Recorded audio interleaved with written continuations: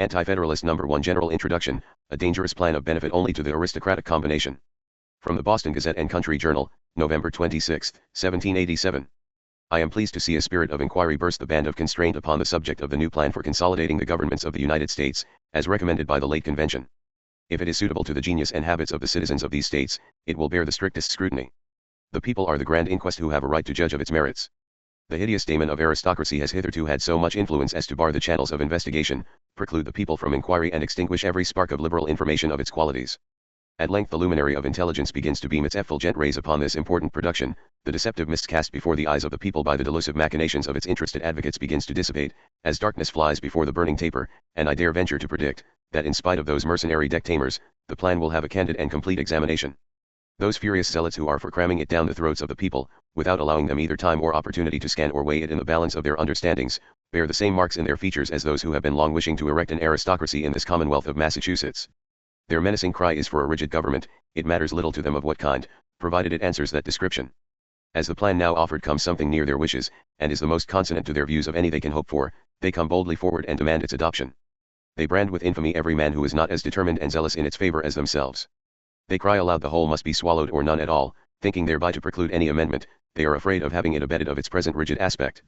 They have strived to overawe or seduce printers to stifle and obstruct a free discussion, and have endeavored to hasten it to a decision before the people can duly reflect upon its properties. In order to deceive them, they incessantly declare that none can discover any defect in the system but bankrupts who wish no government, and officers of the present government who fear to lose a part of their power.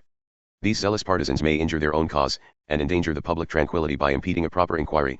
The people may suspect the whole to be a dangerous plan, from such covered and designing schemes to enforce it upon them. Compulsive or treacherous measures to establish any government whatever, will always excite jealousy among a free people. Better remain single and alone, than blindly adopt whatever a few individuals shall demand, be they ever so wise. I had rather be a free citizen of the small Republic of Massachusetts, than an oppressed subject of the great American Empire. Let all act understandingly or not at all. If we can confederate upon terms that will secure to us our liberties, it is an object highly desirable, because of its additional security to the whole. If the proposed plan proves such an one, I hope it will be adopted, but if it will endanger our liberties as it stands, let it be amended, in order to which it must and ought to be open to inspection and free inquiry. The inundation of abuse that has been thrown out upon the heads of those who have had any doubts of its universal good qualities, have been so redundant, that it may not be improper to scan the characters of its most strenuous advocates. It will first be allowed that many undesigning citizens may wish its adoption from the best motives, but these are modest and silent, when compared to the greater number, who endeavor to suppress all attempts for investigation. These violent partisans are for having the people gulp down the gilded pill blindfolded, whole, and without any qualification whatever. These consist generally, of the noble order of Cincinnatus, holders of public securities, men of great wealth and expectations of public office, BNKERS and LIYERS, these with their train of dependents form the aristocratic combination. The lawyers in particular, keep up an incessant declamation for its adoption, like greedy gudgeons they long to satiate their voracious stomachs with the golden bait. The numerous tribunals to be erected by the new plan of consolidated empire, will find employment for 10 times their present numbers. These are the loaves and fishes for which they hunger. They will probably find it suited to their habits, if not to the habits of the people. There may be reasons for having but few of them in the state convention, lest their zero at interest should be too strongly considered. The time draws near for the choice of delegates. I hope my fellow citizens will look well to the characters of their preference, and remember the old patriots of '75, they have never led them astray, nor need they fear to try them on this momentous occasion. A Federalist. Anti-Federalist Number 2 We have been told of phantoms. This essay is an excerpted from a speech of William Grayson, June 11, 1788, in Jonathan Elliot, ed., The Debates in the Several State Conventions on the Adoption of the Federal Constitution. Philadelphia, 1876, 5 volumes, 3, 274-79. The adoption of this government will not meliorate our own particular system. I beg leave to consider the circumstances of the Union antecedent to the meeting of the convention at Philadelphia. We have been told of phantoms and ideal dangers to lead us into measures which will, in my opinion, be the ruin of our country. If the existence of those dangers cannot be proved, if there be no apprehension of wars, if there be no rumors of wars, it will place the subject in a different light, and plainly evince to the world that there cannot be any reason for adopting measures which we apprehend to be ruinous and destructive. When this state Virginia proposed that the general government should be improved, Massachusetts was just recovered from a rebellion which had brought the republic to the brink of destruction, from a rebellion which was crushed by that federal government which is now so much contemned and abhorred.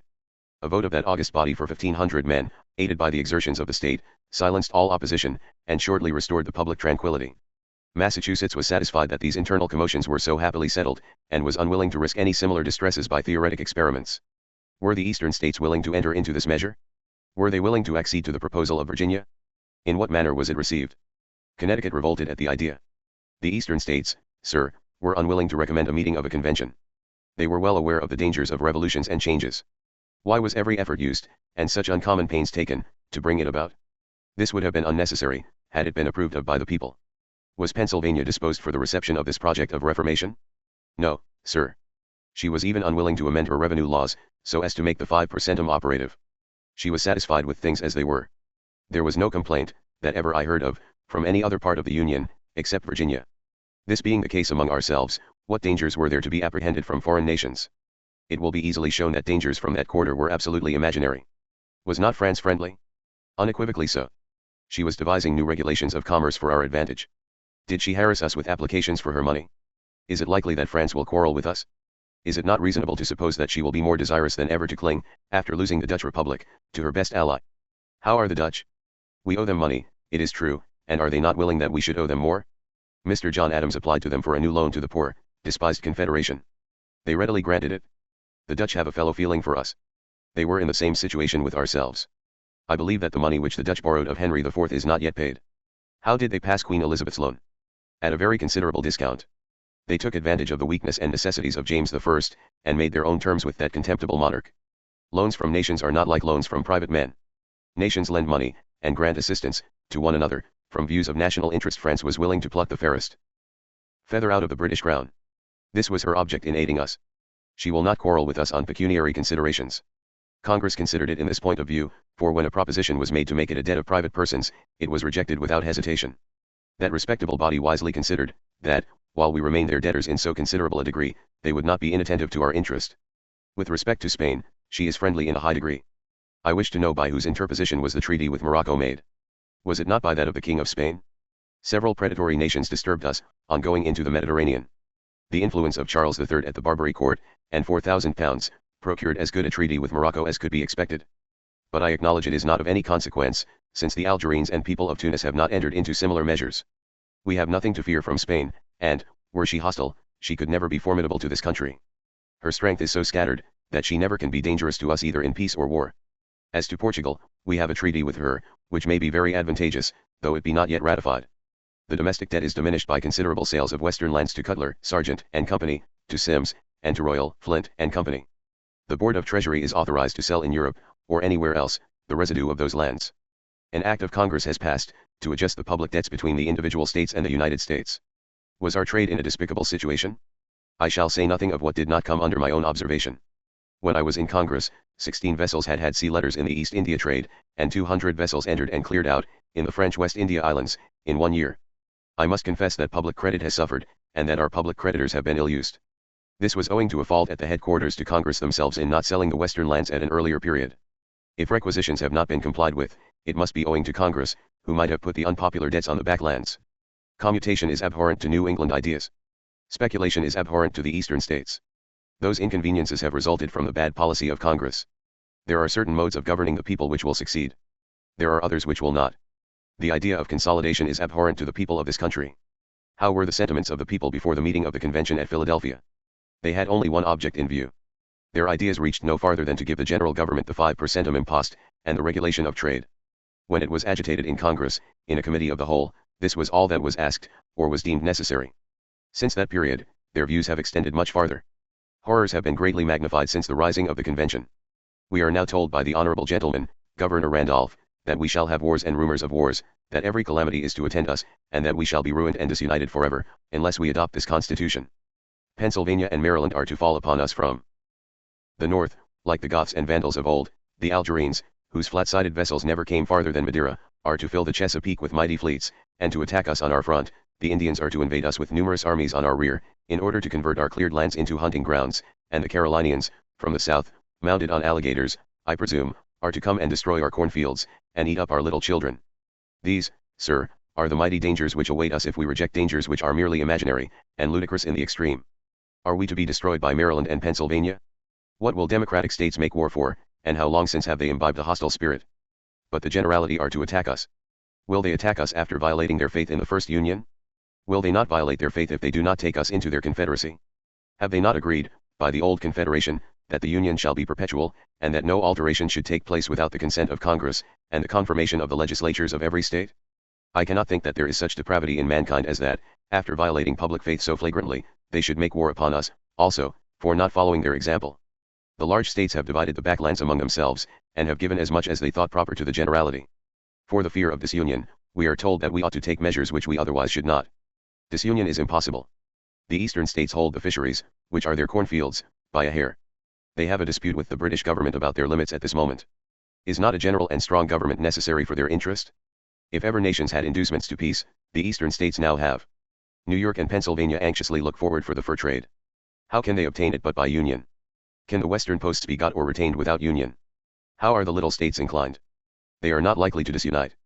Their weakness will prevent them from quarreling. Little men are seldom fond of quarreling among giants. Is there not a strong inducement to union, while the British are on one side and the Spaniards on the other? Thank heaven, we have a Carthage of our own. But what would I do on the present occasion to remedy the existing defects of the present confederation?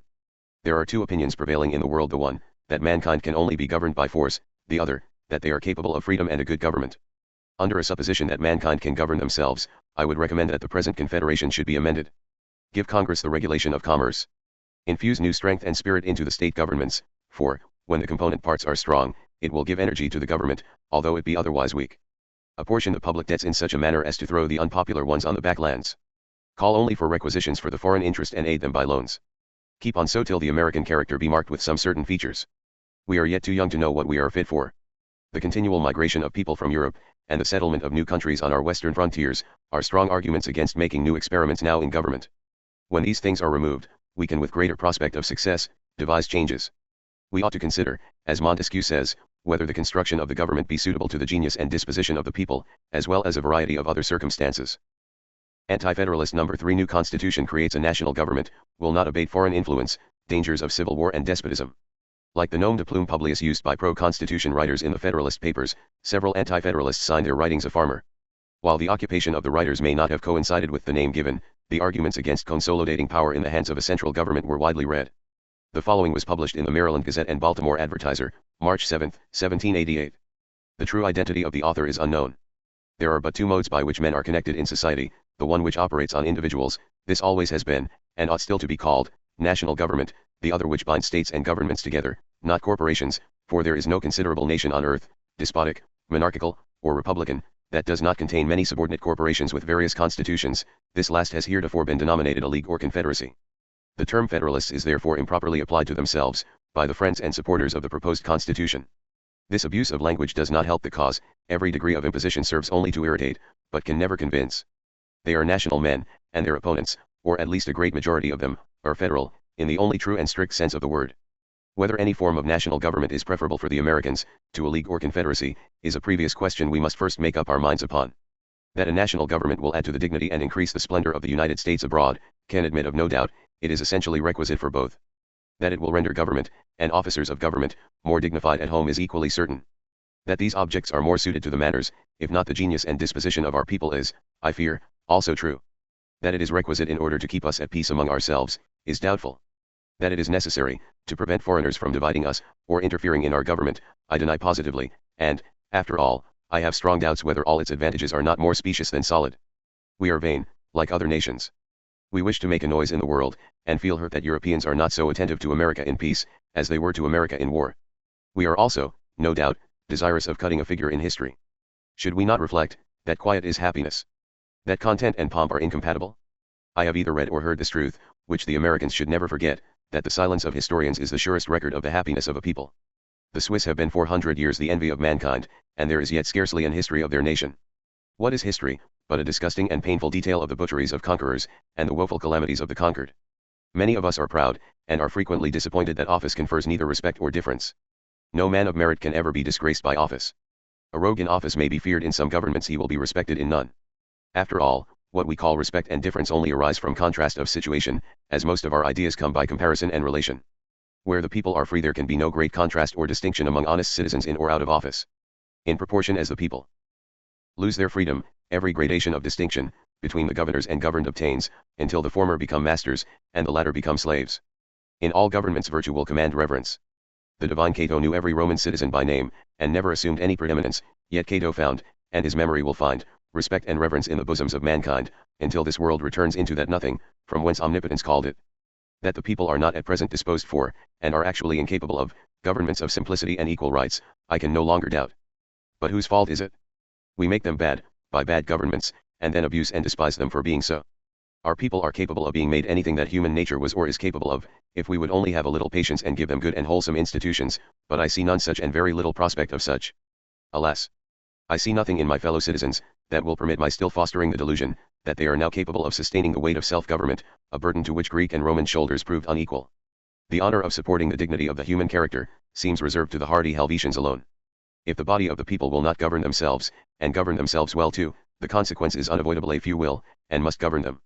Then it is that government becomes truly a government by force only, where men relinquish part of their natural rights to secure the rest, instead of an union of will and force, to protect all their natural rights, which ought to be the foundation of every rightful social compact.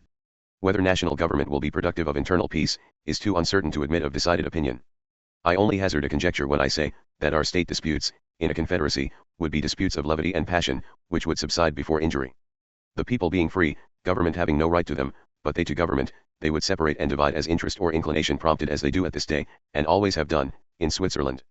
In a national government, unless cautiously and fortunately administered, the disputes will be the deep-rooted differences of interest, where part of the empire must be injured by the operation of general law, and then should the sword of government be once drawn, which heaven avert, I fear it will not be sheathed, until we have waded through that series of desolation which France, Spain, and the other great kingdoms of the world have suffered, in order to bring so many separate states into uniformity of government and law, in which event the legislative power can only be entrusted to one man, as it is with them, who can have no local attachments, partial interests, or private views to gratify. That a national government will prevent the influence or danger of foreign intrigue, or secure us from invasion, is in my judgment directly the reverse of the truth. The only foreign, or at least evil foreign influence, must be obtained through corruption. Where the government is lodged in the body of the people, as in Switzerland, they can never be corrupted, for no prince, or people, can have resources enough to corrupt the majority of a nation, and if they could, the play is not worth the candle. The facility of corruption is increased in proportion as power tends by representation or delegation, to a concentration in the hands of a few. As to any nation attacking a number of confederated independent republics, it is not to be expected, more especially as the wealth of the empire is there universally diffused, and will not be collected into any one overgrown, luxurious, and effeminate capital to become a lure to the enterprising ambitious. That extensive empire is a misfortune to be deprecated, will not now be disputed. The balance of power has long engaged the attention of all the European world, in order to avoid the horrid evils of a general government. The same government pervading a vast extent of territory, terrifies the minds of individuals into meanness and submission. All human authority, however organized, must have confined limits, or insolence and oppression will prove the offspring of its grandeur, and the difficulty or rather impossibility of escape prevents resistance. Gibbon relates that some Roman knights who had offended government in Rome were taken up in Asia, in a very few days after. It was the extensive territory of the Roman Republic that produced a Sylla, a Marius, a Caligula, a Nero, and an Elagabalus. In small independent states contiguous to each other, the people run away and leave despotism to wreak its vengeance on itself, and thus it is that moderation becomes with them, the law of self-preservation. These and such reasons founded on the eternal and immutable nature of things have long caused and will continue to cause much difference of sentiment throughout our wide extensive territories. From our divided and dispersed situation, and from the natural moderation of the American character, it has hitherto proved a warfare of argument and reason. A farmer. Anti-Federalist No. 4 Foreign Wars, Civil Wars, and Indian Wars, 3 Bugbears. Patrick Henry was a somewhat the antithesis to James Madison of Federalist note. While every bit as emotional a writer, Henry, who penned the well-remembered "Give me liberty of give me death" phrase, opposed the new Constitution for many reasons. He delivered long speeches to the Virginia Ratification Convention June 5, 7, and 9, 1788. The following is taken from Eliot's Debates, 111, 46, 48, 141-42, 150-56. If we recollect, on last Saturday, I made some observations on some of those dangers which these gentlemen would fain persuade us hang over the citizens of this Commonwealth Virginia to induce us to change the government, and adopt the new plan. Unless there be great and awful dangers, the change is dangerous, and the experiment ought not to be made. In estimating the magnitude of these dangers, we are obliged to take a most serious view of them, to see them, to handle them, and to be familiar with them. It is not sufficient to feign mere imaginary dangers, there must be a dreadful reality. The great question between us is, does that reality exist? These dangers are partially attributed to bad laws, execrated by the community at large. It is said the people wish to change the government. I should be happy to meet them on that ground. Should the people wish to change it, we should be innocent of the dangers. It is a fact that the people do not wish to change their government. How am I to prove it? It will rest on my bare assertion, unless supported by an internal conviction in men's breasts. My poor say-so is a mere nonentity. But, sir, I am persuaded that 4/5 of the people of Virginia must have amendments to the new plan, to reconcile them to a change of their government. It is a slippery foundation for the people to rest their political salvation on my or their assertions. No government can flourish unless it be founded on the affection of the people. Unless gentlemen can be sure that this new system is founded on that ground, they ought to stop their career. I will not repeat what the gentlemen say. I will mention one thing. There is a dispute between us and the Spaniards about the right of navigating the Mississippi. 7 states wished to relinquish this river to them. The 6 southern states opposed it. 7 states not being sufficient to convey it away, it remains now ours. There is no danger of a dismemberment of our country, unless a constitution be adopted which will enable the government to plant enemies on our backs. By the Confederation, the rights of territory are secured. No treaty can be made without the consent of 9 states. While the consent of 9 states is necessary to the cession of territory, you are safe. If it be put in the power of a less number, you will most infallibly lose the Mississippi.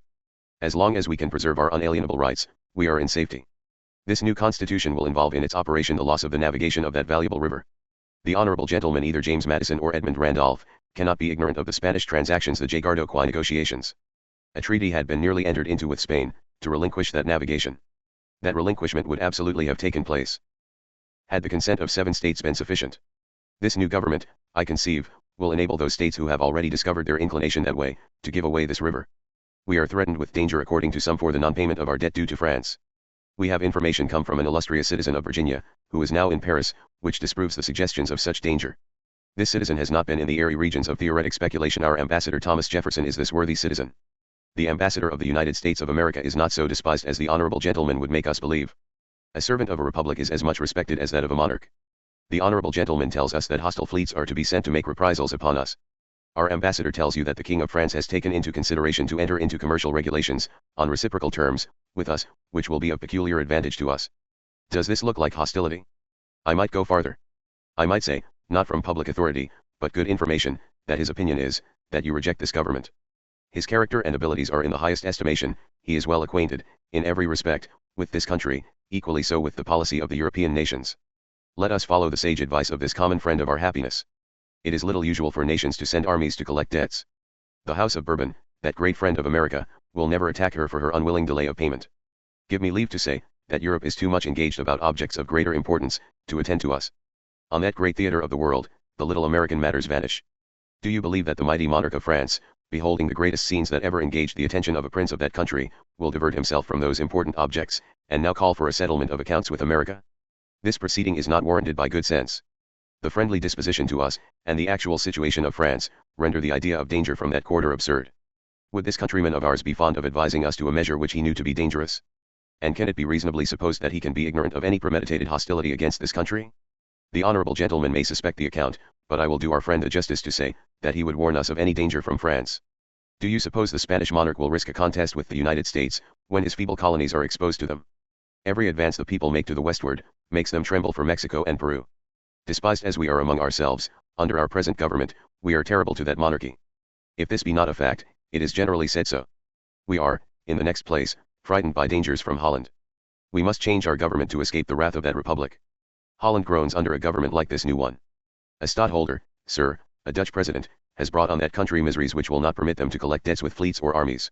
This president will bring miseries on us like those of Holland. Such is the condition of European affairs, that it would be unsafe for them to send fleets or armies to collect debts. But here, sir, they make a transition to objects of another kind. We are presented with dangers of a very uncommon nature. I am not acquainted with the arts of painting. Some gentlemen have a peculiar talent for them. They are practiced with great ingenuity on this occasion. As a counterpart to what we have already been intimidated with, we are told that some lands have been sold, which cannot be found, and that this will bring war on this country. Here the picture will not stand examination. Can it be supposed, if a few land speculators and jobbers have violated the principles of probity, that it will involve this country in war? Is there no redress to be otherwise obtained, even admitting the delinquents and sufferers to be numerous? When gentlemen are thus driven to produce imaginary dangers, to induce this convention to assent to this change, I am sure it will not be uncandid to say that the change itself is really dangerous. Then the Maryland Compact is broken, and will produce perilous consequences. I see nothing very terrible in this. The adoption of the new system will not remove the evil. Will they forfeit good neighborhood with us, because the compact is broken? Then the disputes concerning the Carolina line are to involve us in dangers.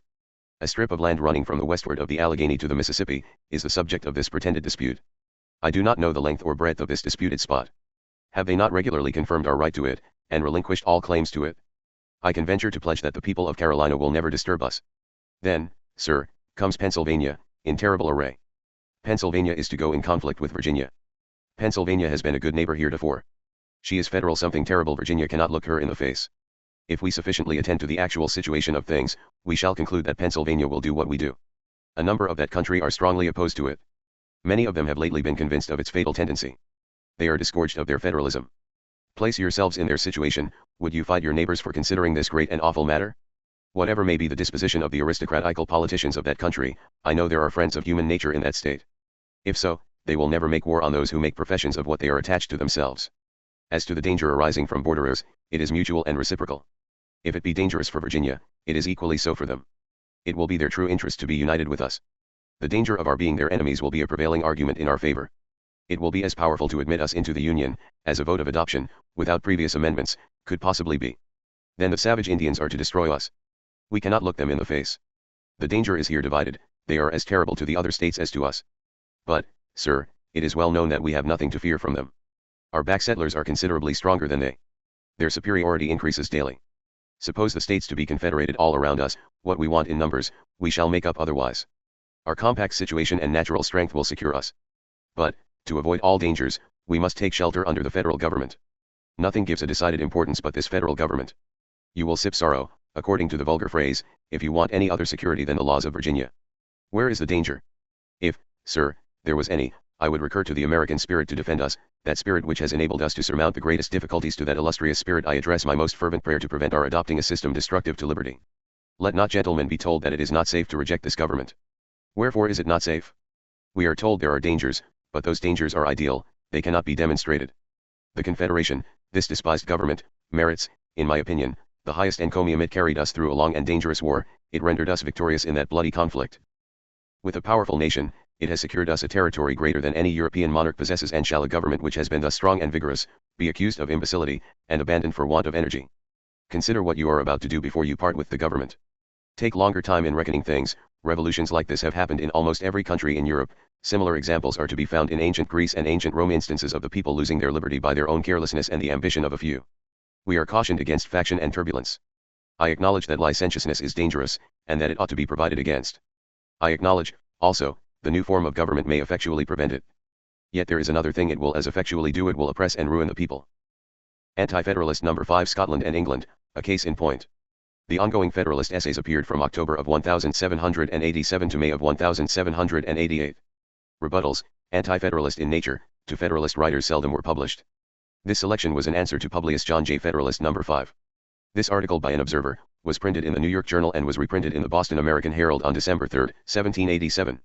A writer, under the signature Publius or the Federalist, Novi, in the Daily Advertiser, and in the New York Packet, with a view of proving the advantages which, he says, will be derived by the states if the new constitution is adopted, has given extracts of a letter from Queen Anne to the Scotch Parliament, on the subject of a union between Scotland and England.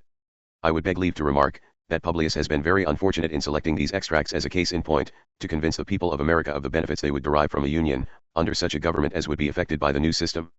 It is a certainty, that when the Union was the subject of debate in the Scottish legislature, some of their most sensible and disinterested nobles, as well as commoners, who were not corrupted by English gold, violently opposed the Union, and predicted that the people of Scotland would, in fact, derive no advantages from a consolidation of government with England, but, on the contrary, they would bear a great proportion of her debt, and furnish large bodies of men to assist in her wars with France, with whom, before the Union, Scotland was at all times on terms of the most cordial amity.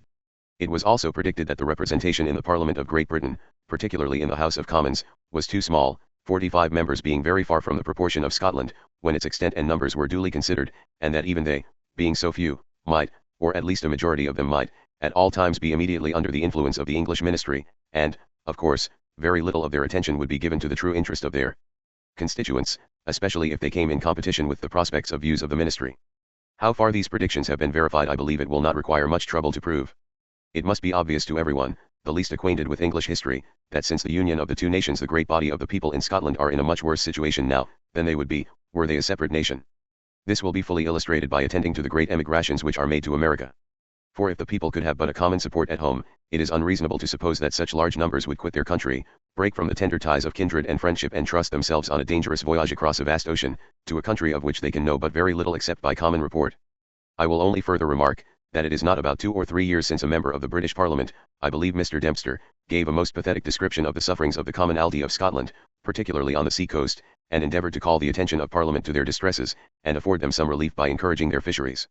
It deserves also to be remembered, that the people of Scotland, in the late war between France and Great Britain, petitioned to have arms and ammunition supplied them by their general government, for their defense, alleging that they were incapable of defending themselves and their property from an invasion unless they were assisted by government. It is a truth that their petitions were disregarded, and reasons were assigned, that it would be dangerous to entrust them with the means of defense, as they would then have it in their power to break the Union.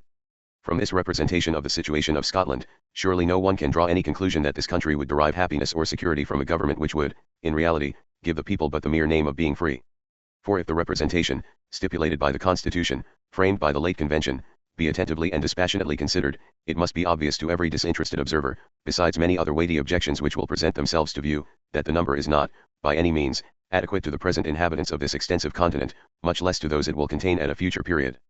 I observe that the writer above mentioned, takes great pains to show the disadvantages which would result from 3 or 4 distinct confederacies of these states.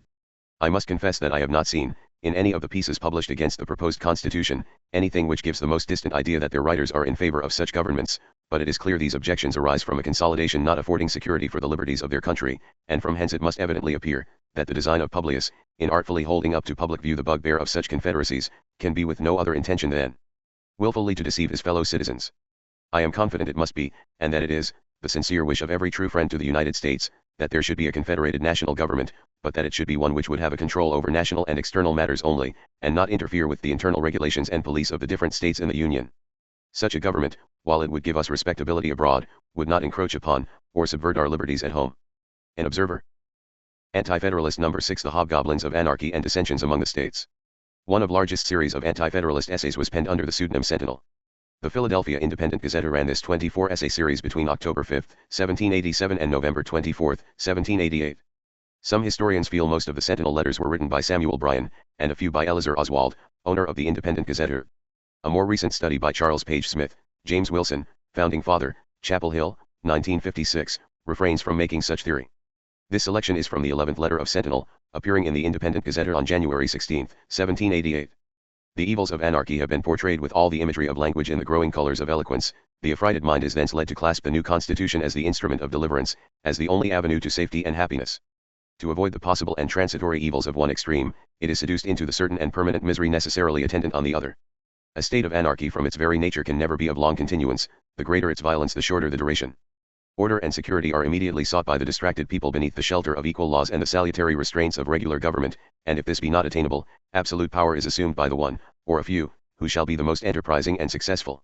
If anarchy, therefore, were the inevitable consequence of rejecting the new constitution, it would be infinitely better to incur it, for even then there would be at least the chance of a good government rising out of licentiousness. But to rush at once into despotism because there is a bare possibility of anarchy ensuing from the rejection, or from what is yet more visionary, the small delay that would be occasioned by a revision and correction of the proposed system of government is so superlatively weak, so fatally blind, that it is astonishing any person of common understanding should suffer such an imposition to have the least influence on his judgment, still more astonishing that so flimsy and deceptive a doctrine should make converts among the enlightened freemen of America, who have so long enjoyed the blessings of liberty. But when I view among such converts men otherwise preeminent, it raises a blush for the weakness of humanity that these, her brightest ornaments, should be so dim-sighted to what is self-evident to most men, that such imbecility of judgment should appear where so much perfection was looked for. This ought to teach us to depend more on our own judgment and the nature of the case than upon the opinions of the greatest and best of men, who, from constitutional infirmities or particular situations, may sometimes view an object through a delusive medium, but the opinions of great men are more frequently the dictates of ambition or private interest. The source of the apprehensions of this so much dreaded anarchy would upon investigation be found to arise from the artful suggestions of designing men, and not from a rational probability grounded on the actual state of affairs. The least reflection is sufficient to detect the fallacy to show that there is no one circumstance to justify the prediction of such an event. On the contrary, a short time will evince, to the utter dismay and confusion of the conspirators, that a perseverance in cramming down their scheme of power upon the freemen of the state Pennsylvania will inevitably produce an anarchy destructive of their darling domination, and may kindle a flame prejudicial to their safety. They should be cautious not to trespass too far on the forbearance of freemen when resting their dearest concerns, but prudently retreat from the gathering storm. The other spectre that has been raised to terrify and alarm the people out of the exercise of their judgment on this great occasion, is the dread of our splitting into separate confederacies or republics, that might become rival powers and consequently liable to mutual wars from the usual motives of contention. This is an event still more improbable than the foregoing. It is a presumption unwarranted, either by the situation of affairs, or the sentiments of the people. No disposition leading to it exists. The advocates of the new constitution seem to view such a separation with horror, and its opponents are strenuously contending for a confederation that shall embrace all America under its comprehensive and salutary protection. This hobgoblin appears to have sprung from the deranged brain of Publius, the Federalist and New York writer, who, mistaking sound for argument, has with Herculean labor accumulated myriads of unmeaning sentences, and mechanically endeavored to force conviction by a torrent of misplaced words. He might have spared his readers the fatigue of wading through his long-winded disquisitions on the direful effects of the contentions of inimical states, as totally inapplicable to the subject he was professedly treating. This writer has devoted much time, and wasted more paper in combating chimeras of his own creation. However, for the sake of argument, I will admit that the necessary consequence of rejecting or delaying the establishment of the new Constitution would be the dissolution of the Union, and the institution of even rival and inimical republics, yet ought such an apprehension, if well founded, to drive us into the fangs of despotism. Infinitely preferable would be occasional wars to such an event. The former, although a severe scourge, is transient in its continuance, and in its operation partial, but a small proportion of the community are exposed to its greatest horrors, and yet fewer experience its greatest evils. The latter is permanent and universal misery, without remission or exemption. As passing clouds obscure for a time the splendor of the sun, so do wars interrupt the welfare of mankind, but despotism is a settled gloom that totally extinguishes happiness. Not a ray of comfort can penetrate to cheer the dejected mind. The goad of power with unabating rigor insists upon the utmost exaction. Like a merciless taskmaster, it is continually inflicting the lash, and is never satiated with the feast of unfeeling domination, or the most abject servility.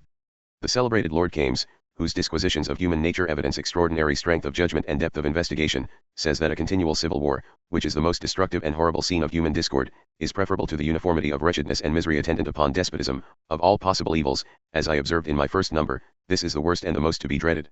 I congratulate my fellow citizens that a good government, the greatest earthly blessing, may be so easily obtained, that our circumstances are so favorable, that nothing but the folly of the conspirators can produce anarchy or civil war, which would presently terminate in their destruction and the permanent harmony of the state, alone interrupted by their ambitious machinations. Sentinel. Anti-Federalist No. 7 Adoption of the Constitution will lead to civil war.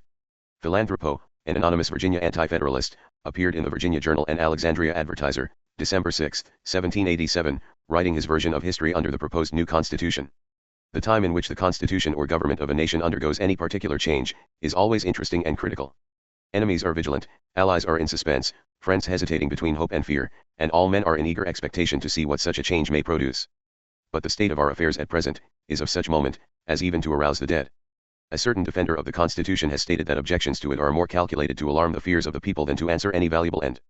Was that the case, as it is not, will any man in his sober senses say, that the least infringement or appearance of infringement on our liberty, that liberty which has lately cost so much blood and treasure, together with anxious days and sleepless nights, ought not both to rouse our fears and awaken our jealousy? The new Constitution in its present form is calculated to produce despotism, thraldom, and confusion, and if the United States do swallow it, they will find it a bolus, that will create convulsions to their utmost extremities. Were they mine enemies, the worst imprecation I could devise would be, may they adopt it. For tyranny, where it has been chained, as for a few years past, is always more cursed, and sticks its teeth in deeper than before. Were Colonel George Mason's objections obviated, the improvement would be very considerable, though even then, not so complete as might be. The Congresses having power without control to borrow money on the credit of the United States, their having power to appoint their own salaries, and their being paid out of the Treasury of the United States, thereby, in some measure, rendering them independent of the individual states, their being judges of the qualification and election of their own members, by which means they can get men to suit any purpose, together with Colonel Mason's wise and judicious objections are grievances, the very idea of which is enough to make every honest citizen exclaim in the language of Cato, "Zero liberty, zero my country." Our present Constitution, with a few additional powers to Congress, seems better calculated to preserve the rights and defend the liberties of our citizens, than the one proposed, without proper amendments. Let us therefore, for once, show our judgment and solidity by continuing it, and prove the opinion to be erroneous, that levity and fickleness are not only the foibles of our tempers, but the reigning principles in these states. There are men amongst us, of such dissatisfied tempers, that place them in heaven, they would find something to blame, and so restless and self-sufficient, that they must be eternally reforming the state. But the misfortune is, they always leave affairs worse than they find them. A change of government is at all times dangerous, but at present may be fatal, without the utmost caution, just after emerging out of a tedious and expensive war. Feeble in our nature, and complicated in our form, we are little able to bear the rough posting of civil dissensions which are likely to ensue. Even now, discontent and opposition distract our councils. Division and despondency affect our people. Is it then a time to alter our government, that government which even now totters on its foundation, and will, without tender care, produce ruin by its fall? Beware, my countrymen. Our enemies, uncontrolled as they are in their ambitious schemes, fretted with losses, and perplexed with disappointments, will exert their whole power and policy to increase and continue our confusion.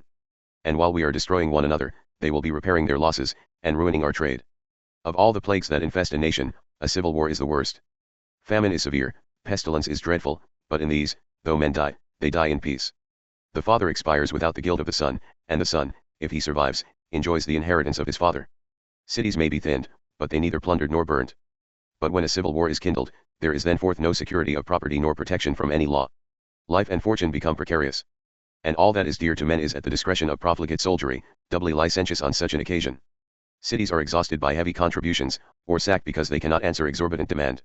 Countries are eaten up by the parties they favor, and ravaged by the one they oppose. Fathers and sons sheath their swords in another's bowels in the field, and their wives and daughters are exposed to rudeness and lust of rough eons at home. And when the sword has decided quarrel, the scene is closed with banishments, forfeitures, and barbarous executions that entail distress on children and unborn. May heaven avert the dreadful catastrophe. In the most limited governments, what wranglings, animosities, factions, partiality, and all other evils that tend to embroil a nation and weaken a state, are constantly practiced by legislators. What then may we expect if the new constitution be adopted as it now stands? The great will struggle for power, honor and wealth, the poor become a prey to avarice, insolence, and oppression. And while some are studying to supplant their neighbors, and others striving to keep their stations, one villain will wink at the oppression of another, the people be fleeced, and the public business neglected. From despotism and tyranny, good Lord, deliver us. Anti-Federalist number 8. The power vested in Congress of sending troops for suppressing insurrections will always enable them to stifle the first struggles of freedom. A federal Republican, from Virginia, had his letter to the editor appear in the Norfolk and Portsmouth Register March 5, 1788. By the Articles of Confederation, the Congress of the United States was vested with powers for conducting the common concerns of the continent. They had the sole and exclusive right and power of determining on peace and war, of sending and receiving ambassadors, of entering into treaties and alliances, and of pointing out the respective quotas of men and men which each state should furnish. But it was expressly provided that the money to be supplied by each state should be raised by the authority and direction of the legislature thereof, thus reserving to the states the important privilege of levying taxes upon their citizens in such manner as might be most conformable to their peculiar circumstances and form of government. With powers thus constituted was Congress enabled to unite the general exertions of the continent in the cause of liberty and to carry us triumphantly through a long and bloody war. It was not until some time after peace and a glorious independence had been established that defects were discovered in that system of federal government which had procured to us those blessings.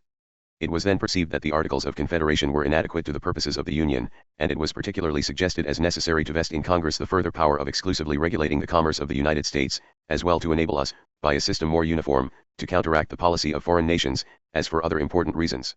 Upon this principle, a General Convention of the United States was proposed to be held, and deputies were accordingly appointed by 12 of the states charged with power to revise, alter, and amend the Articles of Confederation.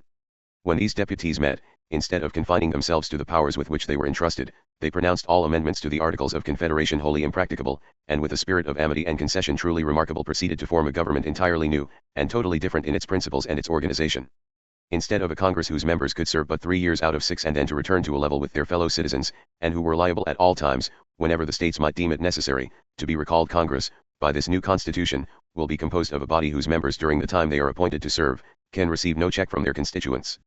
Instead of the powers formerly granted to Congress of ascertaining each state's quota of men and money to be raised by the legislatures of the different states in such a mode as they might think proper, Congress, by this new government, will be invested with the formidable powers of raising armies, and lending money, totally independent of the different states. They will moreover, have the power of leading troops among you in order to suppress those struggles which may sometimes happen among a free people, and which tyranny will impiously brand with the name of sedition.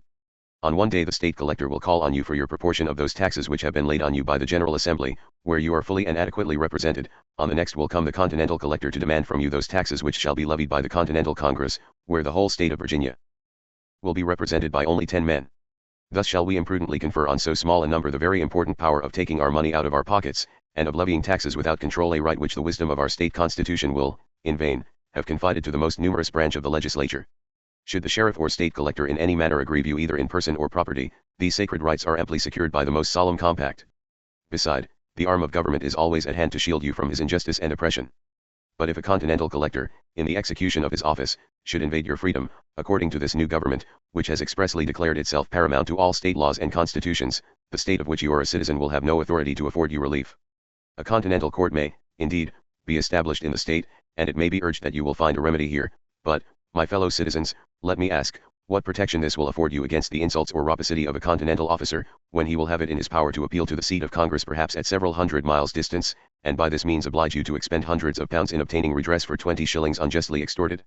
Thus will you be necessarily compelled either to make a bold effort to extricate yourselves from these grievous and oppressive extortions, or you will be fatigued by fruitless attempts into the quiet and peaceable surrender of those rights, for which the blood of your fellow citizens has been shed in vain.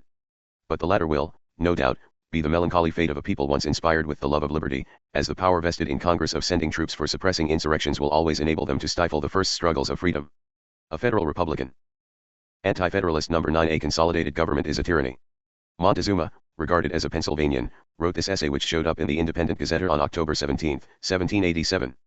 We, the aristocratic party of the United States, lamenting the many inconveniences to which the late Confederation subjected the well-born, the better kind of people, bringing them down to the level of the rabble and holding in utter detestation that frontispiece to every Bill of Rights, that all men are born equal, beg leave, for the purpose of drawing a line between such as we think were ordained to govern, and such as were made to bear the weight of government without having any share in its administration, to submit to our friends in the first class for their inspection, the following defense of our monarchical, aristocratical democracy. LST. As a majority of all societies consist of men who, though totally incapable of thinking or acting in governmental matters, are more readily led than driven, we have thought meet to indulge them in something like a democracy in the new Constitution, which part we have designated by the popular name of the House of Representatives. But to guard against every possible danger from this lower house, we have subjected every bill they bring forward, to the double negative of our upper house and president. Nor have we allowed the populace the right to elect their representatives annually, lest this body should be too much under the influence and control of their constituents, and thereby prove the weatherboard of our grand edifice, to show the shiftings of every fashionable gale, for we have not yet to learn that little else is wanting to aristocratize the most democratical representative than to make him somewhat independent of his political creators. We have taken away that rotation of appointment which has so long perplexed us, that grand engine of popular influence. Every man is eligible into our government from time to time for life. This will have a twofold good effect. First, it prevents the representatives from mixing with the lower class, and imbibing their foolish sentiments, with which they would have come charged on re-election. 2d. They will from the perpetuality of office be under our eye, and in a short time will think and act like us, independently of popular whims and prejudices. For the assertion that evil communications corrupt good manners, is not more true than its reverse. We have allowed this House the power to impeach, but we have tenaciously reserved the right to try. We hope, gentlemen, you will see the policy of this clause, for what matters it who accuses, if the accused is tried by his friends. In fine, this plebeian House will have little power, and that little be rightly shaped by our House of Gentlemen, who will have a very extensive influence from their being chosen out of the genteeler class.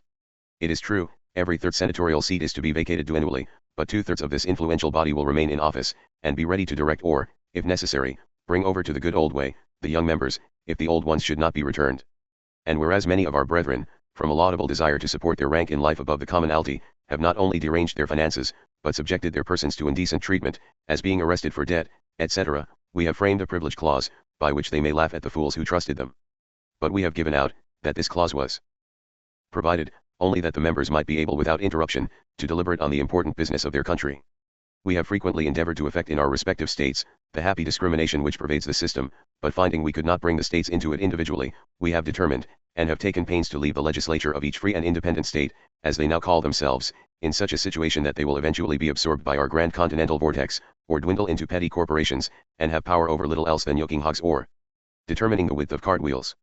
But, aware that an intention to annihilate state legislatures would be objected to our favorite scheme, we have made their existence, as a board of electors, necessary to ours. This furnishes us and our advocates with a fine answer to any clamors that may be raised on this subject.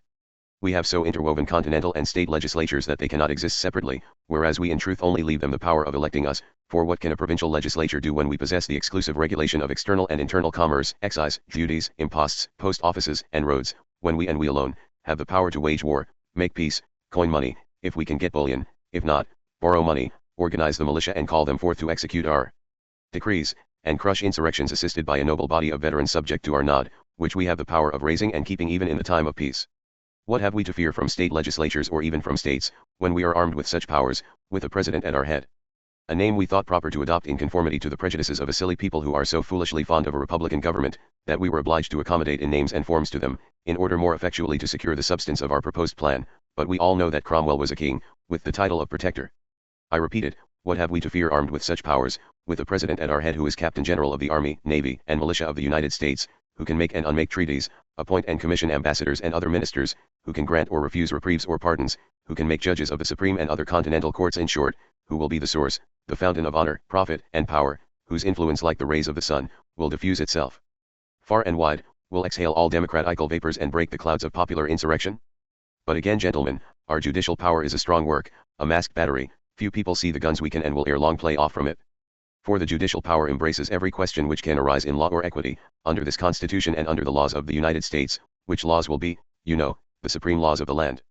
This power extends to all cases affecting ambassadors or other public ministers, and consuls, to all cases of admiralty and maritime jurisdiction, to controversies to which the United States shall be a party, to controversies between two or more states, between a state and citizens of another state, between citizens of different states, between citizens of the same state, claiming lands under grants of different states, and between a state or the citizens thereof, and foreign states, citizens or subjects.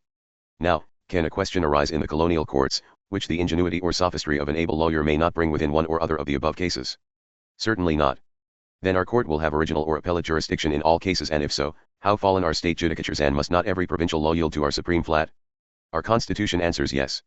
And finally we shall entrench ourselves so as to laugh at the cabals of the commonalty. A few regiments will do at first, it must be spread abroad that they are absolutely necessary to defend the frontiers. Now a regiment and then a legion must be added quietly, by and by a frigate or two must be built, still taking care to intimate that they are essential to the support of our revenue laws and to prevent smuggling. We have said nothing about a Bill of Rights, for we viewed it as an eternal clog upon our designs, as a lock chain to the wheels of government, though, by the way, as we have not insisted on rotation in our offices, the simile of a will is ill. We have for some time considered the freedom of the press as a great evil. It spreads information, and begets a licentiousness in the people which needs the rein more than the spur. Besides, a daring printer may expose the plans of government and lessen the consequence of our President and Senate. For these and many other reasons we have said nothing with respect to the right of the people to speak and publish their sentiments, or about their palladiums of liberty and such stuff. We do not much like that sturdy privilege of the people, the right to demand the writ of habeas corpus. We have therefore reserved the power of refusing it in cases of rebellion, and you know we are the judges of what is rebellion.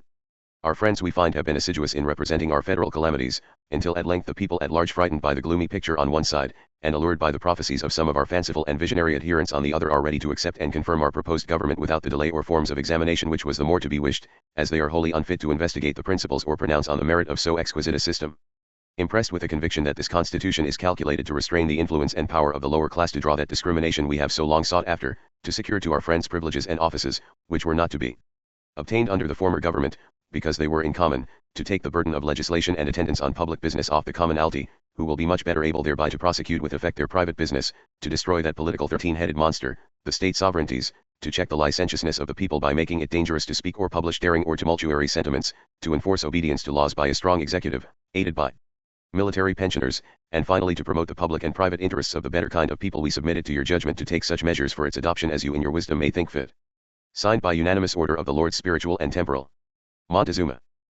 Anti-Federalist number 10 on the preservation of parties, public liberty depends. This essay follows a theme similar to Federalist number 10, and appeared in the Maryland Gazette and Baltimore Advertiser, March 18, 1788. The opposite qualities of the first Confederation were rather caused by than the cause of two parties, which from its first existence began and have continued their operations, I believe, unknown to their country and almost unknown to themselves, as really but few men have the capacity or resolution to develop the secret causes which influence their daily conduct. The old Congress was a national government and an union of states, both brought into one political body. As these opposite powers, I do not mean parties, were so exactly blended and very nearly balanced, like every artificial, operative machine where action is equal to reaction. It stood perfectly still. It would not move at all. Those who were merely confederal in their views, were for dividing the public debt. Those who were for national government, were for increasing of it. Those who thought any national government would be destructive to the liberties of America assisted those who thought it our only safety to put everything as wrong as possible.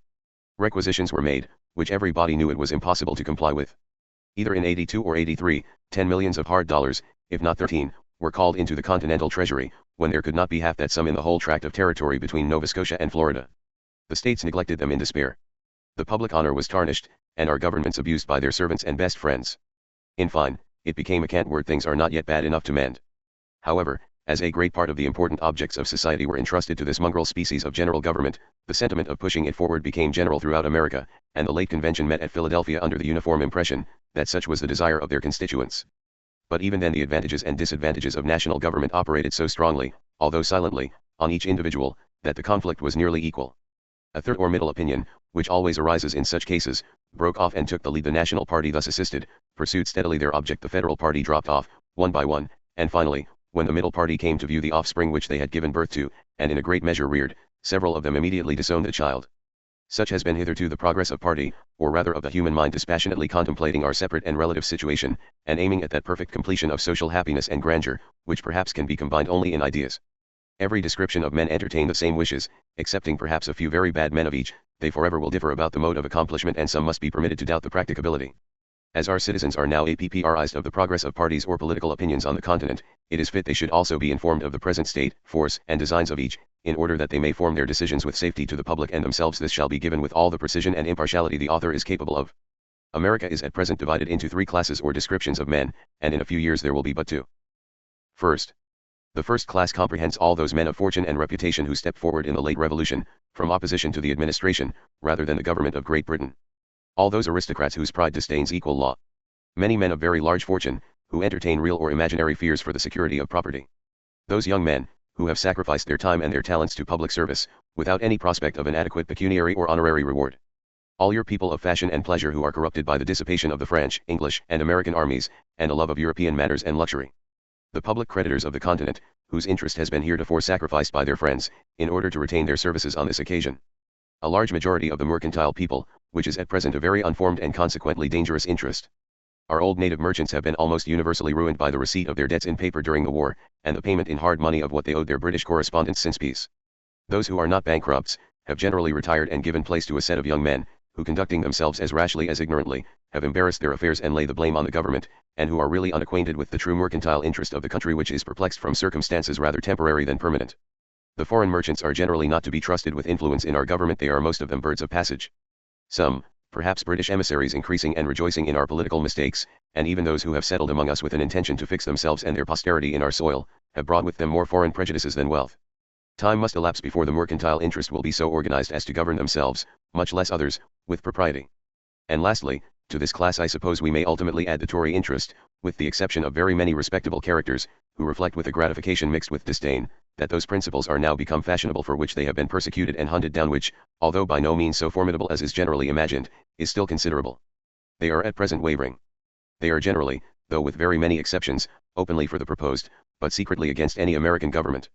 A burnt child dreads the fire. But should they see any fair prospect of confusion arise, these gentry will be off at any moment for these 25 years to come. Ultimately, should the administration promise stability to the new government, they may be counted on as the Janissaries of power, ready to efface all suspicion by the violence of their zeal. In general, all these various people would prefer a government, as nearly copied after that of Great Britain, as our circumstances will permit. Some would strain these circumstances. Others still retain a deep-rooted jealousy of the executive branch and strong republican prejudices, as they are called. Finally, this class contains more aggregate wisdom and moral virtue than both the other two together. It commands nearly 2/3 of the property and almost 1/2 the numbers of America, and has at present become almost irresistible from the name of the truly great and amiable man who, it has been said, is disposed to patronize it, and from the influence which it has over the second class. This first class is nearly at the height of their power. They must decline or moderate, or another revolution will ensue, for the opinion of America is becoming daily more unfavorable to those radical changes which high-toned government requires. A conflict would terminate in the destruction of this class, or the liberties of their country. May the guardian angel of America prevent both. Second. The second class is composed of those descriptions of men who are certainly more numerous with us than in any other part of the globe. First, those men who are so wise as to discover that their ancestors and indeed all the rest of mankind were and are fools. We have a vast overproportion of these great men, who, when you tell them that from the earliest period at which mankind devoted their attention to social happiness, it has been their uniform judgment, that a government over governments cannot exist, that is, two governments operating on the same individual, assume the smile of confidence, and tell you of two people traveling the same road of a perfect and precise division of the duties of the individual. Still, however, the political apothegm is as old as the proverb that no man can serve two masters, and whoever will run their noddles against old proverbs will be sure to break them, however hard they may be. And if they broke only their own, all would be right, but it is very horrible to reflect that all our numbskulls must be cracked in concert. Second. The trimmers, who from sympathetic indecision are always united with, and when not regularly employed, always fight under the banners of these great men. These people are forever at market, and when parties are nearly equally divided, they get very well paid for their services. Thirdly. The indolent, that is almost every second man of independent fortune you meet with in America. These are quite easy, and can live under any government. If men can be said to live, who scarcely breathe, and if breathing was attended with any bodily exertion, would give up their small portion of life in despair. These men do not swim with the stream as the trimmers do, but are dragged like mud at the bottom. As they have no other weight than their tad flesh, they are hardly worth mentioning when we speak of the sentiments and opinions of America. As this second class never can include any of the yeomanry of the Union, who never affect superior wisdom, and can have no interests but the public good, it can be only said to exist at the birth of government, and as soon as the first and third classes become more decided in their views, this will divide with each and dissipate like a mist, or sink down into what are called moderate men, and become the tools and instruments of others. These people are prevented by a cloud from having any view, and if they are not virtuous, they at least preserve the appearance, which in this world amounts to the same thing. Third. At the head of the third class appear the old rigid republicans, who although few in number, are still formidable. Reverence will follow these men in spite of detraction, as long as wisdom and virtue are esteemed among mankind. They are joined by the true democrats, who are in general fanatics and enthusiasts, and some few sensible, charming madmen. A decided majority of the yeomanry of America will, for a length of years, be ready to support these two descriptions of men. But as this last class is forced to act as a residuary legatee, and receive all the trash and filth, it is in some measure disgraced and its influence weakened. 3. Daily the freebooters and plunderers, who infest all countries and ours perhaps as little as any other whatever. These men have that natural antipathy to any kind or sort of government, that a rogue has to a halter. In number they are few indeed. Such characters are the offspring of dissipation and want, and there is not that country in the world where so much real property is shared so equally among so few citizens, for where property is as easily acquired by fair means, very few indeed will resort to foul. Lastly, by the poor mob, infelix picus, the property of whoever will feed them and take care of them, let them be spared. Let the burden of taxation sit lightly on their shoulders. But alas! This is not their fate. It is here that government forever falls with all its weight. It is here that the proposed government will press where it should scarcely be felt. In this third class may be counted men of the greatest mental powers and of as sublime virtue as any in America. They at present command nearly 1/3 of the property and above half the numbers of the United States, and in either event they must continue to increase in influence by great desertions from both the other classes. If the proposed government is not adopted, theirs will be the prevalent opinion. The object of this class either is or will be purely federal and union of independent states, not a government of individuals. And should the proposed federal plan fail, from the obstinacy of those who will listen to no conditional amendments, although such as they cannot disapprove, or should it ultimately in its execution upon a fair trial, disappoint the wishes and expectations of our country, then an union purely federal is what the reasonable and dispassionate patriots of America must bend their views to. My countrymen, preserve your jealousy, reject suspicion, it is the fiend that destroys public and private happiness. I know some weak, but very few if any wicked men in public confidence. And learn this most difficult and necessary lesson, that on the preservation of parties, public liberty depends. Whenever men are unanimous on great public questions, whenever there is but one party, freedom ceases and despotism commences. The object of a free and wise people should be so to balance parties, that from the weakness of all you may be governed by the moderation of the combined judgments of the whole, not tyrannized over by the blind passions of a few individuals. A farmer. Anti-Federalist number 11. Unrestricted power over commerce should not be given the national government. Scholars regard James Winthrop of Cambridge, Massachusetts to be the Agrippa who contributed the series to the Massachusetts Gazette from November 23, 1787 to February 5, 1788. This is a compilation of excerpts from Agrippa's letters of December 14, 18, 25, and 28, 1787, taken from Ford, Essays, pages 70 to 73, 76 to 77, 79 to 81. It has been proved, by indisputable evidence, that power is not the grand principle of union among the parts of a very extensive empire, and that when this principle is pushed beyond the degree necessary for rendering justice between man and man, it debases the character of individuals, and renders them less secure in their persons and property. Civil liberty consists in the consciousness of that security, and is best guarded by political liberty, which is the share that every citizen has in the government. Accordingly all our accounts agree, that in those empires which are commonly called despotic, and which comprehend by far the greatest part of the world, the government is most fluctuating, and property least secure. In those countries insults are borne by the sovereign, which, if offered to one of our governors, would fill us with horror, and we should think the government dissolving. The common conclusion from this reasoning is an exceedingly unfair one, that we must then separate, and form distinct confederacies. This would be true if there was no principle to substitute in the room of power. Fortunately there is one. This is commerce. All the states have local advantages, and in a considerable degree separate interests. They are, therefore, in a situation to supply each other's wants. Carolina, for instance, is inhabited by planters, while Massachusetts is more engaged in commerce and manufactures. Congress has the power of deciding their differences. The most friendly intercourse may therefore be established between them. A diversity of produce, wants and interests produces commerce, and commerce, where there is a common, equal, and moderate authority to preside, produces friendship. The same principles apply to the connection with the new settlers in the West. Many supplies they want, for which they must look to the older settlements, and the greatness of their crops enables them to make payments. Here, then, we have a bond of union which applies to all parts of the empire, and would continue to operate if the empire comprehended all America. We are now, in the strictest sense of the terms, a federal republic.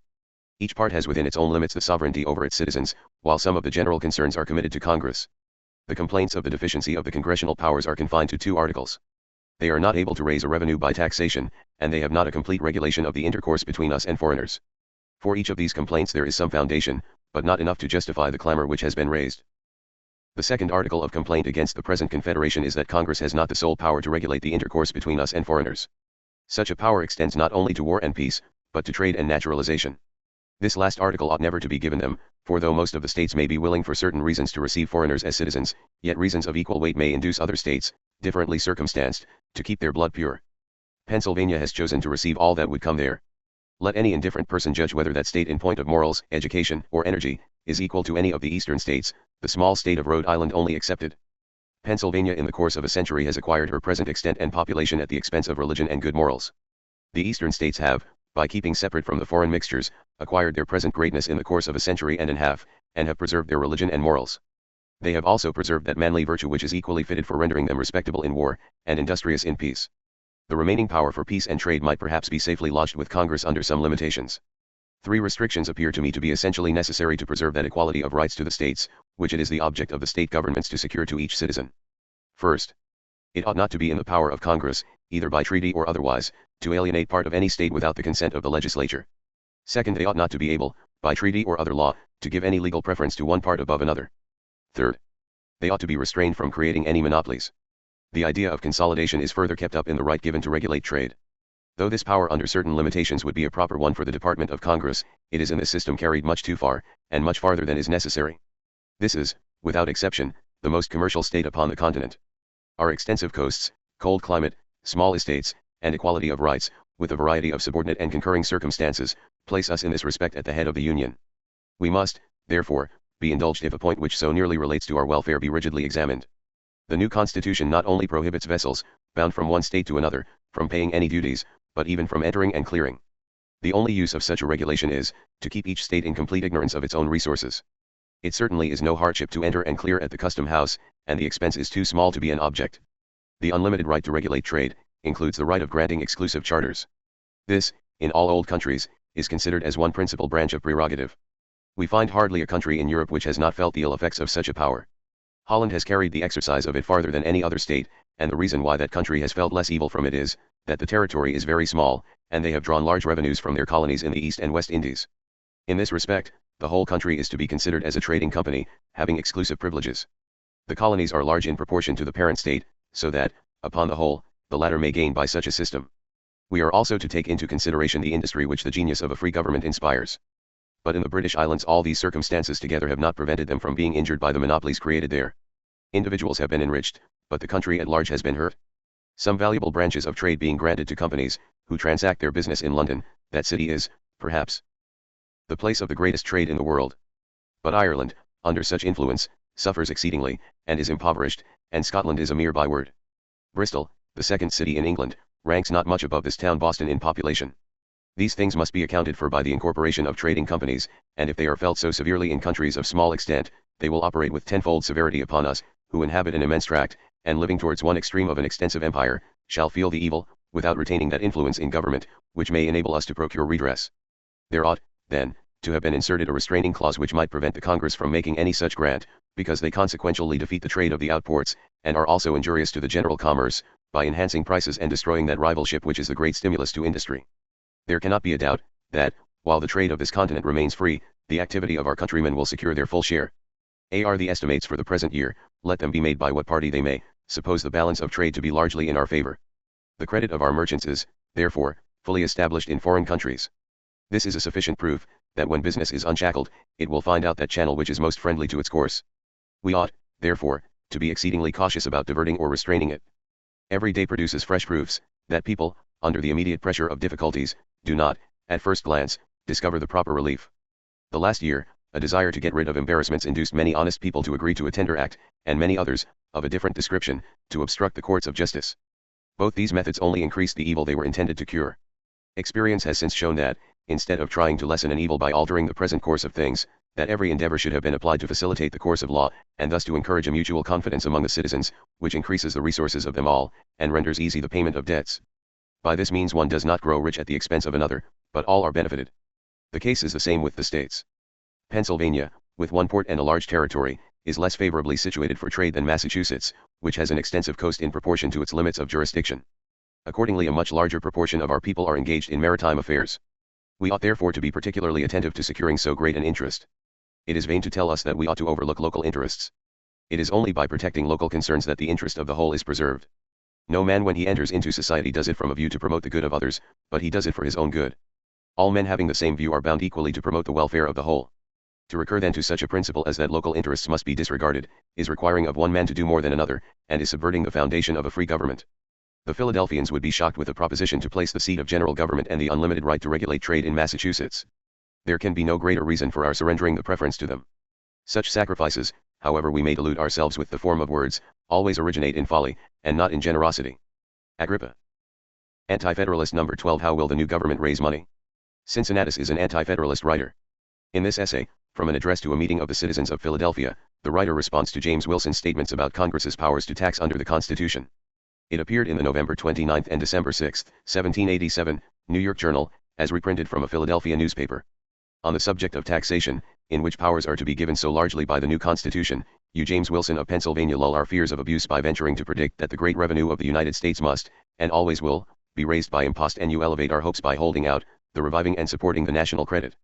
If you have any other plan for this, than by raising money upon the people to pay the interest of the national debt, your ingenuity will deserve our thanks. Supposing, however, that raising money is necessary to payment of the interest, and such a payment is requisite to support the credit of the Union, let us see how much will be necessary for that end, and how far the impost will supply what we want. The arrearages of French and Spanish interest amount now to $1,500,000, interest and installments of due. For 1,788 to -850,227, support of government, and its departments, for 1,788 to 500,000. Arrears and anticipations of 1787 300,000, interest of domestic debt 500,000, total 4,650,227, 3,650,227. The new Congress then, supposing it to get into operation towards October, 1788, will have to provide for this sum, and for the additional sum of 3 million at least for the ensuing year, which together will make the sum of 7,650,227, 6,650,227. Now let us see how the impost will answer this. Congress have furnished us with their estimate of the produce of the whole imports of America at 5%, and that is $800,000. There will remain to provide for, by other taxes, 6,850,227, 5,850,227. We know too, that our imports diminish yearly, and from the nature of things must continue to diminish, and consequently that the above estimate of the produce of the impost, will in all probability fall much short of the supposed sum. But even without this, it must appear that you were either intentionally misleading your hearers, or were very little acquainted with the subject when you ventured to predict that the great revenue of the United States would always flow from the impost. The estimate above is from the publications of Congress, and I presume is right. But the sum stated, necessary to be raised by the new government, in order to answer the expectations they have raised, is not all. The state debts, independent of what each owes to the United States, amount to about $30 million, the annual interest of this is $1 million. It will be expected that the new government will provide for this also, and such expectation is founded, not only on the promise you hold forth, of its reviving and supporting public credit among us, but also on this unavoidable principle of justice, that is, the new government takes away the impost, and other substantial taxes, from the produce of which the several states paid the interest of their debt, or funded the paper with which they paid it. The new government must find ways and means of supplying that deficiency, in hard money, for paper cannot be used without a violation of the principles it boasts. The sum then which it must annually raise in specie, after the first year, cannot be less than 4,800,000. At present there is not one half of the sum in specie raised in all the states. And yet the complaints of intolerable taxes has produced one rebellion, and will be mainly operative in the adoption of your constitution. How you will get this sum is inconceivable, and yet get it you must, or lose all credit. With magnificent promises you have bought golden opinions of all sorts of people, and with gold you must answer them. To satisfy our fellow citizens more fully on the subject of the revenue, that is to be raised upon them, in order to give enormous fortunes to the jobbers in public securities, I shall lay before them a proposition to Congress, from Mr. Robert Morris, when Superintendent of Finance. It is dated, I think, the 29th of June, 1782, and is in these words. One say, I think, because by accident the month is erased in the note I have, and I have not access to public papers which would enable me to supply the defect.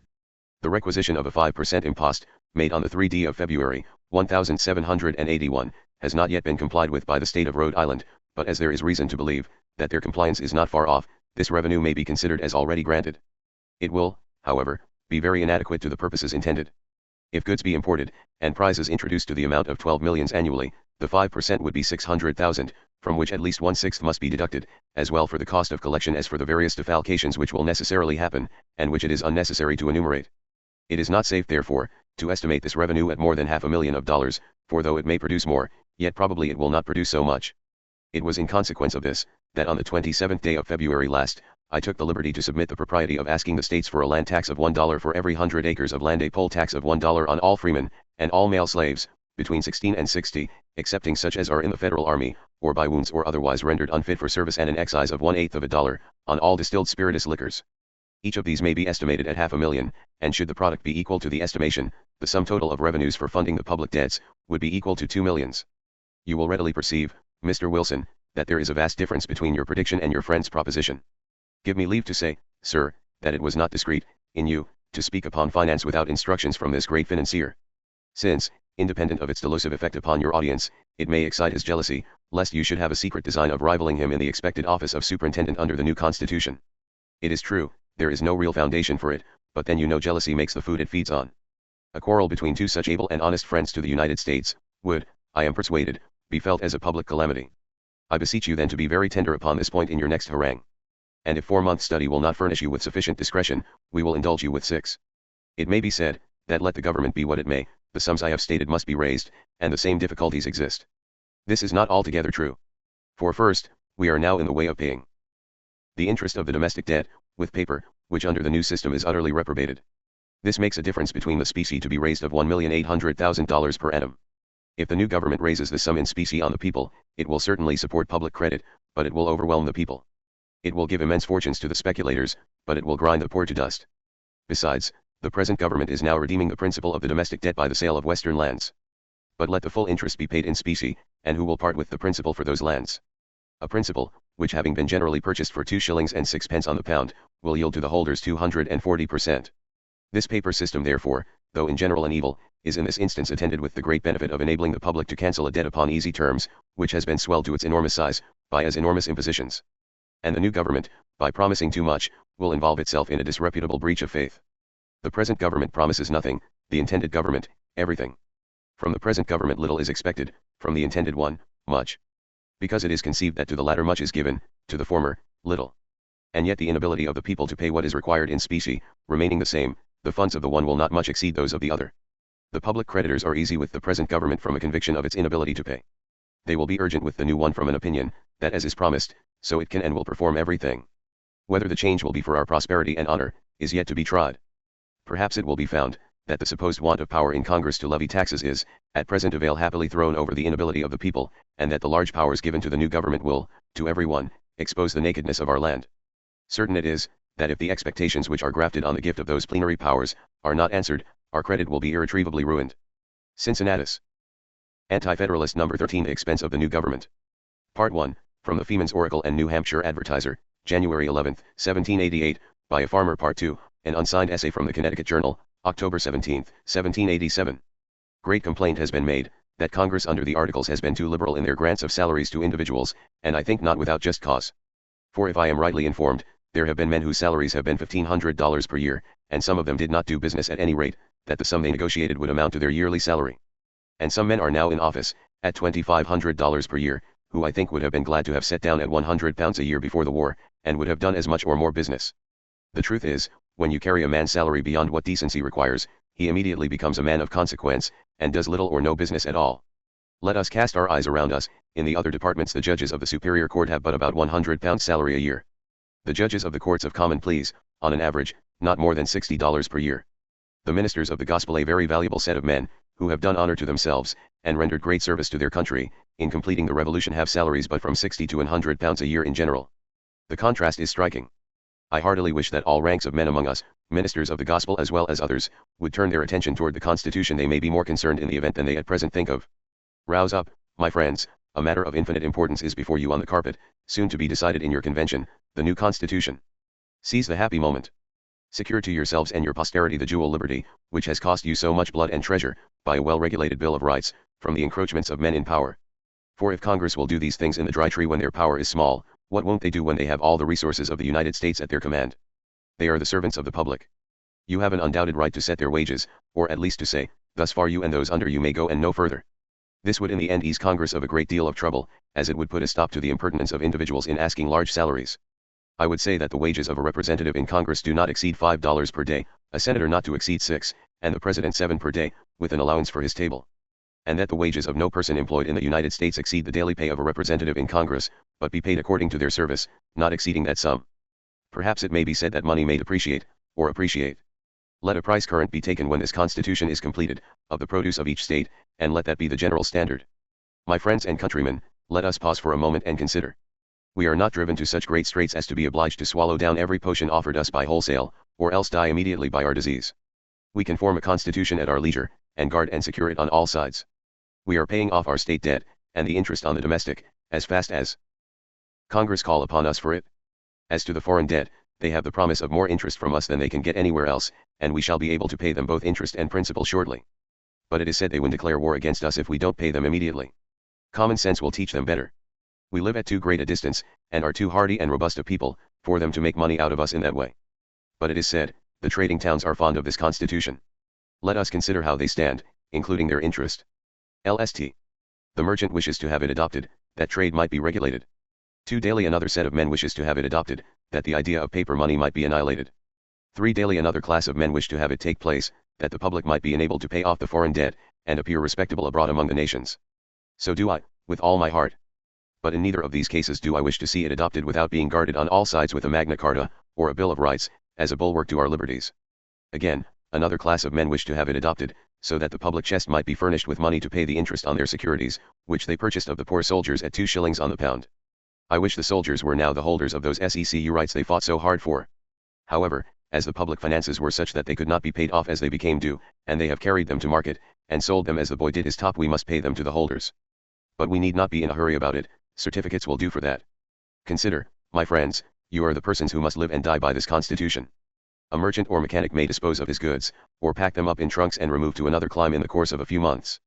But you cannot shoulder your lands, or dispose of them when you please. It therefore behooves you to rouse up, and turn your most serious and critical attention to this constitution. A farmer. A large representation has ever been esteemed by the best Whigs in Great Britain the best barrier against bribery and corruption. And yet we find a British king, having the disposition of all places, civil and military, and an immense revenue squeezed out of the very mouths of his wretched subjects, is able to corrupt the Parliament, to vote him any supplies he demands, to support armies, to defend the prerogatives of his crown, and carry fire and sword by his fleets and armies, to desolate whole provinces in the Eastern world, to aggrandize himself, and satisfy the avarice of his tyrannical subjects. No wonder our American ambassador, struck with the brilliancy of the British court John Adams, where everything around St. James's wears the appearance of wealth, ease and plenty, should imagine a 3-branched legislature only can produce these effects, and make the subjects happy, should write a book in favor of such a government, and send it over for the illumination of this Western world. If this is the sole fruit of his embassy, America will not canonize him for a saint on account of his services, when they have experienced the consequences of such a kind of government as B has planned out. In order to have formed a right judgment, he should have looked into the ditches which serve for graves for many of the human race, under hedges which serve as dreary habitations for the living, into the cottages of the poor and miserable, and critically examine with how much parsimony the mechanics, the day laborers, cottagers and villagers live in order to support their high-pampered lords, before he had wrote a book to persuade his country to pursue the same road to greatness, splendor, and glory, and have reflected in his own mind, whether he could wish to see that country which gave him birth reduced to the same situation. Now I submit it to the good sense of the people of these states, whether it is prudent we should make so liberal and extensive a grant of power and property to any body of men in these United States, before they have ever informed the public, the amount of the public debt, or what the annual expenses of the federal government is, or will be. It is now almost 5 years since the peace. Congress has employed 13 commissioners, at $1,500 per annum, as I am informed, to settle the public accounts, and we know now no more what the national debt is, than at the first moment of their appointment. Nor do we know any more what is the amount of the annual expenses of the federal government, than we do of the Empire of China. To grant therefore such an ample power of taxation, and the right of soil, to the amount of millions, upon the recommendation of this honorable convention, without either knowing the amount of the national debt, or the annual expenses of government, would not argue, in my opinion, the highest degree of prudence. Anti-Federalist number 14. Extent of territory under consolidated government too large to preserve liberty or protect property. George Clinton, Governor of New York, was an adversary of the Constitution. He composed several letters under the nom de plume Cato. This essay is from the third letter of Cato, the New York Journal of October 25, 1787. The recital, or premises on which the new form of government is erected, declares a consolidation or union of all the 13 parts, or states, into one great whole, under the form of the United States, for all the various and important purposes therein set forth. But whoever seriously considers the immense extent of territory comprehended within the limits of the United States, together with the variety of its climates, productions, and commerce, the difference of extent, and number of inhabitants in all, the dissimilitude of interest, morals, and politics, in almost every one, will receive it as an intuitive truth, that a consolidated republican form of government therein, can never form a perfect union, establish justice, ensure domestic tranquility, promote the general welfare, and secure the blessings of liberty to you and your posterity, for to these objects it must be directed. This unkindred legislature therefore, composed of interests opposite and dissimilar in their nature, will in its exercise, emphatically be like a house divided against itself. The governments of Europe have taken their limits and formed from adventitious circumstances, and nothing can be argued on the motive of agreement from them, but these adventitious political principles have nevertheless produced effects that have attracted the attention of philosophy, which have established axioms in the science of politics therefrom, as irrefragable as any in Euclid. It is natural, says Montesquieu, to a republic to have only a small territory, otherwise it cannot long subsist. In a large one, there are men of large fortunes, and consequently of less moderation. There are too great deposits to trust in the hands of a single subject. An ambitious person soon becomes sensible that he may be happy, great, and glorious by oppressing his fellow citizens, and that he might raise himself to grandeur, on the ruins of his country. In large republics, the public good is sacrificed to 1,000 views, in a small one, the interest of the public is easily perceived, better understood, and more within the reach of every citizen, abuses have a less extent, and of course are less protected.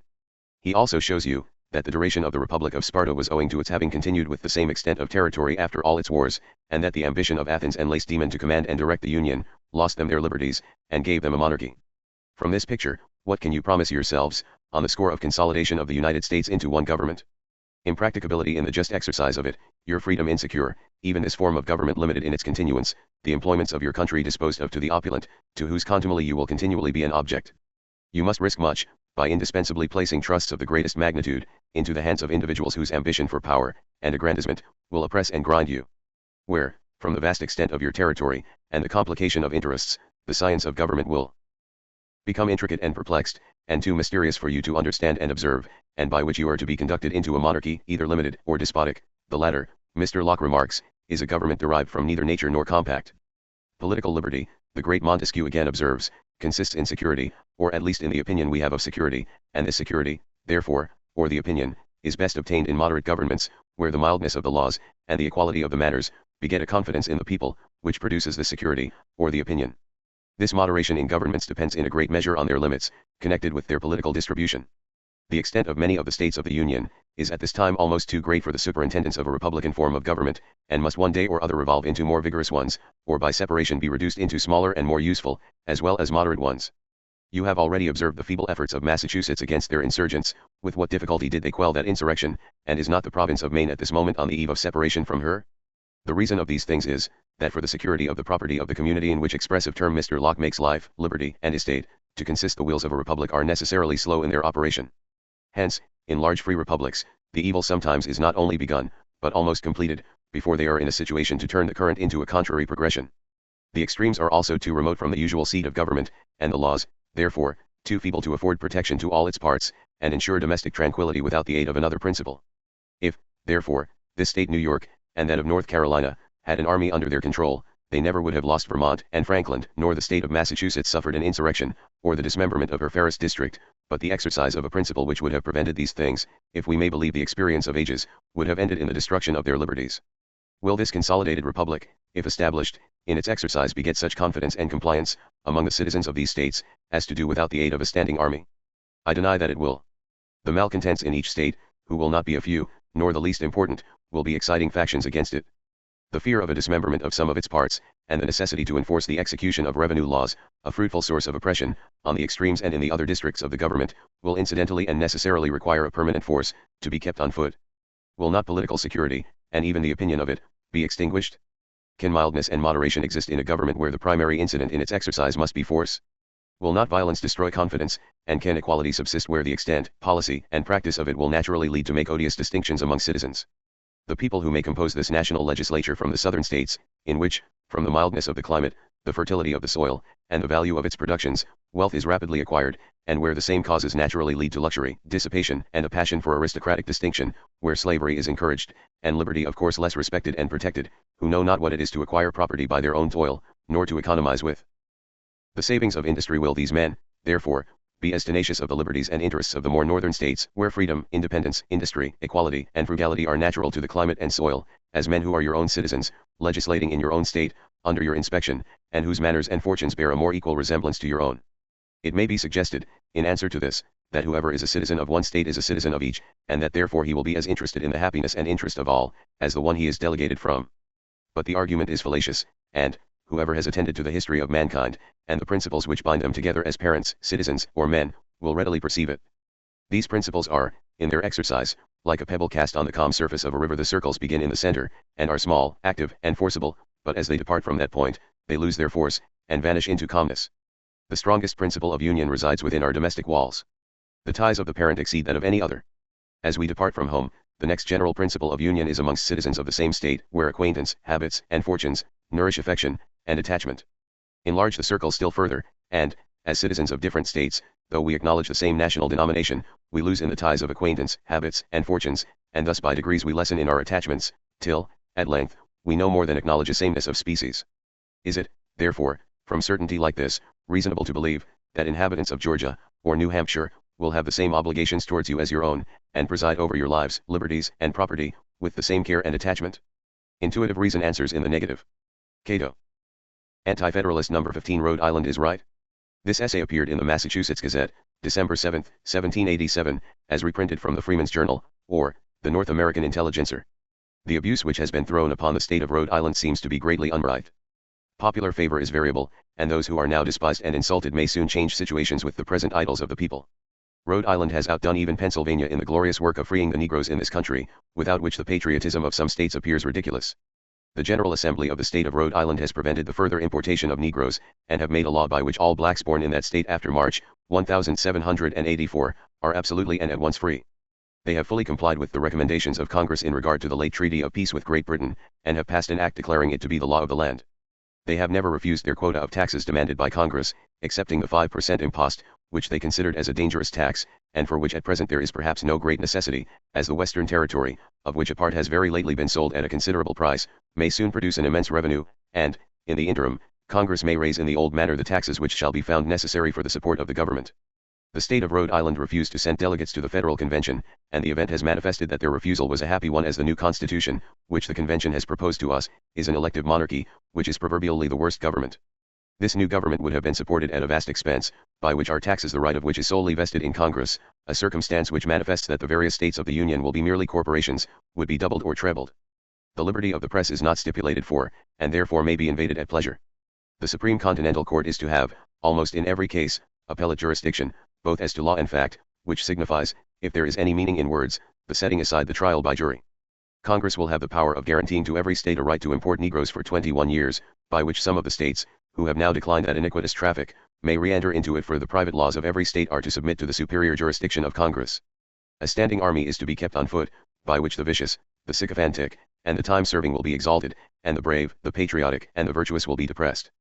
The writer, therefore, thinks it the part of wisdom to abide, like the state of Rhode Island, by the old Articles of Confederation, which, if re-examined with attention, we shall find worthy of great regard, that we should give high praise to the manly and public-spirited 16 members, who lately seceded from our House of Assembly in Pennsylvania, and that we should all impress with great care, this truth on our minds, that it is very easy to change a free government into an arbitrary one, but that it is very difficult to convert tyranny into freedom.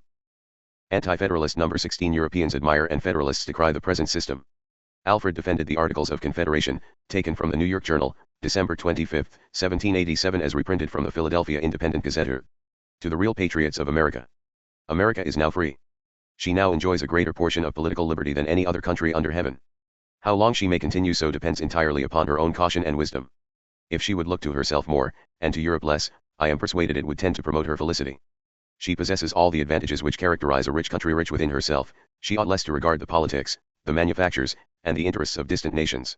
When I look to our situation, climate, extent, soil, and its productions, rivers, ports, when I find I can at this time purchase grain, bread, meat, and other necessaries of life at as reasonable a rate as in any country, when I see we are sending great quantities of tobacco, wheat, and flour to England and other parts of the globe beyond the Atlantic, when I get on the other side of the western mountains, and see an extensive country, which for its multitude of rivers and fertility of soil is equal, if not superior, to any other whatever, when I see these things, I cannot be brought to believe that America is in that deplorable ruined condition which some designing politicians represent, or that we are in a state of anarchy beyond redemption, unless we adopt, without any addition or amendment, the new Constitution proposed by the late Convention, a Constitution which, in my humble opinion, contains the seeds and signs of slavery and despotism. When the volume of American Constitutions by John Adams first made its appearance in Europe, we find some of the most eminent political writers of the present age, and the reviewers of literature, full of admiration and declaring they had never before seen so much good sense, freedom, and real wisdom in one publication. Our good friend Dr. Richard Price was charmed, and almost prophesied the near approach of the happy days of the millennium. We have lived under these constitutions, and, after the experience of a few years, some among us are ready to trample them under their feet, though they have been esteemed, even by our enemies, as pearls of great price. Let us not, ye lovers of freedom, be rash and hasty. Perhaps the real evils we labor under do not arise from these systems. There may be other causes to which our misfortunes may be properly attributed. Read the American constitutions, and you will find our essential rights and privileges well guarded and secured. May not our manners be the source of our national evils? May not our attachment to foreign trade increase them? Have we not acted imprudently in exporting almost all our gold and silver for foreign luxuries? It is now acknowledged that we have not a sufficient quantity of the precious metals to answer the various purposes of government and commerce, and without a breach of charity, it may be said, that this deficiency arises from the want of public virtue, in preferring private interest to every other consideration. If the states had in any tolerable degree been able to answer the requisitions of Congress, if the Continental Treasury had been so far assisted as to have enabled us to pay the interest of our foreign debt, possibly we should have heard little, very little, about a new system of government. It is a just observation that in modern times money does everything. If a government can command this unum necessarium from a certain revenue, it may be considered as wealthy and respectable; if not, it will lose its dignity, become inefficient and contemptible. But cannot we regulate our finances and lay the foundations for a permanent and certain revenue, without undoing all that we have done, without making an entire new government? The most wise and philosophic characters have bestowed on our old systems the highest encomiums. Are we sure this new political phenomenon will not fail? If it should fail, is there not a great probability that our last state will be worse than the first? Orators may declaim on the badness of the times as long as they please, but I must tell them that the want of public virtue, and the want of money, are two of the principal sources of our grievances, and if we are under the pressure of these wants, it ought to teach us frugality to adopt a frugal administration of public affairs. Alfred. Anti-Federalist No. 17. Federalist power will ultimately subvert state authority.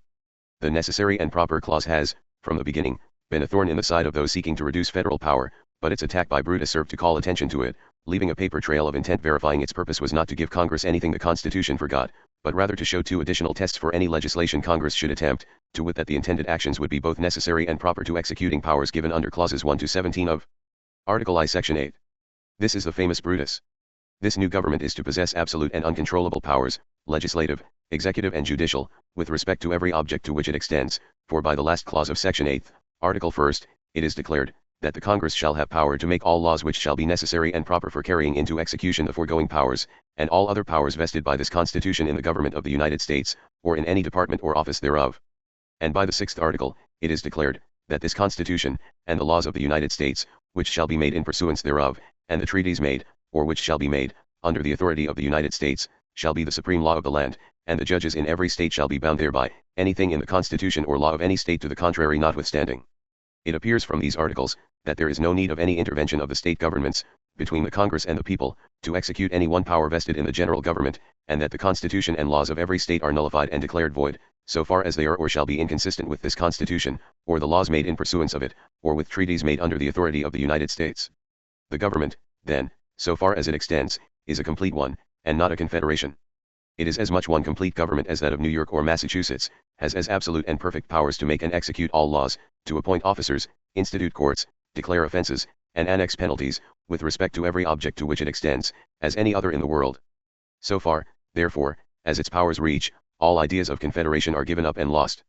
It is true this government is limited to certain objects, or to speak more properly, some small degree of power is still left to the states, but a little attention to the powers vested in the general government, will convince every candid man, that if it is capable of being executed, all that is reserved for the individual states must very soon be annihilated, except so far as they are barely necessary to the organization of the general government.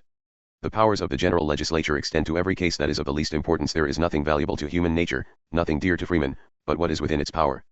It has the authority to make laws which will affect the lives, the liberty, and property of every man in the United States, nor can the Constitution or laws of any state, in any way prevent or impede the full and complete execution of every power given.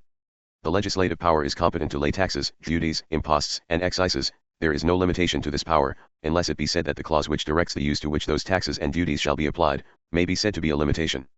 But this is no restriction of the power at all, for by this clause they are to be applied to pay the debts and provide for the common defense and general welfare of the United States, but the legislature have authority to contract debts at their discretion.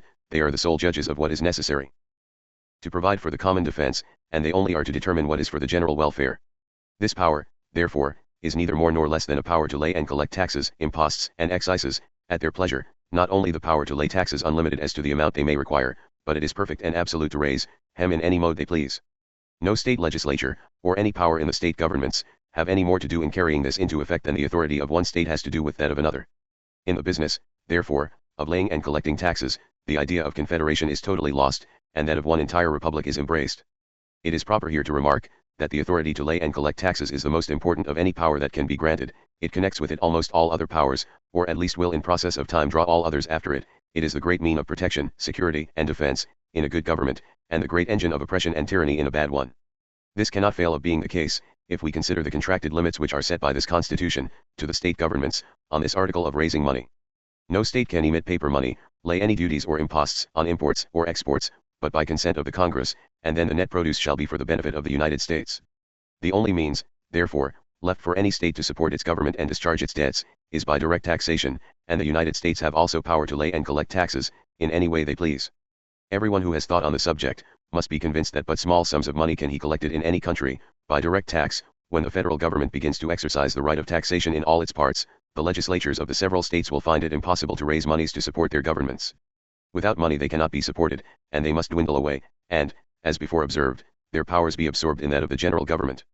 It might be here shown, that the power in the federal legislature, to raise and support armies at pleasure, as well in peace as in war, and their control over the militia, tend not only to a consolidation of the government, but the destruction of liberty.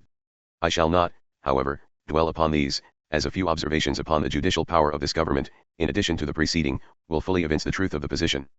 The judicial power of the United States is to be vested in a Supreme Court, and in such inferior courts as Congress may, from time to time, ordain and establish. The powers of these courts are very extensive. Their jurisdiction comprehends all civil causes, except such as arise between citizens of the same state, and it extends to all cases in law and equity arising under the Constitution.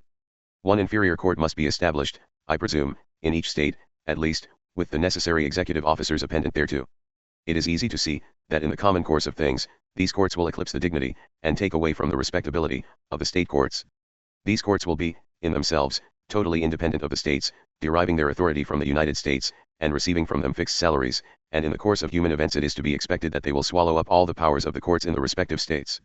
How far the clause in the 8th section of the first article may operate to do away with all idea of confederated states, and to effect an entire consolidation of the whole into one general government, it is impossible to say. The powers given by this article are very general and comprehensive, and it may receive a construction to justify the passing almost any law. A power to make all laws, which shall be necessary and proper, for carrying into execution all powers vested by the Constitution in the government of the United States, or any department or officer thereof, is a power very comprehensive and definite, and may, for aught I know, be exercised in such manner as entirely to abolish the state legislatures. Suppose the legislature of a state should pass a law to raise money to support their government and pay the state debt, may the Congress repeal this law, because it may prevent the collection of a tax which they may think proper and necessary to lay, to provide for the general welfare of the United States?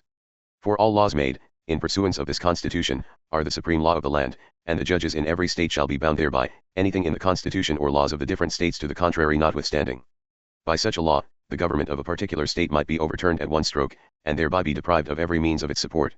It is not meant, by stating this case, to insinuate that the Constitution would warrant a law of this kind, or unnecessarily to alarm the fears of the people, by suggesting that the federal legislature would be more likely to pass the limits assigned them by the Constitution, than that of an individual state, further than they are less responsible to the people. But what is meant is, that the legislature of the United States are vested with the great and uncontrollable powers of laying and collecting taxes, duties, imposts, and excises, of regulating trade, raising and supporting armies, organizing, arming, and disciplining the militia, instituting courts, and other general powers, and are by this clause invested with the power of making all laws, proper and necessary, for carrying all these into execution, and they may so exercise this power as entirely to annihilate all the state governments, and reduce this country to one single government. And if they may do it, it is pretty certain they will, for it will be found that the power retained by individual states, small as it is, will be a clog upon the wheels of the government of the United States. The latter, therefore, will be naturally inclined to remove it out of the way.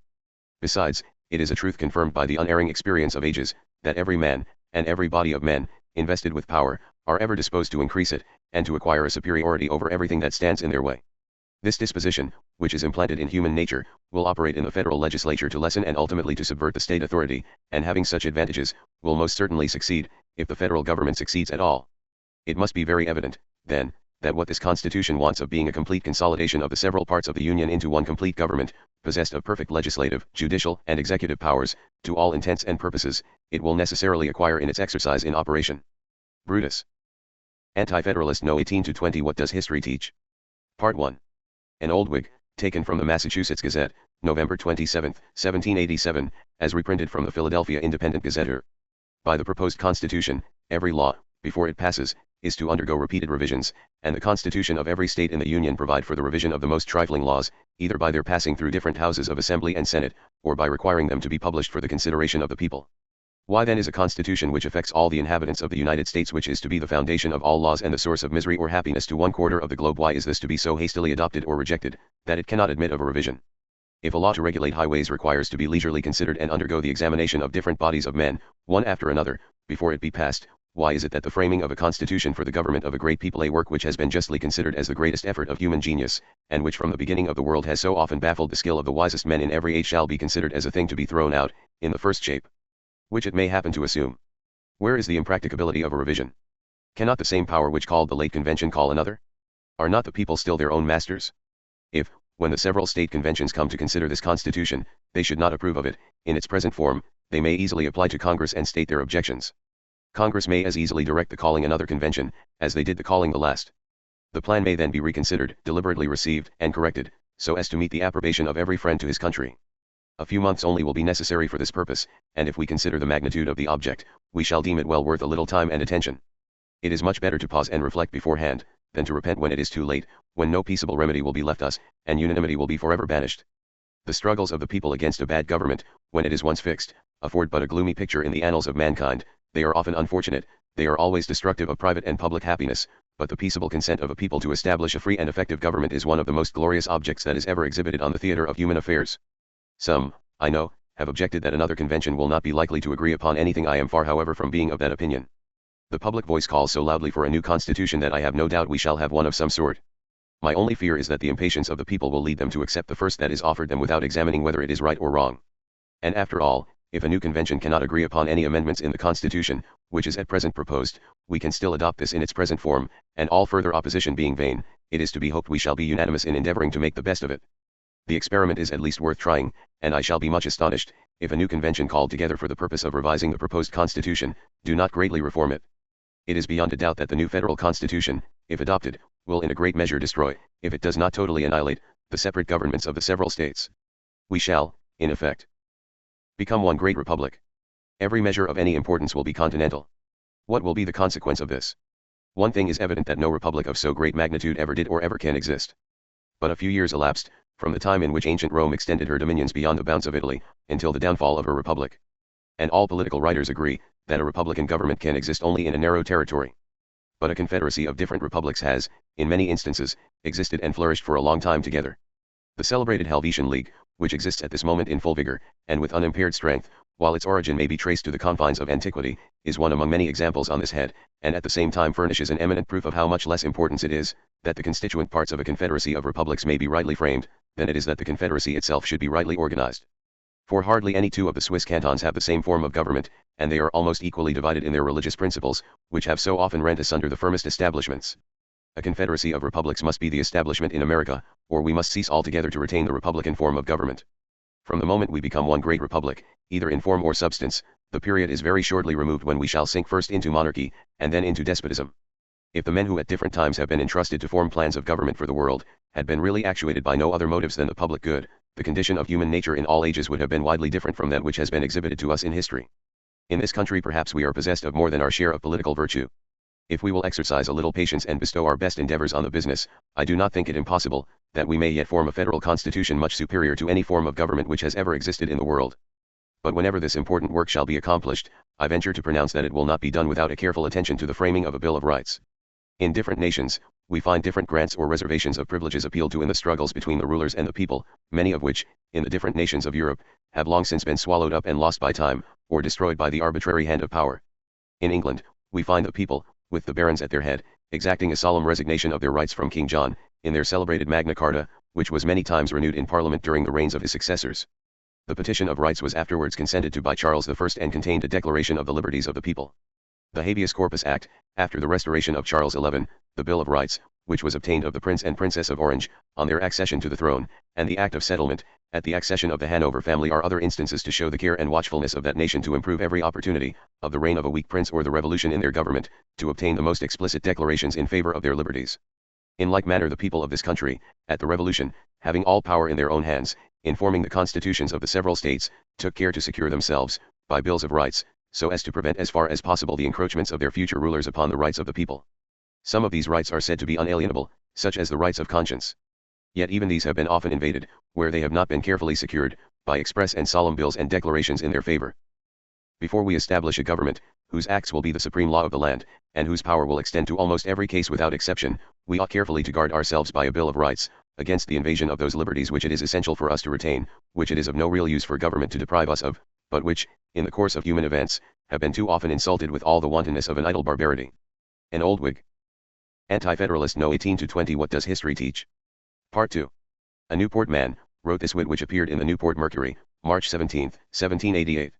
I perceive in your last issue a piece signed a Rhode Island man, it seems wrote with an air of confidence and triumph. He speaks of reason and reasoning. I wish he had known or practiced some of that reasoning he so much pretends to, his essay had been much shorter. We are told in this piece, as well as others on the same side, that an ability given to British subjects to recover their debts in this country will be one of the blessings of a new government, by inducing the British to abandon the frontiers, or be left without excuse. But the British have no other reason for holding the posts, after the time named in the treaty for their evacuation, than the last reason of kings, that is, their guns.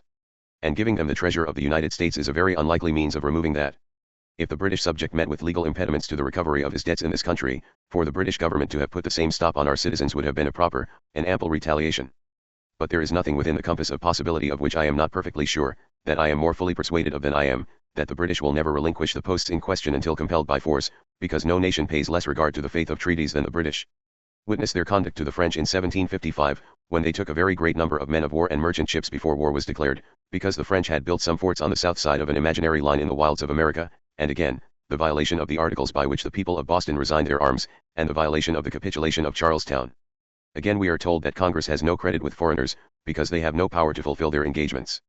And this we are told, with a boldness exceeded by nothing but its falsehood, perhaps in the same paper that announces to the world the loan of 1,000,000 of Holland guilders if I mistake not the sum, a sum equal to 250,000 Spanish dollars, and all this done by the procurement of that very Congress whose insignificancy and want of power had been constantly proclaimed for 2 or 3 years before.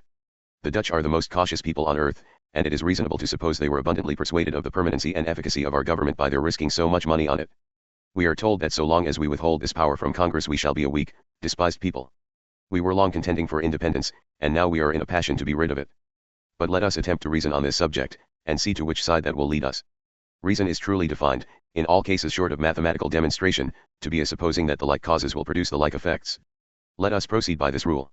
The Swiss cantons for 100 years have remained separate independent states, consequently without any controlling power. Even the little republic of St. Marino, containing perhaps but little more ground than the town of Newport, and about 5,000 inhabitants, surrounded by powerful and ambitious neighbors, has kept its freedom and independence these 1300 years, and is mentioned by travelers as a very enlightened and happy people. If these small republics, in the neighborhood of the warlike and intriguing courts of Paris, Vienna, and Berlin, have kept their freedom and original form of government, is it not reasonable to suppose that the same good sense and love of freedom, on this side the Atlantic, will secure us from all attempt within and without? And the only internal discord that has happened in Switzerland was on a religious account, and a supreme controlling power is no security against this, as appears by what happened in Ireland in the time of Charles I, and in France in the time of Henry IV. It seems rational in a case of this importance to consult the opinion of the ablest men, and to whom can we better appeal than to J. Rousseau, a Republican by birth and education, one of the most exalted geniuses and one of the greatest writers of his age, or perhaps any age, a man the most disinterested and benevolent towards mankind, a man the most industrious in the acquisition of knowledge and information, by travel, conversation, reading, and thinking, and one who has wrote a volume on government entitled The Social Contract, wherein he inculcates, that the people should examine and determine every public act themselves. His words are, that every law that the people have not ratified in person, is void, it is no law. The people of England think they are free. They are much mistaken. They are never so but during the election of members of Parliament. As soon as they are elected, they are slaves, they are nothing. And by the use they make of their liberty during the short moments they possess it, they well deserve to lose it. This is far from advising that 30,000 souls should resign their judgments and wishes entirely to one man for 2 years, to a man, who, perhaps, may go from home sincere and patriotic, but by the time he has dined in pomp for a week with the wealthy citizens of New York or Philadelphia, will have lost all his rigid ideas of economy and equality. He becomes fascinated with the elegancies and luxuries of wealth. Objects and intimations like these soon change the champion for the people to an advocate for power, and the people, finding themselves thus basely betrayed, cry that virtue is but a name. We are not sure that men have more virtue at this time and place than they had in England in the time of George II. Let anyone look into the history of those times, and see with what boldness men changed sides and deserted the people in pursuit of profit and power. If to take up the cross and renounce the pomps and vanities of this sinful world is a hard lesson for divines, 'tis much harder for politicians. A Cincinnatus, a Cato, a Fabricius, and a Washington, are rarely to be found. We are told that the trustees of our powers and freedom, being mostly married men, and all of them inhabitants and proprietors of the country, is an ample security against an abuse of power. Whether human nature be less corrupt than formerly I will not determine, but this I know, that Julius Caesar, Oliver Cromwell, and the nobles of Venice were natives and inhabitants of the countries whose power they usurped and drenched in blood. Again, our country is compared to a ship of which we are all passengers, and, from thence 'tis gravely concluded that no officer can ever betray or abuse his trust. But that men will sacrifice the public to their private interest, is a saying too well known to need repeating. And the instances of designed shipwrecks, and ships run away with by a combination of masters, supercargoes, and part owners, is so great that nothing can equal them but those instances in which pretended patriots and politicians have raised themselves and families to power and greatness, by destroying that freedom and those laws they were chosen to defend. If it were necessary to cite more precedents to prove that the people ought not to trust or remove their power any further from them, the little Republic of Lucca may be mentioned which, surrounded by the Dukedom of Tuscany, has existed under its present constitution about 500 years, and as Mr. Addison says, is for the extent of its dominion the richest and best peopled of all the states of Italy. And he says further that the whole administration of the government passes into different hands every 2 months. This is very far from confirming the doctrine of choosing those officers for 2 years who were before chosen for 1. The want of a decisive, efficient power is much talked of by the discontented, and that we are in danger of being conquered by the intrigues of European powers. But it has already been shown that we have delegated a more decisive power to our Congress than is granted by the Republic Swiss cantons to their General Diet. These republics have enjoyed peace some hundreds of years, while those governments which possess this decisive, efficient power, so much aimed at, are as often as 20 or 30 years, drawing their men from the plough and loom to be shot at and cut each other's throats for the honor of their respective nations. And by how much further we are from Europe than the Swiss cantons with their allies and Lucca and St. Marino are from France, Prussia, and Austria, by so much less are we in danger of being conquered than those republics which have existed, some earlier than others, but the youngest of them 130 years, without being conquered. As for the United Provinces of Holland, they are but nominal republics, their stadtholder, very much like our intended president, making them in reality a monarchy, and subject to all its calamities. But supposing that the present constitution, penned by the ablest men, 4 or 5 years in completion, and its adoption considered as the happiest event, supposing, I say, the present constitution destroyed, can a new one be ratified with more solemnity, agreed to in stronger or more binding terms? What security can be given that in 7 years hence, another convention shall not be called to frame a third constitution? And as ancient Greece counted by Olympiads, and monarchies by their kings' reigns, we shall date in the 1st, 2nd, or 3rd year, of the 7th, 8th, or 9th constitution. In treating this subject I have not presumed to advise, and have intruded but few comments. I have mentioned the state of those countries which most resemble our own and leave to the natural sense of the reader to make his own conclusions. The malcontents, the lovers of novelty, delight much in allegory. Should I be indulged a few words in that way, I should not compare the new constitution to a house. I should fetch my simile from the country and compare it to Siberian wheat, otherwise called Siberian cheat, which is known to have been the most praised, the most dear, the most worthless, and most short-lived thing that was ever adopted. But if the free men of this continent are weary of that power and freedom they have so dearly bought and so shortly enjoyed the power of judging and determining what laws are most wholesome, what taxes are requisite and sufficient, I say, if the people are tired of these privileges, now is the time to part with them forever. Much more might be said to show the bitterness and mischief contained in this gilded pill, but being fond of brevity, I shall rely on the good sense of the public to keep themselves out of the trap, and sign myself in plain English. A Newport Man. Anti-Federalist number 21. Why the Articles Failed. This essay is composed of excerpts from Sentinel letters appearing in the Philadelphia Independent Gazetteer, October 5 and November 30, 1787. That the present Confederation is inadequate to the objects of the Union, seems to be universally allowed. The only question is, what additional powers are wanting to give due energy to the federal government? We should, however, be careful, in forming our opinion on this subject, not to impute the temporary and extraordinary difficulties that have hitherto impeded the execution of the Confederation, to defects in the system itself. For years past, the harpies of power have been industriously inculcating the idea that all our difficulties proceed from the impotency of Congress, and have at length succeeded to give to the sentiment almost universal currency and belief. The devastations, losses, and burdens occasioned by the late war, the excessive importations of foreign merchandise and luxuries, which have drained the country of its specie and involved it in debt, are all overlooked, and the inadequacy of the powers of the present Confederation is erroneously supposed to be the only cause of our difficulties. Hence persons of every description are reveling in the anticipation of the halcyon days consequent on the establishment of the new Constitution. What gross deception and fatal delusion!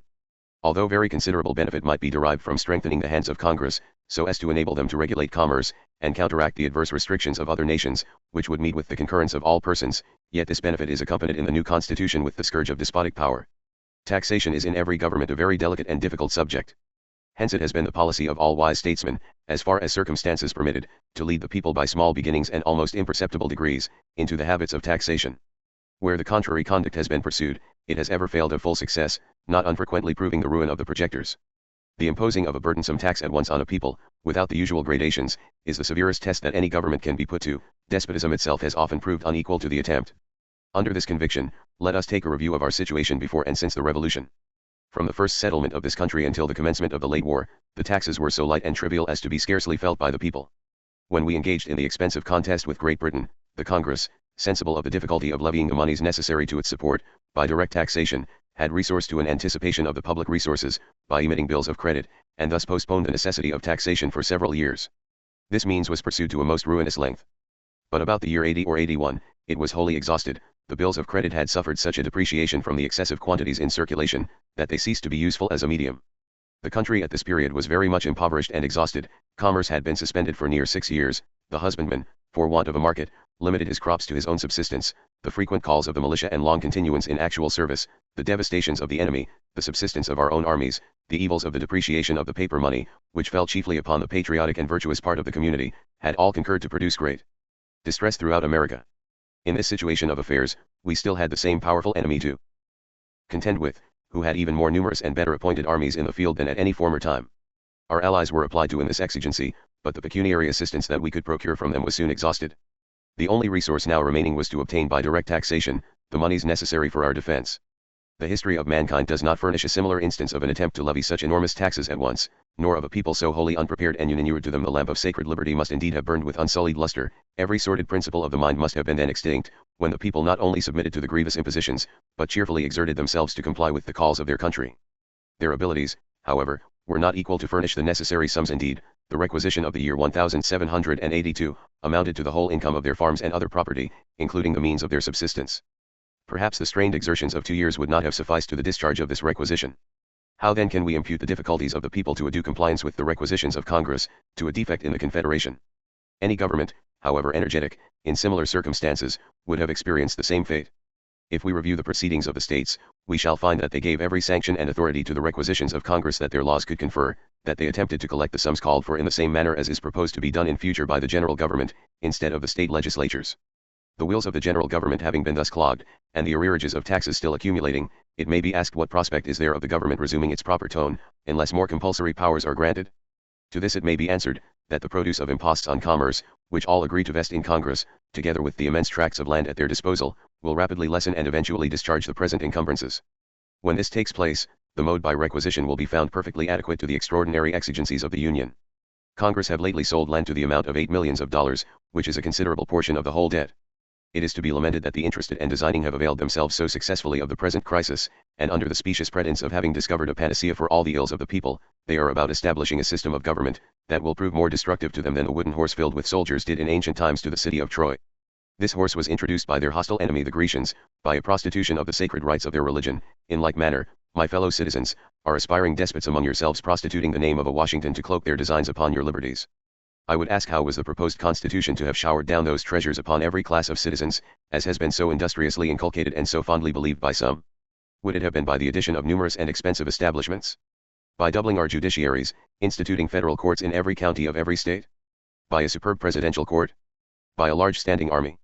In short, by putting it in the power of the future government to levy money at pleasure, and placing this government so independent of the people as to enable the administration to gratify every corrupt passion of the mind, to riot on your spoils without check or control. A transfer to Congress of the power of imposing imposts on commerce, the unlimited regulation of trade, and to make treaties, I believe is all that is wanting to render America as prosperous as it is in the power of any form of government to render her. This properly understood would meet the views of all the honest and well-meaning. What gave birth to the late Continental Convention? Was it not the situation of our commerce, which lay at the mercy of every foreign power, who, from motives of interest or enmity, could restrict and control it without risking a retaliation on the part of America, as Congress was impotent on this subject? Such indeed was the case with respect to Britain, whose hostile regulations gave such a stab to our navigation as to threaten its annihilation. It became the interest of even the American merchant to give a preference to foreign bottoms, hence the distress of our seamen, shipwrights, and every mechanic art dependent on navigation. By these regulations too, we were limited in markets for our produce, our vessels were excluded from their West India islands, many of our staple commodities were denied entrance in Britain. Hence the husbandmen were distressed by the demand for their crops being lessened and their prices reduced. This is the source to which may be traced every evil we experience, that can be relieved by a more energetic government.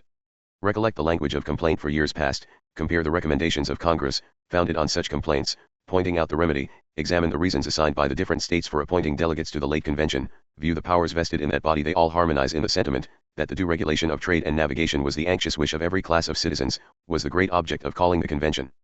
This object being provided for by the Constitution proposed by the General Convention, people overlooked and were not sensible of the needless sacrifice they were making for it. Allowing for a moment that it would be possible for trade to flourish under a despotic government, of what avail would be a prosperous state of commerce, when the produce of it would be at the absolute disposal of an arbitrary unchecked general government, who may levy at pleasure the most oppressive taxes, who may destroy every principle of freedom, who may even destroy the privilege of complaining. After so recent a triumph over British despots, after such torrents of blood and treasure have been spent, after involving ourselves in the distresses of an arduous war, and incurring such a debt, for the express purpose of asserting the rights of humanity, it is truly astonishing that a set of men among ourselves should have had the effrontery to attempt the destruction of our liberties. But in this enlightened age, to dupe the people by the arts they are practicing, is still more extraordinary. Sentinel. Anti-Federalist number 22 Articles of Confederation simply requires amendments, particularly for commercial power and judicial power. Constitution goes too far. Benjamin Austin of Massachusetts used the pen name Candidus. Taken from 2 letters by Candidus which appeared in the Boston Independent Chronicle, December 6 and 20, 1787. Many people are sanguine for the Constitution, because they apprehend our commerce will be benefited. I would advise those persons to distinguish between the evils that arise from extraneous causes and our private imprudencies, and those that arise from our government. It does not appear that the embarrassments of our trade will be removed by the adoption of this Constitution.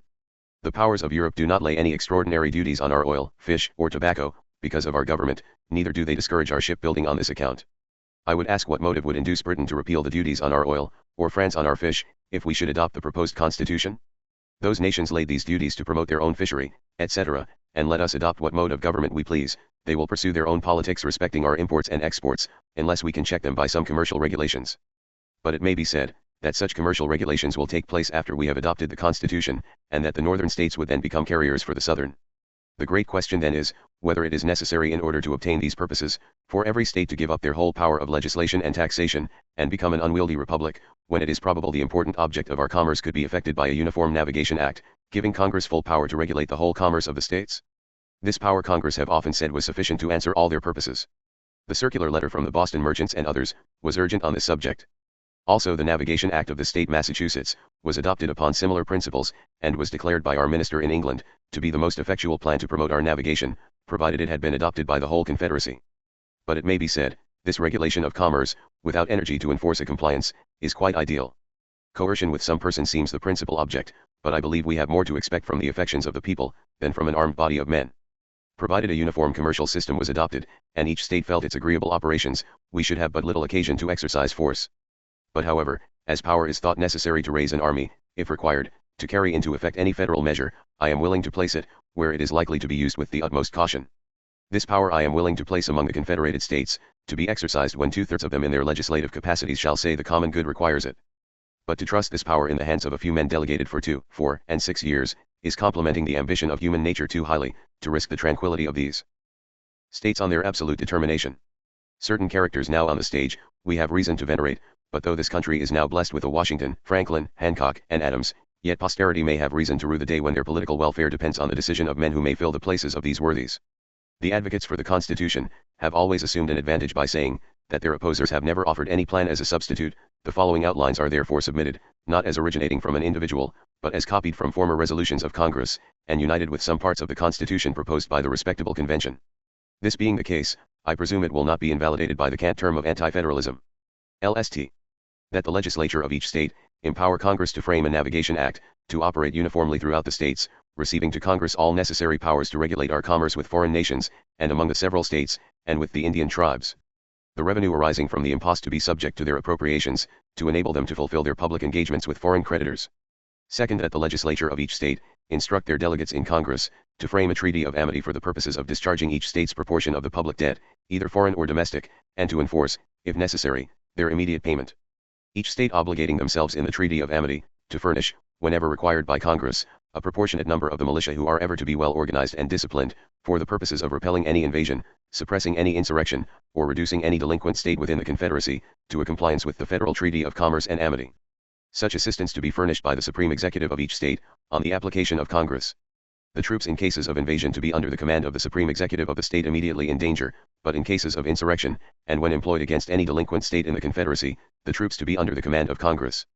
3d. That such states as did not join the Confederacy of Commerce and Amity, should be considered as aliens, and any goods brought from such state into any of the Confederated States, together with their vessels, should be subject to heavy extra duties. 4th.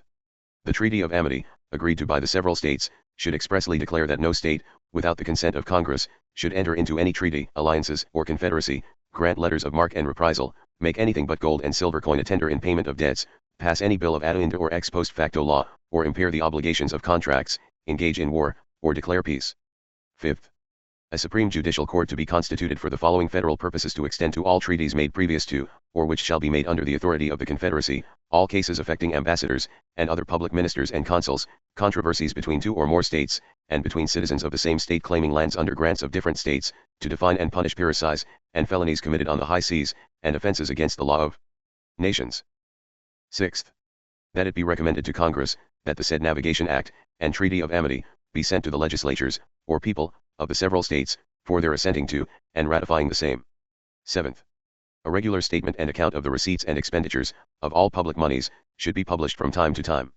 The above plan, it is humbly conceived, secures the internal government of the several states, promotes the commerce of the whole Union, preserves a due degree of energy, lays restraints on aliens, secures the several states against invasions and insurrection by a militia, rather than a standing army, checks all ex post facto laws, cements the states by certain federal restrictions, confines the judiciary powers to national matters, and provides for the public information of receipts and expenditures. In a word, it places us in a complete federal state. The Resolves of Congress, April 18, 1783, recommends to the several states, to invest them with powers to levy for the use of the United States, certain duties upon goods, imported from any foreign port, island, or plantation, which measures is declared by them, to be a system more free, from well-founded exception, and is better calculated to receive the approbation of the several states, than any other, that the wisdom of Congress could devise, and if adopted, would enable them to fulfill their public engagements with their foreign creditors. Should we adopt this plan, no extraordinary expenses would arise, and Congress having but one object to attend, every commercial regulation would be uniformly adopted, the duties of impost and excise would operate equally throughout the states, our shipbuilding and carrying trade would claim their immediate attention, and in consequence thereof, our agriculture, trade and manufactures would revive and flourish. No acts of legislation, independent of this great business, would disaffect one state against the other, but the whole, in one federal system of commerce, would serve to remove all local attachments, and establish our navigation upon a most extensive basis.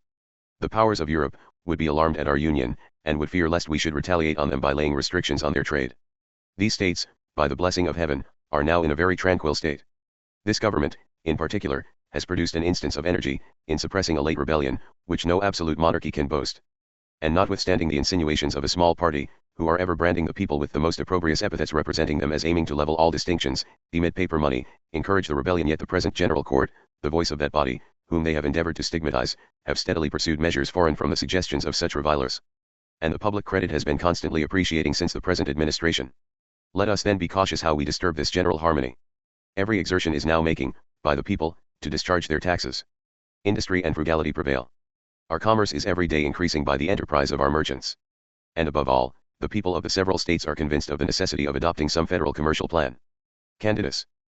Anti-Federalist number 23. Certain powers necessary for the common defense can and should be limited. In Federalist number 23, Alexander Hamilton spoke of the necessity for an energetic government. Brutus replied. Taken from the 7th and 8th essays of Brutus in the New York Journal, January 3 and 10, 1788. In a confederated government, where the powers are divided between the general and the state government, it is essential that the revenues of the country, without which no government can exist, should be divided between them, and so apportioned to each, as to answer their respective exigencies, as far as human wisdom can effect such a division and apportionment. No such allotment is made in this Constitution, but every source of revenue is under the control of Congress. It therefore follows, that if the system is intended to be a complex and not a simple, a confederate and not an entire consolidated government, it contains in it the sure seeds of its own dissolution. One of two things must happen. Either the new Constitution will become a mere nudum pactum, and all the authority of the rulers under it be cried down, as has happened to the present Confederacy. Or the authority of the individual states will be totally supplanted, and they will retain the mere form without any of the powers of government. To one or the other of these issues, I think, this new government, if it is adopted, will advance with great zeal writing. It is said, I know, that such a separation of the sources of revenue cannot be made without endangering the public safety. Unless, says a writer, Alexander Hamilton, it can be shown that the circumstances which may affect the public safety are reducible within certain determinate limits, unless the contrary of this position can be fairly and rationally disputed, it must be admitted, as a necessary consequence, that there can be no limitation of that authority which is to provide for the defense and protection of the community, etc. 1 Federalist, Note 23. The pretended demonstration of this writer will instantly vanish, when it is considered, that the protection and defense of the community is not intended to be entrusted solely into the hands of the general government, and by his own confession it ought not to be. It is true the system commits to the general government the protection and defense of the community against foreign force and invasion, against piracies and felonies on the high seas, and against insurrection among ourselves. They are also authorized to provide for the administration of justice in certain matters of a general concern, and in some that I think are not so. But it ought to be left to the state governments to provide for the protection and defense of the citizen against the hand of private violence, and the wrongs done or attempted by individuals to each other. Protection and defense against the murderer, the robber, the thief, the cheat, and the unjust person, is to be derived from the respective state governments. The just way of reasoning therefore on this subject is this: the general government is to provide for the protection and defense of the community against foreign attacks, etc. They therefore ought to have authority sufficient to effect this, so far as is consistent with the providing for our internal protection and defense. The state governments are entrusted With the care of administering justice among its citizens, and the management of other internal concerns, they ought therefore to retain power adequate to that end. The preservation of internal peace and good order, and the due administration of law and justice, ought to be the first care of every government. The happiness of a people depends infinitely more on this than it does upon all that glory and respect which nations acquire by the most brilliant martial achievements. And I believe history will furnish but few examples of nations who have duly attended to these, who have been subdued by foreign invaders. If a proper respect and submission to the laws prevailed over all orders of men in our country, and if a spirit of public and private justice, economy, and industry influenced the people, we need not be under any apprehensions but what they would be ready to repel any invasion that might be made on the country. And more than this, I would not wish from them. A defensive war is the only one I think justifiable. I do not make these observations to prove that a government ought not to be authorized to provide for the protection and defense of a country against external enemies, but to show that this is not the most important, much less the only object of their care. The European governments are almost all of them framed, and administered with a view to arms, and war, as that in which their chief glory consists. They mistake the end of government. It was designed to save men's lives, not to destroy them. We ought to furnish the world with an example of a great people, who in their civil institutions hold chiefly in view, the attainment of virtue, and happiness among ourselves. Let the monarchs in Europe share among them the glory of depopulating countries, and butchering thousands of their innocent citizens, to revenge private quarrels, or to punish an insult offered to a wife, a mistress, or a favorite. I envy them not the honor, and I pray heaven this country may never be ambitious of it. The Tsar Peter the Great acquired great glory by his arms, but all this was nothing, compared with the true glory which he obtained, by civilizing his rude and barbarous subjects, diffusing among them knowledge, and establishing and cultivating the arts of life. By the former he desolated countries, and drenched the earth with human blood, by the latter he softened the ferocious nature of his people, and pointed them to the means of human happiness. The most important end of government then, is the proper direction of its internal police, and economy. This is the province of the state governments, and it is evident, and is indeed admitted, that these ought to be under their control. Is it not then preposterous, and in the highest degree absurd, when the state governments are vested with powers so essential to the peace and good order of society, to take from them the means of their own preservation? The idea that the powers of Congress in respect to revenue ought to be unlimited, because the circumstances which may affect the public safety are not reducible to certain determinate limits is novel, as it relates to the government of the United States. The inconveniencies which resulted from the feebleness of the present Confederation was discerned, and felt soon after its adoption. It was soon discovered, that a power to require money, without either the authority or means to enforce a collection of it, could not be relied upon either to provide for the common defense, discharge the national debt, or for support of government. Congress therefore, as early as February 1781, recommended to the states to invest them with the power to levy an impost of 5% ad valorem, on all imported goods, as a fund to be appropriated to discharge the debts already contracted, or which should hereafter be contracted for the support of the war, to be continued until the debts should be fully and finally discharged. There is not the most distant idea held out in this act, that an unlimited power to collect taxes, duties, and excises was necessary to be vested in the United States, and yet this was a time of the most pressing danger and distress. The idea then was, that if certain definite funds were assigned to the Union, which were certain in their natures, productive, and easy of collection, it would enable them to answer their engagements, and provide for their defense, and the impost of 5% was fixed upon for the purpose. This same subject was revived in the winter and spring of 1783, and after a long consideration of the subject, many schemes were proposed. The result was, a recommendation of the revenue system of April 1783. This system does not suggest an idea that it was necessary to grant the United States unlimited authority in matters of revenue. A variety of amendments were proposed to the system, some of which are upon the journals of Congress, but it does not appear that any of them propose to invest the general government with discretionary power to raise money. On the contrary, all of them limit them to certain definite objects, and fix the bounds over which they could not pass. This recommendation was passed at the conclusion of the war, and was founded on an estimate of the whole national debt. It was computed, that $1.5 million of dollars, in addition to the impost, was a sufficient sum to pay the annual interest of the debt, and gradually to abolish the principal. Events have proved that their estimate was sufficiently liberal, as the domestic debt appears upon its being adjusted to be less than it was computed, and since this period a considerable portion of the principal of the domestic debt has been discharged by the sale of the western lands. It has been constantly urged by Congress, and by individuals, ever since, until lately, that had this revenue been appropriated by the states, as it was recommended, it would have been adequate to every exigency of the Union. Now indeed it is insisted, that all the treasures of the country are to be under the control of that body, whom we are to appoint to provide for our protection and defense against foreign enemies. The debts of the several states, and the support of the governments of them are to trust to fortune and accident. If the Union should not have occasion for all the money they can raise, they will leave a portion for the state, but this must be a matter of mere grace and favor. Doctrines like these would not have been listened to by any state in the Union, at a time when we were pressed on every side by a powerful enemy, and were called upon to make greater exertions than we have any reason to expect we shall ever be again. I may be asked to point out the sources, from which the general government could derive a sufficient revenue, to answer the demands of the Union. There is one source of revenue, which it is agreed, the general government ought to have the sole control of. This is an impost upon all goods imported from foreign countries. This would, of itself, be very productive, and would be collected with ease and certainty. It will be a fund too, constantly increasing, for our commerce will grow with the productions of the country. And these, together with our consumption of foreign goods, will increase with our population. It is said, that the impost will not produce a sufficient sum to satisfy the demands of the general government. Perhaps it would not.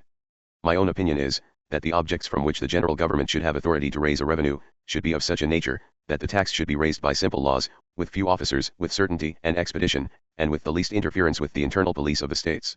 Of this nature is the impost on imported goods. And it appears to me that a duty on exports, would also be of this nature. Therefore, for aught I can discover, this would be the best source of revenue to grant the general government. I know neither the Congress nor the state legislatures will have authority under the new Constitution to raise a revenue in this way. But I cannot perceive the reason of the restriction. It appears to me evident, that a tax on articles exported, would be as nearly equal as any that we can expect to lay, and it certainly would be collected with more ease and less expense than any direct tax. I do not, however, contend for this mode. It may be liable to well-founded objections that have not occurred to me. But this I do contend for, that some mode is practicable, and that limits must be marked between the general government, and the states on this head, or if they be not, either the Congress in the exercise of this power, will deprive the state legislatures of the means of their existence, or the states by resisting the constitutional authority of the general government, will render it nugatory. The next powers vested by this Constitution in the general government, which we shall consider, are those which authorize them to borrow money on the credit of the United States, and to raise and support armies. I take these two together and connect them with the power to lay and collect taxes, duties, imposts, and excises, because their extent, and the danger that will arise from the exercise of these powers, cannot be fully understood, unless they are viewed in relation to each other. The power to borrow money is general and unlimited, and the clause so often before referred to, authorizes the passing of any laws proper and necessary to carry this into execution. Under this authority, Congress may mortgage any or all the revenues of the Union, as a fund to loan money upon, and it is probable, in this way, they may borrow of foreign nations, a principal sum, the interest of which will be equal to the annual revenues of the country. By this means, they may create a national debt, so large, as to exceed the ability of the country ever to sink. I can scarcely contemplate a greater calamity that could befall this country, than to be loaded with a debt exceeding their ability ever to discharge. If this be a just remark, it is unwise and improvident to vest in the general government a power to borrow at discretion, without any limitation or restriction. It may possibly happen that the safety and welfare of the country may require, that money be borrowed, and it is proper when such a necessity arises that the power should be exercised by the general government. But it certainly ought never to be exercised, but on the most urgent occasions, and then we should not borrow of foreigners if we could possibly avoid it. The Constitution should therefore have so restricted the exercise of this power as to have rendered it very difficult for the government to practice it. The present Confederation requires the assent of 9 states to exercise this, and a number of other important powers of the Confederacy. It would certainly have been a wise provision in this Constitution, to have made it necessary that 2/3 of the members should assent to borrowing money. When the necessity was indispensable, this assent would always be given, and in no other cause ought it to be. The power to raise armies is indefinite and unlimited, and authorizes the raising of forces, as well in peace as in war. Whether the clause which empowers the Congress to pass all laws which are proper and necessary, to carry this into execution, will not authorize them to impress men for the army, is a question well worthy of consideration. If the general legislature deem it for the general welfare to raise a body of troops, and they cannot be procured by voluntary enlistments, it seems evident, that it will be proper and necessary to effect it, that men be impressed from the militia to make up the deficiency. These powers taken in connection, amount to this, that the general government have unlimited authority and control over all the wealth and all the force of the Union. The advocates for this scheme, would favor the world with a new discovery, if they would show, what kind of freedom or independency is left to the state governments, when they cannot command any part of the property or of the force of the country, but at the will of the Congress. It seems to me as absurd, as it would be to say, that I was free and independent, when I had conveyed all my property to another, and was tenant to him, and had beside, given an indenture of myself to serve him during life. Anti-Federalist No. 24 Objections to a Standing Army, Part I. Brutus. The first essay is taken from the 9th letter of Brutus which appeared in the New York Journal, January 17, 1788. Standing armies are dangerous to the liberties of a people. If necessary, the truth of the position might be confirmed by the history of almost every nation in the world. A cloud of the most illustrious patriots of every age and country, where freedom has been enjoyed, might be adduced as witnesses in support of the sentiment. But I presume it would be useless, to enter into a labored argument, to prove to the people of America, a position which has so long and so generally been received by them as a kind of axiom. Some of the advocates for this new system contract overt this sentiment, as they do almost every other that has been maintained by the best writers on free government. Others, though they will not expressly deny, that standing armies in times of peace are dangerous, yet join with these in maintaining, that it is proper the general government should be vested with the power to do it. I shall now proceed to examine the arguments they adduce in support of their opinions. A writer, in favor of this system, treats this objection as a ridiculous one. He supposes it would be as proper to provide against the introduction of Turkish Yanizaries, or against making the Alquran a rule of faith. 1. A citizen of America Noah Webster, an examination into the leading principles of the federal constitution proposed by the late convention held at Philadelphia. With answers to the principal objections raised against the system, Philadelphia, 1787, reprinted in Ford, ed., pamphlets pages 29-65. From the positive and dogmatic manner in which this author delivers his opinions, and answers objections made to his sentiments, one would conclude that he was some pedantic pedagogue who had been accustomed to deliver his dogmas to pupils, who always placed implicit faith in what he delivered. But, why is this provision so ridiculous? Because, says this author, it is unnecessary. But, why is it unnecessary? Because, the principles and habits, as well as the power of the Americans are directly opposed to standing armies, and there is as little necessity to guard against them by positive constitutions, as to prohibit the establishment of the Mahometan religion. It is admitted then, that a standing army in time of peace is an evil. I ask then, why should this government be authorized to do evil? If the principles and habits of the people of this country are opposed to standing armies in time of peace, if they do not contribute to the public good, but would endanger the public liberty and happiness, why should the government be vested with the power? No reason can be given why rulers should be authorized to do what, if done, would oppose the principles and habits of the people, and endanger the public safety, but there is every reason in the world that they should be prohibited from the exercise of such a power. But this author supposes that no danger is to be apprehended from the exercise of this power, because if armies are kept up, it will be by the people themselves, and therefore, to provide against it would be as absurd as for a man to pass a law in his family, that no troops should be quartered in his family by his consent. This reasoning supposes that the general government is to be exercised by the people of America themselves. But such an idea is groundless and absurd. There is surely a distinction between the people and their rulers, even when the latter are representatives of the former. They certainly are not identically the same, and it cannot be disputed, but it may and often does happen, that they do not possess the same sentiments or pursue the same interests. I think I have shown in a previous paper that as this government is constructed, there is little reason to expect that the interest of the people and their rulers will be the same. Besides, if the habits and sentiments of the people of America are to be relied upon, as the sole security against the encroachment of their rulers, all restrictions in constitutions are unnecessary. Nothing more is requisite than to declare who shall be authorized to exercise the powers of government, and about this we need not be very careful, for the habits and principles of the people will oppose every abuse of power. This I suppose to be the sentiments of this author, as it seems to be of many of the advocates of this new system. An opinion like this is as directly opposed to the principles and habits of the people of America, as it is to the sentiments of every writer of reputation on the science of government, and repugnant to the principles of reason and common sense. The idea that there is no danger of the establishment of a standing army, under the new Constitution, is without foundation. It is a well-known fact, that a number of those who had an agency in producing the system, and many of those who it is probable will have a principal share in the administration of the government under it, if it is adopted, are avowedly in favor of standing armies. It is a language common among them, that no people can be kept in order, unless the government have an army to awe them into obedience. It is necessary to support the dignity of government, to have a military establishment. And there will not be wanting a variety of plausible reasons to justify the raising one, drawn from the danger we are in from the Indians on our frontiers, or from the European provinces in our neighborhood. If to this we add, that an army will afford a decent support, and agreeable employment to the young men of many families, who are too indolent to follow occupations that will require care and industry, and too poor to live without doing any business, we can have little reason to doubt but that we shall have a large standing army as soon as this government can find money to pay them, and perhaps sooner. A writer, who is the boast of the advocates of this new Constitution, has taken great pains to show that this power was proper and necessary to be vested in the general government. He sets out with calling in question the candor and integrity of those who advance the objection, and with insinuating that it is their intention to mislead the people, by alarming their passions, rather than to convince them by arguments addressed to their understandings. The man who reproves another for a fault, should be careful that he himself be not guilty of it. How far this writer has manifested a spirit of candor, and has pursued fair reasoning on this subject, the impartial public will judge, when his arguments pass before them in review. He first attempts to show that this objection is futile and disingenuous, because the power to keep up standing armies, in time of peace, is vested, under the present government, in the legislature of every state in the Union, except two. Now this is so far from being true, that it is expressly declared by the present Articles of Confederation, that no body of forces shall be kept up by any state, in time of peace, except such number only, as in the judgment of the United States in Congress assembled, shall be deemed requisite to garrison the forts necessary for the defense of such state. Now, was it candid and ingenuous to endeavor to persuade the public, that the general government had no other power than your own legislature have on this head, when the truth is, your legislature have no authority to raise and keep up any forces? He next tells us, that the power given by this Constitution, on this head, is similar to that which Congress possess under the present Confederation. As little ingenuity is manifested in this representation as in that of the former. I shall not undertake to inquire whether or not Congress are vested with the power to keep up a standing army in time of peace. It has been a subject warmly debated in Congress, more than once, since the peace, and one of the most respectable states in the Union, were so fully convinced that they had no such power, that they expressly instructed their delegates to enter a solemn protest against it on the journals of Congress, should they attempt to exercise it. But should it be admitted that they have the power, there is such a striking dissimilarity between the restrictions under which the present Congress can exercise it, and that of the proposed government, that the comparison will serve rather to show the impropriety of vesting the proposed government with the power, than of justifying it. It is acknowledged by this writer, that the powers of Congress, under the present Confederation, amount to little more than that of recommending. If they determine to raise troops, they are obliged to effect it through the authority of the state legislatures.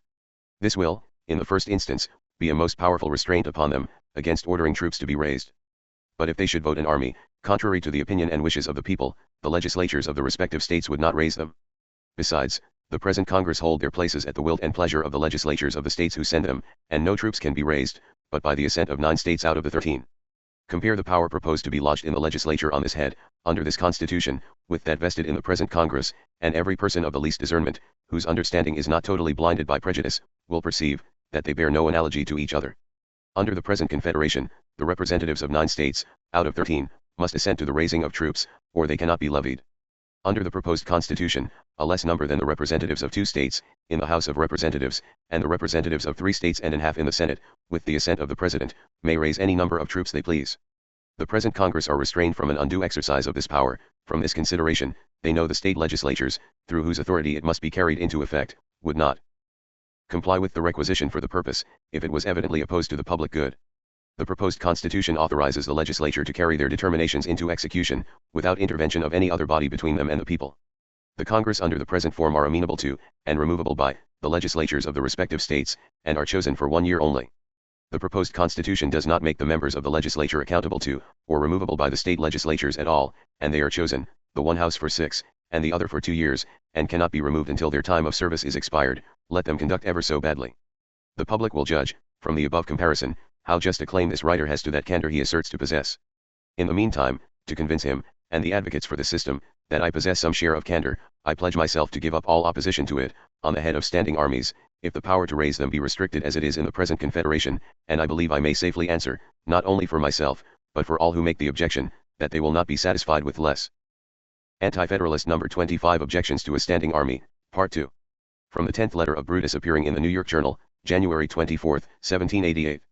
The liberties of a people are in danger from a large standing army, not only because the rulers may employ them for the purposes of supporting themselves in any usurpations of power, which they may see proper to exercise, but there is great hazard, that an army will subvert the forms of the government, under whose authority they are raised, and establish one rule according to the pleasure of their leaders. We are informed, in the faithful pages of history, of such events frequently happening. 2 instances have been mentioned in a former paper. They are so remarkable, that they are worthy of the most careful attention of every lover of freedom. They are taken from the history of the 2 most powerful nations that have ever existed in the world, and who are the most renowned, for the freedom they enjoyed, and the excellency of their constitutions, I mean Rome and Britain.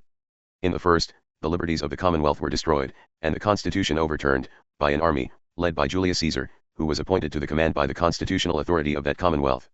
He changed it from a free republic, whose fame is still celebrated by all the world, into that of the most absolute despotism. A standing army effected this change, and a standing army supported it through a succession of ages, which are marked in the annals of history with the most horrid cruelties, bloodshed, and carnage, the most devilish, beastly, and unnatural vices, that ever punished or disgraced human nature. The same army, that in Britain, vindicated the liberties of that people from the encroachments and despotism of a tyrant king, assisted Cromwell, their general, in wresting from the people that liberty they had so dearly earned. You may be told, these instances will not apply to our case. But those who would persuade you to believe this, either mean to deceive you, or have not themselves considered the subject. I firmly believe, no country in the world had ever a more patriotic army, than the one which so ably served this country in the late war. But had the general who commanded them been possessed of the spirit of a Julius Caesar or a Cromwell, the liberties of this country might have in all probability terminated with the war. Or bad they been maintained, they might have cost more blood and treasure than was expended in the conflict with Great Britain. When an anonymous writer addressed the officers of the army at the close of the war, advising them not to part with their arms, until justice was done them, the effect it had is well known. It affected them like an electric shock. He wrote like Caesar, and had the commander-in-chief, and a few more officers of rank, countenance the measure. The desperate resolution might have been taken, to refuse to disband. What the consequences of such a determination would have been, heaven only knows. The army were in the full vigor of health and spirits, in the habit of discipline, and possessed of all our military stores and apparatus. They would have acquired great accessions of strength from the country. Those who were disgusted at our republican forms of government, for such there then were, of high rank among us, would have lent them all their aid. We should in all probability have seen a constitution and laws dictated to us, at the head of an army, and at the point of a bayonet, and the liberties for which we had so severely struggled, snatched from us in a moment. It remains a secret, yet to be revealed, whether this measure was not suggested, or at least countenanced, by some, who have had great influence in producing the present system. Fortunately indeed for this country, it had at the head of the army, a patriot as well as a general, and many of our principal officers had not abandoned the characters of citizens, by assuming that of soldiers, and therefore, the scheme proved abortive. But are we to expect, that this will always be the case? Are we so much better than the people of other ages and of other countries, that the same allurements of power and greatness, which led them aside from their duty, will have no influence upon men in our country? Such an idea is wild and extravagant. Had we indulged such a delusion, enough has appeared in a little time past, to convince the most credulous, that the passion for pomp, power, and greatness, works as powerfully in the hearts of many of our better sort, as it ever did in any country under heaven. Were the same opportunity again to offer, we should very probably be grossly disappointed, if we made dependence, that all who then rejected the overture, would do it again. From these remarks, it appears, that the evils to be feared from a large standing army in time of peace, do not arise solely from the apprehension, that the rulers may employ them for the purpose of promoting their own ambitious views, but that equal, and perhaps greater danger, is to be apprehended from their overturning the constitutional powers of the government, and assuming the power to dictate any form they please. The advocates for power, in support of this right in the proposed government, urge that a restraint upon the discretion of the legislatures, in respect to military establishments in time of peace, would be improper to be imposed, because they say, it will be necessary to maintain small garrisons on the frontiers, to guard against the depredations of the Indians, and to be prepared to repel any encroachments or invasions that may be made by Spain or Britain. The amount of this argument, stripped of the abundant verbiages with which the author has dressed it, is this. It will probably be necessary to keep up a small body of troops to garrison a few posts, which it will be necessary to maintain, in order to guard against the sudden encroachments of the Indians, or of the Spaniards and British, and therefore, the general government ought to be invested with power to raise and keep up a standing army in time of peace, without restraint, at their discretion. I confess, I cannot perceive that the conclusion follows from the premises. Logicians say, it is not good reasoning to infer a general conclusion from particular premises. Though I am not much of a logician, it seems to me, this argument is very like that species of reasoning. When the patriots in the Parliament in Great Britain, contended with such force of argument, and all the powers of eloquence, against keeping up standing armies in time of peace, it is obvious they never entertained an idea, that small garrisons on their frontiers, or in the neighborhood of powers from whom they were in danger of encroachments, or guards to take care of public arsenals, would thereby be prohibited. The advocates for this power further urge that it is necessary, because it may, and probably will happen, that circumstances will render it requisite to raise an army to be prepared to repel attacks of an enemy, before a formal declaration of war, which in modern times has fallen into disuse. If the Constitution prohibited the raising an army, until a war actually commenced, it would deprive the government of the power of providing for the defense of the country, until the enemy were within our territory. If the restriction is not to extend to the raising armies in cases of emergency, but only to the keeping them up, this would leave the matter to the discretion of the legislature, and they might, under the pretense that there was danger of an invasion, keep up the army as long as they judged proper, and hence it is inferred, that the legislature should have authority to raise and keep up an army without any restriction. But from these premises nothing more will follow than this, that the legislature should not be so restrained, as to put it out of their power to raise an army, when such exigencies as are instanced shall arise. But it does not thence follow, that the government should be empowered to raise and maintain standing armies at their discretion as well in peace as in war. If indeed, it is impossible to vest the general government with the power of raising troops to garrison the frontier posts, to guard arsenals, or to be prepared to repel an attack, when we saw a power preparing to make one, without giving them a general and indefinite authority to raise and keep up armies, without any restriction or qualification, then this reasoning might have weight, but this has not been proved nor can it be. It is admitted that to prohibit the general government from keeping up standing armies, while yet they were authorized to raise them in case of exigency, would be an insufficient guard against the danger. A discretion of such latitude would give room to elude the force of the provision. It is also admitted that an absolute prohibition against raising troops, except in cases of actual war, would be improper, because it will be requisite to raise and support a small number of troops to garrison the important frontier posts, and to guard arsenals, and it may happen, that the danger of an attack from a foreign power may be so imminent, as to render it highly proper we should raise an army, in order to be prepared to resist them. But to raise and keep up forces for such purposes and on such occasions, is not included in the idea of keeping up standing armies in times of peace. It is a thing very practicable to give the government sufficient authority to provide for these cases, and at the same time to provide a reasonable and competent security against the evil of a standing army. A clause to the following purpose would answer the end. As standing armies in time of peace are dangerous to liberty, and have often been the means of overturning the best constitutions of government, no standing army, or troops of any description whatsoever, shall be raised or kept up by the legislature, except so many as shall be necessary for guards to the arsenals of the United States, or for garrisons to such posts on the frontiers, as it shall be deemed absolutely necessary to hold, to secure the inhabitants, and facilitate the trade with the Indians, unless when the United States are threatened with an attack or invasion from some foreign power, in which case the legislature shall be authorized to raise an army to be prepared to repel the attack, provided that no troops whatsoever shall be raised in time of peace, without the assent of 2/3 of the members, composing both houses of the legislature. A clause similar to this would afford sufficient latitude to the legislature to raise troops in all cases that were really necessary, and at the same time competent security against the establishment of that dangerous engine of despotism, a standing army. The same writer who advances the arguments I have noticed, makes a number of other observations with a view to prove that the power to raise and keep up armies ought to be discretionary in the general legislature. Some of them are curious.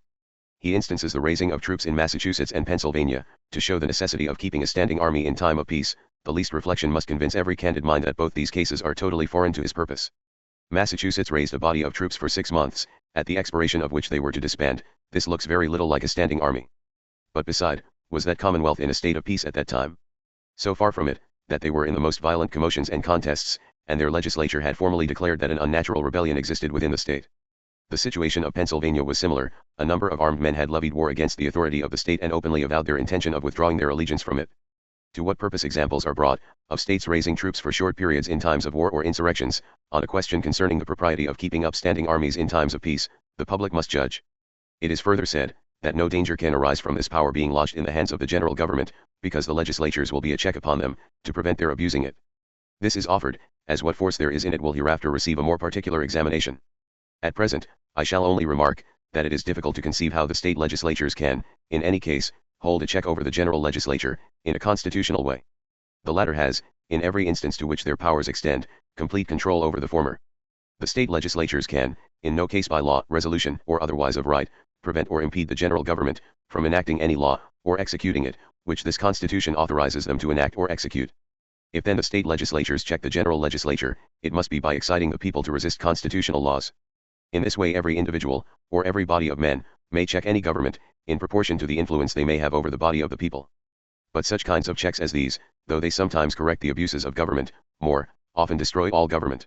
It is further said, that no danger is to be apprehended from the exercise of this power, because it is lodged in the hands of representatives of the people. If they abuse it, it is in the power of the people to remove them, and choose others who will pursue their interests. That it is unwise in any people, to authorize their rulers to do, what, if done, would prove injurious I have, in some former numbers, shown. The representation in the proposed government will be a mere shadow without the substance. I am so confident that I am well founded in this opinion, that I am persuaded if it was to be adopted or rejected, upon a fair discussion of its merits without taking into contemplation circumstances extraneous to it, as reasons for its adoption, 19/20 of the sensible men in the Union would reject it on this account alone, unless its powers were confined to much fewer objects than it embraces.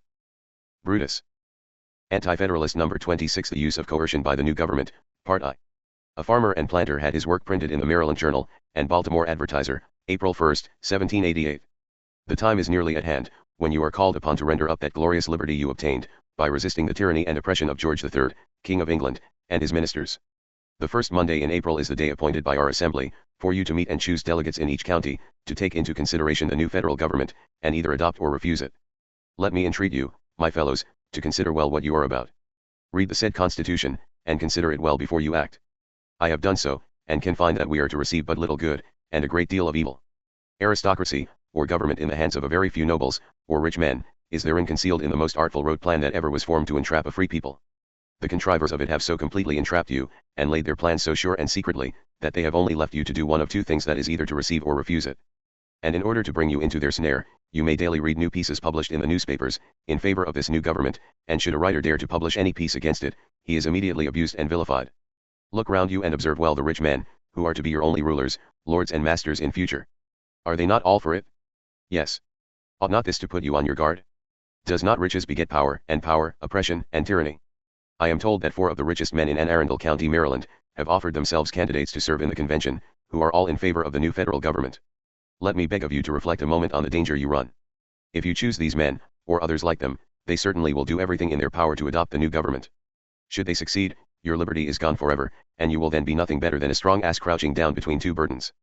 The new form of government gives Congress liberty at any time, by their laws, to alter the state laws, and the time, places, and manner of holding elections for representatives.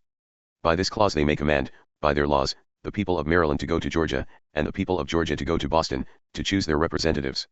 Congress, or our future lords and masters, are to have power to lay and collect taxes, duties, imposts, and excises. Excise is a new thing in America, and few country farmers and planters know the meaning of it. But it is not so in Old England, where I have seen the effects of it, and felt the smart. It is there a duty, or tax, laid upon almost every necessary of life and convenience, and a great number of other articles. The excise on salt in the year 1762, to the best of my recollection, in England, was 4s. sterling per bushel, for all that was made use of in families, and the price of salt per bushel about 6 sterling, and the excise 4s.60 on every gallon of rum made use of. If a private family make their own soap, candles, beer, cider, etc., they pay an excise duty on them. And if they neglect calling in an excise officer at the time of making these things, they are liable to grievous fines and forfeitures, besides a long train of evils and inconveniences attending this detestable excise, to enumerate particularly would fill a volume. The excise officers have power to enter your houses at all times, by night or day, and if you refuse them entrance, they can, under pretense of searching for excisable goods, that the duty has not been paid on, break open your doors, chests, trunks, desks, boxes, and rummage your houses from bottom to top. Nay, they often search the clothes, petticoats, and pockets of ladies or gentlemen, particularly when they are coming from on board an East India ship, and if they find any the least article that you cannot prove the duty to be paid on, seize it and carry it away with them, who are the very scum and refuse of mankind, who value not their oaths, and will break them for a shilling. This is their true character in England, and I speak from experience, for I have had the opportunity of putting their virtue to the test, and saw 2 of them break their oath for 1 guinea, and a third for 1 shilling's worth of punch. What do you think of a law to let loose such a set of vile officers among you? Do you expect the Congress excise officers will be any better if God, in his anger, should think it proper to punish us for our ignorance, and sins of ingratitude to him, after carrying us through the late war, and giving us liberty, and now so tamely to give it up by adopting this aristocratical government? Representatives and direct taxes shall be apportioned among the several states which may be included within this union according to their respective numbers. This seems to imply, that we shall be taxed by the poll again, which is contrary to our Bill of Rights.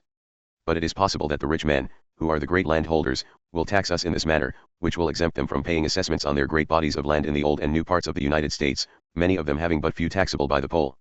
Our great lords and masters are to lay taxes, raise and support armies, provide a navy, and may appropriate money for 2 years, call forth the militia to execute their laws, suppress insurrections, and the president is to have the command of the militia. Now, my countrymen, I would ask you, why are all these things directed and put into their power? Why, I conceive, they are to keep you in a good humor, and if you should, at any time, think you are imposed upon by Congress and your great lords and masters, and refuse or delay to pay your taxes, or do anything that they shall think proper to order you to do, they can, and I have not a doubt but they will, send the militia of Pennsylvania, Boston, or any other state or place, to cut your throats, ravage and destroy your plantations, drive away your cattle and horses, abuse your wives, kill your infants, and ravish your daughters, and live in free quarters, until you get into a good humor, and pay all that they may think proper to ask of you, and you become good and faithful servants and slaves. 1 Such things have been done, and I have no doubt will be done again, if you consent to the adoption of this new federal government. You labored under many hardships while the British tyrannized over you. You fought, conquered, and gained your liberty, then keep it, I pray you, as a precious jewel. Trust it not out of your own hands, be assured, if you do, you will never more regain it. The train is laid, the match is on fire, and they only wait for yourselves to put it to the train, to blow up all your liberty and commonwealth governments, and introduce aristocracy and monarchy, and despotism will follow of course in a few years. 4 years president will be in time a king for life, and after him, his son, or he that has the greatest power among them, will be king also.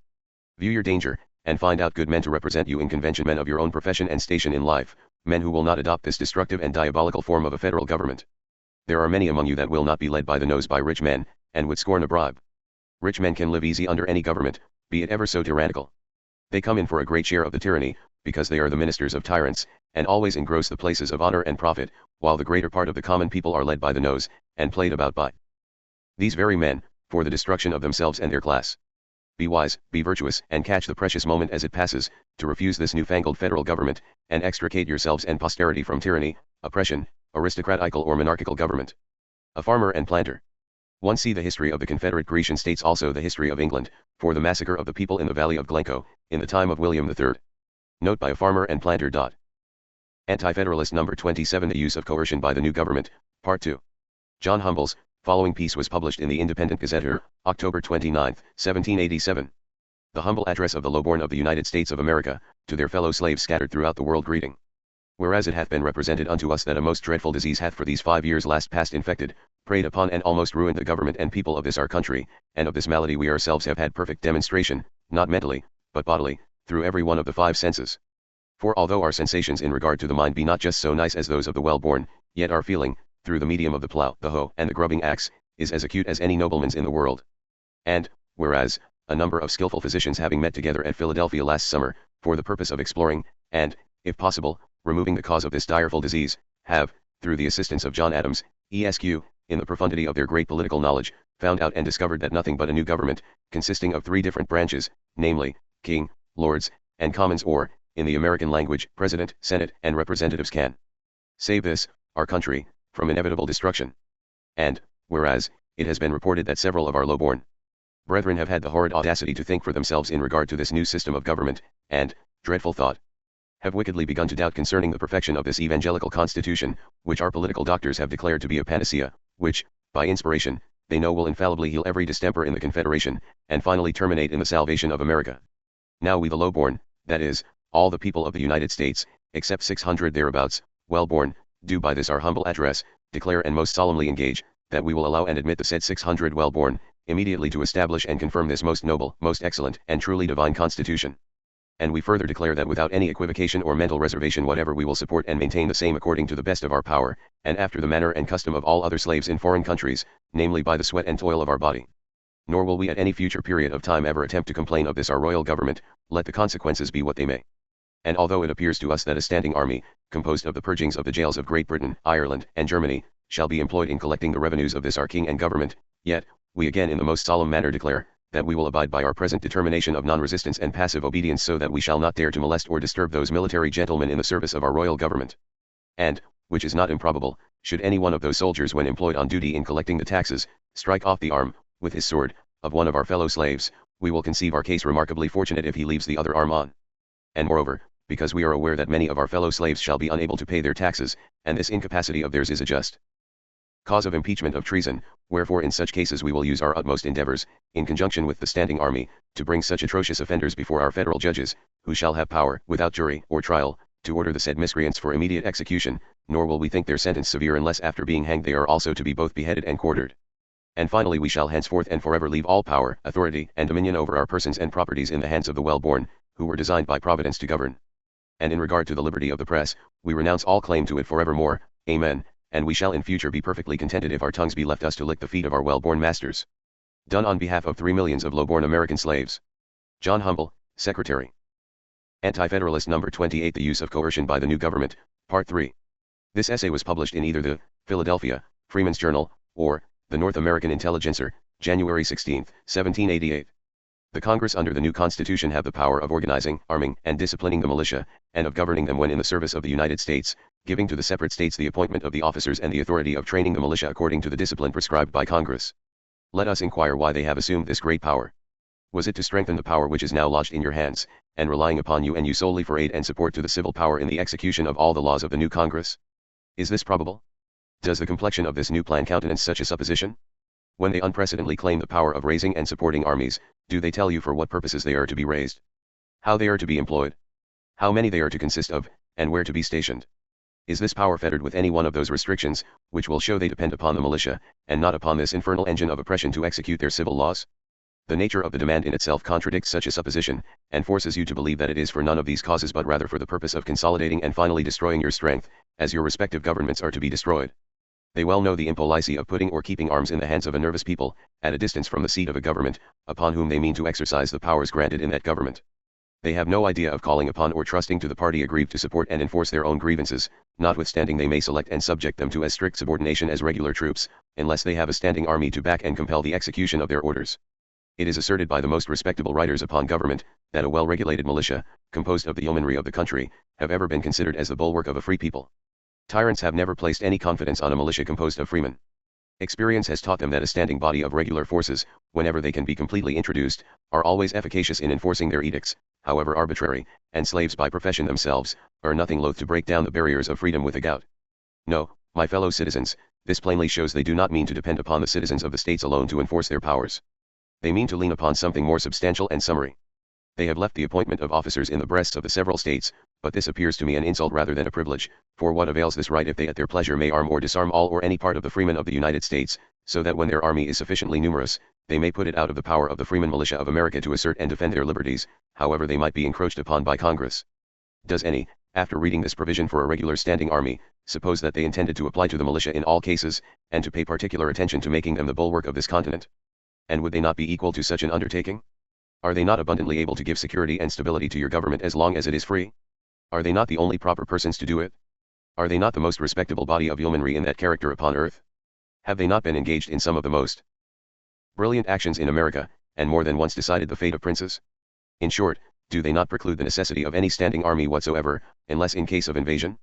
And in that case it would be time enough to raise them, for no free government under heaven, with a well-disciplined militia, was ever yet subdued by mercenary troops. The advocates at the present day, for a standing army in the new Congress, pretend it is necessary for the respectability of government. I defy them to produce an instance in any country, in the old or new world, where they have not finally done away the liberties of the people.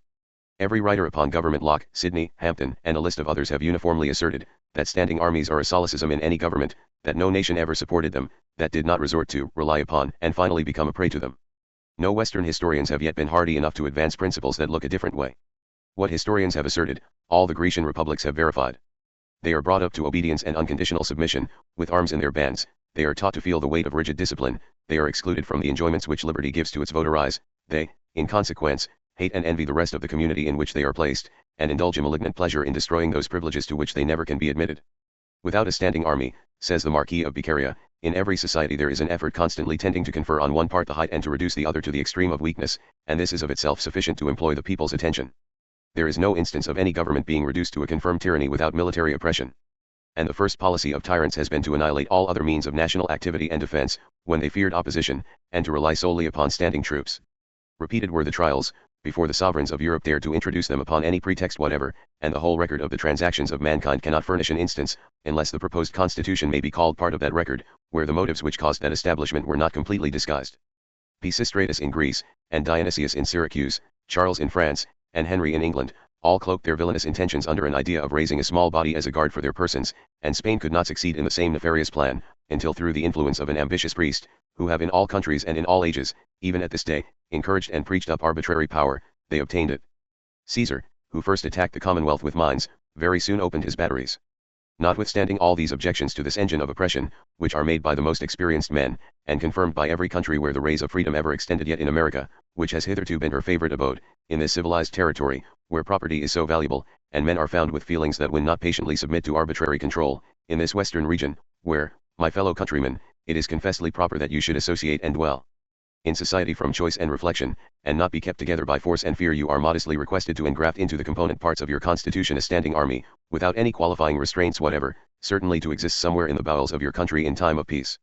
It is very true that lawyer James Wilson, member of the Federal Convention, and who we may suppose breathes in some measure the spirit of that body, tells you it is for the purpose of forming cantonments upon your frontiers, and for the dignity and safety of your country, as it respects foreign nations.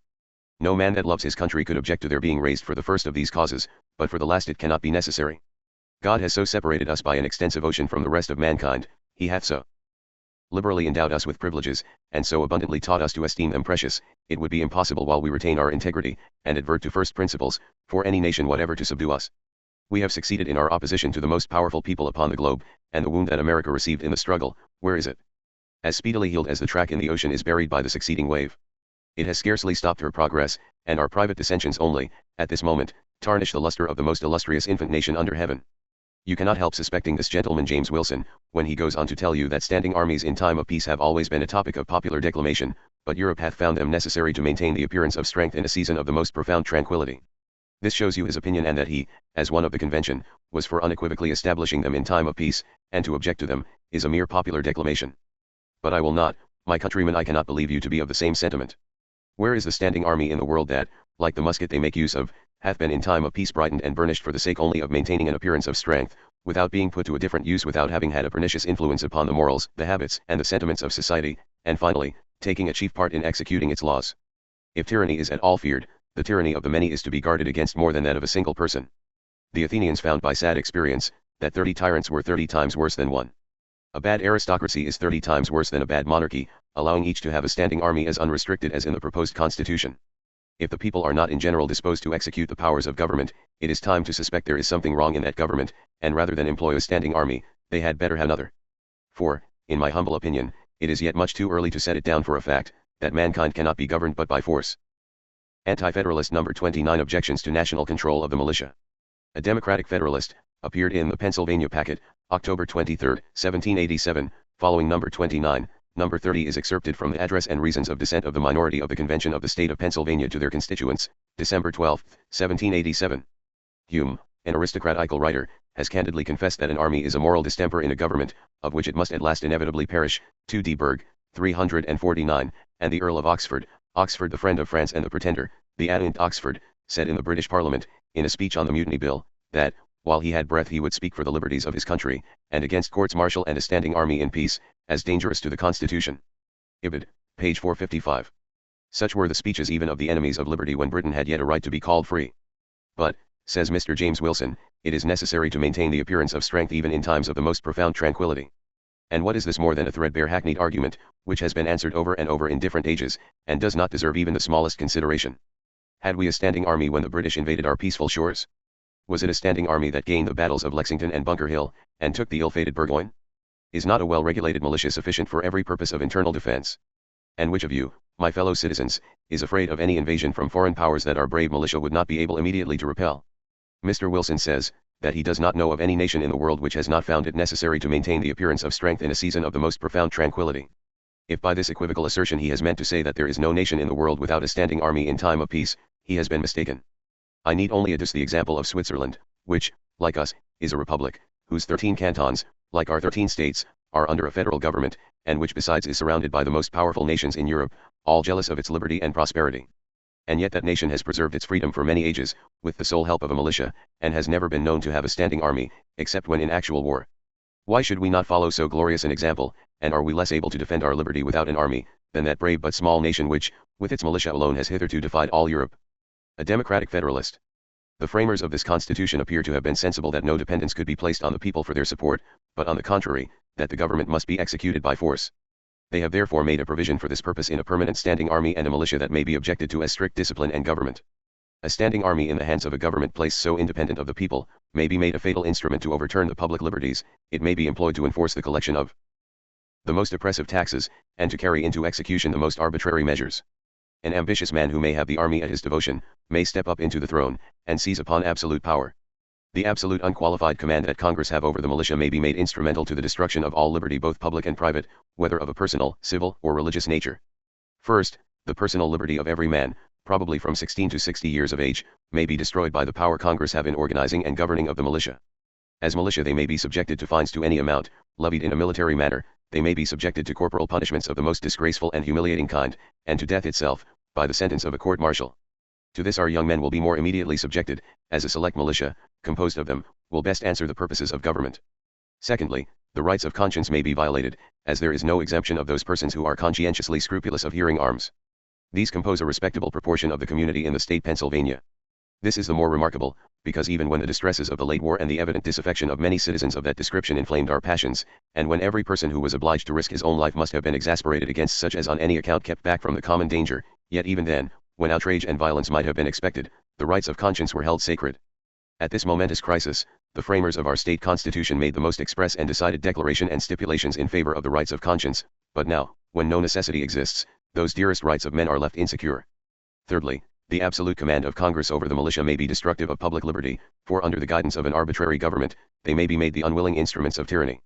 The militia of Pennsylvania may be marched to New England or Virginia to quell an insurrection occasioned by the most galling oppression, and aided by the standing army, they will no doubt be successful in subduing their liberty and independency. But in so doing, although the magnanimity of their minds will be extinguished, yet the meaner passions of resentment and revenge will be increased, and these in turn will be the ready and obedient instruments of despotism to enslave the others, and that with an irritated vengeance. Thus may the militia be made the instruments of crushing the last efforts of expiring liberty, of riveting the chains of despotism on their fellow citizens, and on one another. This power can be exercised not only without violating the Constitution, but in strict conformity with it. It is calculated for this express purpose, and will doubtless be executed accordingly. As this government will not enjoy the confidence of the people, but be executed by force, it will be a very expensive and burdensome government. The standing army must be numerous, and as a further support, it will be the policy of this government to multiply officers in every department, judges, collectors, tax gatherers, excisemen, and the whole host of revenue officers will swarm over the land, devouring the hard earnings of the industrious like the locusts of old, impoverishing and desolating all before them. Anti-Federalist No. 30-31, a Virginia Anti-Federalist on the issue of taxation. From the Freeman's Journal, or the North American Intelligencer, October 31, 1787. It has been the language, since the peace, of the most virtuous and discerning men in America, that the powers vested in Congress were inadequate to the procuring of the benefits that should result from the Union. It was found that our national character was sinking in the opinion of foreign nations, and that the selfish views of some of the states were likely to become the source of dangerous jealousy. The requisitions of Congress were set at naught. The government, that represented the Union, had not a shilling in its treasury to enable it to pay off the federal debts, nor had it any method within its power to alter its situation. It could make treaties of commerce, but could not enforce the observance of them, and it was felt that we were suffering from the restrictions of foreign nations, who, seeing the want of energy in our federal constitution, and the unlikelihood of cooperation in 13 separate legislatures, had shackled our commerce, without any dread of recrimination on our part.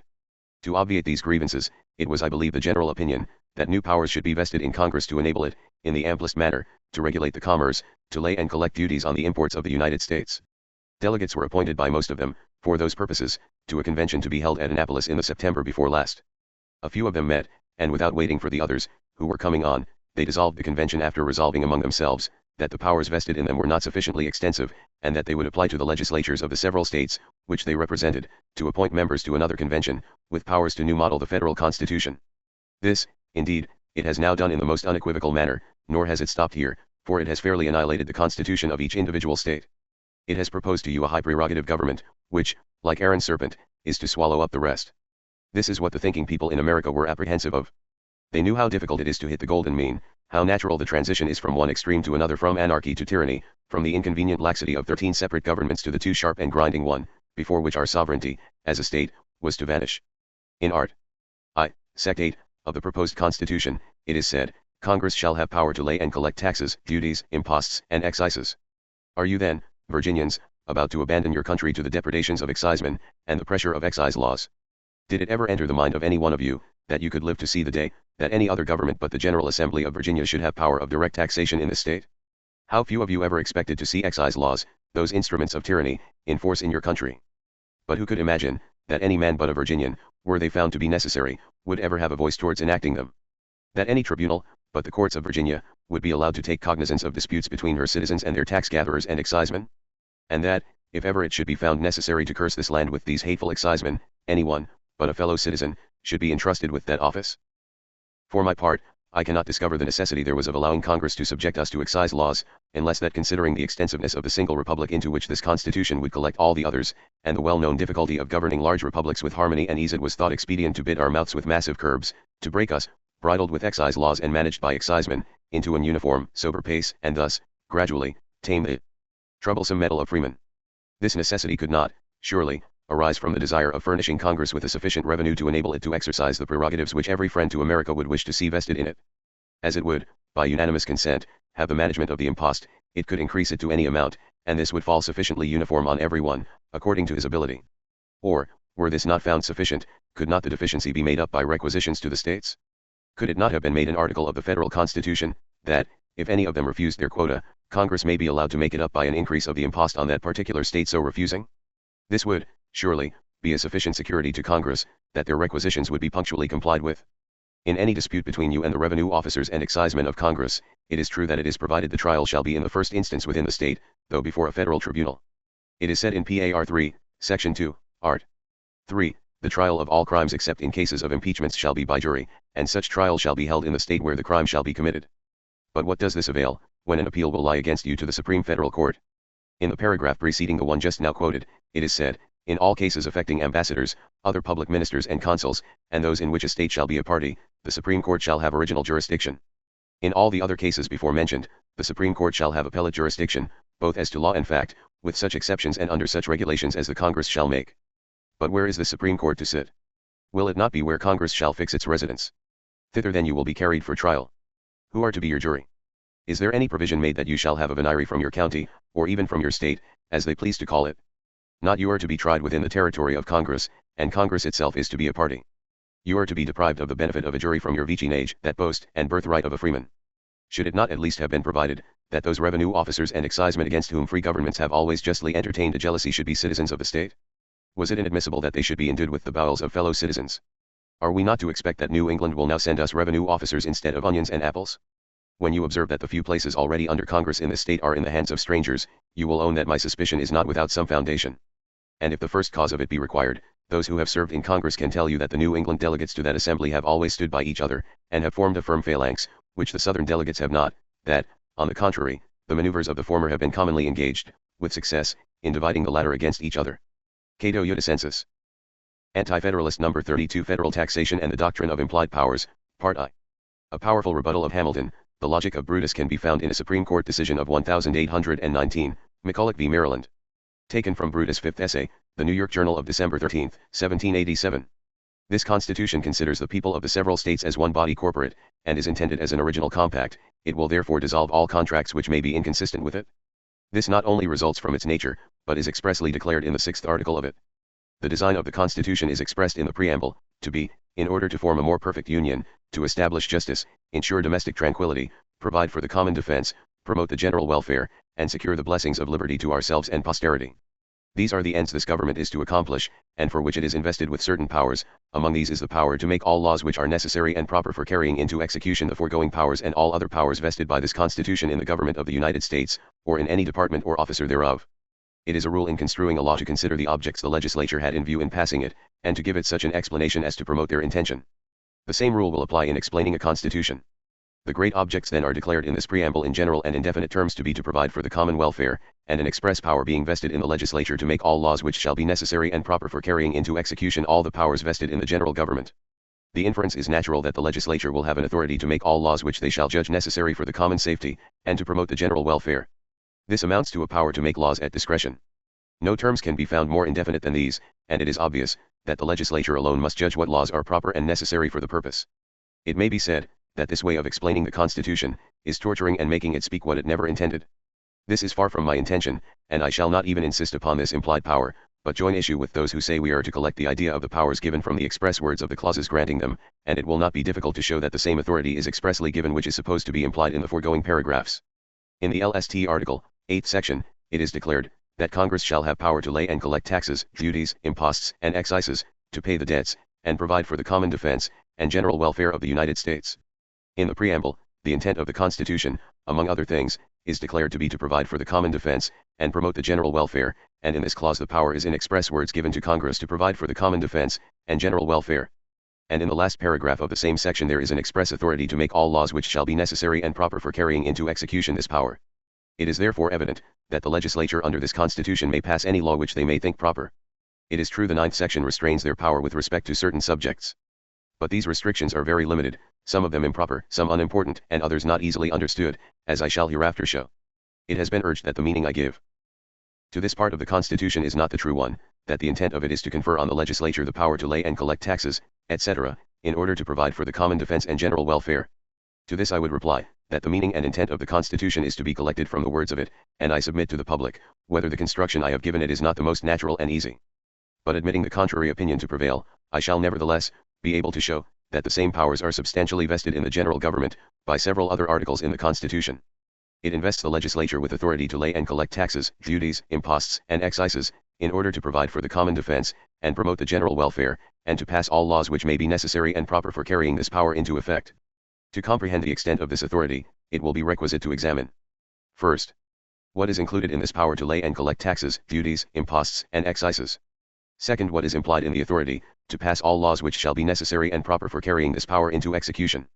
Third, what limitation, if any, is set to the exercise of this power by the Constitution. First, to detail the particulars comprehended in the general terms, taxes, duties, imposts, and excises, would require a volume, instead of a single piece in a newspaper. Indeed, it would be a task far beyond my ability, and to which no one can be competent, unless possessed of a mind capable of comprehending every possible source of revenue, for they extend to every possible way of raising money, whether by direct or indirect taxation. Under this clause may be imposed a poll tax, a land tax, a tax on houses and buildings, on windows and fireplaces, on cattle and on all kinds of personal property. It extends to duties on all kinds of goods to any amount, to tonnage and poundage on vessels, to duties on written instruments, newspapers, almanacs, and books. It comprehends an excise on all kinds of liquors, spirits, wines, cider, beer, etc., and indeed takes in duty or excise on every necessary or conveniency of life, whether of foreign or home growth or manufactory. In short, we can have no conception of any way in which a government can raise money from the people, but what is included in one or other of these general terms. We may say then that this clause commits to the hands of the general legislature every conceivable source of revenue within the United States. Not only are these terms very comprehensive, and extend to a vast number of objects, but the power to lay and collect has great latitude. It will lead to the passing a vast number of laws, which may affect the personal rights of the citizens of the states, expose their property to fines and confiscation, and put their lives in jeopardy. It opens a door to the appointment of a swarm of revenue and excise collectors to prey upon the honest and industrious part of the community, and eat up their substance. Second, we will next inquire into what is implied in the authority to pass all laws which shall be necessary and proper to carry this power into execution. It is, perhaps, utterly impossible fully to define this power. The authority granted in the first clause can only be understood in its full extent, By descending to all the particular cases in which a revenue can be raised, the number and variety of these cases are so endless, and as it were infinite, that no man living has, as yet, been able to reckon them up. The greatest geniuses in the world have been for ages employed in the research, and when mankind had supposed that the subject was exhausted, they have been astonished with the refined improvements that have been made in modern times, and especially in the English nation, on the subject. If then the objects of this power cannot be comprehended, how is it possible to understand the extent of that power which can pass all laws which shall be necessary and proper for carrying it into executions? It is truly incomprehensible. A case cannot be conceived of, which is not included in this power. It is well known that the subject of revenue is the most difficult and extensive in the science of government. It requires the greatest talents of a statesman, and the most numerous and exact provisions of the legislature. The command of the revenues of a state gives the command of everything in it. He that has the purse will have the sword, and they that have both, have everything, so that the legislature, having every source from which money can be drawn under their direction, with the right to make all laws necessary and proper for drawing forth all the resource of the country, would have, in fact, all power. Were I to enter into the detail, it would be easy to show how this power in its operation would totally destroy all the powers of the individual states. But this is not necessary for those who will think for themselves, and it will be useless to such as take things upon trust. Nothing will awaken them to reflection, until the iron hand of oppression compel them to it. I shall only remark, that this power, given to the federal legislature, directly annihilates all the powers of the state legislatures. There cannot be a greater solecism in politics than to talk of power in a government, without the command of any revenue. It is as absurd as to talk of an animal without blood, or the subsistence of one without food. Now the general government, having in their control every possible source of revenue, and authority to pass any law they may deem necessary to draw them forth, or to facilitate their collection, no source of revenue is therefore left in the hands of any state. Should any state attempt to raise money by law, the general government may repeal or arrest it in the execution, for all their laws will be the supreme law of the land. If then anyone can be weak enough to believe that a government can exist without having the authority to raise money to pay a doorkeeper to their assembly, he may believe that the state government can exist, should this new constitution take place. It is agreed by most of the advocates of this new system, that the government which is proper for the United States should be a confederated one, that the respective states ought to retain a portion of their sovereignty, and that they should preserve not only the forms of their legislatures, but also the power to conduct certain internal concerns. How far the powers to be retained by the states are to extend, is the question. We need not spend much time on this subject, as it respects this Constitution, for a government without power to raise money is one only in name. It is clear that the legislatures of the respective states must be altogether dependent on the will of the general legislature, for the means of supporting their government. The legislature of the United States will have a right to exhaust every source of revenue in every state, and to annul all laws of the states which may stand in the way of effecting it. Unless therefore we can suppose the state governments can exist without money to support the officers who execute them, we must conclude they will exist no longer than the general legislatures choose they should. Indeed, the idea of any government existing, in any respect, as an independent one, without any means of support in their own hands, is an absurdity. If therefore, this Constitution has in view, what many of its framers and advocates say it has, to secure and guarantee to the separate states the exercise of certain powers of government, it certainly ought to have left in their hands some sources of revenue. It should have marked the line in which the general government should have raised money, and set bounds over which they should not pass, leaving to the separate states other means to raise supplies for the support of their governments, and to discharge their respective debts. To this it is objected, that the general government ought to have power competent to the purposes of the Union. They are to provide for the common defense, to pay the debts of the United States, support foreign ministers, and the civil establishment of the Union, and to do these they ought to have authority to raise money adequate to the purpose. On this I observe, that the state governments have also contracted debts. They require money to support their civil officers. If they give to the general government a power to raise money in every way in which it can possibly be raised, with a control over the state legislatures as to prohibit them, whenever the general legislature may think proper, from raising any money, the states will fail. It is again objected that it is very difficult, if not impossible, to draw the line of distinction between the powers of the general and state governments on this subject. The first, it is said, must have the power to raise the money necessary for the purposes of the Union. If they are limited to certain objects, the revenue may fall short of a sufficiency for the public exigencies. They must therefore have discretionary power. The line may be easily and accurately drawn between the powers of the two governments on this head. The distinction between external and internal taxes is not a novel one in this country. It is a plain one, and easily understood. The first includes impost duties on all imported goods.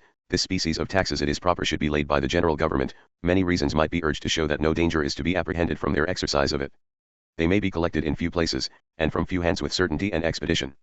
But few officers are necessary to be employed in collecting them, and there is no danger of oppression in laying them, because if they are laid higher than trade will bear, the merchants will cease importing, or smuggle their goods. We have therefore sufficient security, arising from the nature of the thing, against burdensome and intolerable impositions from this kind of tax. The case is far otherwise with regard to direct taxes. These include poll taxes, land taxes, excises, duties on written instruments, on everything we eat, drink, or wear. They take hold of every species of property, and come home to every man's house and pocket. These are often so oppressive, as to grind the face of the poor, and render the lives of the common people a burden to them. The great and only security the people can have against oppression from this kind of taxes, must rest in their representatives. If they are sufficiently numerous to be well informed of the circumstances, and have a proper regard for the people, they will be secure. The general legislature, as I have shown in a former paper, will not be thus qualified, and therefore, on this account, ought not to exercise the power of direct taxation.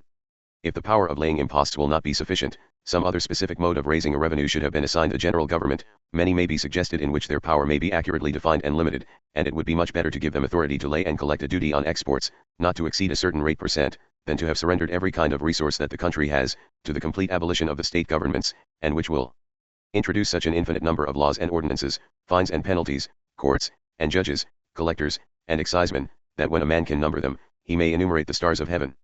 Brutus. Anti-Federalist No. 33, Federal Taxation and the Doctrine of Implied Powers, Part 2. The Federalist writers apparently never responded to Brutus. The following Brutus article was extracted from his sixth essay, the New York Journal of December 27, 1787. The general government is to be vested with authority to levy and collect taxes, duties, and excises. The separate states have also power to impose taxes, duties, and excises, except that they cannot lay duties on exports and imports without the consent of Congress. Here then the two governments have concurrent jurisdiction, both may lay impositions of this kind. But then the general government have superadd to this power, authority to make all laws which shall be necessary and proper for carrying the foregoing power into execution. Suppose then that both governments should lay taxes, duties, and excises, and it should fall so heavy on the people that they would be unable, or be so burdensome that they would refuse to pay them both, would it not be necessary that the general legislature should suspend the collection of the state tax? It certainly would.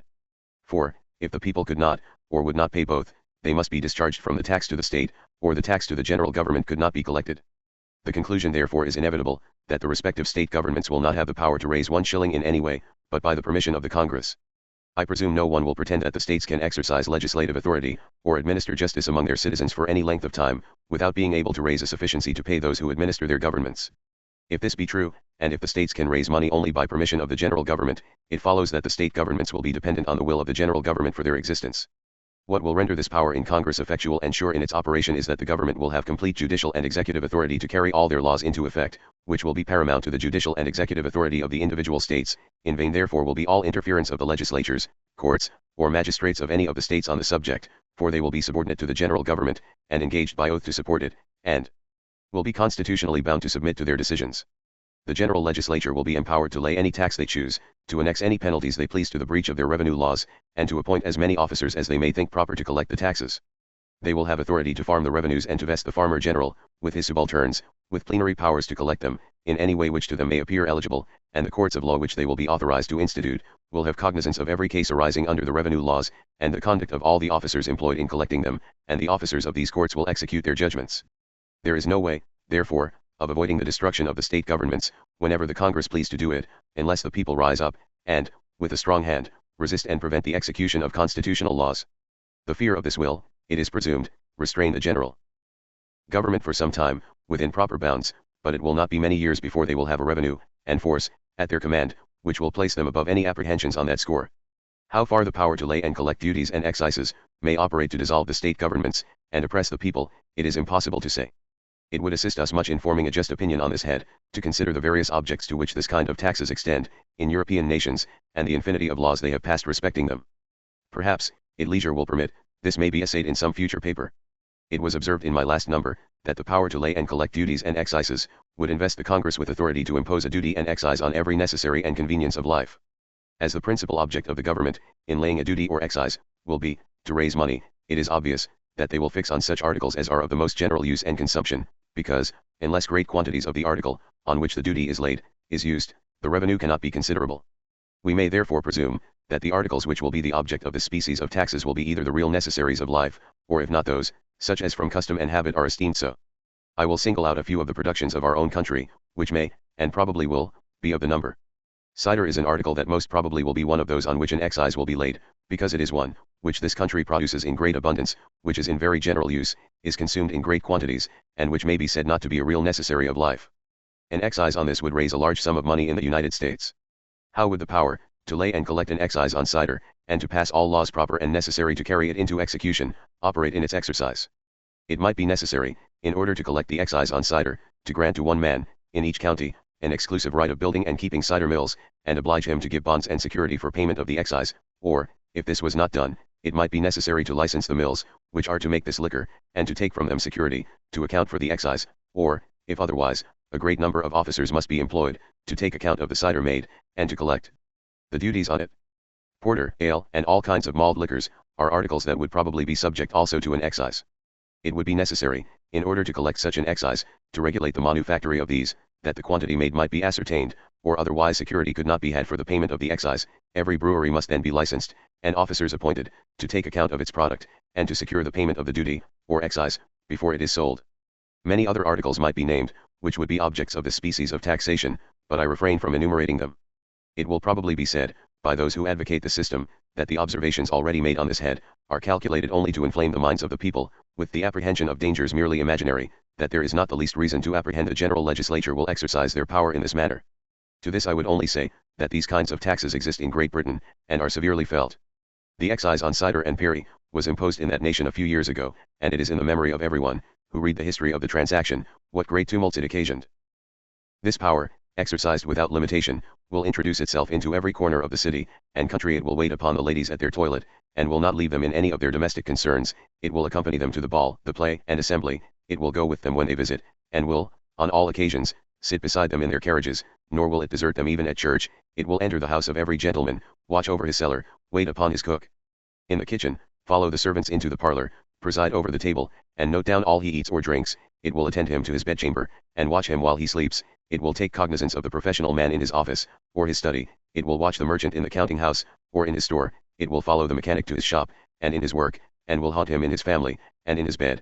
It will be a constant companion of the industrious farmer in all his labor. It will be with him in the house, and in the field, observe the toil of his hands, and the sweat of his brow. It will penetrate into the most obscure cottage, and finally, it will light upon the head of every person in the United States. To all these different classes of people, and in all these circumstances, in which it will attend them, the language in which it will address them, will be give. A power that has such latitude, which reaches every person in the community in every conceivable circumstance, and lays hold of every species of property they possess, and which has no bounds set to it, but the discretion of those who exercise it. I say, such a power must necessarily, from its very nature, swallow up all the power of the state governments. I shall add but one other observation on this head, which is this: it appears to me a solecism, for two men, or bodies of men, to have unlimited power respecting the same object. It contradicts the maxim, which saith, no man can serve two masters, the one power or the other must prevail, or else they will destroy each other, and neither of them effect their purpose. It may be compared to two mechanic powers, acting upon the same body in opposite directions. The consequence would be, if the powers were equal, the body would remain in a state of rest, or if the force of the one was superior to that of the other, the stronger would prevail, and overcome the resistance of the weaker. But it is said, by some of the advocates of this system, that the idea that Congress can levy taxes at pleasure is false, and the suggestion wholly unsupported. The preamble to the Constitution is declaratory of the purposes of our Union, and the assumption of any power not necessary to establish justice, etc., provide for the common defense, etc., will be unconstitutional. Besides, in the very clause which gives the power of levying duties and taxes, the purposes to which the money shall be appropriated are specified, viz., to pay the debts and provide for the common defense and general welfare.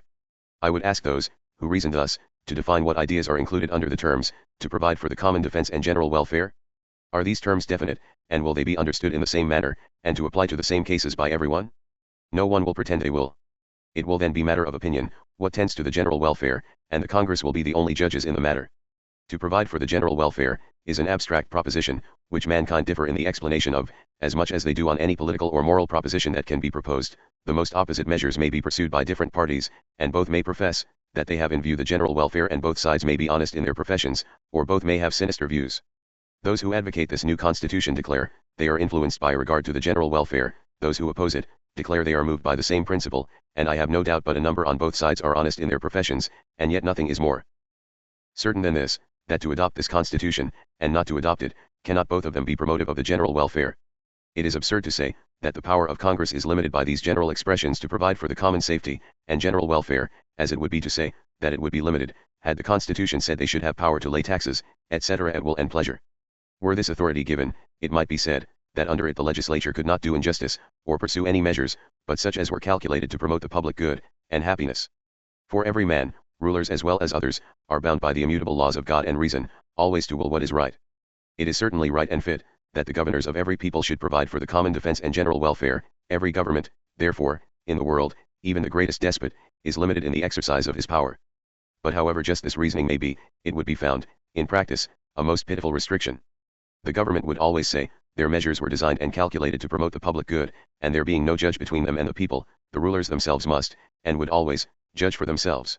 There are others of the favorers of this system, who admit, that the power of the Congress under it, with respect to revenue, will exist without limitation, and contend, that so it ought to be. It is said, the power to raise armies, to build and equip fleets, and to provide for their support, ought to exist without limitation, because it is impossible to foresee or define the extent and variety of national exigencies, or the correspondent extent and variety of the means which may be necessary to satisfy them. This, it is said, is one of those truths which, to a correct and unprejudiced mind, carries its own evidence along with it. It rests upon axioms as simple as they are universal. The means ought to be proportioned to the end. The persons, from whose agency the attainment of any end is expected, ought to possess the means by which it is to be attained. This same writer insinuates, that the opponents to the plan promulgated by the convention, manifests a want of candor, in objecting to the extent of the powers proposed to be vested in this government, because he asserts, with an air of confidence, that the powers ought to be unlimited as to the object to which they extend, and that this position, if not self-evident, is at least clearly demonstrated by the foregoing mode of reasoning.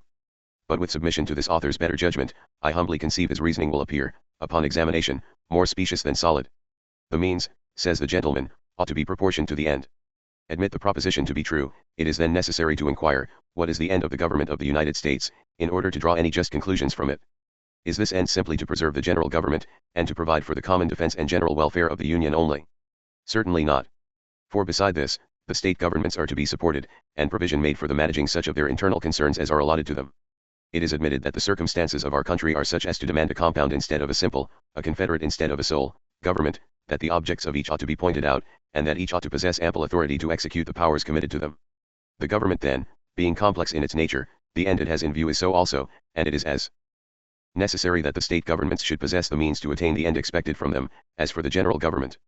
Neither the general government nor the state governments ought to be vested with all the powers proper to be exercised for promoting the ends of government.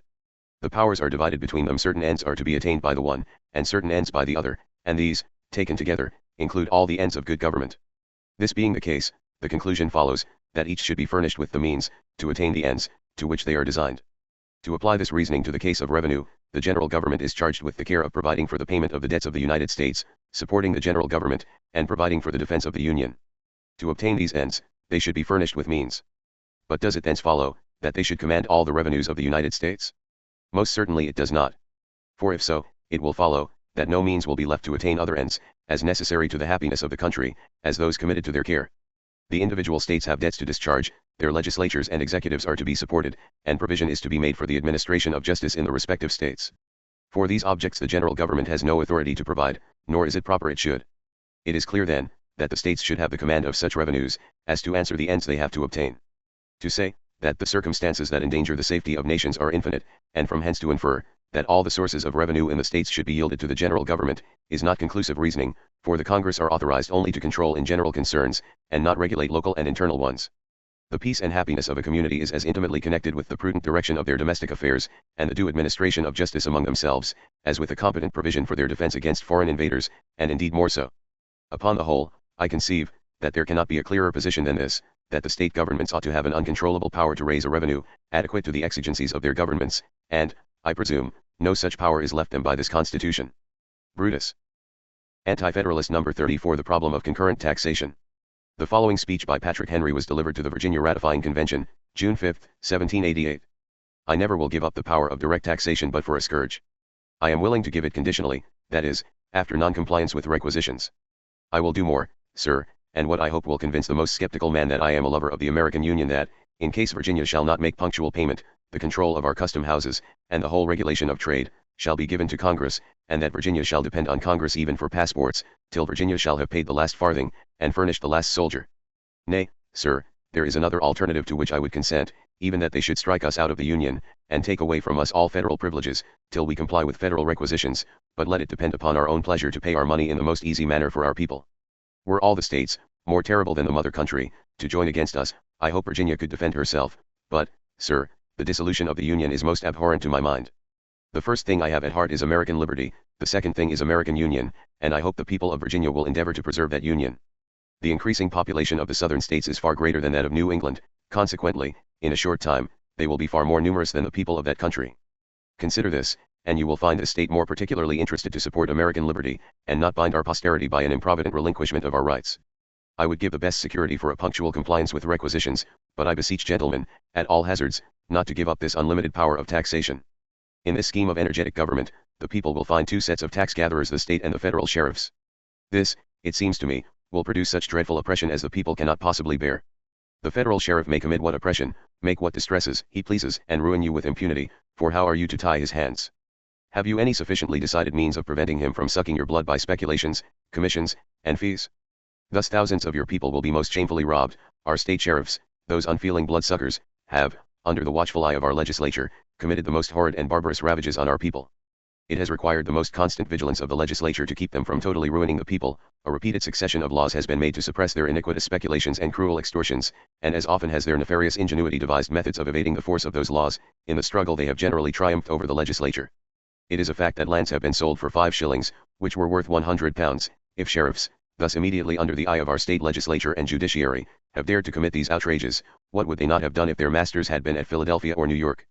If they perpetrate the most unwarrantable outrage on your person or property, you cannot get redress on this side of Philadelphia or New York, and how can you get it there? If your domestic avocations could permit you to go thither, there you must appeal to judges sworn to support this Constitution, in opposition to that of any state, and who may also be inclined to favor their own officers. When these harpies are aided by excisemen, who may search, at any time, your houses and most secret recesses, will the people bear it?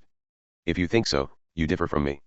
Where I thought there was a possibility of such mischiefs, I would grant power with a niggardly hand, and here there is a strong probability that these oppressions shall actually happen.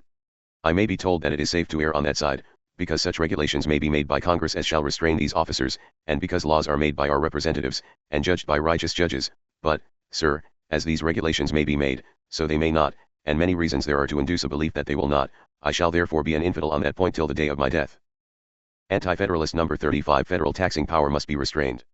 George Mason of Virginia opposed the Constitution because it lacked a Bill of Rights, and centralized powers further than he felt it necessary.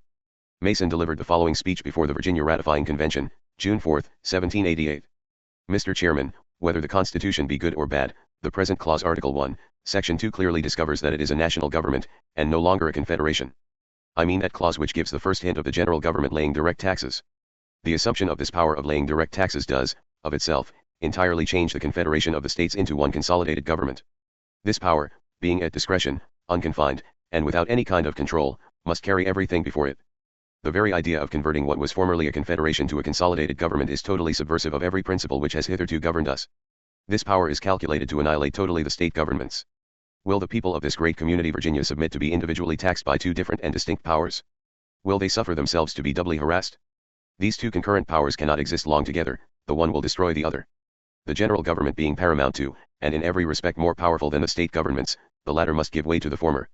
Requisitions under the Articles of Confederation have been often refused, sometimes from an impossibility of complying with them, often from that great variety of circumstances which retards the collection of moneys, and perhaps sometimes from a wilful design of procrastinating. But why shall we give up to the national government this power, so dangerous in its nature, and for which its members will not have sufficient information? Is it not well known that what would be a proper tax in one state would be grievous in another? The gentleman who has favored us with a eulogium in favor of the system, Wilson C. Nicholas, must, after all the encomiums he has been pleased to bestow upon it, acknowledge that our federal representatives must be unacquainted with the situation of their constituents. 65 members cannot possibly know the situation and circumstances of all the inhabitants of this immense continent. When a certain sum comes to be taxed, and the mode of levying to be fixed, they will lay the tax on that article which will be most productive and easiest in the collection, without consulting the real circumstances or convenience of a country, with which, in fact, they cannot be sufficiently acquainted. The mode of levying taxes is of the utmost consequence, and yet here it is to be determined by those who have neither knowledge of our situation, nor a common interest with us, nor a fellow feeling for us. The subject of taxation differs in 3/4, nay, I might say with truth, in 4/5 of the states. If we trust the national government with an effectual way of raising the necessary sums, it is sufficient. Everything we do further is trusting the happiness and rights of the people. Why, then, should we give up this dangerous power of individual taxation? Why leave the manner of laying taxes to those who, in the nature of things, cannot be acquainted with the situation of those on whom they are to impose them, when it can be done by those who are well acquainted with it? If, instead of giving this oppressive power, we give them such an effectual alternative as will answer the purpose, without encountering the evil and danger that might arise from it, then I would cheerfully acquiesce, and would it not be far more eligible? I candidly acknowledge the inefficacy of the Confederation, but requisitions have been made which were impossible to be complied with, requisitions for more gold and silver than were in the United States. If we give the general government the power of demanding their quotas of the states, with an alternative of laying direct taxes in case of non-compliance, then the mischief would be avoided. And the certainty of this conditional power would, in all human probability, prevent the application, and the sums necessary for the Union would be then laid by the states, by those who know how it can best be raised, by those who have a fellow feeling for us. Give me leave to say, that the sum raised one way with convenience and case, would be very oppressive another way. Why, then, not leave this power to be exercised by those who know the mode most convenient for the inhabitants, and not by those who must necessarily apportion it in such manner as shall be oppressive? An indispensable amendment is, that Congress shall not exercise the power of raising direct taxes till the states shall have refused to comply with the requisitions of Congress. On this condition it may be granted, but I see no reason to grant it unconditionally, as the states can raise the taxes with more case, and lay them on the inhabitants with more propriety, than it is possible for the general government to do. If Congress hath this power without control, the taxes will be laid by those who have no fellow feeling or acquaintance with the people. This is my objection to the article now under consideration. It is a very great and important one. I therefore beg gentlemen to consider it.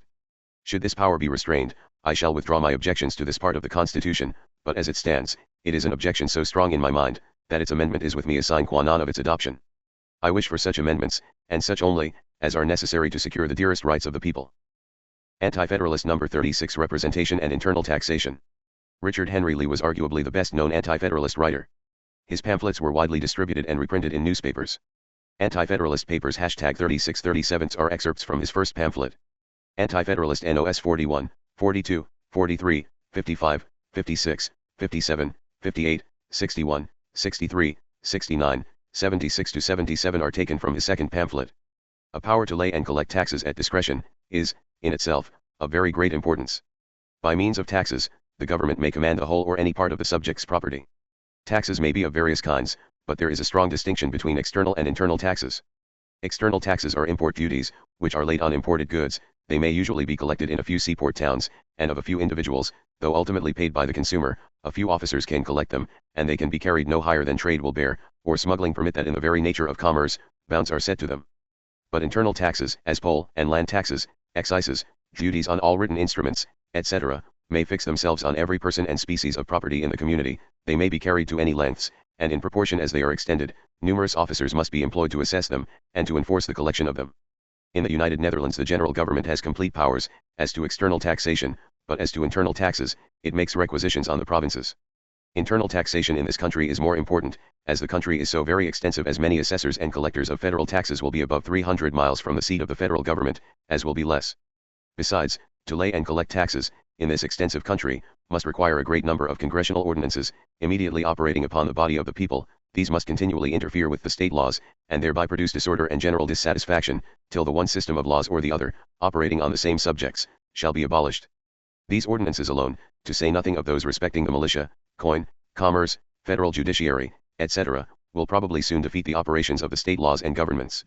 Should the general government think it politic, as some administration, if not all, probably will, to look for a support in a system of influence, the government will take every occasion to multiply laws, and officers to execute them, considering these as so many necessary props for its own support. Should this system of policy be adopted, taxes more productive than the impost duties will, probably, be wanted to support the government, and to discharge foreign demands, without leaving anything for the domestic creditors. The internal sources of taxation then must be called into operation, and internal tax laws and federal assessors and collectors spread over this immense country. All these circumstances considered, is it wise, prudent, or safe, to vest the powers of laying and collecting internal taxes in the general government, while imperfectly organized and inadequate? And to trust to amending it hereafter, and making it adequate to this purpose? It is not only unsafe but absurd to lodge power in a government before it is fitted to receive it. It is confessed that this power and representation ought to go together. Why give the power first? Why give the power to the few, who, when possessed of it, may have address enough to prevent the increase of representation? Why not keep the power, and, when necessary, amend the Constitution, and add to its other parts this power, and a proper increase of representation at the same time? Then men who may want the power will be under strong inducements to let in the people, by their representatives, into the government, to hold their due proportion of this power. If a proper representation be impracticable, then we shall see this power resting in the states, where it at present ought to be, and not inconsiderately given up. When I recollect how lately Congress, conventions, legislatures, and people contended in the cause of liberty, and carefully weighed the importance of taxation, I can scarcely believe we are serious in proposing to vest the powers of laying and collecting internal taxes in a government so imperfectly organized for such purposes. Should the United States be taxed by a House of Representatives of 200 members, which would be about 15 members for Connecticut, 25 for Massachusetts, etc., still the middle and lower classes of people could have no great share, in fact, in taxation.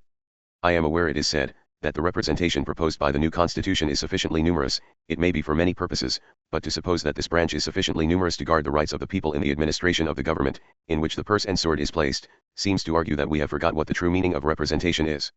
In considering the practicability of having a full and equal representation of the people from all parts of the Union, not only distances and different opinions, customs, and views, common in extensive tracts of country, are to be taken into view, but many differences peculiar to Eastern, Middle, and Southern states. These differences are not so perceivable among the members of Congress, and men of general information in the states, as among the men who would properly form the Democratic branch. The Eastern states are very democratic, and composed chiefly of moderate freeholders, they have but few rich men and no slaves. The Southern states are composed chiefly of rich planters and slaves, they have but few moderate freeholders, and the prevailing influence in them is generally a dissipated aristocracy. The Middle states partake partly of the Eastern and partly of the Southern character. I have no idea that the interests, feelings, and opinions of 3 or 4 millions of people, especially touching internal taxation, can be collected in such a house. In the nature of things, 9 times in 10, men of the elevated classes in the community only can be chosen. I am sensible also, that it is said that Congress will not attempt to lay and collect internal taxes, that it is necessary for them to have the power, though it cannot probably be exercised. I admit that it is not probable that any prudent Congress will attempt to lay and collect internal taxes, especially direct taxes, but this only proves that the power would be improperly lodged in Congress, and that it might be abused by imprudent and designing men. I have heard several gentlemen, to get rid of objections to this part of the Constitution, attempt to construe the powers relative to direct taxes, as those who object to it would have them. As to these, it is said, that Congress will only have power to make requisitions, leaving it to the states to lay and collect them. I see but very little color for this construction, and the attempt only proves that this part of the plan cannot be defended. By this plan there can be no doubt, but that the powers of Congress will be complete as to all kinds of taxes whatever. Further, as to internal taxes, the state governments will have concurrent powers with the general government, and both may tax the same objects in the same year, and the objection that the general government may suspend a state tax, as a necessary measure for the promoting the collection of a federal tax, is not without foundation. The Federal Farmer. Anti-Federalist number 37 Factions and the Constitution. To have a just idea of the government before us, and to show that a consolidated one is the object in view, it is necessary not only to examine the plan, but also its history, and the politics of its particular friends. The Confederation was formed when great confidence was placed in the voluntary exertions of individuals, and of the respective states, and the framers of it, to guard against usurpation, so limited, and check the powers, that, in many respects, they are inadequate to the exigencies of the Union. We find, therefore, members of Congress urging alterations in the federal system almost as soon as it was adopted.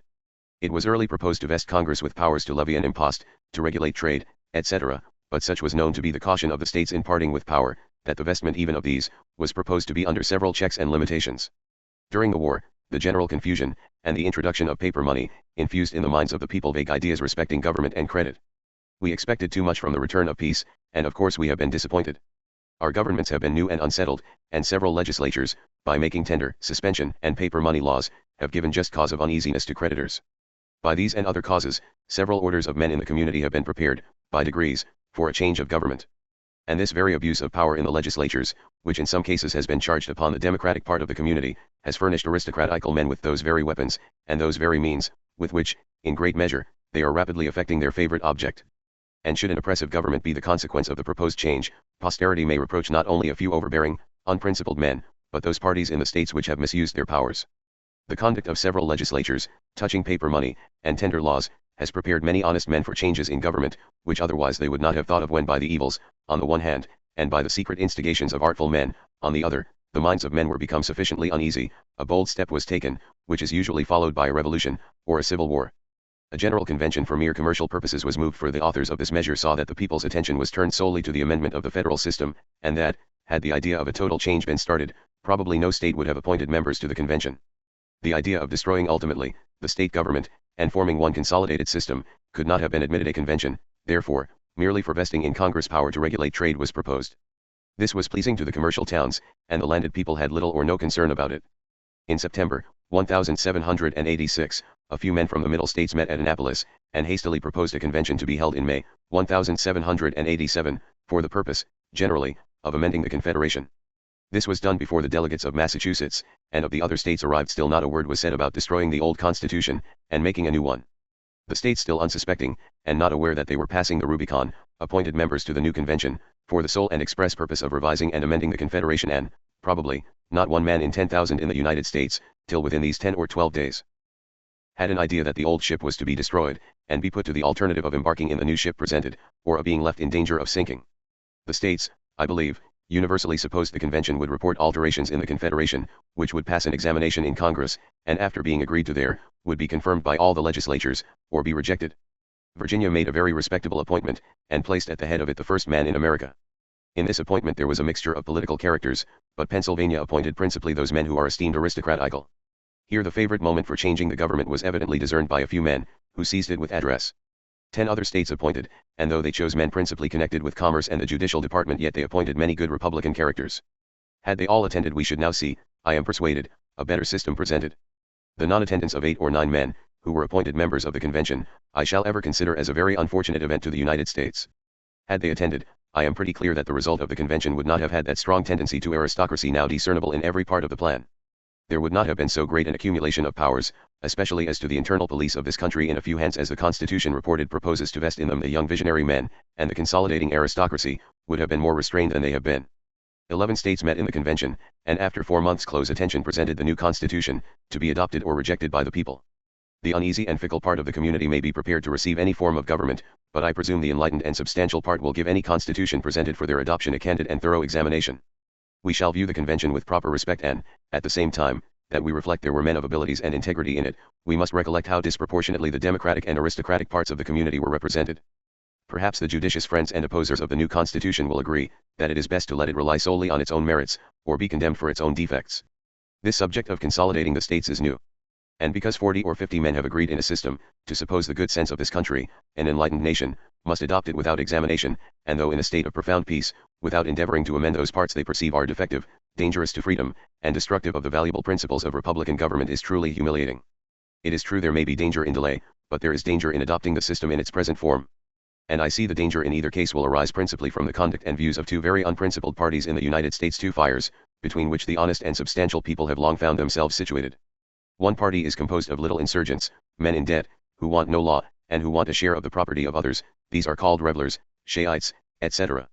The other party is composed of a few, but more dangerous men, with their servile dependents. These avariciously grasp at all power and property. You may discover in all the actions of these men, an evident dislike to free and equal government, and they will go systematically to work to change, essentially, the forms of government in this country. These are called aristocrats, monarchists, etc. Between these 2 parties is the weight of the community, the men of middling property, men not in debt on the one hand, and men, on the other, content with republican governments, and not aiming at immense fortunes, offices, and power. In 1786, the little insurgents, the revelers, came forth, invaded the rights of others, and attempted to establish governments according to their wills. Their movements evidently gave encouragement to the other party, which, in 1787, has taken the political field, and with its fashionable dependents, and the tongue and the pen, is endeavoring to establish in a great haste, a politer kind of government. These 2 parties, which will probably be opposed or united as it may suit their interests and views, are really insignificant, compared with the solid, free, and independent part of the community. It is not my intention to suggest, that either of these parties, and the real friends of the proposed Constitution, are the same men. The fact is, these aristocrats support and hasten the adoption of the proposed Constitution, merely because they think it is a stepping stone to their favorite object. I think I am well founded in this idea. I think the general politics of these men support it, as well as the common observation among them, that the proffered plan is the best that can be got at present. It will do for a few years, and lead to something better. The sensible and judicious part of the community will carefully weigh all these circumstances. They will view the late convention as a respectable body of men. America probably never will see an assembly of men, of a like number, more respectable. But the members of the convention met without knowing the sentiments of 1 man in 10,000 in these states respecting the new ground taken. Their doings are but the first attempts in the most important scene ever opened.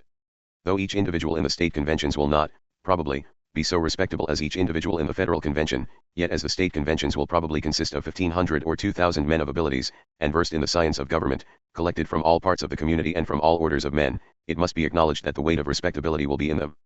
In them will be collected the solid sense and the real political character of the country. Being revisers of the subject, they will possess peculiar advantages. To say that these conventions ought not to attempt, coolly and deliberately, the revision of the system, or that they cannot amend it, is very foolish or very assuming. The Federal Farmer. Anti-Federalist number 38. Some reactions to Federalist arguments. This was an essay by Brutus Jr. which appeared in the New York Journal on November 8, 1787. 2 articles by a countryman were written by DeWitt Clinton, and appeared also in the New York Journal on January 10 and February 14, 1788. I have read with a degree of attention several publications which have lately appeared in favor of the new Constitution, and as far as I am able to discern, the arguments, if they can be so termed, of most weight, which are urged in its favor, may be reduced to the 2 following. First, that the men who formed it, were wise and experienced, that they were an illustrious band of patriots, and had the happiness of their country at heart, that they were 4 months deliberating on the subject, and therefore, it must be a perfect system. Second, that if the system be not received, this country will be without any government, and of consequence, will be reduced to a state of anarchy and confusion, and involved in bloodshed and carnage, and in the end, a government will be imposed upon us, not the result of reason and reflection, but of force and usurpation. As I do not find that either Cato or the Sentinel, Brutus, or the Old Whig, or any other writer against this Constitution, have undertaken a particular refutation of this new species of reasoning, I take the liberty of offering to the public, through the channel of your paper, the few following animadversions on the subject, and, the rather, because I have discovered, that some of my fellow citizens have been imposed upon by it. With respect to the first, it will be readily perceived that it precludes all investigation of the merits of the proposed Constitution, and leads to an adoption of the plan without inquiring whether it be good or bad. For if we are to infer the perfection of the system from the characters and abilities of the men who formed it, we may as well determine to accept it without any inquiry as with. A number of persons in this New York as well as the other states, have, upon this principle, determined to submit to it without even reading or knowing its contents. But supposing the premises from which this conclusion is drawn to be just, it then becomes essential in order to give validity to the argument, to inquire into the characters of those who composed this body, that we may determine whether we can be justified in placing such unbounded confidence in them. It is an invidious task, to call in question the characters of individuals, especially of such as are placed in illustrious stations. But when we are required implicitly to submit our opinions to those of others, from a consideration that they are so wise and good as not to be liable to err, and that too in an affair which involves in it the happiness of ourselves and our posterity, every honest man will justify a decent investigation of characters in plain language. It is readily admitted that many individuals who composed this body were men of the first talents and integrity in the Union. It is at the same time, well known to every man, who is but moderately acquainted with the characters of the members, that many of them are possessed of high aristocratic ideas, and the most sovereign contempt of the common people, that not a few were strongly disposed in favor of monarchy, that there were some of no small talents and of great influence, of consummate cunning and masters of intrigue, whom the war found poor or in embarrassed circumstances, and left with princely fortunes acquired in public employment. That there were others who were young, ardent, and ambitious, who wished for a government corresponding with their feelings, while they were destitute of experience in political researches, that there were not a few who were gaping for posts of honor and emolument. These we find exulting in the idea of a change which will divert places of honor, influence, and emolument, into a different channel, where the confidence of the people will not be necessary to their acquirement. It is not to be wondered at, that an assembly thus composed should produce a system liable to well-founded objections, and which will require very essential alterations. We are told by one of themselves, Mr. James Wilson of Philadelphia, the plan was a matter of accommodation, and it is not unreasonable to suppose, that in this accommodation, principles might be introduced which would render the liberties of the people very insecure. I confess I think it of no importance what are the characters of the framers of this government, and therefore should not have called them in question, if they had not been so often urged in print, and in conversation, in its favor. It ought to rest on its own intrinsic merit. If it is good, it is capable of being vindicated; if it is bad, it ought not to be supported. It is degrading to a freeman, and humiliating to a rational one, to pin his faith on the sleeve of any man, or body of men, in an affair of such momentous importance. In answer to the second argument, I deny that we are in immediate danger of anarchy and commotions. Nothing but the passions of wicked and ambitious men will put us in the least danger on this head. Those who are anxious to precipitate a measure will always tell us that the present is the critical moment, now is the time, the crisis is arrived, and the present minute must be seized. Tyrants have always made use of this plea, but nothing in our circumstances can justify it. The country is in profound peace, and we are not threatened by invasions from any quarter. The governments of the respective states are in the full exercise of their powers, and the lives, the liberty, and property of individuals are protected. All present exigencies are answered by them. It is true, the regulation of trade and a competent provision for the payment of the interest of the public debt is wanting, but no immediate commotion will arise from these. Time may be taken for calm discussion and deliberate conclusions. Individuals are just recovering from the losses and embarrassment sustained by the late war. Industry and frugality are taking their station, and banishing from the community idleness and prodigality. Individuals are lessening their private debts, and several millions of the public debt is discharged by the sale of the Western Territory. There is no reason, therefore, why we should precipitately and rashly adopt a system, which is imperfect or insecure. We may securely deliberate and propose amendments and alterations. I know it is said we cannot change for the worse, but if we act the part of wise men, we shall take care that we change for the better. It will be labor lost, if after all our pains we are in no better circumstances than we were before. I have seen enough to convince me very fully, that the new Constitution is a very bad one, and 100-fold worse than our present government. And I do not perceive that any of the writers in favor of it, although some of them use a vast many fine words, and show a great deal of learning, are able to remove any of the objections which are made against it.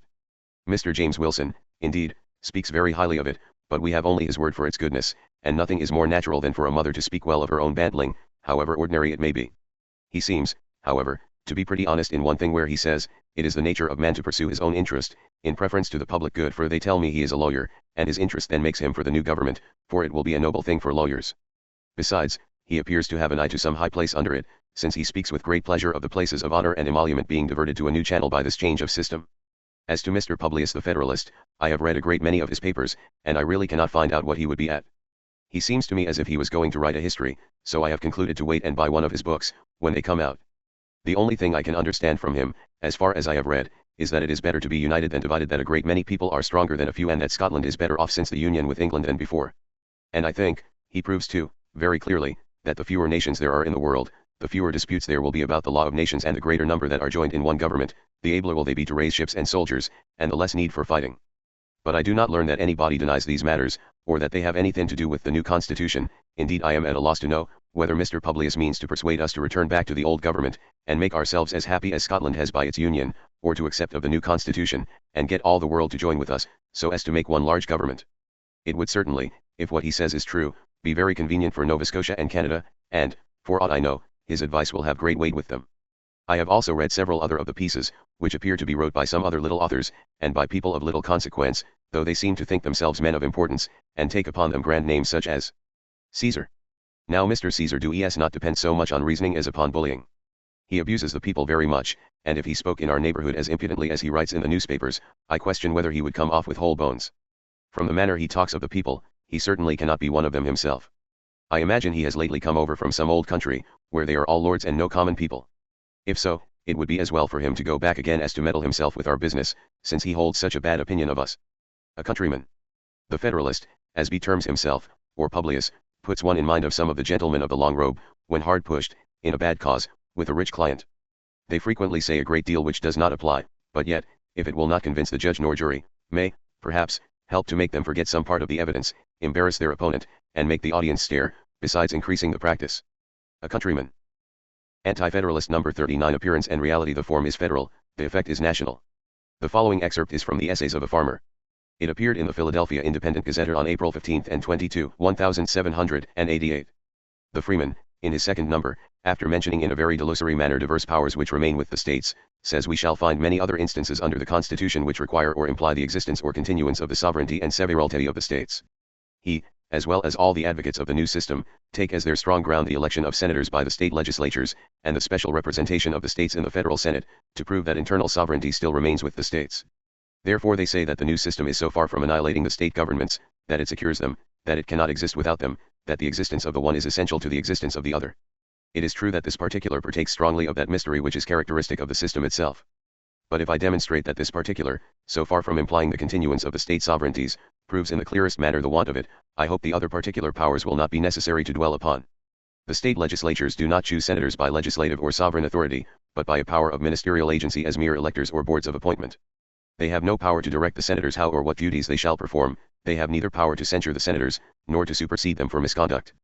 It is not the power of choosing to office merely that designates sovereignty, or else corporations who appoint their own officers and make their own bylaws, or the heads of department who choose the officers under them, such as commanders of armies, etc., may be called sovereigns, because they can name men to office whom they cannot dismiss therefrom. The exercise of sovereignty does not consist in choosing masters, such as the senators would be, who, when chosen, would be beyond control, but in the power of dismissing, impeaching, or the like, those to whom authority is delegated. The power of instructing or superseding of delegates to Congress under the existing Confederation has never been complained of, although the necessary rotation of members of Congress has often been censured for restraining the state sovereignties too much in the objects of their choice.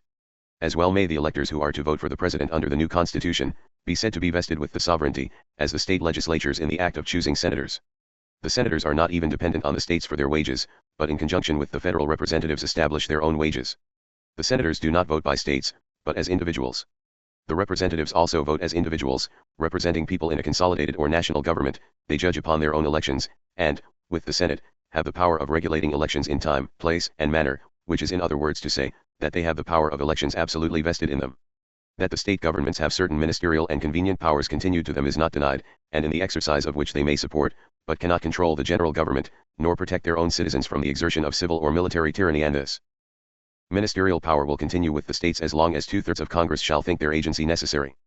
But even this will be no longer than 2/3 of Congress shall think proper to propose, and use the influence of which they would be so largely possessed to remove it. But these powers of which the Freeman gives us such a profuse detail, and in describing which he repeats the same powers with only varying the terms, such as the powers of officering and training the militia, appointing state officers, and governing in a number of internal cases, do not any of them separately, nor all taken together, amount to independent sovereignty. They are powers of mere ministerial agency, which may, and in many nations of Europe are or have been vested, as before observed, in heads of departments, hereditary vassals of the crown, or in corporations, but not that kind of independent sovereignty which can constitute a member of a federal republic, which can enable a state to exist within itself if the general government should cease. I have often wondered how any writer of sense could have the confidence to avow, or could suppose the people to be ignorant enough to believe that, when a state is deprived of the power not only of standing armies, this the members of a confederacy ought to be, but of commanding its own militia, regulating its elections, directing or superseding its representatives, or paying them their wages, who is, moreover, deprived of the command of any property, I mean source of revenue or taxation, or what amounts to the same thing, who may enact laws for raising revenue, but who may have these laws rendered nugatory, and the execution thereof superseded by the laws of Congress. This is not a strained construction, but the natural operation of the powers of Congress under the new Constitution, for every object of revenues, every source of taxation, is vested in the general government. Even the power of making inspection laws, which, for obvious conveniency, is left with the several states, will be unproductive of the smallest revenue to the state governments, for, if any should arise, it is to be paid over to the officers of Congress. Besides, the words to make all laws necessary and proper for carrying into execution the foregoing powers, etc., give, without doubt, the power of repelling or forbidding the execution of any tax law whatever, that may interfere with or impede the exercise of the general taxing power, and it would not be possible that two taxing powers should be exercised on the same sources of taxation without interfering with each other. May not the exercise of this power of Congress, when they think proper, operate not only to destroy those ministerial powers which are left with the states, but even the very forms? May they not forbid the state legislatures to levy a shilling to pay themselves, or those whom they employ, days' wages? The state governments may contract for making roads, except post roads, erecting bridges, cutting canals, or any other object of public importance, but when the contract is performed or the work done, may not Congress constitutionally prevent the payment? Certainly, they may do all this and much more, and no man would have a right to charge them with breaking the law of their appointment. It is an established maxim, that wherever the whole power of the revenue or taxation is vested, there virtually is the whole effective, influential, sovereign power, let the forms be what they may. By this armies are procured, by this every other controlling guard is defeated. Every balance or check in government is only so far effective as it has a control over the revenue. The state governments are not only destitute of all sovereign command of, or control over, the revenue or any part of it, but they are divested of the power of commanding or prescribing the duties, wages, or punishments of their own militia, or of protecting their life, property, or characters from the rigors of martial law. The power of making treason laws is both a power and an important defense of sovereignty. It is relative to and inseparable from it, to convince the states that they are consolidated into one national government. This power is wholly to be assumed by the general government. All the prerogatives, all the essential characteristics of sovereignty, both of the internal and external kind, are vested in the general government, and consequently the several states would not be possessed of any essential power or effective guard of sovereignty. Thus I apprehend, it is evident that the consolidation of the states into one national government, in contradistinction from a confederacy, would be the necessary consequence of the establishment of the new constitution, and the intention of its framers, and that consequently the state sovereignties would be eventually annihilated, though the forms may long remain as expensive and burdensome remembrances of what they were in the days when, although laboring under many disadvantages, they emancipated this country from foreign tyranny, humbled the pride and tarnished the glory of royalty, and erected a triumphant standard to liberty and independence. A farmer. Anti-Federalist number 40 on the motivations and authority of the Founding Fathers. Anti-Federalist number 40 is a compilation of articles. It was a common saying among many sensible men in Great Britain and Ireland, in the time of the war, that they doubted whether the great men of America, who had taken an active part in favor of independence, were influenced by pure patriotism, that it was not the love of their country they had so much at heart, as their own private interest, that a thirst after dominion and power, and not to protect the oppressed from the oppressor, was the great operative principle that induced these men to oppose Britain so strenuously. This seemingly illiberal sentiment was, however, generally denied by the well-hearted and unsuspecting friends of American liberty in Europe, who could not suppose that men would engage in so noble a cause through such base motives. But alas! The truth of the sentiment is now indisputably confirmed. Facts are stubborn things, and these set the matter beyond controversy. The new Constitution and the conduct of its despotic advocates show that these men's doubts were really well founded. Unparalleled duplicity. That men should oppose tyranny under a pretense of patriotism, that they might themselves become the tyrants. How does such villainy disgrace human nature? Ah, my fellow citizens, you have been strangely deceived indeed, when the wealthy of your own country assisted you to expel the foreign tyrant, only with a view to substitute themselves in his stead. But the members of the Federal Convention were men been all tried in the field of action, say some, they have fought for American liberty. Then the more to their shame be it said, curse on the villain who protects virgin innocence only with a view that he may himself become the ravisher, so that if the assertion were true, it only turns to their disgrace, but as it happens it is not truth, or at least only so in part. This was a scheme taken by the despots and their sycophants to bias the public mind in favor of the Constitution. For the convention was composed of a variety of characters, ambitious men, Jesuits, Tories, lawyers, etc., formed the majority, whose similitude to each other consisted only in their determination to lord it over their fellow citizens, like the rays that converging from every direction meet in a point. Their sentiments and deliberation entered in tyranny alone. They were unanimous in forming a government that should raise the fortunes and respectability of the well-born few, and oppress the plebeians. Philadelphiensis. Does our soil produce no more Washingtons? Is there none who would oppose the attempt to establish a government by force? Can we not call from the fields, the counters, the bar, and mechanics' shops, any more generals? Is our soil exhausted? And does anyone suppose that the Americans, like the Romans, will submit to an army merely because they have conquered a foreign enemy? An American? I revere the characters of some of the gentlemen that composed the convention at Philadelphia, yet I think they were human, and subject to imposition and error, as well as the rest of mankind. You lost 8 or 10 years of your lives and labor by the last war, and you were left at last with your debts and encumbrances on you, and numbers of you were soon after the close of it, sued and harassed for them. Your persons have been put into a loathsome prison, and others of you have had your property sold for taxes, and sometimes for 1/10 of its former and actual value, and you now pay very grievous and heavy taxes, double and treble what you paid before the war, and should you adopt this new government, your taxes will be great, increased to support their servants and retainers, who will be multiplied upon you to keep you in obedience, and collect their duties, taxes, impositions, and excises. Some of you may say the rich men were virtuous in the last war. Yes, my countrymen, they had reason then to be so. Our liberty then was in dispute with a mighty and powerful tyrant, and it was for their interest to promote and carry on the opposition, as long as they could stay at home and send the common people into the field to fight their battles. After the war began, they could not with decency recede, for the sword and enemy were at the very entrance of their gates. The case is greatly altered now. You conquered the enemy, and the rich men now think to subdue you by their wiles and arts, or make you, or persuade you, to do it yourselves. Their aim, I perceive, is now to destroy that liberty which you set up as a reward for the blood and treasure you expended in the pursuit of and establishment of it. They well know that open force will not succeed at this time, and have chosen a safer method, by offering you a plan of a new federal government, contrived with great art, and shaded with obscurity, and recommended to you to adopt, which if you do, their scheme is completed, the yoke is fixed on your necks, and you will be undone, perhaps forever, and your boasted liberty is but a sound, farewell. Be wise, be watchful, guard yourselves against the dangers that are concealed in this plan of a new federal government. A farmer and planter. Make the best of this new government. Say it is composed of anything but inspiration. You ought to be extremely cautious, watchful, jealous of your liberty, for, instead of securing your rights, you may lose them forever. If a wrong step be now made, the republic may be lost forever. If this new government will not come up to the expectation of the people, and they shall be disappointed, their liberty will be lost, and tyranny must and will arise. I repeat it again, and I beg gentlemen to consider, that a wrong step, made now, will plunge us into misery, and our republic will be lost. It will be necessary for this Virginia ratifying convention to have a faithful historical detail of the facts that preceded the session of the Federal Convention, and the reasons that actuated its members in proposing an entire alteration of government, and to demonstrate the dangers that awaited us. If they were of such awful magnitude as to warrant a proposal so extremely perilous as this, I must assert, that this convention has an absolute right to a thorough discovery of every circumstance relative to this great event. And here I would make this inquiry of those worthy characters who composed a part of the late Federal Convention. I am sure they were fully impressed with the necessity of forming a great consolidated government, instead of a confederation. That this is a consolidated government is demonstrably clear, and the danger of such a government is, to my mind, very striking. I have the highest veneration for those gentlemen, but, sir, give me leave to demand, what right had they to say, we, the people? My political curiosity, exclusive of my anxious solicitude for the public welfare, leads me to ask, who authorized them to speak the language of, we, the people, instead of, we, the states? States are the characteristics and the soul of a confederation. If the states be not the agents of this compact, it must be one great, consolidated, national government, of the people of all the states.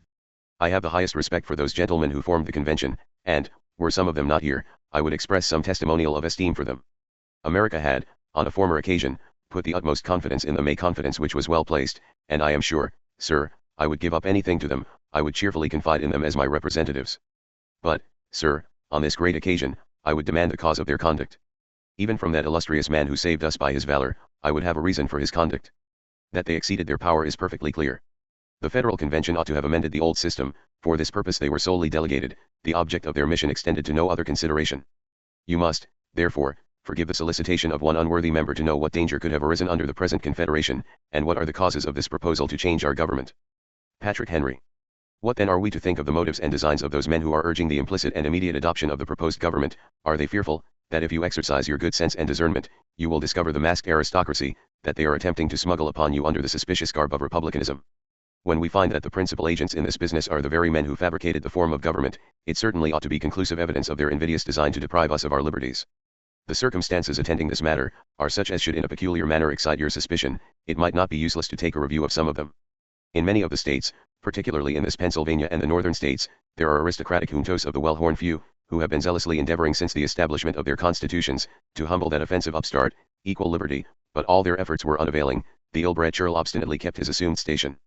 A comparison of the authority under which the convention acted, and their form of government, will show that they have despised their delegated power, and assumed sovereignty, that they have entirely annihilated the old confederation, and the particular governments of the several states, and instead thereof have established one general government that is to pervade the Union, constituted on the most unequal principles, destitute of accountability to its constituents, and as despotic in its nature, as the Venetian aristocracy, a government that will give full scope to the magnificent designs of the Wellhorn, a government where tyranny may glut its vengeance on the lowborn, unchecked by an odious Bill of Rights, and yet as a blind upon the understandings of the people, they have continued the forms of the particular governments, and termed the whole a confederation of the United States, pursuant to the sentiments of that profound, but corrupt politician Machiavel, who advises anyone who would change the constitution of a state to keep as much as possible to the old forms, for then the people seeing the same officers, the same formalities, courts of justice and other outward appearances, are insensible of the alteration, and believe themselves in possession of their old government. Thus Caesar, when he seized the Roman liberties, caused himself to be chosen dictator, which was an ancient office, continued the Senate, the consuls, the tribunes, the censors, and all other offices and forms of the Commonwealth, and yet changed Rome from the most free, to the most tyrannical government in the world. The late convention, in the majesty of its assumed omnipotence, have not even condescended to submit the plan of the new government to the confederation of the people, the true source of authority, but have called upon them by their several constitutions, to assent to and ratify in toto, what they have been pleased to decree, just as the Grand Monarch of France requires the Parliament of Paris to register his edicts without revision or alteration, which is necessary previous to their execution. If you are in doubt about the nature and principles of the proposed government, view the conduct of its authors and patrons, that affords the best explanation, the most striking comment. The evil genius of darkness presided at its birth, it came forth under the veil of mystery, its true features being carefully concealed, and every deceptive art has been and is practicing to have this spurious brat received as the genuine offspring of heaven-born liberty. So fearful are its patrons that you should discern the imposition, that they have hurried on its adoption, with the greatest precipitation.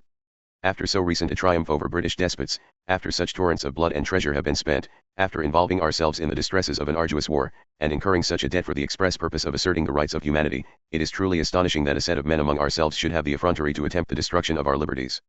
But in this enlightened age to hope to dupe the people by the arts they are practicing is still more extraordinary.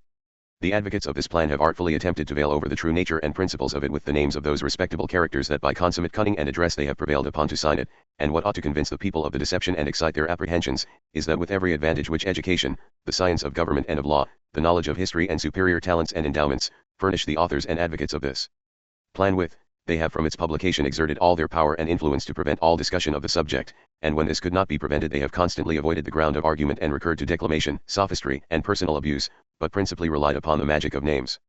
Emboldened by the sanction of the august name of a Washington, that they have prostituted to their purpose, they have presumed to overleap the usual gradations to absolute power, and have attempted to seize at once upon the supremacy of dominion. Sentinel. Another thing they tell us, that the Constitution must be good, from the characters which composed the convention that framed it. It is graced with the names of a Washington and a Franklin. Illustrious names, we know worthy characters in civil society. Yet we cannot suppose them to be infallible guides, neither yet that a man must necessarily incur guilt to himself merely by dissenting from them in opinion. We cannot think the noble general has the same ideas with ourselves, with regard to the rules of right and wrong. We cannot think he acts a very consistent part, or did through the whole of the contest with Great Britain. Notwithstanding he wielded the sword in defense of American liberty, yet at the same time was, and is to this day, living upon the labors of several hundreds of miserable Africans, as freeborn as himself, and some of them very likely, descended from parents who, in point of property and dignity in their own country, might cope with any man in America. We do not conceive we are to be overborne by the weight of any names, however revered. All men are born free and equal. The Yeomanry of Massachusetts. Anti-Federalist No. 41-43, Part I, Richard Henry Lee. The quantity of power the Union must possess is one thing, the mode of exercising the powers given is quite a different consideration. Taken from the Federal Farmer. A federal republic in itself supposes state or local governments to exist, as the body or props, on which the federal bead rests, and that it cannot remain a moment after they cease. In erecting the federal government, and always in its councils, each state must be known as a sovereign body. But in erecting this government, I conceive, the legislature of the state, by the expressed or implied assent of the people, or the people of the state, under the direction of the government of it, may accede to the federal compact. Nor do I conceive it to be necessarily a part of a confederacy of states, that each have an equal voice in the general councils. A confederated republic being organized, each state must retain powers for managing its internal police, and all delegate to the union power to manage general concerns. The quantity of power the union must possess is one thing, the mode of exercising the powers given is quite a different consideration, and it is the mode of exercising them that makes one of the essential distinctions between one entire or consolidated government and a federal republic. That is, however the government may be organized, if the laws of the union, in most important concerns, as in levying and collecting taxes, raising troops, etc., operate immediately upon the persons and property of individuals, and not on states, extend to organizing the militia, etc., the government, as to its administration, as to making and executing laws, is not federal, but consolidated. To illustrate my idea, the union makes a requisition, and assigns to each state its quota of men or monies wanted. Each state, by its own laws and officers, in its own way, furnishes its quota. Here the state governments stand between the union and individuals. The laws of the union operate only on states, as such, and federally. Here nothing can be done without the meetings of the state legislatures. But in the other case the union, though the state legislatures should not meet for years together, proceeds immediately by its own laws and officers to levy and collect monies of individuals, to enlist men, form armies, etc. Here the laws of the union operate immediately on the body of the people, on persons and property. In the same manner the laws of one entire consolidated government operate. These two modes are very distinct, and in their operation and consequences have directly opposite tendencies. I am not for depending wholly on requisitions. Since the peace, until the convention reported, the wisest men in the United States generally supposed that certain limited funds would answer the purposes of the union. And though the states are by no means in so good a condition as I wish they were, yet, I think, I may very safely affirm, they are in a better condition than they would be had Congress always possessed the powers of taxation now contended for. The fact is admitted, that our federal government does not possess sufficient powers to give life and vigor to the political system, and that we experience disappointments, and several inconveniences. But we ought carefully to distinguish those which are merely the consequences of a severe and tedious war, from those which arise from defects in the federal system.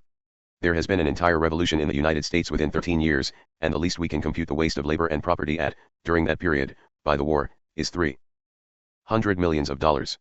Our people are like a man just recovering from a severe fit of sickness. It was the war that disturbed the course of commerce, introduced floods of paper money, the stagnation of credit, and threw many valuable men out of steady business. From these sources our greatest evils arise. Men of knowledge and reflection must perceive it.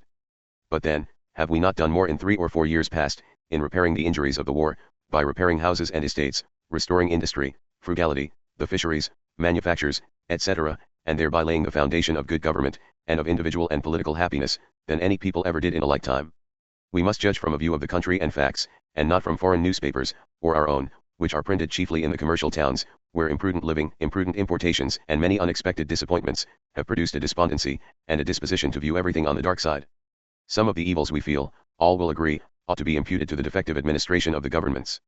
From these and various considerations, I am very clearly of opinion that the evils we sustain merely on account of the defects of the Confederation, are but as a feather in the balance against a mountain, compared with those which would infallibly be the result of the loss of general liberty, and that happiness men enjoy under a frugal, free, and mild government. Heretofore we do not seem to have seen danger anywhere, but in giving power to Congress, and now nowhere but in Congress wanting powers, and without examining the extent of the evils to be remedied, by one step we are for giving up to Congress almost all powers of any importance without limitation. The defects of the Confederation are extravagantly magnified, and every species of pain we feel imputed to them, and hence it is inferred, there must be a total change of the principles, as well as forms of government, and in the main point, touching the federal powers, we rest all on a logical inference, totally inconsistent with experience and sound political reasoning. It is said, that as the federal head must make peace and war, and provide for the common defense, it ought to possess all powers necessary to that end. That powers unlimited, as to the purse and sword, to raise men and monies and form the militia, are necessary to that end, and therefore, the federal head ought to possess them. This reasoning is far more specious than solid. It is necessary that these powers so exist in the body politic, as to be called into exercise whenever necessary for the public safety.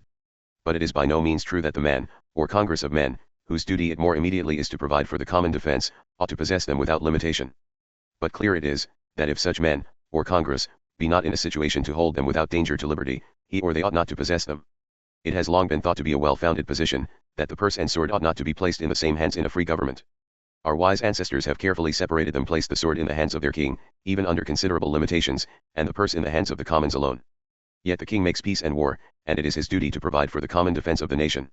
This authority at least goeth thus far, that a nation, well versed in the science of government, does not conceive it to be necessary or expedient for the man entrusted with the common defense and general tranquillity, to possess unlimitedly the power in question, or even in any considerable degree. Could he, whose duty it is to defend the public, possess in himself independently, all the means of doing it consistent with the public good, it might be convenient. But the people of England know that their liberties and happiness would be in Infinitely great danger from the king's unlimited possession of these powers, than from all external enemies and internal commotions to which they might be exposed. Therefore, though they have made it his duty to guard the empire, yet they have wisely placed in other hands, the hands of their representatives, the power to deal out and control the means. In Holland their high mightiness must provide for the common defense, but for the means they depend in considerable degree upon requisitions made on the state or local assemblies. Reason and facts evince, that however convenient it might be for an executive magistrate, or federal head, more immediately charged with the national defense and safety, solely, directly, and independently to possess all the means, yet such magistrate or head never ought to possess them if thereby the public liberties shall be endangered. The powers in question never have been, by nations wise and free, deposited, nor can they ever be, with safety, anywhere out of the principal members of the national system. Where these form one entire government, as in Great Britain, they are separated and lodged in the principal members of it. But in a federal republic, there is quite a different organization. The people form this kind of government, generally, because their territories are too extensive to admit of their assembling in one legislature, or of executing the laws on free principles under one entire government. They convene in their local assemblies, for local purposes, and for managing their internal concerns, and unite their states under a federal head for general purposes. It is the essential characteristic of a confederated republic, that this head be dependent on, and kept within limited bounds by the local governments, and it is because, in these alone, in fact, the people can be substantially assembled or represented. It is, therefore, we very universally see, in this kind of government, the congressional powers placed in a few hands, and accordingly limited, and specifically enumerated, and the local assembly strong and well guarded, and composed of numerous members. Wise men will always place the controlling power where the people are substantially collected by their representatives. By the proposed system the federal head will possess, without limitation, almost every species of power that can, in its exercise, tend to change the government, or to endanger liberty, while in it, I think it has been fully shown, the people will have but the shadow of representation, and but the shadow of security for their rights and liberties. In a confederated republic, the division of representation, etc., in its nature, requires a correspondent division and deposit of powers, relative to taxes and military concerns. And I think the plan offered stands quite alone, in confounding the principles of governments in themselves totally distinct. I wish not to exculpate the states for their improper neglects in not paying their quotas of requisitions. But, in applying the remedy, we must be governed by reason and facts. It will not be denied that the people have a right to change the government when the majority choose it, if not restrained by some existing compact, that they have a right to displace their rulers, and consequently to determine when their measures are reasonable or not, and that they have a right, at any time, to put a stop to those measures they may deem prejudicial to them, by such forms and negatives as they may see fit to provide. From all these, and many other well-founded considerations, I need not mention, a question arises, what powers shall there be delegated to the federal head, to ensure safety, as well as energy, in the government? I think there is a safe and proper medium pointed out by experience, by reason, and facts. When we have organized the government, we ought to give power to the Union, so far only as experience and present circumstances shall direct, with a reasonable regard to time to come. Should future circumstances, contrary to our expectations, require that further powers be transferred to the Union, we can do it far more easily, than get back those we may now imprudently give. The system proposed is untried. Candid advocates and opposers admit, that it is in a degree, a mere experiment, and that its organization is weak and imperfect. Surely then, the safe ground is cautiously to vest power in it, and when we are sure we have given enough for ordinary exigencies, to be extremely careful how we delegate powers, which, in common cases, must necessarily be useless or abused, and of very uncertain effect in uncommon ones. By giving the Union power to regulate commerce, and to levy and collect taxes by imposts, we give it an extensive authority, and permanent productive funds, I believe quite as adequate to present demands of the Union as excises and direct taxes can be made to the present demands of the separate states. The state governments are now about 4 times as expensive as that of the Union, and their several state debts added together, are nearly as large as that of the Union. Our impost duties since the peace have been almost as productive as the other sources of taxation, and when under one general system of regulations, the probability is that those duties will be very considerably increased. Indeed, the representation proposed will hardly justify giving to Congress unlimited powers to raise taxes by imposts, in addition to the other powers the Union must necessarily have. It is said, that if Congress possess only authority to raise taxes by imposts, trade probably will be overburdened with taxes, and the taxes of the Union be found inadequate to any uncommon exigencies. To this we may observe, that trade generally finds its own level, and will naturally and necessarily heave off any undue burdens laid upon it.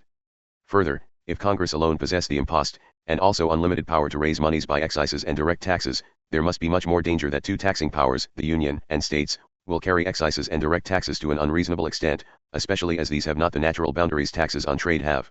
However, it is not my object to propose to exclude Congress from raising moneys by internal taxes, except in strict conformity to the federal plan, that is, by the agency of the state governments in all cases, except where a state shall neglect, for an unreasonable time, to pay its quota of a requisition, and never where so many of the state legislatures as represent a majority of the people, shall formally determine an excise law or requisition is improper, in their next session after the same be laid before them.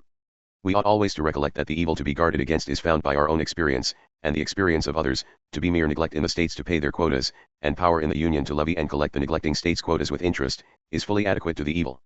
By this federal plan, with this exception mentioned, we secure the means of collecting the taxes by the usual process of law, and avoid the evil of attempting to compel or coerce a state, and we avoid also a circumstance, which never yet could be, and I am fully confident never can be, admitted in a free federal republic. I mean a permanent and continued system of tax laws of the Union, executed in the bowels of the states by many thousand officers, dependent as to the assessing and collecting federal taxes solely upon the Union. On every principle, then, we ought to provide that the Union render an exact account of all moneys raised by imposts and other taxes whenever monies shall be wanted for the purposes of the Union beyond the proceeds of the impost duties. Requisitions shall be made on the states for the moneys so wanted, and that the power of laying and collecting shall never be exercised, except in cases where a state shall neglect, a given time, to pay its quota. This mode seems to be strongly pointed out by the reason of the case, and spirit of the government, and I believe, there is no instance to be found in a federal republic, where the congressional powers ever extended generally to collecting moneys by direct taxes or excises. Creating all these restrictions, still the powers of the Union in matters of taxation will be too unlimited. Further checks, in my mind, are indispensably necessary. Nor do I conceive, that as full a representation as is practicable in the federal government, will afford sufficient security. The strength of the government, and the confidence of the people, must be collected principally in the local assemblies. A government possessed of more power than its constituent parts will not only probably abuse it, but be unequal to bear its own burden. It may as soon be destroyed by the pressure of power, as languish and perish for want of it. There are two ways further of raising checks, and guarding against undue combinations and influence in a federal system. The first is in levying taxes, raising and keeping up armies, in building navies, in forming plans for the militia, and in appropriating monies for the support of the military to require the attendance of a large proportion of the federal representatives, as 2/3 or 3/4 of them, and in passing laws, in these important cases, to require the consent of 2/3 or 3/4 of the members present. The second is, by requiring that certain important laws of the federal head as a requisition or a law for raising monies by excise shall be laid before the state legislatures, and if disapproved of by a given number of them, say by as many of them as represent a majority of the people, the law shall have no effect. Whether it would be advisable to adopt both, or either of these checks, I will not undertake to determine. We have seen them both exist in confederated republics. The first exists substantially in the Confederation, and will exist in some measure in the plan proposed, as in choosing a president by the House, or in expelling members, in the Senate, in making treaties, and in deciding on impeachments, and in the whole, in altering the Constitution. The last exists in the United Netherlands, but in a much greater extent. The first is founded on this principle, that these important measures may, sometimes, be adopted by a bare quorum of members, perhaps from a few states, and that a bare majority of the federal representatives may frequently be of the aristocracy, or some particular interests, connections, or parties in the community, and governed by motives, views, and inclinations not compatible with the general interest. The last is founded on this principle, that the people will be substantially represented, only in their state or local assemblies, that their principal security must be found in them, and that, therefore, they ought to have ultimately a constitutional control over such interesting measures. The Federal Farmer. Anti-Federalist No. 41-43, Part 2, Richard Henry Lee. The quantity of power the Union must possess is one thing, the mode of exercising the powers given is quite a different consideration. In the present state of mankind, and of conducting war, the government of every nation must have power to raise and keep up regular troops. The question is, how shall this power be lodged? In an entire government, as in Great Britain, where the people assemble by their representatives in one legislature, there is no difficulty, it is of course properly lodged in that legislature. But in a confederated republic, where the organization consists of a federal head, and local governments, there is no one part in which it can be solely, and safely lodged. By Art. 1, Sect 8, Congress shall have power to raise and support armies, etc. By Art. I, Sect 10, no state, without the consent of Congress, shall keep troops, or ships of war, in time of peace. It seems fit the Union should direct the raising of troops, and the Union may do it in two ways, by requisitions on the states, or by direct taxes. The first is most conformable to the federal plan, and safest, and it may be improved, by giving the Union power, by its own laws and officers, to raise the state's quota that may neglect, and to charge it with the expense, and by giving a fixed quorum of the state legislatures power to disapprove the requisition. There would be less danger in this power to raise troops, could the state governments keep a proper control over the purse and over the militia. But after all the precautions we can take, without evidently fettering the Union too much, we must give a large accumulation of powers to it, in these and other respects. There is one check, which, I think may be added with great propriety, that is, no land forces shall be kept up, but by legislative acts annually passed by Congress, and no appropriation of monies for their support shall be for a longer term than 1 year. This is the constitutional practice in Great Britain, and the reasons for such checks in the United States appear to be much stronger. We may also require that these acts be passed by a special majority, as before mentioned. There is another mode still more guarded, and which seems to be founded in the true spirit of a federal system. It seems proper to divide those powers we can with safety, lodge them in no one member of the government alone, yet substantially to preserve their use, and to ensure duration to the government by modifying the exercise of them. It is to empower Congress to raise troops by direct levies, not exceeding a given number, say 2,000 in time of peace, and 12,000 in a time of war, and for such further troops as may be wanted, to raise them by requisitions qualified as before mentioned. By the above recited clause no state shall keep troops, etc., in time of peace. This clearly implies it may do it in time of war. This must be on the principle that the Union cannot defend all parts of the Republic, and suggests an idea very repugnant to the general tendency of the system proposed, which is to disarm the state governments. A state in a long war may collect forces sufficient to take the field against the neighboring states. This clause was copied from the Confederation, in which it was of more importance than in the plan proposed, because under this the separate states, probably, will have but small revenues. By Article I, Section 8, Congress shall have power to establish uniform laws on the subject of bankruptcies throughout the United States.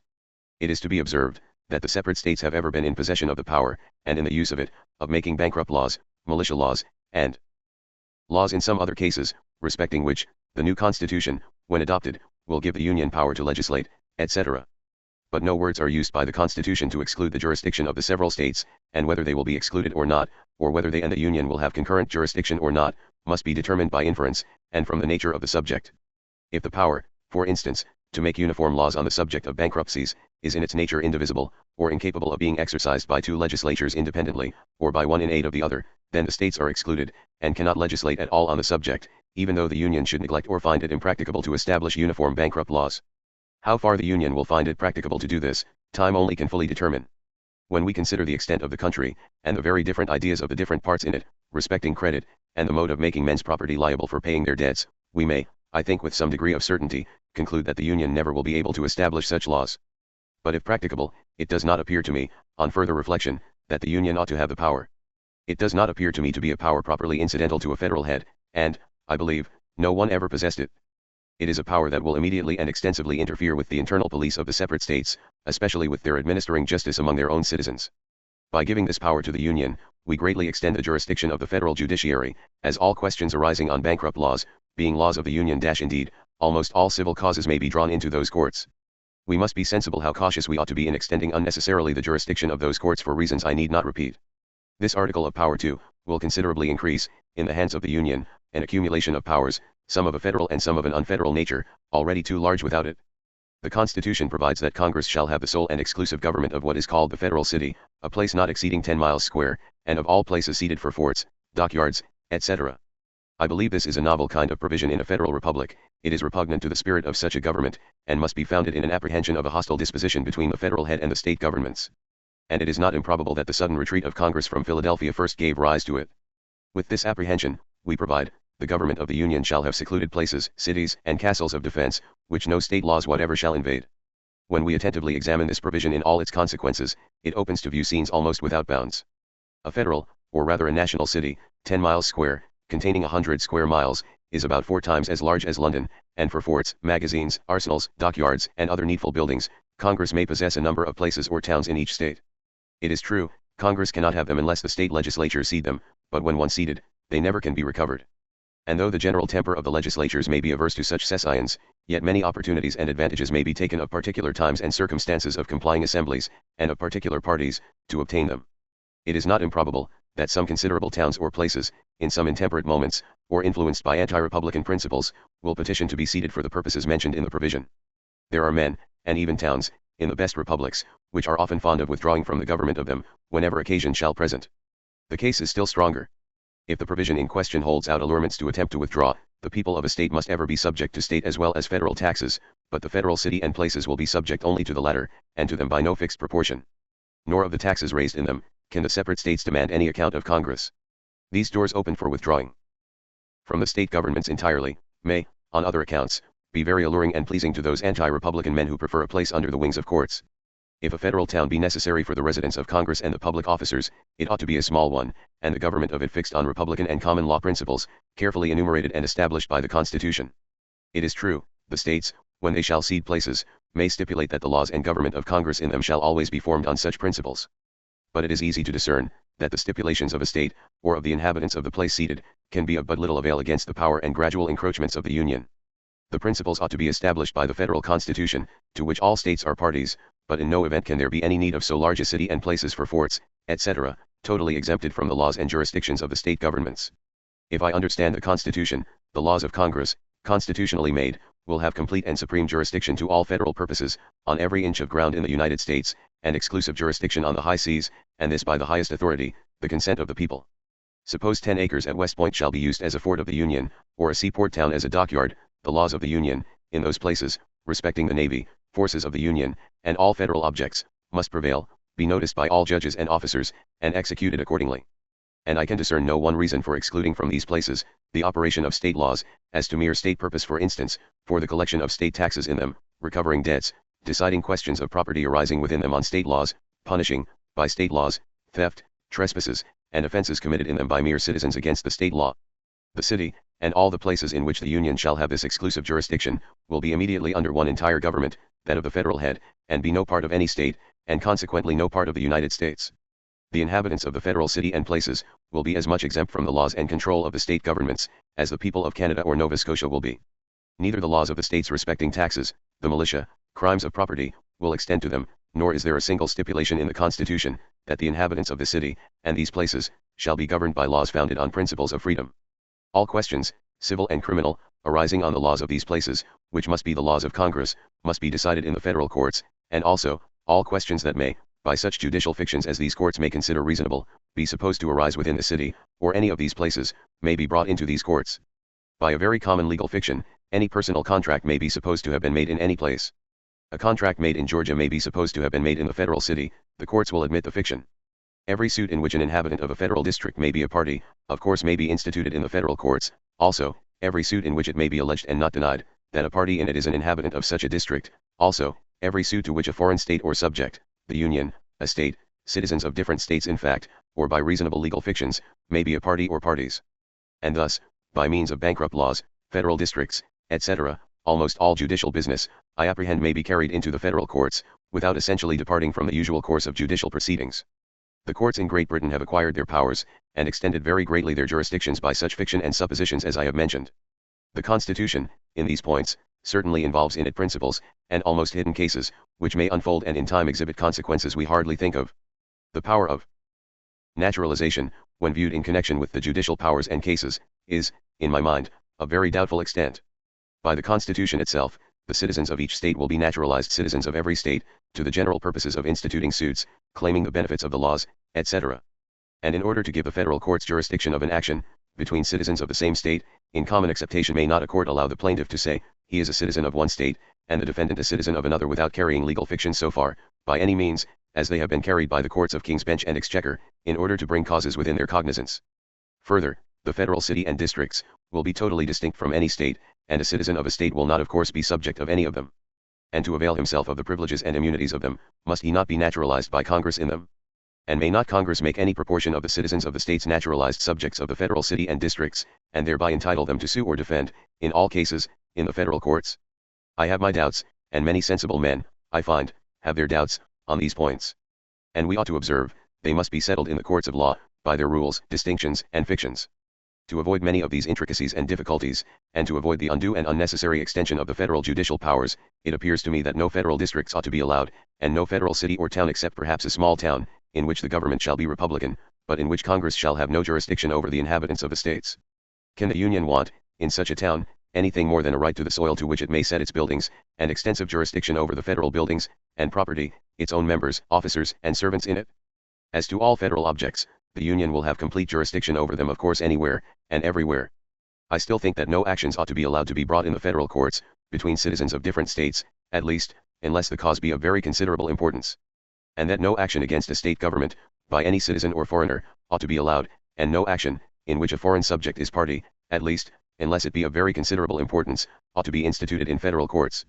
I confess, I can see no reason whatever, for a foreigner, or for citizens of different states, carrying sixpenny causes into the federal courts.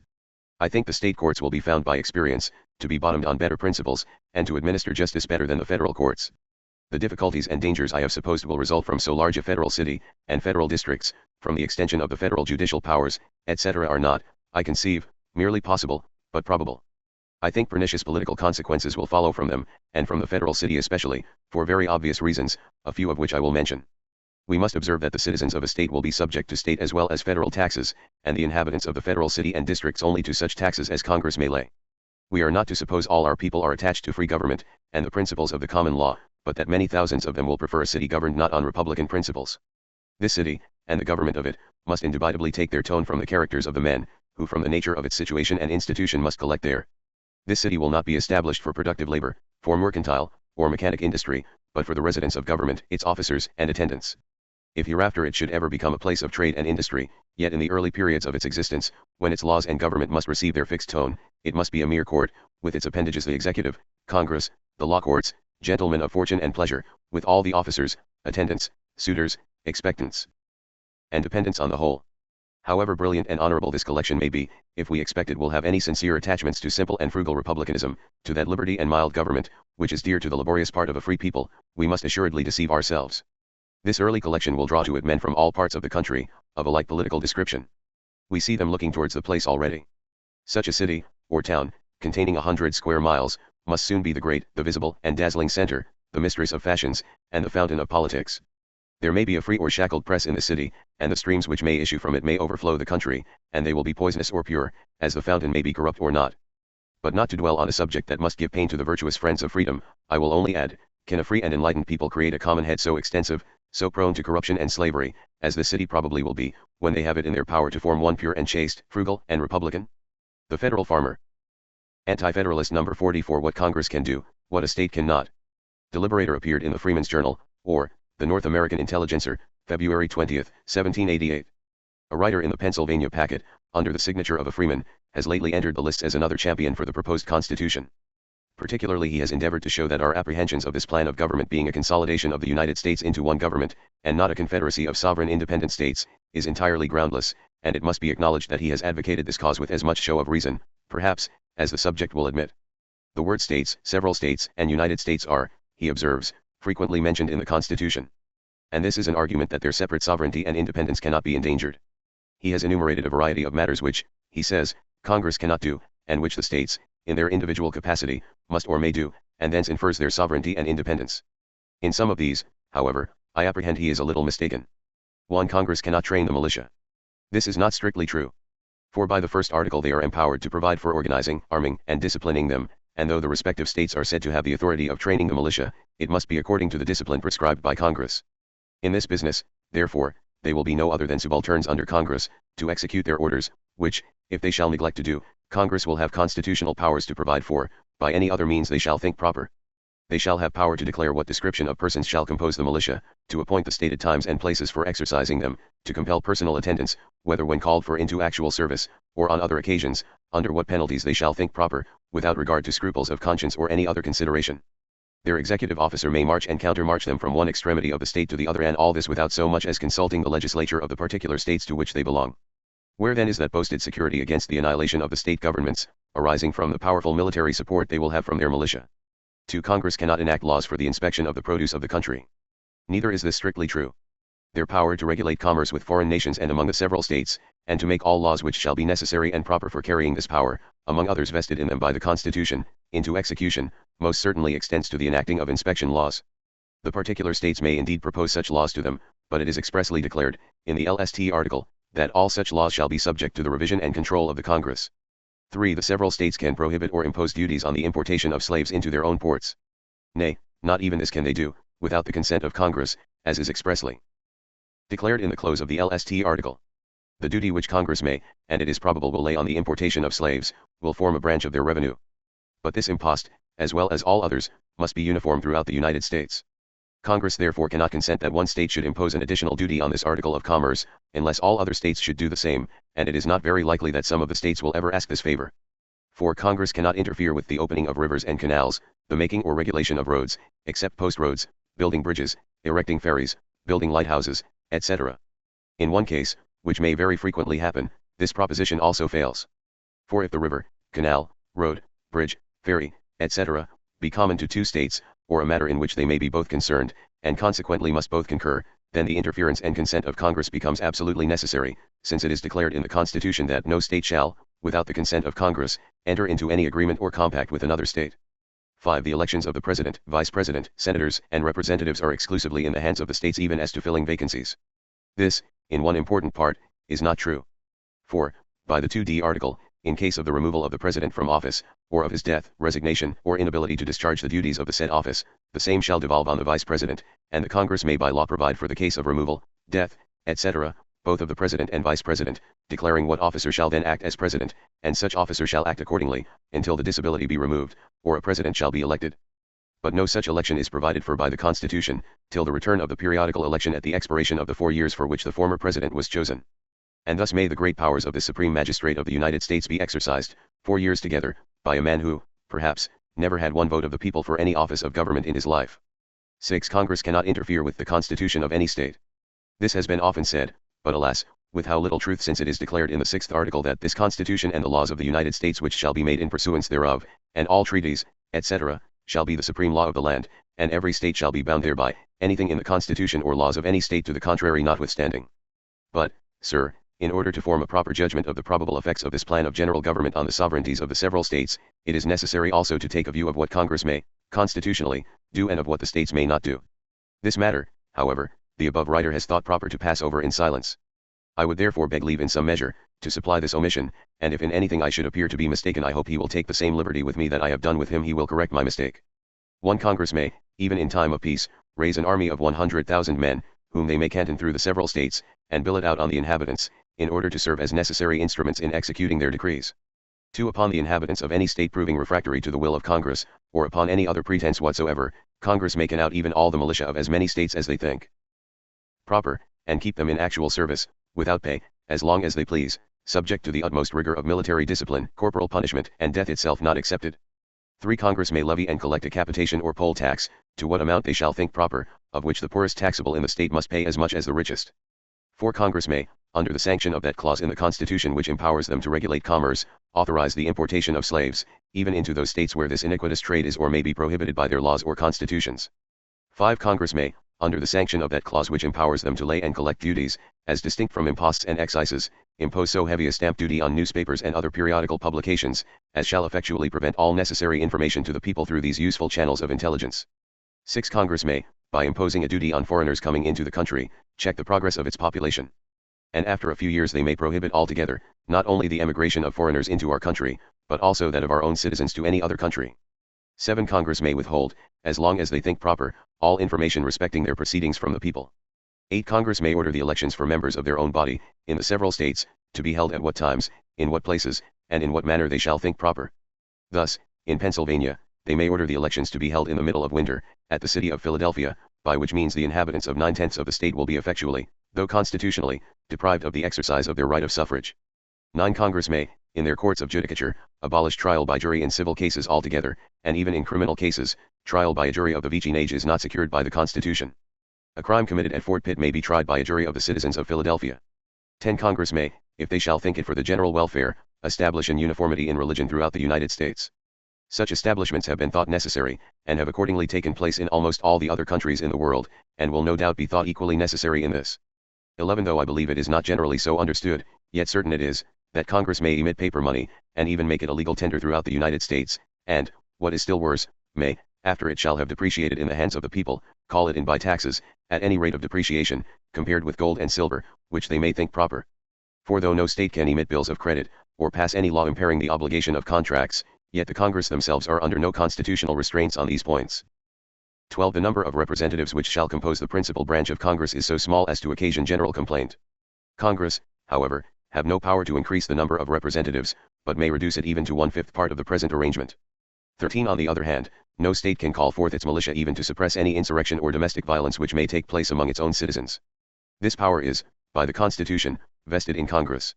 14. No state can compel one of its own citizens to pay a debt due to a citizen of a neighboring state.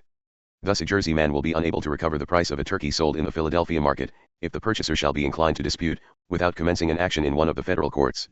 15. No state can encourage its own manufactures either by prohibiting or even laying a duty on the importation of foreign articles.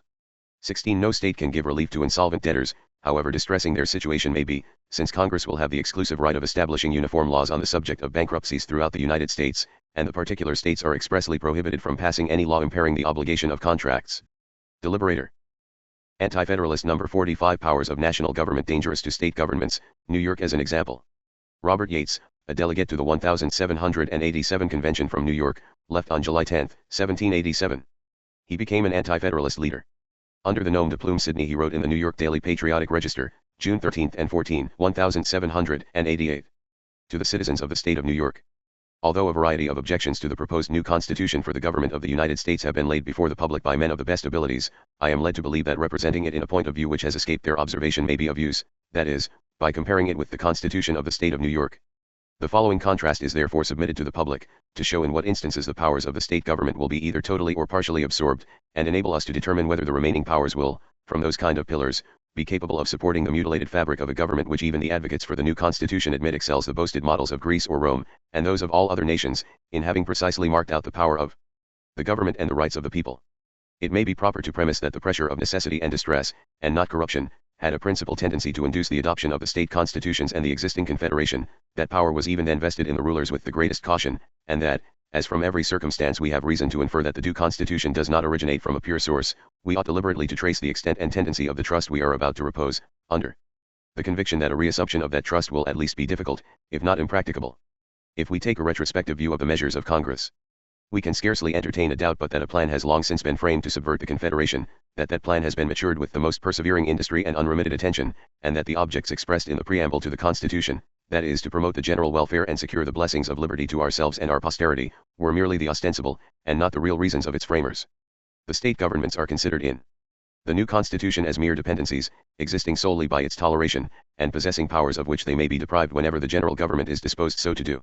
If then the powers of the state governments are to be totally absorbed, in which all agree, and only differ as to the mode whether it will be effected by a rapid progression, or by a certain, but slower, operations, what is to limit the oppression of the general government?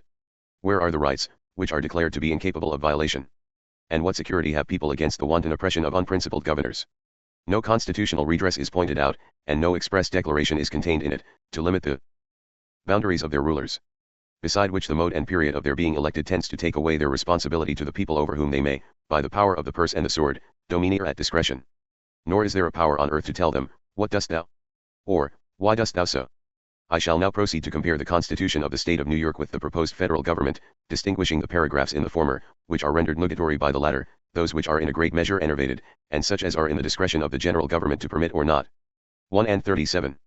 The first ordains, determines, and declares that no authority shall on any pretence whatever be exercised over the people or the members of the state, but such as shall be derived from and granted by them. The 37th, that no purchases or contracts for the sale of lands with or of the Indians within the limits of the state, shall be binding on the Indians, or deemed valid, unless made under the authority and with the consent of the legislature of the state. What have we reasonably to expect will be their conduct, i.e., the new national government when possessed of the powers to regulate commerce with foreign nations, and among the several states, and with the Indian tribes, when they are armed with legislative, executive, and judicial powers, and their laws the supreme laws of the land? And when the states are prohibited, without the consent of Congress, to lay any imposts or duties on imports, and if they do they shall be for the use of the Treasury of the United States and all such laws subject to the revision and control of Congress. It is evident that the state, by adopting the new government, will enervate their legislative rights, and totally surrender into the hands of Congress the management and regulation of the Indian trade to an improper government, and the traders to be fleeced by iniquitous impositions, operating at one and the same time as a monopoly and a poll tax. The second provides that the supreme legislative power within the state shall be vested in two separate and distinct bodies of men, the one to be called the Assembly, and the other to be called the Senate of the State of New York, who together shall form the legislature. The third provides against laws that may be hastily and inadvertently passed, inconsistent with the spirit of the Constitution and the public good, and that the governor, the chancellor, and judges of the Supreme Court, shall revise all bills about to be passed into laws, by the legislature. The ninth provides that the Assembly shall be the judge of their own members, and enjoy the same privileges, and proceed in doing business in like manner as the Assembly of the Colony of New York of right formerly did. The 12th provides that the Senate shall, in like manner, be judges of their own members, etc. The 31st describes even the style of laws, that the style of all laws shall be as follows: be it enacted by the people of the State of New York represented in Senate and Assembly, and that all writs and proceedings shall run in the name of the people of the State of New York, and tested in the name of the Chancellor or the Chief Judge from whence they shall issue. The powers vested in the legislature of the state by these paragraphs will be weakened, for the proposed new government declares that all legislative powers therein granted shall be vested in a Congress of the United States, which shall consist of a Senate and a House of Representatives, and it further prescribes, that this Constitution and the laws of the United States, which shall be made in pursuance thereof, and all treaties made, or which shall be made under the authority of the United States, shall be the supreme law of the land, and the judges in every state shall be bound thereby, anything in the Constitution or laws of any state to the contrary notwithstanding, and the members of the several state legislatures, and all executive and judicial officers, both of the United States and of the several states, shall be bound by oath or affirmation to support this Constitution. Those who are full of faith, Suppose that the words in pursuance thereof are restrictive, but if they reflect a moment and take into consideration the comprehensive expressions of the instrument, they will find that their restrictive construction is unavailing, and this is evidenced by first art, 8th section, where this government has a power to lay and collect all taxes, duties, imposts, and excises, to pay the debts, and provide for the common defense and general welfare of the United States. And also to make all laws which shall be necessary and proper for carrying into execution the foregoing powers vested by this Constitution in the government of the United States, or in any department or office thereof. To conclude my observation on this head, it appears to me as impossible that these powers in the state constitution and those in the general government can exist and operate together, as it would be for a man to serve two masters whose interests clash, and secure the approbation of both. Can there at the same time and place be and operate two supreme legislatures, executives, and judicials? Will a guarantee of a republican form of government to every state in the Union be of any avail, or secure the establishment and retention of state rights? If this guarantee had remained, as it was first reported by the Committee of the whole House, to wit, that a republican constitution, and its existing laws, ought to be guaranteed to each state by the United States, it would have been substantial, but the changing the word constitution into the word form bears no favorable appearance. 13, 35, 41. By the 13th paragraph, no member of the state shall be disfranchised, or deprived of any of the rights or privileges secured to the subjects of the state by the Constitution, unless by the law of the land, or judgment of its peers. The 35th adopts, under certain exceptions and modifications, the common law of England, the statute law of England and Great Britain, and the acts of the legislature of the colony, which together formed the law on the 19th of April, 1775. The 41st provides that the trial by jury remain inviolate forever, that no acts of attainder shall be passed by the legislature of the state for crimes other than those committed before the termination of the present war, and that the legislature shall at no time hereafter institute any new courts but such as shall proceed according to the course of the common law. There can be no doubt that if the new government be adopted in all its latitude, every one of these paragraphs will become a dead letter. Nor will it solve any difficulties, if the United States guarantee to every state in the Union a republican form of government, we may be allowed the form and not the substance, and that it was so intended will appear from the changing the word constitution to the word form and the omission of the words, and its existing laws. And I do not even think it uncharitable to suppose that it was designedly done, but whether it was so or not, by leaving out these words the jurisprudence of each state is left to the mercy of the new government. 17, 18, 19, 20, 21, 27, 40. The 17th orders that the supreme executive power and authority of the state shall be vested in a governor. By the 18th he is commander-in-chief of the militia and admiral of the navy of the state, may grant pardons to all persons convicted of crimes, he may suspend the execution of the sentence in treason or murder. By the 19th paragraph he is to see that the laws and resolutions of the legislature be faithfully executed. The 20th and 21st paragraphs give the lieutenant governor, on the death, resignation, removal from office, or impeachment of the governor, all the powers of a governor. By the 27th the governor is president of the council of appointment, and has a casting vote and the commissioning of all officers.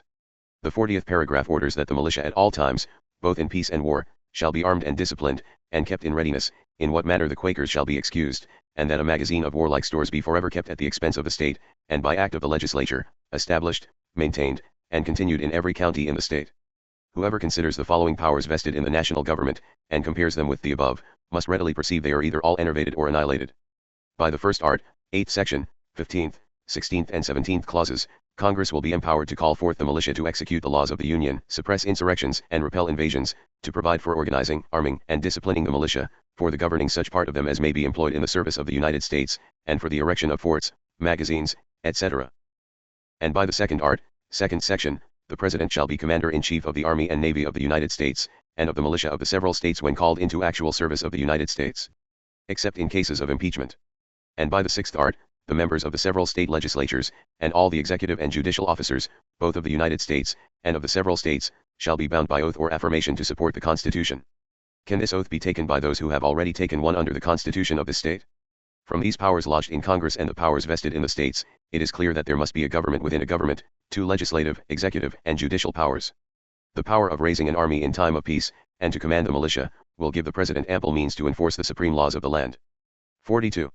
This paragraph provides that it shall be in the discretion of the legislature to naturalize all such persons and in such manner as they shall think proper.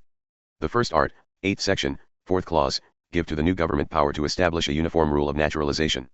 And by the 4th art, 2nd section, the citizens of each state shall be entitled to all the privileges and immunities of citizens in the several states, whereby the clause is rendered entirely nugatory.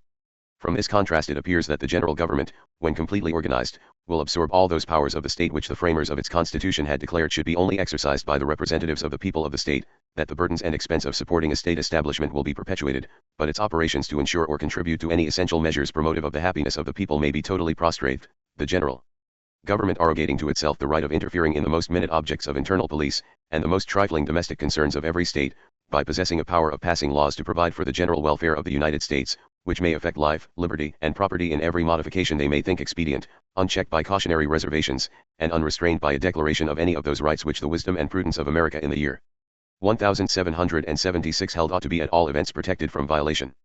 In a word, the new Constitution will prove finally to dissolve all the power of the several state legislatures, and destroy the rights and liberties of the people, for the power of the first will be all in all, and of the latter a mere shadow and form without substance, and if adopted we may, in imitation of the Carthaginians, say, delenda vit America. Sydney. Anti-Federalist number 46. Where then is the restraint? This essay by an old Whig, CAFP #SNOS 18-20, 49, 50, and 70, appeared in the Maryland Gazette and Baltimore Advertiser on November 2, 1788. Let us look to the first article of the proposed new Constitution, which treats of the legislative powers of Congress, and to the 8th section, which pretends to define those powers. We find here that the Congress in its legislative capacity, shall have the power to lay and collect taxes, duties, and excises, to borrow money, to regulate commerce, to fix the rule for naturalization and the laws of bankruptcy, to coin money, to punish counterfeiters, to establish post offices and post roads, to secure copyrights to authors, to constitute tribunals, to define and punish parricides, to declare war, to raise and support armies, to provide and support a navy, to call forth the militia, to organize, arm and discipline the militia, to exercise absolute power over a district 10 miles square, independent of all the state legislatures, and to be alike absolute over all forts, magazines, arsenals, dockyards, and other needful buildings thereunto belonging. This is a short abstract of the powers given to Congress. These powers are very extensive, but I shall not stay at present to inquire whether these express powers were necessary to be given to Congress, whether they are too great or too small. My object is to consider that undefined, unbounded, and immense power which is comprised in the following clause, and to make all laws which shall be necessary and proper for carrying into execution the foregoing powers, and all other powers vested by this Constitution in the government of the United States, or in any department or offices thereof. Under such a clause as this, can anything be said to be reserved and kept back from Congress? Can it be said that the Congress have no power but what is expressed? To make all laws which shall be necessary and proper, or, in other words, to make all such laws which the Congress shall think necessary and proper, for who shall judge for the legislature what is necessary and proper? Who shall set themselves above the sovereign? What inferior legislature shall set itself above the supreme legislature? To me it appears that no other power on earth can dictate to them, or control them, unless by force, and force, either internal or external, is one of those calamities which every good man would wish his country at all times to be delivered from. This generation in America have seen enough of war, and its usual concomitants, to prevent all of us from wishing to see any more of it all except those who make a trade of war. But to the question, without force what can restrain the Congress from making such laws as they please? What limits are there to their authority? I fear none at all. For surely it cannot be justly said that they have no power but what is expressly given to them, when by the very terms of their creation they are vested with the powers of making laws in all cases necessary and proper, when from the nature of their power, they must necessarily be the judges what laws are necessary and proper. The British Act of Parliament, declaring the power of Parliament to make laws to bind America in all cases whatsoever, was not more extensive. For it is as true as a maxim, that even the British Parliament neither could nor would pass any law in any case in which they did not either deem it necessary and proper to make such a law, or pretend to deem it so. And in such cases it is not of a farthing consequence whether they really are of opinion that the law is necessary and proper, or only pretend to think so, for who can overrule their pretensions? No one, unless we had a Bill of Rights, to which we might appeal and under which we might contend against any assumption of undue power, and appeal to the judicial branch of the government to protect us by their judgments. This reasoning, I fear, is but too just. And yet, if any man should doubt the truth of it, let me ask him one other question: what is the meaning of the latter part of the clause which vests the Congress with the authority of making all laws which shall be necessary and proper for carrying into execution all other powers, besides the foregoing powers vested, etc., etc.? Was it thought that the foregoing powers might perhaps admit of some restraint, in their construction as to what was necessary and proper to carry them into execution? Or was it deemed right to add still further that they should not be restrained to the powers already named? Besides the powers already mentioned, other powers may be assumed hereafter as contained by implication in this Constitution. The Congress shall judge of what is necessary and proper in all these cases, and in all other cases, in short, in all cases whatsoever. Where then is the restraint? How are Congress bound down to the powers expressly given? What is reserved, or can be reserved? Yet even this is not all. As if it were determined that no doubt should remain, by the 6th article of the Constitution it is declared that this Constitution and the laws of the United States which shall be made in pursuance thereof, and all treaties made, or which shall be made, under the authority of the United States, shall be the supreme law of the land, and the judges in every state shall be bound thereby, anything in the constitutions or laws of any state to the contrary notwithstanding. The Congress are therefore vested with the supreme legislative power, without control. In giving such immense, such unlimited powers, was there no necessity of a Bill of Rights, to secure to the people their liberties? Is it not evident that we are left wholly dependent on the wisdom and virtue of the men who shall from time to time be the members of Congress? And who shall be able to say 7 years hence, the members of Congress will be wise and good men, or of the contrary character? Anti-Federalist number 47, Balance of Departments Not Achieved Under New Constitution. This essay is made up of excerpts from Sentinels, letters of October 5 and 24, 1787. Taken from the Independent Gazetteer. I am fearful that the principles of government inculcated in Mr. John Adams' treatise Defense of the Constitutions of Government of the United States of America, and enforced in the numerous essays and paragraphs in the newspapers, have misled some well-designing members of the late convention. But it will appear in the sequel, that the construction of the proposed plan of government is infinitely more extravagant. I have been anxiously expecting that some enlightened patriot would, ere this, have taken up the pen to expose the futility, and counteract the baneful tendency of such principles. Mr. Adams' sine qua non of a good government is 3 balancing powers, whose repelling qualities are to produce an equilibrium of interests, and thereby promote the happiness of the whole community. He asserts that the administrators of every government will ever be actuated by views of private interest and ambition, to the prejudice of the public good, that therefore the only effectual method to secure the rights of the people and promote their welfare, is to create an opposition of interests between the members of 2 distinct bodies, in the exercise of the powers of government, and balanced by those of a third. This hypothesis supposes human wisdom competent to the task of instituting 3 co-equal orders in government, and a corresponding weight in the community to enable them respectively to exercise their several parts, and whose views and interests should be so distinct as to prevent a coalition of any 2 of them for the destruction of the third. Mr. Adams, although he has traced the constitution of every form of government that ever existed, as far as history affords materials, has not been able to adduce a single instance of such a government. He indeed says that the British Constitution is such in theory, but this is rather a confirmation that his principles are chimerical and not to be reduced to practice. If such an organization of power were practicable, how long would it continue?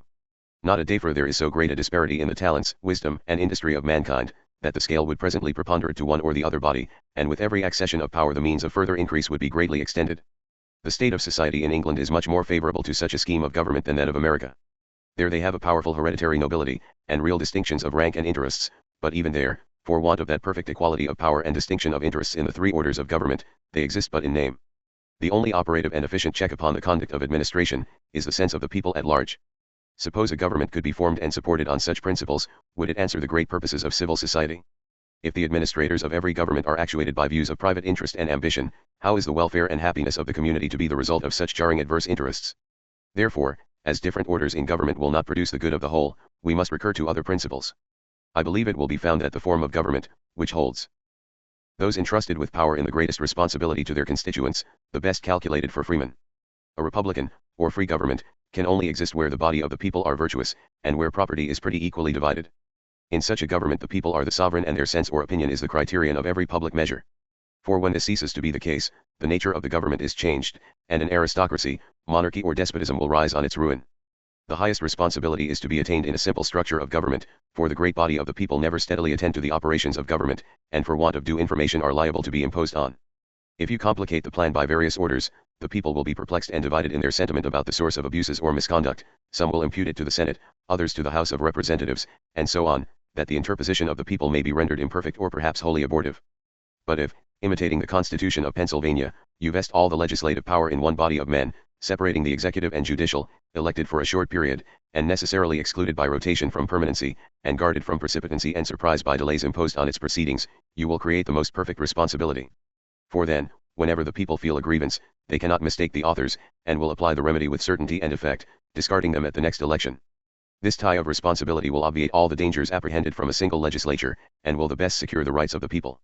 Having premised this much, I shall now proceed to the examination of the proposed plan of government, and I trust, shall make it appear to the meanest capacity, that it has none of the essential requisites of a free government, that it is neither founded on those balancing restraining powers, recommended by Mr. Adams and attempted in the British Constitution, or possessed of that responsibility to its constituents, which, in my opinion, is the only effectual security for the liberties and happiness of the people.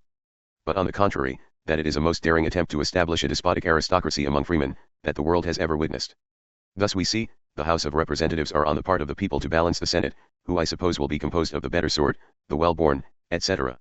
The number of the representatives, being only 1 for every 30,000 inhabitants, appears to be too few, either to communicate the requisite information of the wants, local circumstances and sentiments of so extensive an empire, or to prevent corruption and undue influence, in the exercise of such great powers, the term for which they are to be chosen, too long to preserve a due dependence and accountability to their constituents, and the mode and places of their election not sufficiently ascertained, for as Congress have the control over both, they may govern the choice, by ordering the representatives of a whole state, to be elected in one place, and that too may be the most inconvenient.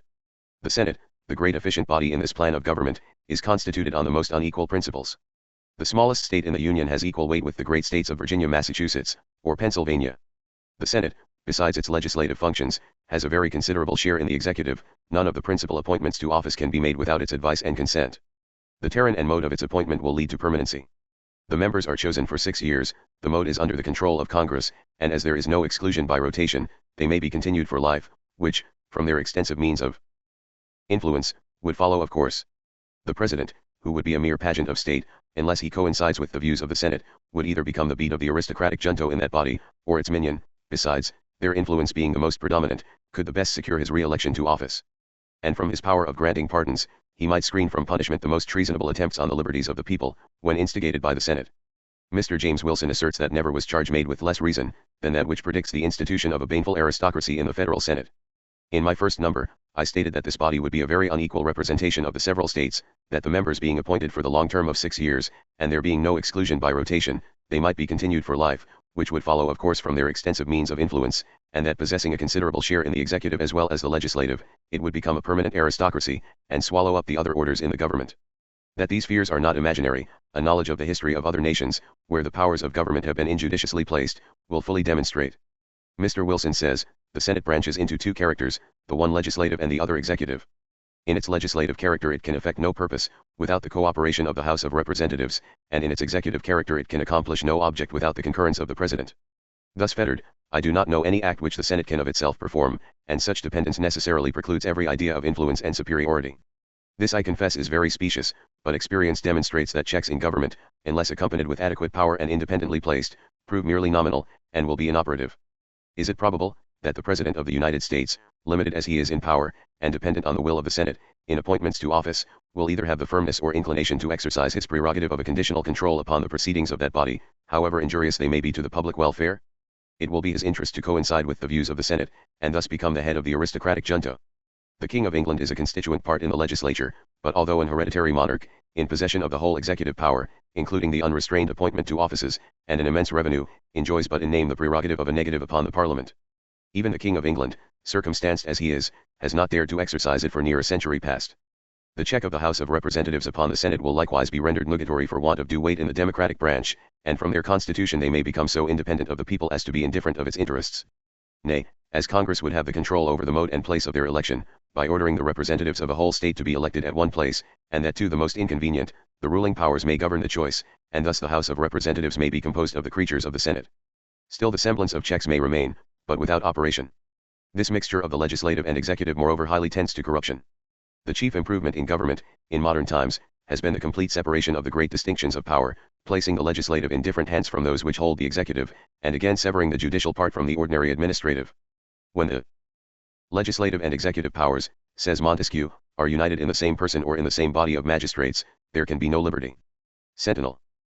Anti-Federalist no. Anti-Federalist number 48. No separation of departments results in no responsibility. Leonidas, from London, obviously did not understand Article 2 Section I of the proposed new constitution. But his works were welcomed in the London Times, and either the Freeman's Journal, or the North American Intelligencer on July 30, 1788. In the new Constitution for the future government of the 13 United States of America, the President and Senate have all the executive and 2/3 of the legislative power.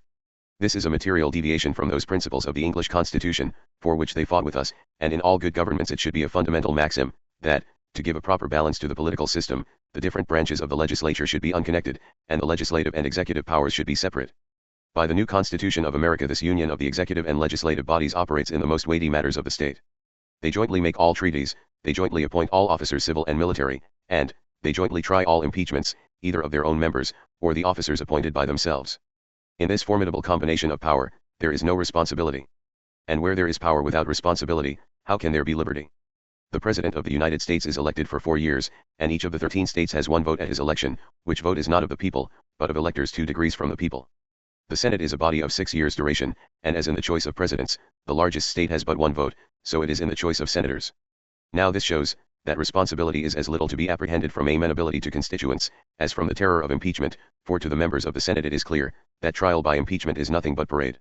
From such an union in governments, it requires no great depth of political knowledge to prophesy, that monarchy or aristocracy must be generated, and perhaps of the most grievous kind. The only check in favor of the democratic principle is the House of Representatives, but its smallness of number, and great comparative disparity of power, render that house of little effect to promote good or restrain bad government. The power given to this ill-constructed Senate is, to judge of what may be for the general welfare, and such engagements, when made the acts of Congress, become the supreme laws of the land. This is a power coextensive with every possible object of human legislation.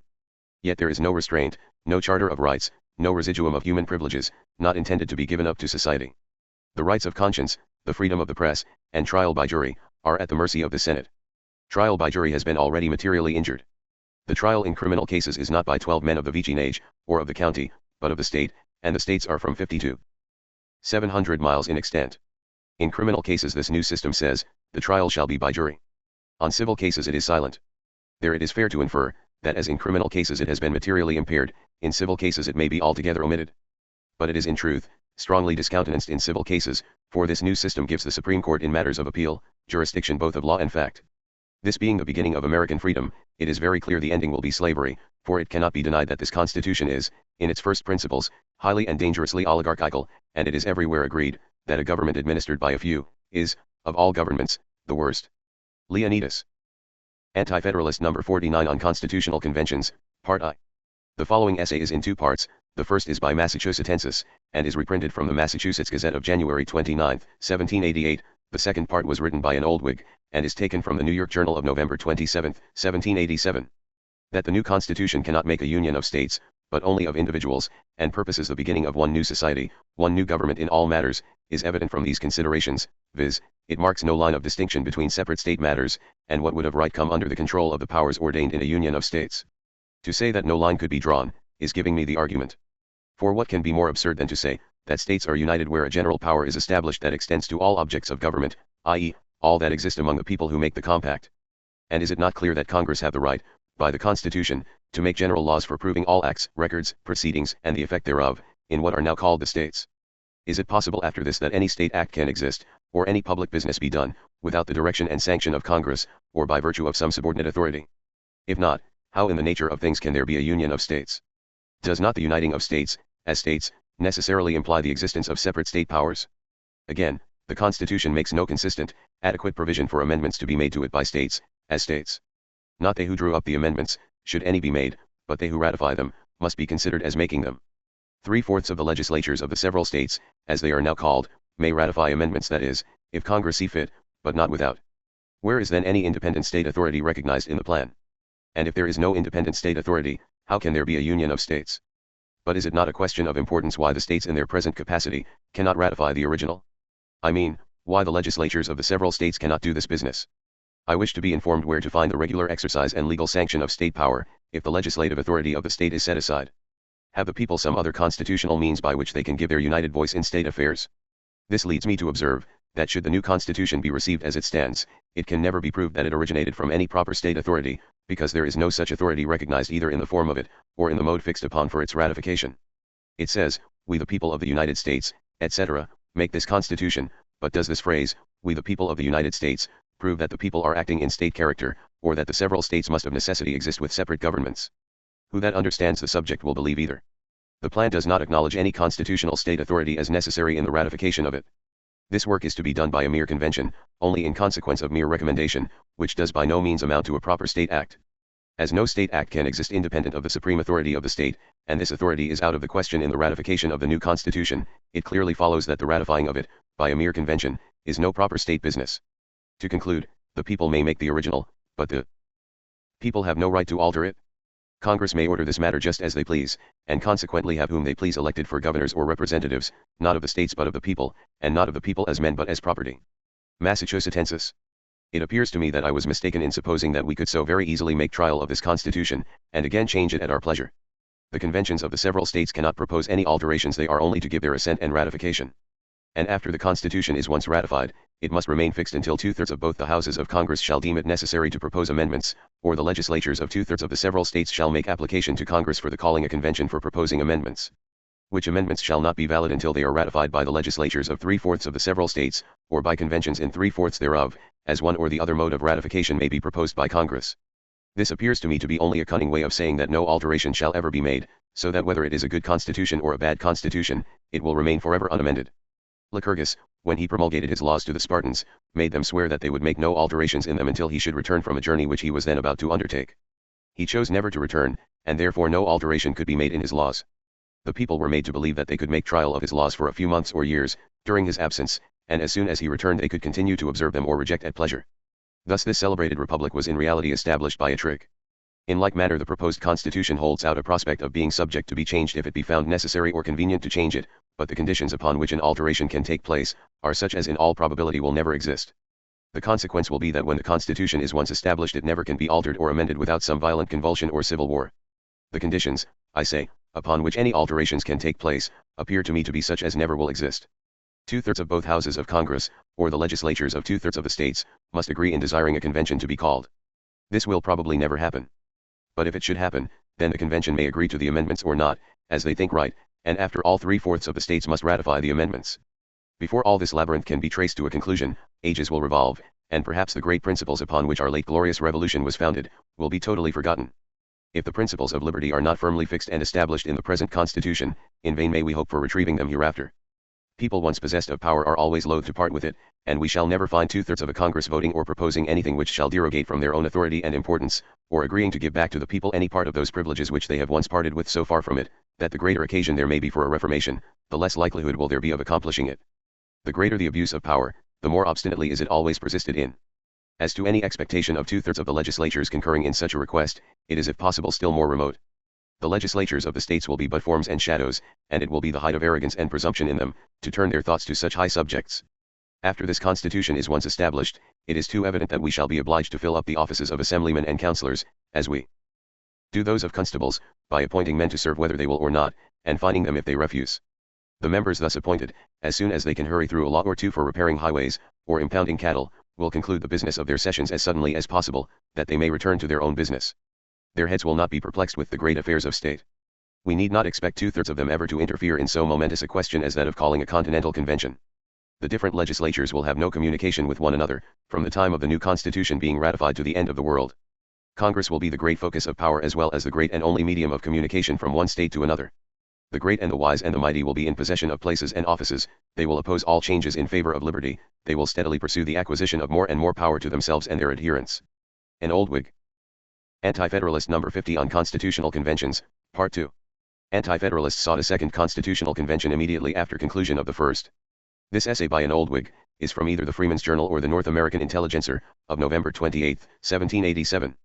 It is true that the Continental Convention have directed their proposed constitution to be laid before a convention of delegates to be chosen in each state for their assent and ratification, which seems to preclude the idea of any power in the several conventions of proposing any alterations, or, indeed, even of rejecting the plan proposed if they should disapprove of it. Still, however, the question recurs, what authority the late convention had to bind the people of the United States to any particular form of government, or to forbid them to adopt such form of government, as they should think fit. I know it is a language frequent in the mouths of some heaven-born Phaetons among us who, like the son of Apollo, think themselves entitled to guide the chariot of the sun, that common people have no right to judge of the affairs of government, that they are not fit for it, that they should leave these matters to their superiors. This, however, is not the language of men of real understanding, even among the advocates for the proposed constitution, but these still recognize the authority of the people, and will admit, at least in words, that the people have a right to be consulted.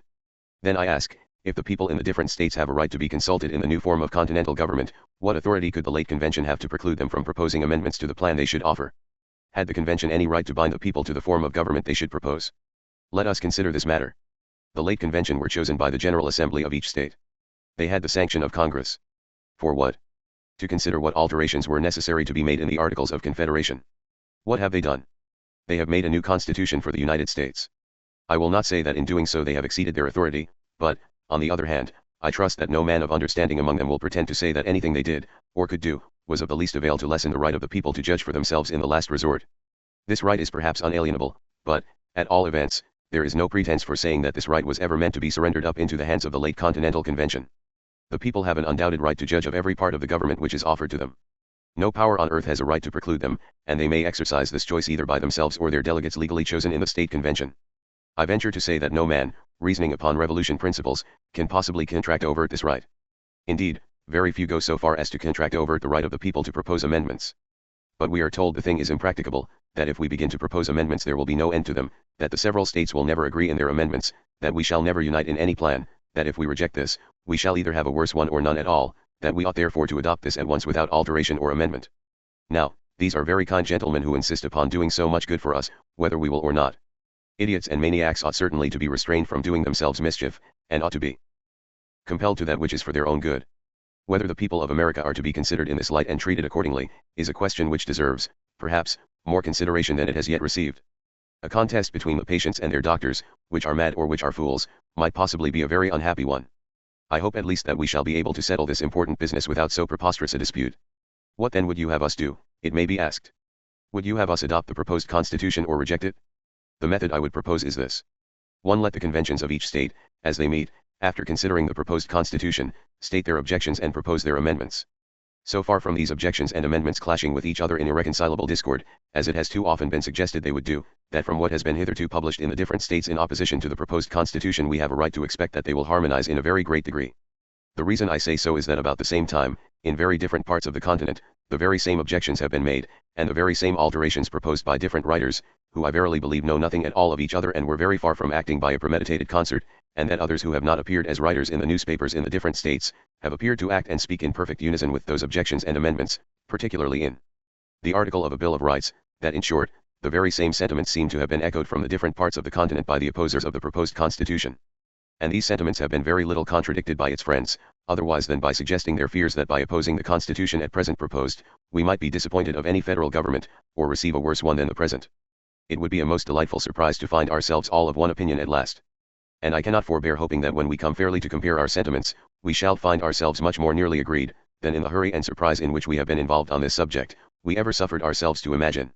2. When the conventions have stated these objections and amendments, let them transmit them to Congress, and adjourn, praying that Congress will direct another convention to be called from the different states, to consider of these objections and amendments, and pledging themselves to abide by whatever decision shall be made by such future convention on the subject, whether it be to amend the proposed constitution or to reject any alterations, and ratify it as it stands. 3. If a new convention of the United States should meet, and revise the proposed constitution, let us agree to abide by their decision. It is past a doubt that every good citizen of America pants for an efficient federal government. Have no doubt we shall concur at last in some plan of continental government, even if many people could imagine exceptions to it. But if the exceptions which are made at present shall be maturely considered, and even be pronounced by our future representatives as of no importance, which I trust they will not, even in that case I have no doubt that almost every man will give up his own private opinion and concur in that decision. 4. If, by any means, another continental convention should fail to meet, then let the conventions of the several states again assemble and at last decide the great solemn question, whether we shall adopt the constitution now proposed or reject it. And whenever it becomes necessary to decide upon this point, one, at least, who from the beginning has been invariably anxious for the liberty and independence of this country, will concur in adopting and supporting this constitution, rather than none, though, I confess, I could easily imagine some other form of confederation which I should think better entitled to my hearty approbation, and indeed I am not afraid of a worse. An old Whig Anti-Federalist number 51. Do checks and balances really secure the rights of the people? This satire is from a pamphlet of Aristocratus, The Government of Nature Delineated, or an exact picture of the new federal constitution, Carlisle, PA, 1788. The present is an active period. Europe is in a ferment breaking their constitutions, America is in a similar state, making a constitution. For this valuable purpose a convention was appointed, consisting of such as excelled in wisdom and knowledge, who met in Philadelphia last May. For my own part, I was so smitten with the character of the members, that I had assented to their production, while it was yet in embryo. And I make no doubt but every good Republican did so too. But how great was my surprise, when it appeared with such a venerable train of names annexed to its tail, to find some of the people under different signatures such as Sentinel, Old Whig, Brutus, etc., daring to oppose it, and that too with barefaced arguments, obstinate reason, and stubborn truth. This is certainly a piece of the most extravagant impudence to presume to contradict the collected wisdom of the United States, or to suppose a body, who engrossed the whole wisdom of the continent, was capable of erring. I expected the superior character of the convention would have secured it from profane sallies of a plebeian's pen, and its inherent infallibility debarred the interference of impertinent reason or truth. It was too great an act of condescension to permit the people, by their state conventions, to assent and ratify what the Grand Convention prescribed to them, but to inquire into its principles, or investigate its properties, was a presumption too daring to escape resentment. Such licentious conduct practiced by the people, is a striking proof of our feeble governments, and calls aloud for the pruning knife, i.e., the establishment of some proper plan of discipline. This the convention, in the depth of their united wisdom hath prescribed, which when established, will certainly put a stop to the growing evil. A consciousness of this, is, no doubt, the cause which stimulates the people to oppose it with so much vehemence. They deprecate the idea of being confined within their proper sphere, they cannot endure the thought of being obliged to mind their own business, and leave the affairs of government to those whom nature hath destined to rule. I say nature, for it is a fundamental principle, as clear as an axiom, that nature hath placed proper degrees and subordinations amongst mankind and ordained a few, 1, to rule, and many to obey. I am not obliged to prove this principle because it would be madness in the extreme to attempt to prove a self-evident truth. 1. If any person is so stupidly dull as not to discern who these few are, I would refer such to nature herself for information. Let them observe her ways and be wise. Let them mark those men whom she hath endued with the necessary qualifications of authority, such as the dictatorial air, the magisterial voice, the imperious tone, the haughty countenance, the lofty look, the majestic mien. Let them consider those whom she hath taught to command with authority, but comply with disgust, to be fond of sway, but impatient of control, to consider themselves as gods, and all the rest of mankind as two-legged brutes. Now it is evident that the possessors of these divine qualities must have been ordained by nature to dominion and empire, for it would be blasphemy against her supreme highness to suppose that she confers her gifts in vain. Fortune hath also distinguished those upon whom nature hath imprinted the lineaments of authority. She hath heaped her favors and lavished her gifts upon those very persons whom nature delighteth to honor. Indeed, instinct hath taught those men that authority is their natural right, and therefore they grasp at it with an eagerness bordering on rapacity. But with all due submission to the infallible wisdom of the Grand Convention, let me presume to examine whether they have not, in the new plan of government, inviolably adhered to the supreme principle. In Article 1st, Section 1st, of the new plan, it is declared that all legislative powers herein granted shall be vested in a Congress of the United States, which shall consist of a Senate very right, quite agreeable to nature, and House of Representatives not quite so right. This is a palpable compliance with the humors and corrupt practices of the times. But what follows in Section 2 is still worse. The House of Representatives shall be composed of members chosen every second year by the people of the several states. This is a most dangerous power, and must soon produce fatal and pernicious consequences, were it not circumscribed and poised by proper checks and balances. But in this is displayed the unparalleled sagacity of the August Convention, that when such bulwarks of prejudice surrounded the evil, so as to render it both difficult and dangerous to attack it by assault and storm, they have invested and barricaded it so closely as will certainly deprive it of its baneful influence and prevent its usual encroachments. They have likewise stationed their miners and sappers so judiciously, that they will certainly, in process of time, entirely reduce and demolish this obnoxious practice of popular election. There is a small thrust given to it in the body of the conveyance itself. The term of holding elections is every 2 years. This is much better than the detestable mode of annual elections, so fatal to energy. However, if nothing more than this were done, it would still remain an insupportable inconvenience. But in Section 4 it is provided that Congress by law may alter and make such regulations with respect to the times, places, and manner of holding elections, as to them seemeth fit and proper. This is certainly a very salutary provision, most excellently adapted to counterbalance the great and apparently dangerous concessions made to the plebeians in the first and second sections. With such a prudent restriction as this they are quite harmless. No evil can arise from them if Congress have only the sagacity and fortitude to avail themselves of the power they possess by this section. For when the stated term, for which the primary members was elected, is nigh expired, Congress may appoint the next election to be held in one place in each state, and so as not to give the rabble needless disgust, they may appoint the most central place for that purpose. They can never be at a loss for an ostensible reason to vary and shift from place to place until they may fix it at any extremity of the state it suits. This will be the business of the Senate, to observe the particular places in each state, where their influence is most extensive, and where the inhabitants are most obsequious to the will of their superiors, and there appoint the elections to be held. By this means, such members will be returned to the House of Representatives, as it is called, as the President and Senate shall be pleased to recommend, and they no doubt will recommend such gentlemen only as are distinguished by some peculiar federal feature, so that unanimity and concord will shine conspicuous through every branch of government. This section is ingeniously calculated, and must have been intended by the Convention, to exterminate electioneering entirely. For by putting the time of election in the hands of Congress they have thereby given them a power to perpetuate themselves when they shall find it safe and convenient to make the experiment. For though a preceding clause says, that representatives shall be chosen for 2 years, and senators for 6 years, yet this clause being subsequent annuls the former, and puts it in the power of Congress, when some favorable juncture intervenes, to alter the time to 4 and 12 years. This cannot be deemed an unconstitutional stretch of power, for the Constitution in express terms puts the time of holding elections in their power, and certainly they are the proper judges when to exert that power. Thus by doubling the period from time to time, its extent will soon be rendered coeval with the life of man. And it is but a very short and easy transition from this to hereditary succession, which is most agreeable to the institutions of nature, who in all her works, hath ordained the descendant of every species of beings to succeed its immediate progenitor, in the same actions, ends and order. The indefatigable laborious ass never aspires to the honors, nor assumes the employment of the sprightly warlike steed, nor does he ever pretend that it is his right to succeed him in all his offices and dignities, because he bears some resemblance to the defunct in his figure and nature. The llama, though useful enough for the purposes for which he was intended by nature, is every way incompetent to perform the offices of the elephant, nor does he ever pretend to usurp his elevated station. Every species of beings, animate and inanimate, seem fully satisfied with the station assigned them by nature. But perverse, obstinate man, he alone spurns at her institutions, and inverts her order. He alone repines at his situation, and endeavors to usurp the station of his superiors. But this digression has led me from the subject in hand. 2. This is only to be understood of the inferior class of mankind. The superior order have aspiring feelings given them by nature, such as ambition, emulation, etc., which makes it their duty to persevere in the pursuit of gratifying these refined passions. The next object that presents itself is the power which the new Constitution gives to Congress to regulate the manner of elections. The common practice of voting at present is by ballot. By this mode it is impossible for a gentleman to know how he is served by his dependent, who may be possessed of a vote. Therefore this mode must be speedily altered for that viva voce, which will secure to a rich man all the votes of his numerous dependents and friends and their dependents. By this means he may command any office in the gift of the people, which he pleases to set up for. This will answer a good end while electioneering exists, and will likewise contribute something towards its destruction. A government founded agreeable to nature must be entirely independent, that is, it must be beyond the reach of annoyance or control from every power on earth. Now in order to render it thus, several things are necessary. The next object that presents itself is the power which the new Constitution gives to Congress to regulate the manner of elections. The common practice of voting at present is by ballot. By this mode it is impossible for a gentleman to know how he is served by his dependent, who may be possessed of a vote. Therefore this mode must be speedily altered for that viva voce, which will secure to a rich man all the votes of his numerous dependents and friends and their dependents. By this means he may command any office in the gift of the people, which he pleases to set up for. This will answer a good end while electioneering exists, and will likewise contribute something towards its destruction. A government founded agreeable to nature must be entirely independent, that is, it must be beyond the reach of annoyance or control from every power on earth. Now in order to render it thus, several things are necessary. 2. Daily it will create and diffuse a spirit of industry among the people. They will then be obliged to labor for money to pay their taxes. There will be no trifling from time to time, as is done now. The new government will have energy sufficient to compel immediate payment.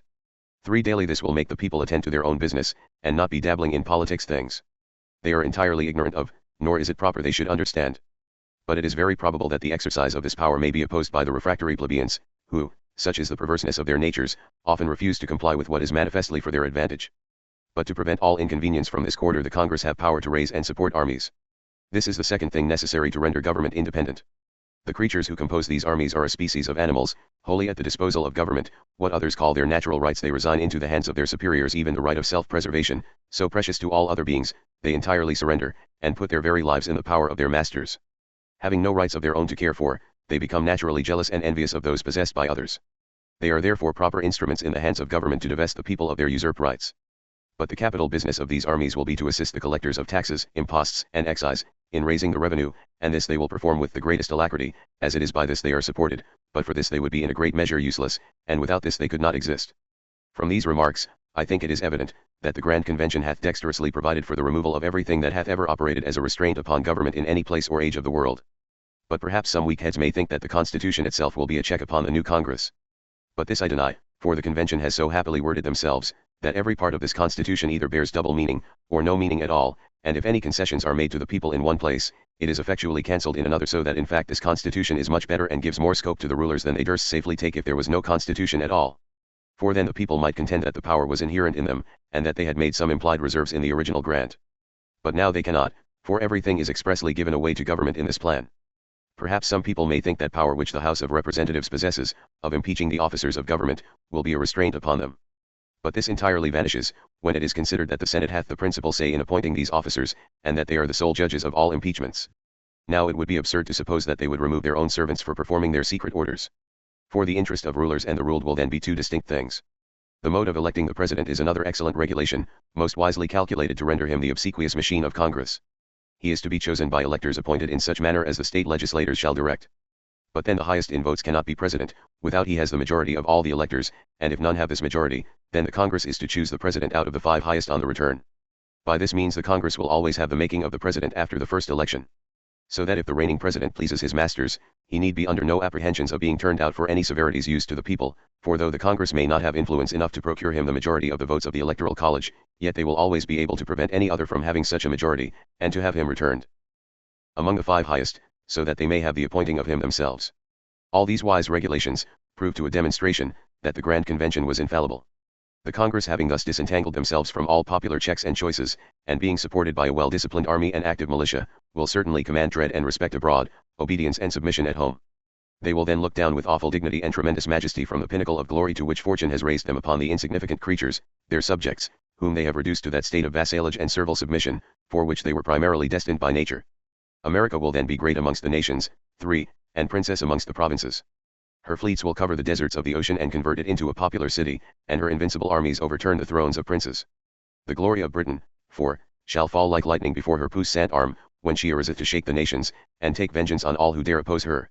Oh, thou most venerable and august Congress!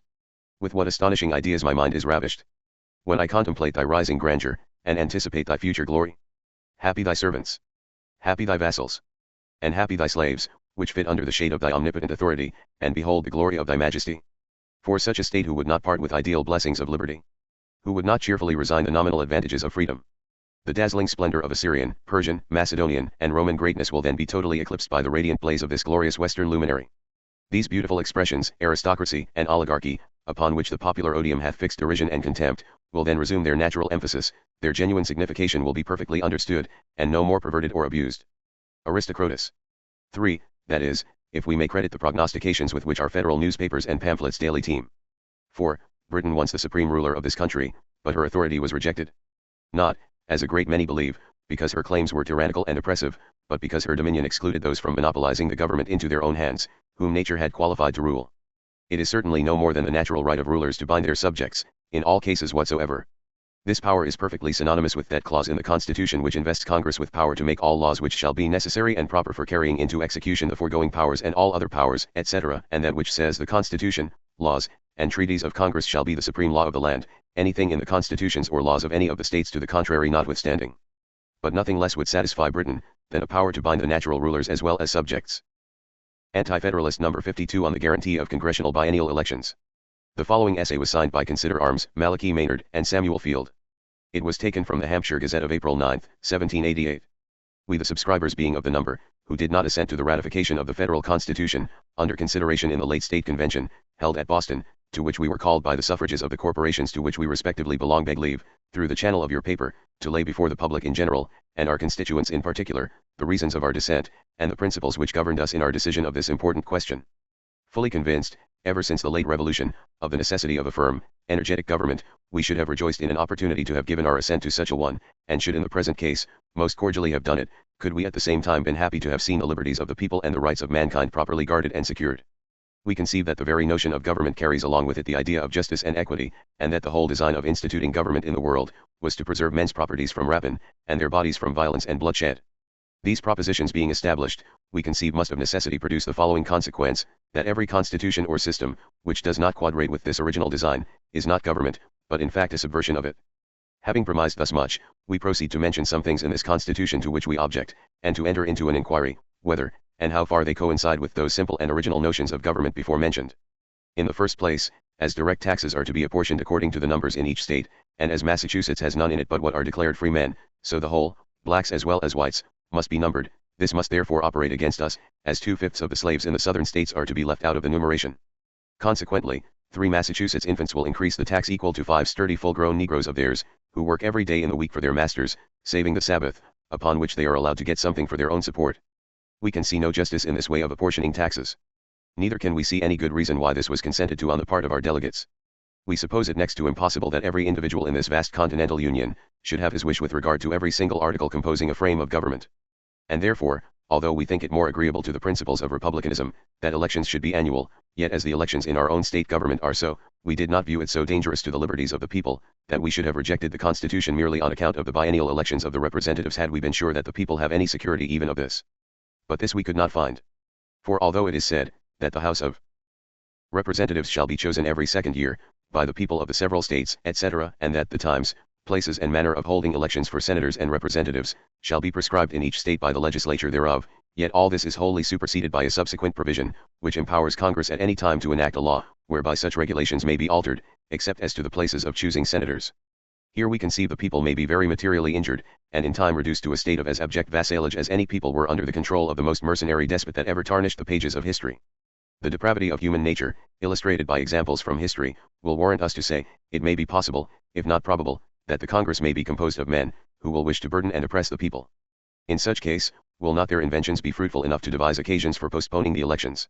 And if they can do this once, they can twice, if they can twice, they can thrice, so by degrees render themselves absolute and perpetual. Or, if they choose, they have another expedient. They can alter the place of holding elections. They can say, whatever the legislature of the state may order to the contrary, that all the elections of our representatives shall be made at Mecchias, or at Williamstown. Consequently, 9/10 of the people will never vote. And if this should be thought a measure favorable to their re-election, or the election of some tool for their mercenary purposes, we doubt not it will be thus ordered. But says the advocates for the Constitution, it is not likely this will ever happen. We are not to expect our rulers will ever proceed to a wanton exercise of the powers given them. But what reason have we more than past ages, to expect that we shall be blessed with impeccable rulers? We think not any. Although it has been said that every generation grows wiser and wiser, yet we have no reason to think they grow better and better. And therefore the probability lies upon the dark side. Does not the experience of past ages teach that men have generally exercised all the powers they had given them, and even have usurped upon them, in order to accomplish their own sinister and avaricious designs, whenever they thought they could do it with impunity? This we presume will not be denied. And it appeared to us that the arguments made use of by the favorers of the Constitution, in the late convention at Boston, proceeded upon the plan of righteousness in those who are to rule over us, by virtue of this new form of government. But these arguments, we confess, could have no weight with us, while we judge them to be founded altogether upon a slippery perhaps. We are sensible, that in order to the due administration of government, it is necessary that certain powers should be delegated to the rulers from the people. At the same time, we think they ought carefully to guard against giving so much as will enable those rulers, by that means, at once, or even in process of time, to render themselves absolute and despotic. This we think is the case with the form of government lately submitted to our consideration. We could not, therefore, acting uprightly, consulting our own good and the good of our constituents, give our assent unto it. We could not then, and we still cannot see, that because people are many times guilty of crimes and deserving of punishment, that it from thence follows the authority ought to have power to punish them when they are not guilty, or to punish the innocent with the guilty without discrimination, which amounts to the same thing. But this we think in fact to be the case as to this federal constitution. For the Congress, whether they have provocation or not, can at any time order the elections in any or all the states to be conducted in such manner as wholly to defeat and render entirely nugatory the intention of those elections, and convert that which was considered and intended to be the palladium of the liberties of the people, the grand bulwark against any invasion upon them, into a formidable engine, by which to overthrow them all, and thus involve them in the depth of misery and distress. But it was pled by some of the ablest advocates of the Constitution, that if Congress should exercise such powers to the prejudice of the people, and they did not deny but they could if they should be disposed, they, the people, would not suffer it. They would have recourse to the ultima ratio, the dernier resort of the oppressed, the sword. But it appeared to us a piece of superlative incongruity indeed, that the people, whilst in the full and infeasible possession of their liberties and privileges, should be so very profuse, so very liberal in the disposal of them, as consequently to place themselves in a predicament miserable to an extreme. So wretched indeed, that they may at once be reduced to the sad alternative of yielding themselves vassals into the hands of a venal and corrupt administration, whose only wish may be to aggrandize themselves and families, to wallow in luxury and every species of dissipation, and riot upon the spoils of the community, or take up the sword and involve their country in all the horrors of a civil war, the consequences of which, we think, we may venture to augur will more firmly rivet their shackles, and end in the entailment of vassalage to their posterity. We think this by no means can fall within the description of government before mentioned. Neither can we think these suggestions merely chimerical, or that they proceed from an overheated enthusiasm in favor of republicanism, neither yet from an ill-placed detestation of aristocracy, but from the apparent danger the people are in by establishing this constitution. When we take a forward view of the proposed Congress seated in the federal city, 10 miles square, fortified and replenished with all kinds of military stores and every implement, with a navy at command on one side, and a land army on the other, we say, when we view them thus possessed of the sword in one hand and the purse strings of the people in the other, we can see no security left for them in the enjoyment of their liberties, but what may proceed from the bare possibility that the supreme authority of the nation may be possessed of virtue and integrity sufficient to influence them in the administration of equal justice and equity among those whom they shall govern. But why should we voluntarily choose to trust our all upon so precarious a tenure as this? We confess it gives us pain to anticipate the future scene, a scene presenting to view miseries so complicated and extreme, that it may be part of the charms of eloquence to extenuate, or the power of art to remove. Consider Arms Malachi Maynard Samuel Field. Anti-Federalist No. 53, a plea for the right of recall. Amicus appeared in the Columbian Herald, August 28, 1788.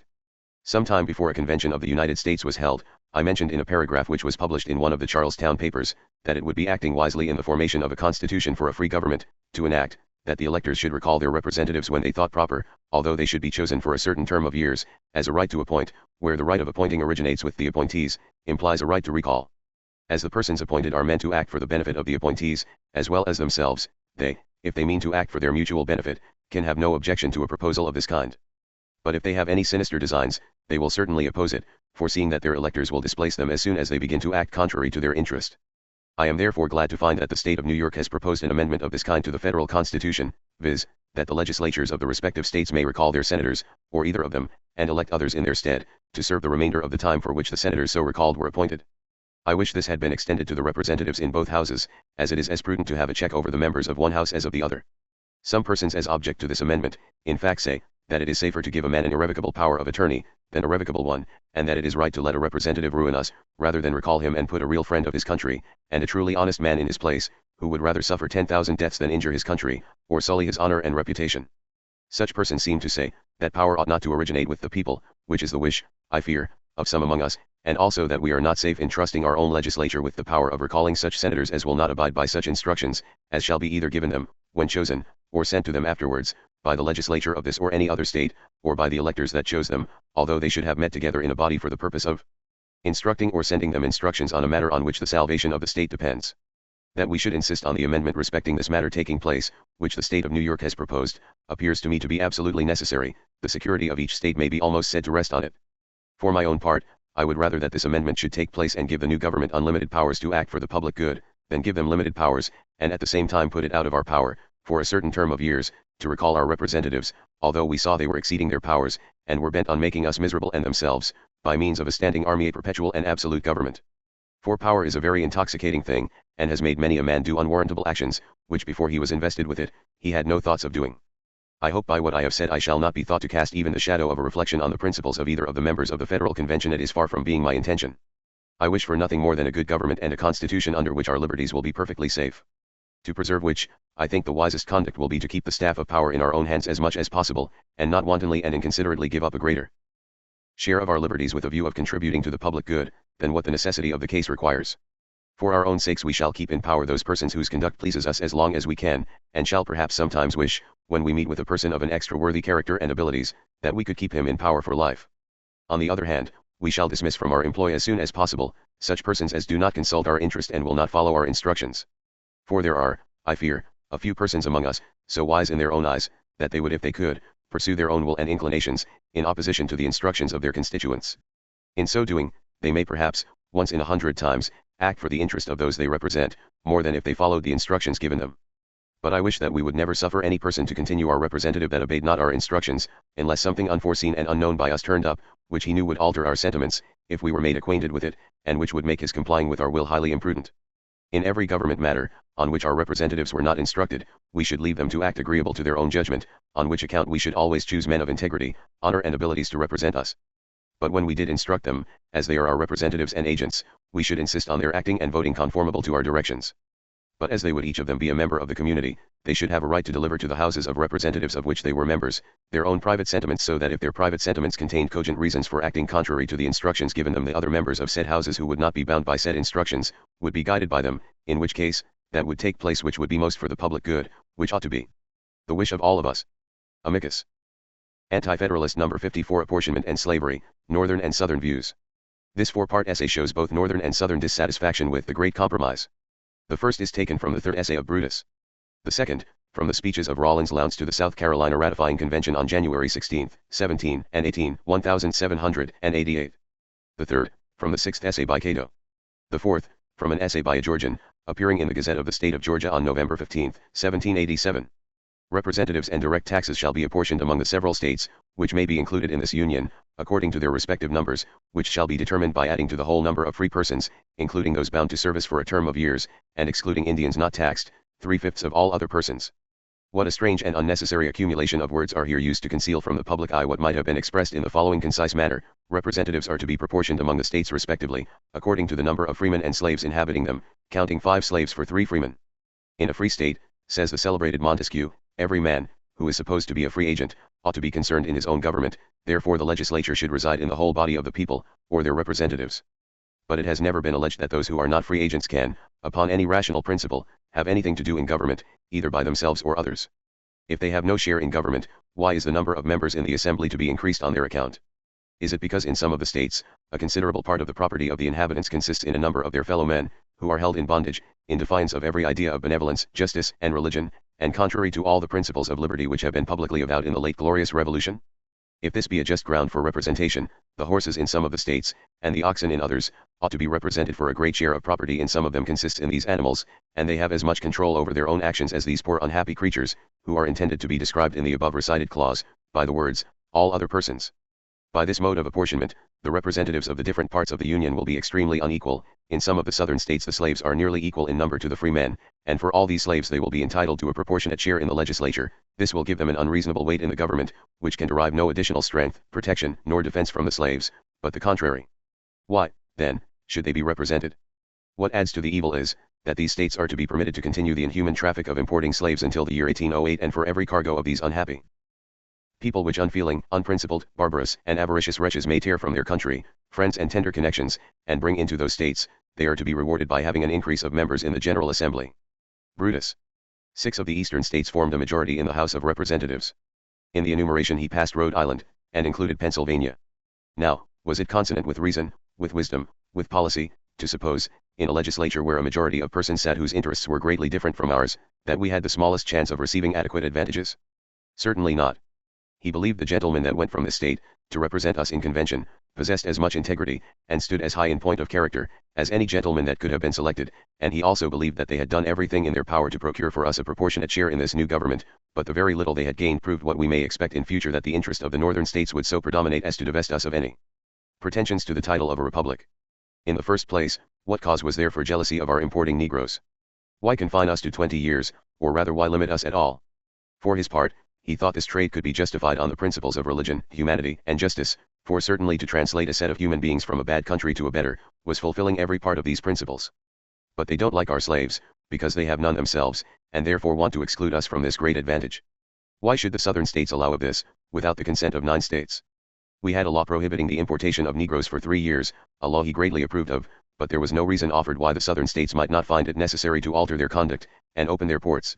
Without Negroes, this state would degenerate into one of the most contemptible in the Union, and he cited an expression that fell from General Pinckney on a former debate, that whilst there remained 1 acre of swampland in South Carolina, he should raise his voice against restricting the importation of Negroes.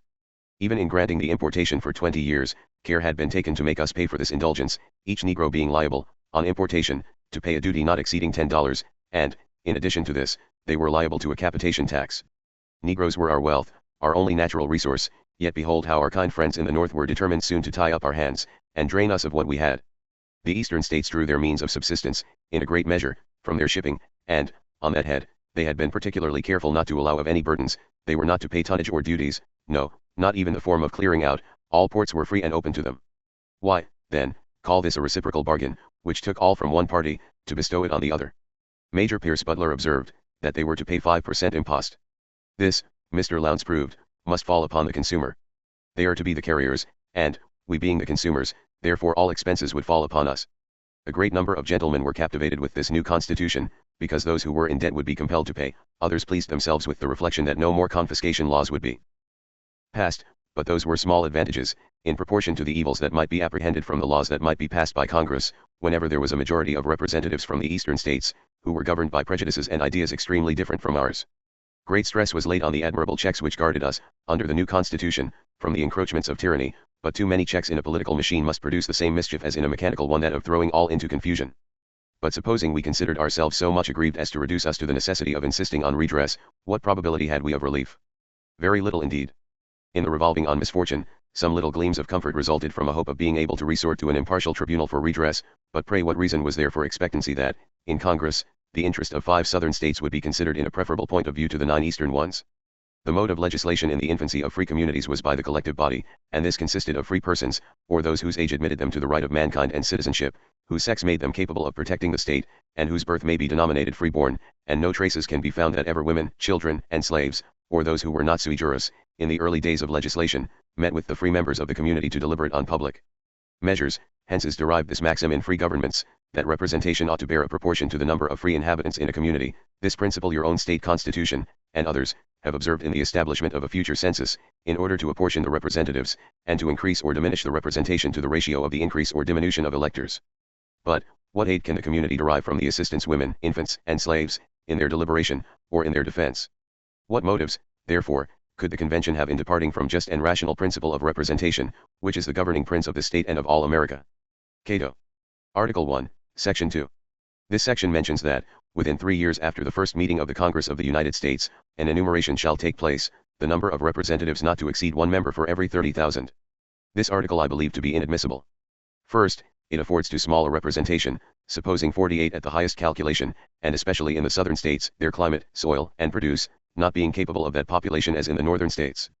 Would it not therefore be better to increase the number of representatives, say 1 member for every 20,000 for the states north of Virginia, and 1 for every 15,000 south of the said state, itself included? Or, secondly, divide the states into districts which shall choose the representatives, by which every part of a state will have an equal chance, without being liable to parties or factions. Should it be said it will increase the expense, it will be money well laid out, and the more so if we retain the paying them out of our own bands. And, supposing the voting in the House of Representatives was continued as heretofore by states, would it not be more equal still? At any rate, I would strenuously recommend to vote by states, and not individually, as it will be accommodating the idea of equality, which should ever be observed in a republican form of government. Or, thirdly, if it was in proportion to the quotas of the states, as rated in taxation, then the number of members would increase with the proportion of tax, and at that rate there would always be an equality in the quota of tax as well as representation, for what chance of equality according to the constitution in question, can a state have that has only 1 or 2 votes, when others have 8 or 10, for it is evident that each representative, as well as senator, is meant to have a vote, as it mentions no other mode but in choosing the president, and as it is generally allowed that the United States are divided into 2 natural divisions, the northern as far as Virginia, the latter included forms the southern. This produces a wide difference in climate, soil, customs, manners of living, and the produce of the land, as well as trade, also in population, to which it is well observed the latter is not so favorable as the former, and never can nor will be, nature itself being the great obstacle. And when taxation is in agitation, as also many other points, it must produce differences in sentiments, and, in such dispute, how is it likely to be decided? According to the mode of voting, the number of members north of Virginia the first 3 years is 42, and the southern, Virginia included, 23. Is human nature above self-interest? If the northern states do not hoard the southern in taxation, it would appear then really that they are more disinterested men than we know of. Anti-Federalist number 55. Will the House of Representatives be genuinely representative? Part I. Following are 4 essays by the federal farmer. It being impracticable for the people to assemble to make laws, they must elect legislators, and assign men to the different departments of the government. In the representative branch we must expect chiefly to collect the confidence of the people, and in it to find almost entirely the force of persuasion. In forming this branch, therefore, several important considerations must be attended to. It must possess abilities to discern the situation of the people and of public affairs, a disposition to sympathize with the people, and a capacity and inclination to make laws congenial to their circumstances and condition. It must afford security against interest combinations, corruption, and influence. It must possess the confidence, and have the voluntary support of the people. I think these positions will not be contract overt, nor the one I formerly advanced, that a fair and equal representation is that in which the interests, feelings, opinions, and views of the people are collected, in such manner as they would be were the people all assembled. Having made these general observations, I shall proceed to consider further my principal position, viz. That there is no substantial representation of the people provided for in a government, in which the most essential powers, even as to the internal police of the country, are proposed to be lodged, and to propose certain amendments as to the representative branch. The representation is insubstantial and ought to be increased. In matters where there is much room for opinion, you will not expect me to establish my positions with mathematical certainty, you must only expect my observations to be candid, and such as are well founded in the mind of the writer. I am in a field where doctors disagree, and as to genuine representation, though no feature in government can be more important, perhaps, no one has been less understood, and no one that has received so imperfect a consideration by political writers. The Ephori in Sparta, and the tribunes in Rome, were but the shadow. The representation in Great Britain is unequal and insecure. In America we have done more in establishing this important branch on its true principles, than, perhaps, all the world besides. Yet even here, I conceive, that very great improvements in representation may be made. In fixing this branch, the situation of the people must be surveyed, and the number of representatives and forms of election apportioned to that situation. When we find a numerous people settled in a fertile and extensive country, possessing equality, and few or none of them oppressed with riches or wants, it ought to be the anxious care of the Constitution and laws, to arrest them from national depravity, and to preserve them in their happy condition. A virtuous people make just laws, and good laws tend to preserve unchanged a virtuous people. A virtuous and happy people by laws ungenial to their characters, may easily be gradually changed into servile and depraved creatures. Where the people, or their representatives, make the laws, it is probable they will generally be fitted to the national character and circumstances, unless the representation be partial, and the imperfect substitute of the people. However the people may be electors, if the representation be so formed as to give one or more of the natural classes of men in society an undue ascendancy over others, it is imperfect, the former will gradually become masters, and the latter slaves. It is the first of all among the political balances, to preserve in its proper station each of these classes. We talk of balances in the legislature, and among the departments of government, we ought to carry them to the body of the people. Since I advanced the idea of balancing the several orders of men in a community, in forming a genuine representation, and seen that idea considered as chimerical, I have been sensibly struck with a sentence in the Marquis Beccaриus treatise. This sentence was quoted by Congress in 1774, and is as follows: in every society there is an effort continually tending to confer on one part the height of power and happiness, and to reduce the others to the extreme of weakness and misery. The intent of good laws is to oppose this effort, and to diffuse their influence universally and equally. Add to this Montesquieu's opinion, that in a free state every man, who is supposed to be a free agent, ought to be concerned in his own government, therefore, the legislative should reside in the whole body of the people, or their representatives. It is extremely clear that these writers had in view the several orders of men in society, which we call aristocratical, democratical, mercantile, mechanics etc., and perceived the efforts they are constantly, from interested and ambitious views, disposed to make to elevate themselves and oppress others. Each order must have a share in the business of legislation actually and efficiently. It is deceiving a people to tell them they are electors, and can choose their legislators, if they cannot, in the nature of things, choose men from among themselves, and genuinely like themselves. I wish you to take another idea along with you. We are not only to balance these natural efforts, but we are also to guard against accidental combinations, combinations founded in the connections of offices and private interests, both evils which are increased in proportion as the number of men, among which the elected must be, are decreased. To set this matter in a proper point of view, we must form some general ideas and descriptions of the different classes of men, as they may be divided by occupation and politically. The first class is the aristocratical. There are three kinds of aristocracy spoken of in this country. The first is a constitutional one, which does not exist in the United States in our common acceptation of the word. Montesquieu, it is true, observes that where part of the persons in a society, for want of property, age, or moral character, are excluded any share in the government, the others, who alone are the constitutional electors and elected, form this aristocracy.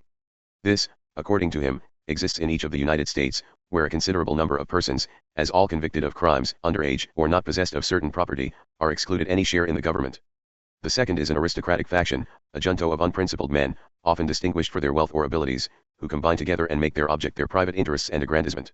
The existence of this description is merely accidental, but particularly to be guarded against. The third is the natural aristocracy. This term we use to designate a respectable order of men, the line between whom and the natural democracy is in some degree arbitrary.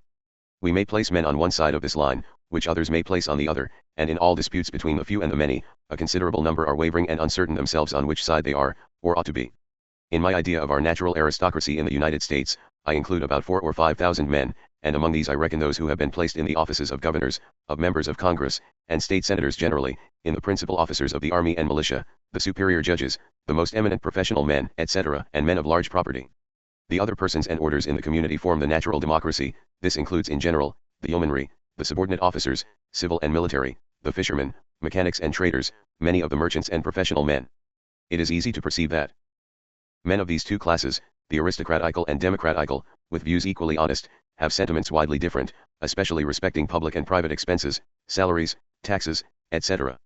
Men of the first class associate more extensively, have a high sense of honor, possess abilities, ambition, and general knowledge. Men of the second class are not so much used to combining great objects, they possess less ambition, and a larger share of honesty. Their dependence is principally on middling and small estates, industrious pursuits, and hard labor, while that of the former is principally on the emoluments of large estates, and of the chief offices of government. Not only the efforts of these two great parties are to be balanced, but other interests and parties also, which do not always oppress each other merely for want of power, and for fear of the consequences, though they, in fact, mutually depend on each other. Yet such are their general views, that the merchants alone would never fail to make laws favorable to themselves and oppressive to the farmers. The farmers alone would act on like principles, the former would tax the land, the latter the trade. The manufacturers are often disposed to contend for monopolies, buyers make every exertion to lower prices, and sellers to raise them. Men who live by fees and salaries endeavor to raise them, and the part of the people who pay them, endeavor to lower them, the public creditors to augment the taxes, and the people at large to lessen them. Thus, in every period of society, and in all the transactions of men, we see parties verifying the observation made by the Marquis, and those classes which have not their sentinels in the government, in proportion to what they have to gain or lose, must infallibly be ruined. Efforts among parties are not merely confined to property. They contend for rank and distinctions, all their passions in turn are enlisted in political controversies. Men, elevated in society, are often disgusted with the changeableness of the democracy, and the latter are often agitated with the passions of jealousy and envy. The yeomanry possess a large share of property and strength, are nervous and firm in their opinions and habits. The mechanics of towns are ardent and changeable, honest and credulous. They are inconsiderable for numbers, weight, and strength, not always sufficiently stable for supporting free governments. The fishing interest partakes partly of the strength and stability of the landed, and partly of the changeableness of the mechanic interest. As to merchants and traders, they are our agents in almost all money transactions, give activity to government, and possess a considerable share of influence in it. It has been observed by an able writer, that frugal industrious merchants are generally advocates for liberty. It is an observation, I believe, well founded, that the schools produce but few advocates for republican forms of government. Gentlemen of the law, divinity, physic, etc., probably form about a fourth part of the people, yet their political influence, perhaps, is equal to that of all the other descriptions of men. If we may judge from the appointments to Congress, the legal characters will often, in a small representation, be the majority, but the more the representatives are increased, the more of the farmers, merchants, etc., will be found to be brought into the government. These general observations will enable you to discern what I intend by different classes, and the general scope of my ideas, when I contend for uniting and balancing their interests, feelings, opinions, and views in the legislature. We may not only so unite and balance these as to prevent a change in the government by the gradual exaltation of one part to the depression of others, but we may derive many other advantages from the combination and full representation. A small representation can never be well informed as to the circumstances of the people. The members of it must be too far removed from the people, in general, to sympathize with them, and too few to communicate with them. A representation must be extremely imperfect where the representatives are not circumstanced to make the proper communications to their constituents, and where the constituents in turn cannot, with tolerable convenience, make known their wants, circumstances, and opinions to their representatives. Where there is but one representative to 30,000 or 40,000 inhabitants, it appears to me, he can only mix and be acquainted with a few respectable characters among his constituents. Even double the general representation, and then there must be a very great distance between the representatives and the people in general represented. On the proposed plan, the state of Delaware, the city of Philadelphia, the state of Rhode Island, the province of Maine, the county of Suffolk in Massachusetts, will have one representative each. There can be but little personal knowledge, or but few communications, between him and the people at large of either of those districts. It has been observed that mixing only with the respectable men, he will get the best information and ideas from them, he will also receive impressions favorable to their purposes particularly. Could we get over all our difficulties respecting a balance of interests and party efforts, to raise some and oppress others, the want of sympathy, information, and intercourse between the representatives and the people, an insuperable difficulty will still remain. I mean the constant liability of a small number of representatives to private combinations. The tyranny of the one, or the licentiousness of the multitude, are, in my mind, but small evils, compared with the factions of the few. It is a consideration well worth pursuing, how far this House of Representatives will be liable to be formed into private juntos, how far influenced by expectations of appointments and offices, how far liable to be managed by the President and Senate, and how far the people will have confidence in them. The Federal Farmer. Anti-Federalist number 56. Will the House of Representatives be genuinely representative? Part 2. Why in England have the revolutions always ended in stipulations in favor of general liberty, equal laws, and the common rights of the people, and in most other countries in favor only of a few influential men? The reasons, in my mind, are obvious. In England the people have been substantially represented in many respects, in the other countries it has not been so. Perhaps a small degree of attention to a few simple facts will illustrate this. In England, from the oppressions of the Norman kings to the Revolution in 1688, during which period of 200 or 300 years, the English liberties were ascertained and established, the aristocratic part of that nation was substantially represented by a very large number of nobles, possessing similar interests and feelings with those they represented. The body of the people, about 4 or 5 millions, then mostly a frugal landed people, were represented by about 500 representatives, taken not from the order of men which formed the aristocracy, but from the body of the people, and possessed of the same interests and feelings. De Lolme, speaking of the British representation, expressly founds all his reasons on this union, this similitude of interests, feelings, views, and circumstances. He observes the English have preserved their liberties, because they and their leaders or representatives have been strictly united in interests, and in contending for general liberty. Here we see a genuine balance founded in the actual state of things. The whole community, probably, not more than 2/5 more numerous than we now are, were represented by 700 or 800 men, the barons stipulated with the common people, and the king with the whole. Had the legal distinction between lords and commons been broken down, and the people of that island been called upon to elect 45 senators, and 120 representatives, about the proportion we propose to establish, their whole legislature evidently would have been of the natural aristocracy, and the body of the people would not have had scarcely a single sincere advocate. Their interests would have been neglected, general and equal liberty forgot, and the balance lost. Contests and conciliations, as in most other countries, would have been merely among the few, and as it might have been necessary to serve their purposes, the people at large would have been flattered or threatened, and probably not a single stipulation made in their favor. In Rome the people were miserable, though they bade 3 orders, the consuls, senators, and tribunes, and approved the laws, and all for want of a genuine representation. The people were too numerous to assemble, and do anything properly themselves. The voice of a few, the dupes of artifice, was called the voice of the people. It is difficult for the people to defend themselves against the arts and intrigues of the great, but by selecting a suitable number of men fixed to their interests to represent them, and to oppose ministers and senators. Much depends on the number of the men selected, and the manner of doing it. To be convinced of this, we need only attend to the reason of the case, the conduct of the British Commons, and of the Roman tribunes. Equal liberty prevails in England, because there was a representation of the people, in fact and reality, to establish it. Equal liberty never prevailed in Rome because there was but the shadow of a representation. There were consuls in Rome annually elected to execute the laws, several hundred senators represented the great families, the body of the people annually chose tribunes from among themselves to defend them and to secure their rights. I think the number of tribunes annually chosen never exceeded 10.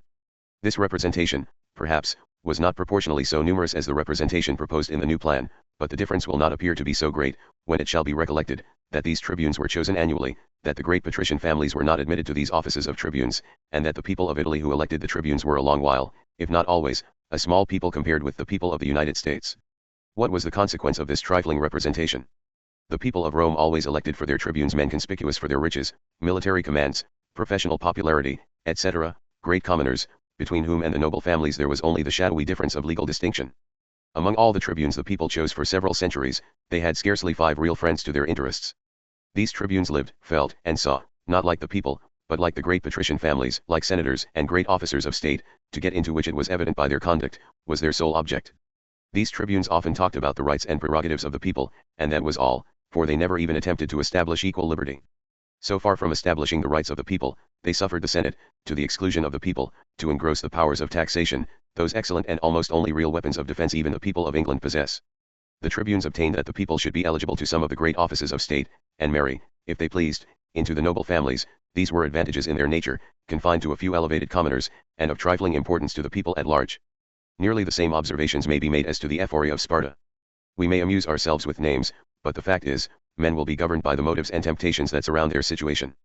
Political evils to be guarded against are in the human character, and not in the name of patrician or plebeian. Had the people of Italy, in the early period of the Republic, selected yearly or biennially, 400 or 500 of their best informed men, emphatically from among themselves, these representatives would have formed an honest respectable assembly, capable of combining in them the views and exertions of the people, and their respectability would have procured them honest and able leaders, and we should have seen equal liberty established. True liberty stands in need of a fostering band. From the days of Adam she has found but one temple to dwell in securely. She has laid the foundation of one, perhaps her last in America. Whether this is to be completed and have duration, is yet a question. Equal liberty never yet found many advocates among the great. It is a disagreeable truth that power perverts men's views in a greater degree than public employments inform their understandings. They become hardened in certain maxims, and more lost to fellow feelings. Men may always be too cautious to commit alarming and glaring iniquities, but they, as well as systems, are liable to be corrupted by slow degrees. Junius well observes, we are not only to guard against what men will do, but even against what they may do. Men in high public offices are in stations where they gradually lose sight of the people, and do not often think of attending to them, except when necessary to answer private purposes. The body of the people must have this true representative security placed somewhere in the nation. And in the United States, or in any extended empire, I am fully persuaded it can be placed nowhere, but in the forms of a federal republic, where we can divide and place it in several state or district legislatures, giving the people in these the means of opposing heavy internal taxes and oppressive measures in the proper stages. A great empire contains the amities and animosities of a world within itself. We are not like the people of England, one people, compactly settled on a small island, with a great city filled with frugal merchants, serving as a common center of liberty and union. We are dispersed, and it is impracticable for any but the few to assemble in one place. The few must be watched, checked, and often resisted. Tyranny has ever shown a predilection to be in close amity with them, or the one man. Drive it from kings and it flies to senators, to decemviri, to dictators, to tribunes, to popular leaders, to military chiefs, etc. Delaume well observes, that in societies, laws which were to be equal to all are soon warped to the private interests of the administrators, and made to defend the usurpations of a few. The English, who had tasted the sweets of equal laws, were aware of this, and though they restored their king, they carefully delegated to Parliament the advocates of freedom. I have often lately heard it observed that it will do very well for a people to make a constitution and ordain that at stated periods they will choose, in a certain manner, a first magistrate, a given number of senators and representatives, and let them have all power to do as they please. This doctrine, however, it may do for a small republic as Connecticut, for instance, where the people may choose so many senators and representatives to assemble in the legislature, representing in an eminent degree the interests, the views, feelings, and genuine sentiments of the people themselves, can never be admitted in an extensive country. And when this power is lodged in the hands of a few, not to limit the few is but one step short of giving absolute power to one man. In a numerous representation the abuse of power is a common injury, and has no temptation. Among the few, the abuse of power may often operate to the private emolument of those who abuse it. The Federal Farmer. Anti-Federalist number 57. Will the House of Representatives be genuinely representative? Part 3. But the people must elect good men. Examine the system. Is it practicable for them to elect fit and proper representatives where the number is so small? But the people may choose whom they please. This is an observation, I believe, made without due attention to facts and the state of the community. To explain my meaning, I will consider the descriptions of men commonly presented to the people as candidates for the offices of representatives. We may rank them in 3 classes. 1. The men who form the natural aristocracy, as before defined. 2. Popular demagogues. These men also are often politically elevated, so as to be seen by the people through the extent of large districts. They often have some abilities, fare without principle, and rise into notice by their noise and arts. 3. The substantial and respectable part of the democracy. They are a numerous and valuable set of men, who discern and judge well, but from being generally silent in public assemblies are often overlooked. They are the most substantial and best informed men in the several towns, who occasionally fill the middle grades of offices, etc., who hold not a splendid, but respectable rank in private concerns. These men are extensively diffused through all the counties, towns, and small districts in the Union. Even they, and their immediate connections, are raised above the majority of the people, and as representatives are only brought to a level with a more numerous part of the community, the middle orders, and a degree nearer the mass of the people. Hence it is, that the best practical representation, even in a small state, must be several degrees more aristocratical than the body of the people. A representation so formed as to admit but few or none of the third class, is in my opinion, not deserving of the name. Even in armies, courts martial are so formed as to admit subaltern officers into them. The true idea is, so to open and enlarge the representation as to let in a due proportion of the third class with those of the first. Now, my opinion is, that the representation proposed is so small as that ordinarily very few or none of them can be elected. And, therefore, after all the parade of words and forms, the government must possess the soul of aristocracy, or something worse, the spirit of popular leaders. I observed in a former letter, that the state of Delaware, of Rhode Island, the province of Maine, and each of the great counties in Massachusetts, etc., would have one member, and rather more than one when the representatives shall be increased to one for each 30,000 inhabitants. In some districts the people are more dispersed and unequal than in others. In Delaware they are compact, in the province of Maine dispersed. How can the elections in either of those districts be regulated so that a man of the third class can be elected? Exactly the same principles and motives, the same uncontrollable circumstances, must govern the elections as in the choice of the governors. Call upon the people of either of those districts to choose a governor, and it will probably never happen that they will not bestow a major part, or the greatest number, of their votes on some very conspicuous or very popular character. A man that is known among a few thousands of people may be quite unknown among 30 or 40,000. On the whole, it appears to me to be almost a self-evident position, that when we call on 30 or 40,000 inhabitants to unite in giving their votes for one man, it will be uniformly impracticable for them to unite in any man, except those few who have become eminent for their civil or military rank, or their popular legal abilities. It will be found totally impracticable for men in the private walks of life, except in the profession of the law, to become conspicuous enough to attract the notice of so many electors and have their suffrages. But if I am right, it is asked why so many respectable men advocate the adoption of the proposed system. Several reasons may be given. Many of our gentlemen are attached to the principles of monarchy and aristocracy. They have an aversion to democratic republics. The body of the people have acquired large powers and substantial influence by the revolution. In the unsettled state of things, their numerous representatives, in some instances, misused their powers, and have induced many good men suddenly to adopt ideas unfavorable to such republics, and which ideas they will discard on reflection. Without scrutinizing into the particulars of the proposed system, we immediately perceive that its general tendency is to collect the powers of government, now in the body of the people in reality, and to place them in the higher orders and fewer hands. No wonder then that all those of and about these orders are attached to it. They feel there is something in the system advantageous to them. On the other hand, the body of the people evidently feel there is something wrong and disadvantageous to them. Both descriptions perceive there is something tending to bestow on the former the height of power and happiness, and to reduce the latter to weakness, insignificance, and misery. The people evidently feel all this, though they want expressions to convey their ideas. Further, even the respectable part of the democracy have never yet been able to distinguish clearly where the fallacy lies. They find there are defects in the Confederation, they see a system presented, they think something must be done, and, while their minds are in suspense, the zealous advocates force a reluctant consent. Nothing can be a stronger evidence of the nature of the system, than the general sense of the several orders in the community respecting its tendency. The parts taken generally by them proves my position, that notwithstanding the parade of words and forms, the government must possess the soul of aristocracy. Congress, heretofore, have asked for moderate additional powers. The cry was, give them be federal. But the proper distinction between the cases that produce this disposition, and the system proposed, has not been fairly made and seen in all its consequences. We have seen some of our state representations too numerous, and without examining a medium we run to the opposite extreme. It is true, the proper number of federal representatives is matter of opinion in some degree, but there are extremes which we immediately perceive, and others which we clearly discover on examination. We should readily pronounce a representative branch of 15 members small in a federal government, having complete powers as to taxes, military matters, commerce, the coin, etc. On the other hand, we should readily pronounce a federal representation as numerous as those of the several states, consisting of about 1,500 representatives, unwieldy and totally improper. It is asked, has not the wisdom of the convention found a medium? Perhaps not. The convention was divided on this point of numbers. At least some of its ablest members urged, that instead of 65 representatives there ought to be 130 in the first instance. They fixed one representative for each 40,000 inhabitants, and at the close of the work, the president suggested that the representation appeared to be too small, and without debate, it was put at, not exceeding one for each 30,000. I mention these facts to show, that the convention went on no fixed data. In this extensive country it is difficult to get a representation sufficiently numerous.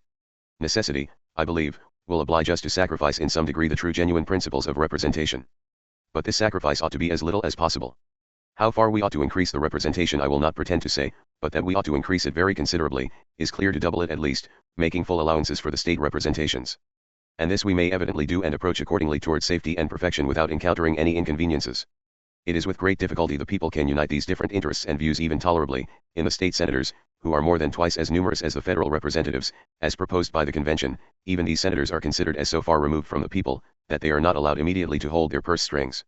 The principal objections made to the increase of the representation are, the expense and difficulty in getting the members to attend. The first cannot be important, the last, if founded, is against any federal government. As to the expense, I presume the House of Representatives will not be in sessions more than 4 months in the year. We find by experience that about 2/3 of the members of representative assemblies usually attend, therefore, of the representation proposed by the convention, about 45 members probably will attend. Doubling their number, about 90 will probably attend. Their pay, in one case, at $4 a day each, which is putting it high enough, will amount to, yearly, $21,600, in the other case, $43,200 a difference of $21,600.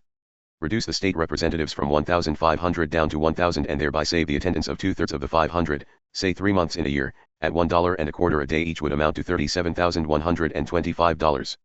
Thus we may leave the state representation sufficient large, and yet save enough by the reduction nearly to support exceeding well the whole federal representation I propose. Surely we never can be so unwise as to sacrifice, essentially, the all-important principles of representation for so small a sum as $21,600 a year for the United States. A single company of soldiers would cost this sum. It is a fact that can easily be shown, that we expend 3 times this sum every year upon useless inferior offices and very trifling concerns. It is also a fact which can be shown that the United States in the late war suffered more by a faction in the federal government, than the pay of the federal representation will amount to for 20 years. As to the attendance, can we be so unwise as to establish an unsafe and inadequate representative branch, and give it as a reason, that we believe only a few members will be induced to attend? We ought certainly to establish an adequate representative branch, and adopt measures to induce an attendance. I believe that a due proportion of 130 or 140 members may be induced to attend. There are various reasons for the non-attendance of the members of the present Congress. It is to be presumed that these will not exist under the new system. In the second place, it is said the members of Congress must return home, and share in the burdens they may impose, and, therefore, private motives will induce them to make mild laws, to support liberty, and ease the burdens of the people. This brings us to a mere question of interest under this head. I think these observations will appear, on examination, altogether fallacious, because this individual interest, which may coincide with the rights and interests of the people, will be far more than balanced by opposite motives and opposite interests. If, on a fair calculation, a man will gain more by measures oppressive to others than he will lose by them, he is interested in their adoption. It is true, that those who govern generally, by increasing the public burdens, increase their own share of them, but by this increase they may, and often do, increase their salaries, fees, and emoluments, in a tenfold proportion, by increasing salaries, forming armies and navies, and by making offices. If it shall appear the members of Congress will have these temptations before them, the argument is on my side. They will view the account, and be induced continually to make efforts advantageous to themselves and connections, and oppressive to others. We must examine facts. Congress, in its present form, have but few offices to dispose of worth the attention of the members, or of men of the aristocracy. Yet from 1774 to this time, we find a large proportion of those offices assigned to those who were or had been members of Congress, and though the states choose annually 60 or 70 members, many of them have been provided for. But few men are known to Congress in this extensive country, and, probably, but few will be to the President and Senate, except those who have or shall appear as members of Congress, or those whom the members may bring forward. The states may now choose yearly 91 members of Congress. Under the new Constitution they will have it in their power to choose exactly the same number, perhaps afterwards, 115, but these must be chosen once in 2 and 6 years. So that, in the course of 10 years together, not more than 2/3 so many members of Congress will be elected and brought into view, as there now are under the Confederation in the same term of time. But at least there will be 5, if not 10 times, as many offices and places worthy of the attention of the members, under the new Constitution, as there are under the Confederation. Therefore, we may fairly presume, that a very great proportion of the members of Congress, especially the influential ones, instead of returning to private life, will be provided for with lucrative offices, in the civil or military department, and not only the members, but many of their sons, friends, and connections. These offices will be in the constitutional disposition of the President and Senate, and, corruption out of the question, what kind of security can we expect in a representation so many of the members of which may rationally feel themselves candidates for these offices? Let common sense decide. It is true, that members chosen to offices must leave their seats in Congress, and to some few offices they cannot be elected till the time shall be expired for which they were elected members. But this scarcely will affect the bias arising from the hopes and expectations of office. But it is asked, how shall we remedy the evil, so as to complete and perpetuate the temple of equal laws and equal liberty? Perhaps we never can do it. Possibly we never may be able to do it in this immense country, under any one system of laws however modified. Nevertheless, at present, I think the experiment worth making. I feel an aversion to the disunion of the states, and to separate confederacies. The states have fought and bled in a common cause, and great dangers too may attend these confederacies. I think the system proposed capable of very considerable degrees of perfection, if we pursue first principles. I do not think that Dalalm, or any writer I have seen, has sufficiently pursued the proper inquiries and efficient means for making representation and balances in government more perfect. It is our task to do this in America. Our object is equal liberty, and equal laws diffusing their influence among all orders of men. To obtain this we must guard against the bias of interest and passions, against interested combinations, secret or open. We must aim at a balance of efforts and strength. Clear it is, by increasing the representation we lessen the prospects of each member of Congress being provided for in public offices. We proportionably lessen official influence, and strengthen his prospects of becoming a private citizen, subject to the common burdens, without the compensation of the emoluments of office. By increasing the representation we make it more difficult to corrupt and influence the members. We diffuse them more extensively among the body of the people, perfect the balance, multiply information, strengthen the confidence of the people, and consequently support the laws on equal and free principles. There are two other ways, I think, of obtaining in some degree the security we want. The one is, by excluding more extensively the members from being appointed to offices, the other is, by limiting some of their powers. These two I shall examine hereafter. The Federal Farmer. Anti-Federalist number 58. Will the House of Representatives be genuinely representative? Part 4. It is said that our people have a high sense of freedom, possess power, property, and a strong arm, meaning, I presume, that the body of the people can take care of themselves, and all their rulers, and, therefore, particular provision in the Constitution for their security may not be essential. When I come to examine these observations, they appear to me too trifling and loose to deserve a serious answer. To palliate for the smallness of the representation, it is observed, that the state governments in which the people are fully represented, necessarily form a part of the system. This idea ought to be fully examined. We ought to inquire if the convention have made the proper use of these essential parts. The state governments then, we are told, will stand between the arbitrary exercise of power and the people. True they may, but armless and helpless, perhaps, with the privilege of making a noise when hurt. This is no more than individuals may do. Does the Constitution provide a single check for a single measure by which the state governments can constitutionally and regularly check the arbitrary measures of Congress? Congress may raise immediately 50,000 men and $20 millions in taxes, build a navy, model the militia, etc., and all this constitutionally. Congress may arm on every point, and the state governments can do no more than an individual, by petition to Congress, suggest their measures are alarming and not right. I conceive the position to be undeniable, that the federal government will be principally in the hands of the natural aristocracy, and the state governments principally in the hands of the democracy, the representatives of the body of the people. These representatives in Great Britain hold the purse, and have a negative upon all laws. We must yield to circumstances and depart something from this plan, and strike out a new medium so as to give efficacy to the whole system, supply the wants of the Union, and leave the several states, or the people assembled in the state legislatures, the means of defense. It has been often mentioned that the objects of Congress will be few and national, and require a small representation, that the objects of each state will be many and local, and require a numerous representation. This circumstance has not the weight of a feather in my mind.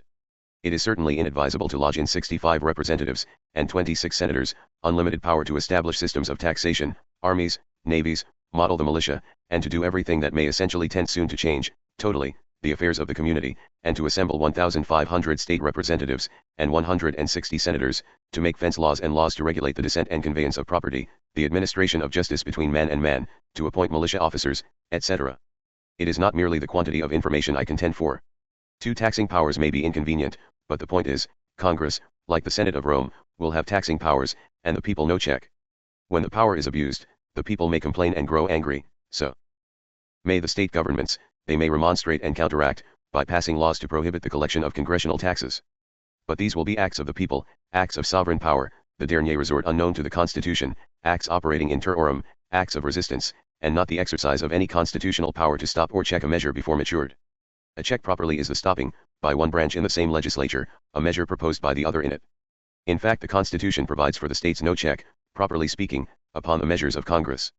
Congress can immediately enlist soldiers, and apply to the pockets of the people. These few considerations bring us to the very strong distinction between the plan that operates on federal principles, and the plan that operates on consolidated principles. A plan may be federal or not as to its organization. Each state may retain its vote or not, the sovereignty of the state may be represented, or the people of it. A plan may be federal or not as to its operation. Federal when it requires men and monies of the states, and the states as such make the laws for raising the men and monies, not federal when it leaves the states' governments out of the question, and operates immediately upon the persons and property of the citizens. The first is the case with the Confederation, the second with the new plan. In the first the state governments may be a check, in the last none at all. It is also said that the Constitution gives no more power to Congress than the Confederation, respecting money and military matters, that Congress under the Confederation, may require men and monies to any amount, and the states are bound to comply. This is generally true, but, I think that the states have well-founded checks for securing their liberties. I admit the force of the observation that all the federal powers, by the Confederation, are lodged in a single assembly. However, I think much more may be said in defense of the leading principles of the Confederation. I do not object to the qualifications of the electors of representatives, and I fully agree that the people ought to elect one branch. Further, it may be observed, that the present Congress is principally an executive body, which ought not to be numerous, that the House of Representatives will be a mere legislative branch, and being the democratic one ought to be numerous. It is one of the greatest advantages of a government of different branches, that each branch may be conveniently made conformable to the nature of the business assigned it, and all be made conformable to the condition of the several orders of the people. After all the possible checks and limitations we can devise, the powers of the Union must be very extensive. The sovereignty of the nation cannot produce the object in view, the defense and tranquility of the whole, without such powers, executive and judicial. I dislike the present Congress a single assembly because it is impossible to fit it to receive those powers.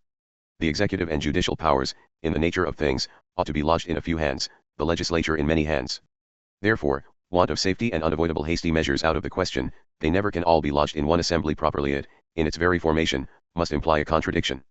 In objection to increasing the representation, it has also been observed that it is difficult to assemble 100 men or more without making the tumultuous and a mere mob. Reason and experience do not support this observation. The most respectable assemblies we have any knowledge of and the wisest, have been those, each of which consisted of several hundred members, as the Senate of Rome, of Carthage, of Venice, the British Parliament, etc.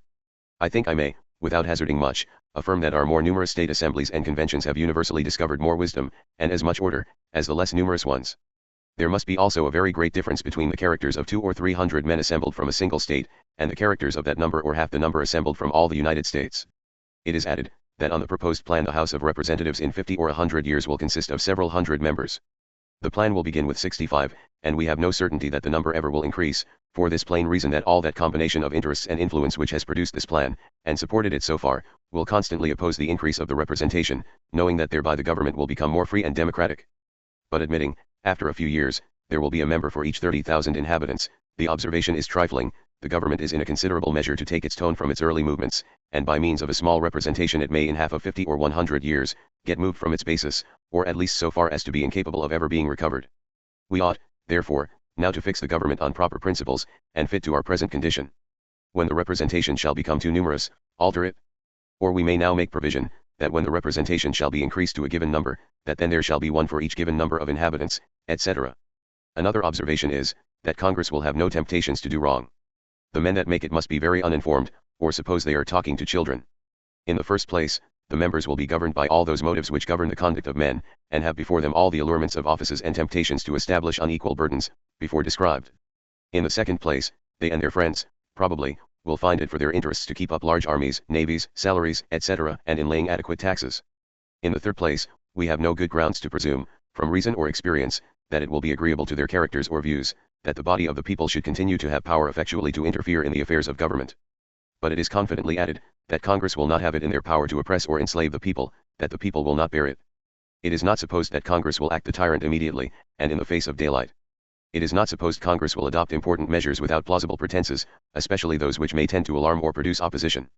We are to consider the natural progress of things that men unfriendly to republican equality will go systematically to work, gradually to exclude the body of the people from any share in the government, first of the substance, and then of the forms. The men who will have these views will not be without their agents and supporters.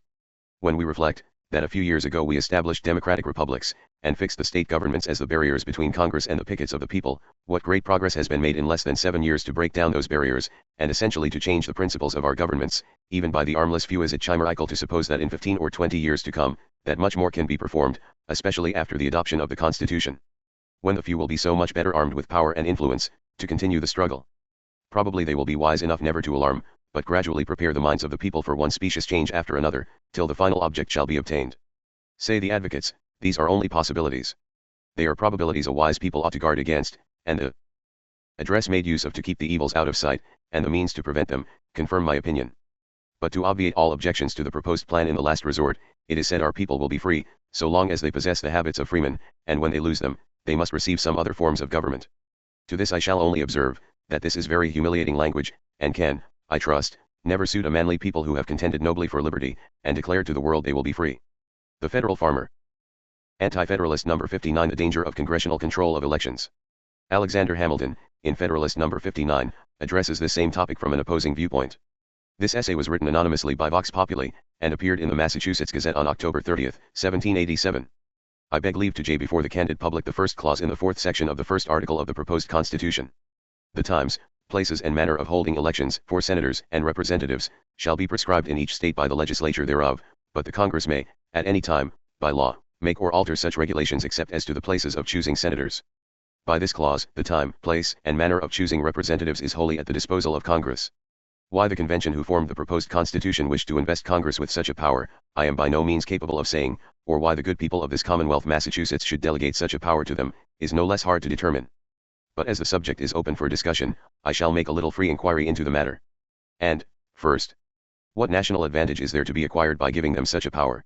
The only advantage which I have heard proposed by it is, to prevent a partial representation of the several states in Congress, for if the time, manner, and place were left wholly in the hands of the state legislatures, it is probable they would not make provision by appointing time, manner, and place for an election, in which case there could be no election, and consequently the federal government weakened. But this provision is by no means sufficient to prevent an evil of that nature. For will any reasonable man suppose that when the legislature of any state, who are annually chosen, are so corrupt as to break through that government which they have formed, and refuse to appoint time, place, and manner of choosing representatives, I say, can any person suppose, that a state so corrupt would not be full as likely to neglect, or even refuse, to choose representatives at the time and place and in the manner prescribed by Congress? Surely they would. So it could answer no good national purpose on that account, and I have not heard any other national advantage proposed thereby. We will now proceed, in the next place, to consider why the people of this Commonwealth should vest Congress with such a power. No one proposes that it would be any advantage to the people of this state. Therefore, it must be considered as a matter of indifference, except there is an opportunity for its operating to their disadvantage, in which case, I conceive it ought to be disapprobated. Whether there is danger of its operating to the good people's disadvantage, shall now be the subject of our inquiry. Supposing Congress should direct, that the representatives of this Commonwealth should be chosen all in one town, Boston, for instance, on the first day of March, would not that be a very injurious institution to the good people of this Commonwealth? Would not there be at least 9/10 of the landed interest of this Commonwealth entirely unrepresented? Surely one may reasonably imagine there would. What, then, would be the case if Congress should think proper to direct, that the elections should be held at the northwest, southwest, or northeast part of the state, the last day of March? How many electors would there attend the business? And it is a little remarkable, that any gentleman should suppose, that Congress could possibly be in any measure as good judges of the time, place, and manner of elections as the legislatures of the several respective states. These as objections I could wish to see obviated. And I could wish the public inquiry might extend to a consideration, whether or not it would not be more conducive, to prevent a partial representation, to invest Congress with power to levy such a fine as they might think proper on states not choosing representatives, than by giving them this power of appointing time, manner, and place. It is objected by some, that Congress could not levy, or at least, could not collect, such a fine of a delinquent state. If that is the case, Congress could not collect any tax they might think proper to levy, nor execute any order whatever, but at any time any state might break through the national compact, dissolve the federal constitution, and set the whole structure afloat on the ocean of chaos. It is, therefore, proposed to the public to consider, whether the said clause in the 4th section of the first article can answer the only purposes for which it is said to have been provided, or any other which will prove any advantage either to the nation or state. Vox Populi. Anti-Federalist number 60. Will the Constitution promote the interests of favored classes? John F. Mercer of Maryland was the author of this essay, taken from his testimony to members of the ratifying conventions of New York and Virginia, 1788, from the Edding collection of the Historical Society of Pennsylvania. We have not that permanent and fixed distinction of ranks or orders of men among us, which unalterably separating the interests and views, produces that division in pursuits which is the great security of the mixed government we separated from and which we now seem so anxiously to copy. If the new Senate of the United States will be really opposite in their pursuits and views from the representatives, have they not a most dangerous power of interesting foreign nations by treaty to support their views, for instance, the relinquishment of the navigation of the Mississippi, and yet where treaties are expressly declared paramount to the constitutions of the several states, and being the supreme law, the Senate must of course control the national legislature, if not supersede the Constitution of the United States itself. The check of the President over a body, with which he must act in concert or his influence and power be almost annihilated, can prove no great constitutional security. And even the representative body itself are not sufficiently numerous to secure them from corruption. For all governments tend to corruption, in proportion as power concentrating in the hands of the few, tenders them objects of corruption to foreign nations and among themselves. For these and many other reasons we are for preserving the rights of the state governments, where they must not be necessarily relinquished for the welfare of the Union. And, where so relinquished, the line should be definitely drawn. If under the proposed Constitution the states exercise any power, it would seem to be at the mercy of the general government. For it is remarkable that the clause securing to them those rights not expressly relinquished in the old Confederation, is left out in the new Constitution. And we conceive that there is no power which Congress may think necessary to exercise for the general welfare, which they may not assume under this Constitution. And this Constitution, and the laws made under it, are declared paramount even to the unalienable rights which have heretofore been secured to the citizens of these states by their constitutional compacts. Moreover, those very powers, which are to be expressly vested in the new Congress, are of a nature most liable to abuse. They are those which tempt the avarice and ambition of men to a violation of the rights of their fellow citizens, and they will be screened under the sanction of an undefined and unlimited authority. Against the abuse and improper exercise of these special powers, The people have a right to be secured by a sacred declaration, defining the rights of the individual, and limiting by them the extent of the exercise. The people were secured against the abuse of those powers by fundamental laws and a Bill of Rights, under the government of Britain and under their own constitution. That government which permits the abuse of power, recommends it, and will deservedly experience the tyranny which it authorizes, for the history of mankind establishes the truth of this political adage that in government what may be done will be done. The most blind admirer of this constitution must in his heart confess that it is as far inferior to the British Constitution, of which it is an imperfect imitation, as darkness is to light. In the British Constitution the rights of men, the primary object of the social compact, are fixed on an immovable foundation and clearly defined and ascertained by their Magna Carta, their Petition of Rights, their Bill of Rights, and their effective administration by ostensible ministers secures responsibility. In this new constitution a complicated system sets responsibility at defiance and the rights of men neglected and undefined are left at the mercy of events. We vainly plume ourselves on the safeguard alone of representation, forgetting that it will be a representation on principles inconsistent with true and just representation, that it is but a delusive shadow of representation, proffering in theory what can never be fairly reduced to practice. And, after all, government by representation, unless confirmed in its views and conduct by the constant inspection, immediate superintendence, and frequent interference and control of the people themselves on one side, or an hereditary nobility on the other, both of which orders have fixed and permanent views, is really only as one of perpetual rapine and confusion. Even with the best checks it has failed in all the governments of Europe, of which it was once the basis, except that of England. When we turn our eyes back to the zones of blood and desolation which we have waded through to separate from Great Britain, we behold with manly indignation that our blood and treasure have been wasted to establish a government in which the interest of the few is preferred to the rights of the many. When we see a government so every way inferior to that we were born under, proposed as the reward of our sufferings in an 8 years' calamitous war, our astonishment is only equaled by our resentment. On the conduct of Virginia and New York, two important states, the preservation of liberty in a great measure depends. The chief security of a confederacy of republics was boldly disregarded, and the confederation violated, by requiring 9 instead of 13 voices to alter the constitution. But still the resistance of either of these states in the present temper of America, for the late conduct of the party here Maryland must open the eyes of the people in Massachusetts with respect to the fate of their amendment, will secure all that we mean to contend for the natural and unalienable rights of men in a constitutional manner. At the distant appearance of danger to these, we took up arms in the late Revolution. And may we never have cause to look back with regret on that period when connected with the Empire of Great Britain, we were happy, secure, and free. Anti-Federalist number 61 Questions and comments on the constitutional provisions regarding the election of congressmen. It is well observed by Montesquieu, that in republican governments the forms of elections are fundamental, and that it is an essential part of the social compact, to ascertain by whom, to whom, when, and in what manner, suffrages are to be given. Wherever we find the regulation of elections have not been carefully fixed by the Constitution, or the principles of them, we constantly see new legislatures modifying their own form, and changing the spirit of the government to answer partial purposes. By the proposed plan it is fixed, that the qualifications of the electors of the federal representatives shall be the same as those of the electors of state representatives, though these vary some in the several states the electors are fixed and designated.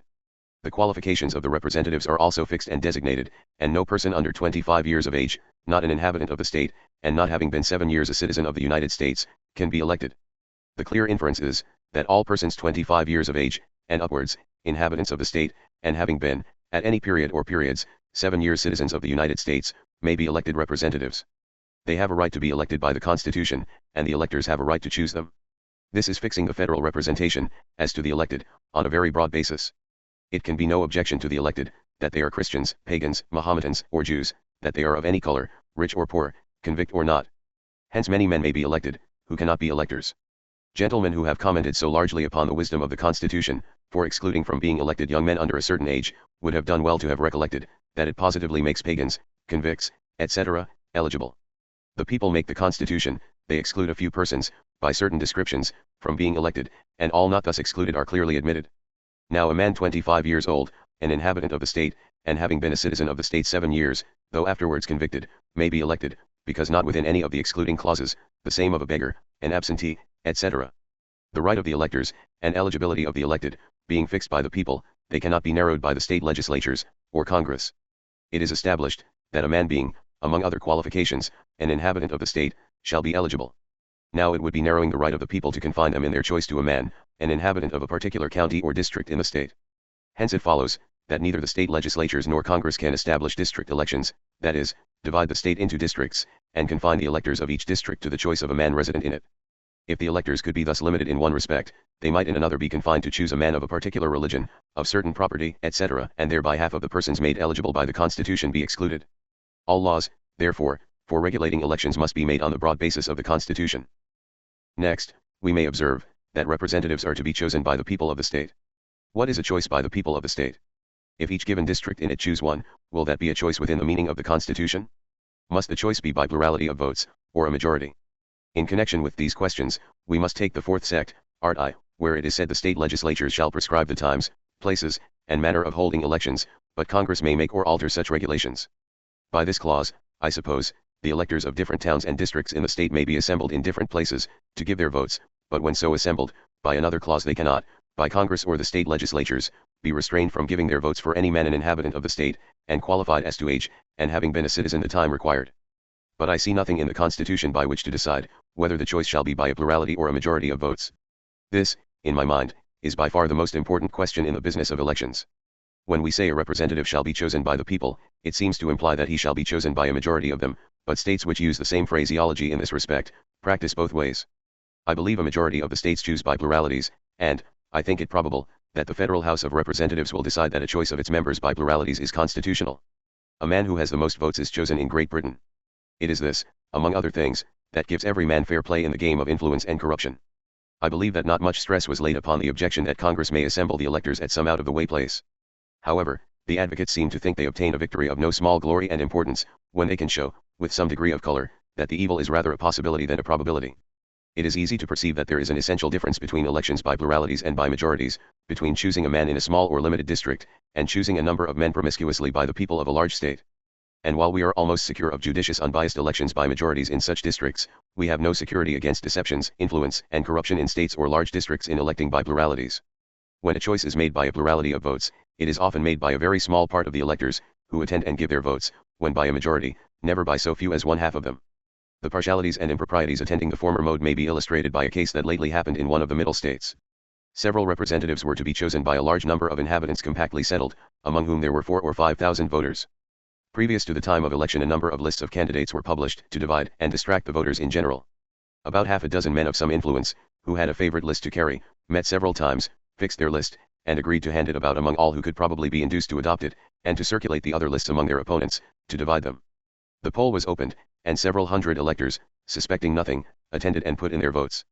The list of the half dozen was carried, and men were found to be chosen, some of whom were very disagreeable to a large majority of the electors. Though several hundred electors voted, men on that list were chosen who had only 45, 43, 44, etc. votes each. They had a plurality, that is, more than any other persons. The votes generally were scattered, and those who made even a feeble combination succeeded in placing highest upon the list several very unthought of and very unpopular men. This evil never could have happened in a town where all the voters meet in one place, and consider no man as elected unless he have a majority, or more than half of all the votes. Clear it is, that the man on whom thus but a small part of the votes are bestowed cannot possess the confidence of the people, or have any considerable degree of influence over them. But as partial, as liable to secret influence, and corruption as the choice by pluralities may be, I think, we cannot avoid it, without essentially increasing the federal representation, and adopting the principle of district elections. There is but one case in which the choice by the majority is practicable, and that is, where districts are formed of such moderate extent that the electors in each can conveniently meet in one place, and at one time, and proceed to the choice of a representative, when, if no man have a majority or more than half of all the votes the first time, the voters may examine the characters of those brought forward, accommodate, and proceed to repeat their votes till some one shall have that majority.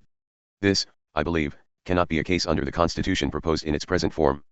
To explain my ideas, take Massachusetts, for instance. She is entitled to 8 representatives. She has 370,000 inhabitants, about 46,000 to one representative. If the elections be so held that the electors throughout the state meet in their several towns or places, and each elector puts in his vote for 8 representatives, the votes of the electors will 99 times in 100, be so scattered that on collecting the votes from the several towns or places, no men will be found, each of whom have a majority of the votes, and therefore the election will not be made. I might add many other observations to evince the superiority and solid advantages of proper district elections, and a choice by a majority, and to prove that many evils attend the contrary practice. These evils we must encounter as the Constitution now stands. I see no way to fix elections on a proper footing, and to render tolerably equal and secure the federal representation, but by increasing the representation, so as to have one representative for each district in which the electors may conveniently meet in one place, and at one time, and choose by a majority. Perhaps this might be effected pretty generally, by fixing one representative for each 12,000 inhabitants, dividing, or fixing the principles for dividing the states into proper districts, and directing the electors of each district to the choice, by a majority, of some men having a permanent interest and residence in it. I speak of a representation tolerably equal, etc., because I am still of opinion, that it is impracticable in this extensive country to have a federal representation sufficiently democratic, or substantially drawn from the body of the people. The principles just mentioned may be the best practical ones we can expect to establish. By thus increasing the representation, we not only make it more democratical and secure, strengthen the confidence of the people in it, and thereby render it more nervous and energetic, but it will also enable the people essentially to change, for the better, the principles and forms of elections. To provide for the people's wandering throughout the state for a representative may sometimes enable them to elect a more brilliant or an abler man, than by confining them to districts, but generally this latitude will be used to pernicious purposes, especially connected with the choice by plurality, when a man in the remote part of the state, perhaps obnoxious at home, but ambitious and intriguing, may be chosen to represent the people in another part of the state far distant, and by a small part of them, or by a faction, or by a combination of some particular description of men among them. This has been long the case in Great Britain, it is the case in several states, nor do I think that such pernicious practices will be merely possible in our federal concerns, but highly probable. By establishing district elections, we exclude none of the best men from being elected, and we fix what, in my mind, is of far more importance than brilliant talents, I mean a sameness, as to residence and interests, between the representative and his constituents. And by the election by a majority, he is sure to be the man, the choice of more than half of them. The Federal Farmer. Anti-Federalist number 62 on the Organization and Powers of the Senate, Part I. Taken from the 16th essay of Brutus from the New York Journal of April 10, 1788. The following things may be observed with respect to the Constitution of the Senate. First, they are to be elected by the legislatures of the states and not by the people, and each state is to be represented by an equal number. 2d. They are to serve for 6 years, except that 1/3 of those first chosen are to go out of office at the expiration of 2 years, 1/3 at the expiration of 4 years, and 1/3 at the expiration of 6 years, after which this rotation is to be preserved, but still every member will serve for the term of 6 years. 3d. If vacancies happen by resignation or otherwise, during the recess of the legislature of any state, the executive is authorized to make temporary appointments until the next meeting of the legislature. For no person can be a senator who had not arrived to the age of 30 years, been 9 years a citizen of the United States, and who is not at the time he is elected an inhabitant of the state for which he is elected. The apportionment of members of the Senate among the states is not according to numbers, or the importance of the states, but is equal. This, on the plan of a consolidated government, is unequal and improper, but is proper on the system of confederation. On this principle I approve of it. It is indeed the only feature of any importance in the constitution of a confederated government. It was obtained after a vigorous struggle of that part of the convention who were in favor of preserving the state governments. It is to be regretted that they were not able to have infused other principles into the plan, to have secured the government of the respective states, and to have marked with sufficient precision the line between them and the general government. The term for which the Senate are to be chosen, is in my judgment too long, and no provision being made for a rotation will, I conceive, be of dangerous consequence. It is difficult to fix the precise period for which the Senate should be chosen. It is a matter of opinion, and our sentiments on the matter must be formed, by attending to certain principles. Some of the duties which are to be performed by the Senate, seem evidently to point out the propriety of their term of service being extended beyond the period of that of the Assembly. Besides, as they are designed to represent the aristocracy of the country, it seems fit they should possess more stability, and so continue a longer period than that branch who represent the democracy. The business of making treaties and some other which it will be proper to commit to the Senate, requires that they should have experience, and therefore that they should remain some time in office to acquire it. But still it is of equal importance that they should not be so long in office as to be likely to forget the hand that formed them, or be insensible of their interests. Men long in office are very apt to feel themselves independent, to form and pursue interests separate from those who appointed them. And this is more likely to be the case with the Senate, as they will for the most part of the time be absent from the state they represent, and associate with such company as will possess very little of the feelings of the middling class of people. For it is to be remembered that there is to be a federal city, and the inhabitants of it will be the great and the mighty of the earth. For these reasons I would shorten the term of their service to 4 years. 6 years is a long period for a man to be absent from his home, it would have a tendency to wean him from his constituents. A rotation in the Senate would also in my opinion be of great use. It is probable that senators once chosen for a state will, as the system now stands, continue in office for life. The office will be honorable if not lucrative. The persons who occupy it will probably wish to continue in it, and therefore use all their influence and that of their friends to continue in office. Their friends will be numerous and powerful, for they will have it in their power to confer great favors. Besides it will before long be considered as disgraceful not to be re-elected. It will therefore be considered as a matter of delicacy to the character of the senator not to return him again. Everybody acquainted with public affairs knows how difficult it is to remove from office a person who has long been in it. It is seldom done except in cases of gross misconduct. It is rare that want of competent ability procures it. To prevent this inconvenience I conceive it would be wise to determine, that a senator should not be eligible after he had served for the period assigned by the Constitution for a certain number of years, perhaps 3 would be sufficient. A further benefit would be derived from such an arrangement, it would give opportunity to bring forward a greater number of men to serve their country, and would return those, who had served, to their state, and afford them the advantage of becoming better acquainted with the condition and politics of their constituents. It further appears to me proper, that the legislatures should retain the right which they now hold under the Confederation, of recalling their members. It seems an evident dictate of reason that when a person authorizes another to do a piece of business for him, he should retain the power to displace him, when he does not conduct according to his pleasure. This power in the state legislatures, under Confederation, has not been exercised to the injury of the government, nor do I see any danger of its being so exercised under the new system. It may operate much to the public benefit. These brief remarks are all I shall make on the organization of the Senate. The powers with which they are invested will require a more minute investigation. This body will possess a strange mixture of legislative, executive, and judicial powers, which in my opinion will in some cases clash with each other. They are one branch of the legislature, and in this respect will possess equal powers in all cases with the House of Representatives, for I consider the clause which gives the House of Representatives the right of originating bills for raising a revenue as merely nominal, seeing the Senate has the power to propose or concur with amendments. 2. They are a branch of the executive in the appointment of ambassadors and public ministers, and in the appointment of all other officers, not otherwise provided for. Whether the forming of treaties, in which they are joined with the President, appertains to the legislative or the executive part of the government, or to neither, is not material. 3. They are a part of the judicial, for they form the court of impeachments. It has been a long established maxim, that the legislative, executive, and judicial departments in government should be kept distinct. It is said, I know, that this cannot be done. And therefore that this maxim is not just, or at least that it should only extend to certain leading features in a government. I admit that this distinction cannot be perfectly preserved. In a due balanced government, it is perhaps absolutely necessary to give the executive qualified legislative powers, and the legislative or a branch of them judicial powers in the last resort. It may possibly also, in some special cases, be advisable to associate the legislature, or a branch of it, with the executive, in the exercise of acts of great national importance. But still the maxim is a good one, and a separation of these powers should be sought as far as is practicable. I can scarcely imagine that any of the advocates of the system will pretend, that it was necessary to accumulate all these powers in the Senate. There is a propriety in the Senate's possessing legislative powers. This is the principal end which should be held in view in their appointment. I need not here repeat what has so often and ably been advanced on the subject of a division of the legislative power into two branches. The arguments in favor of it I think conclusive. But I think it equally evident, that a branch of the legislature should not be invested with the power of appointing officers. This power in the Senate is very improperly lodged for a number of reasons, these shall be detailed in a future number. Brutus. Anti-Federalist number 63 on the Organization and Powers of the Senate, Part 2. The Senate is an assembly of 26 members, 2 from each state, though the senators are apportioned on the federal plan, they will vote individually. They represent the states, as bodies politic, sovereign to certain purposes. The states being sovereign and independent, are all considered equal, each with the other in the Senate. In this we are governed solely by the ideal equalities of sovereignties, the federal and state governments forming one whole, and the state governments an essential part, which ought always to be kept distinctly in view, and preserved. I feel more disposed, on reflection, to acquiesce in making them the basis of the Senate, and thereby to make it the interest and duty of the senators to preserve distinct, and to perpetuate the respective, sovereignties they shall represent. The Senate, as a legislative branch, is not large, but as an executive branch quite too numerous. It is not to be presumed that we can form a genuine senatorial branch in the United States, a real representation of the aristocracy and balance in the legislature, any more than we can form a genuine representation of the people. Could we separate the aristocratical and democratical interest, compose the Senate of the former, and the House of Assembly of the latter, they are too unequal in the United States to produce a balance.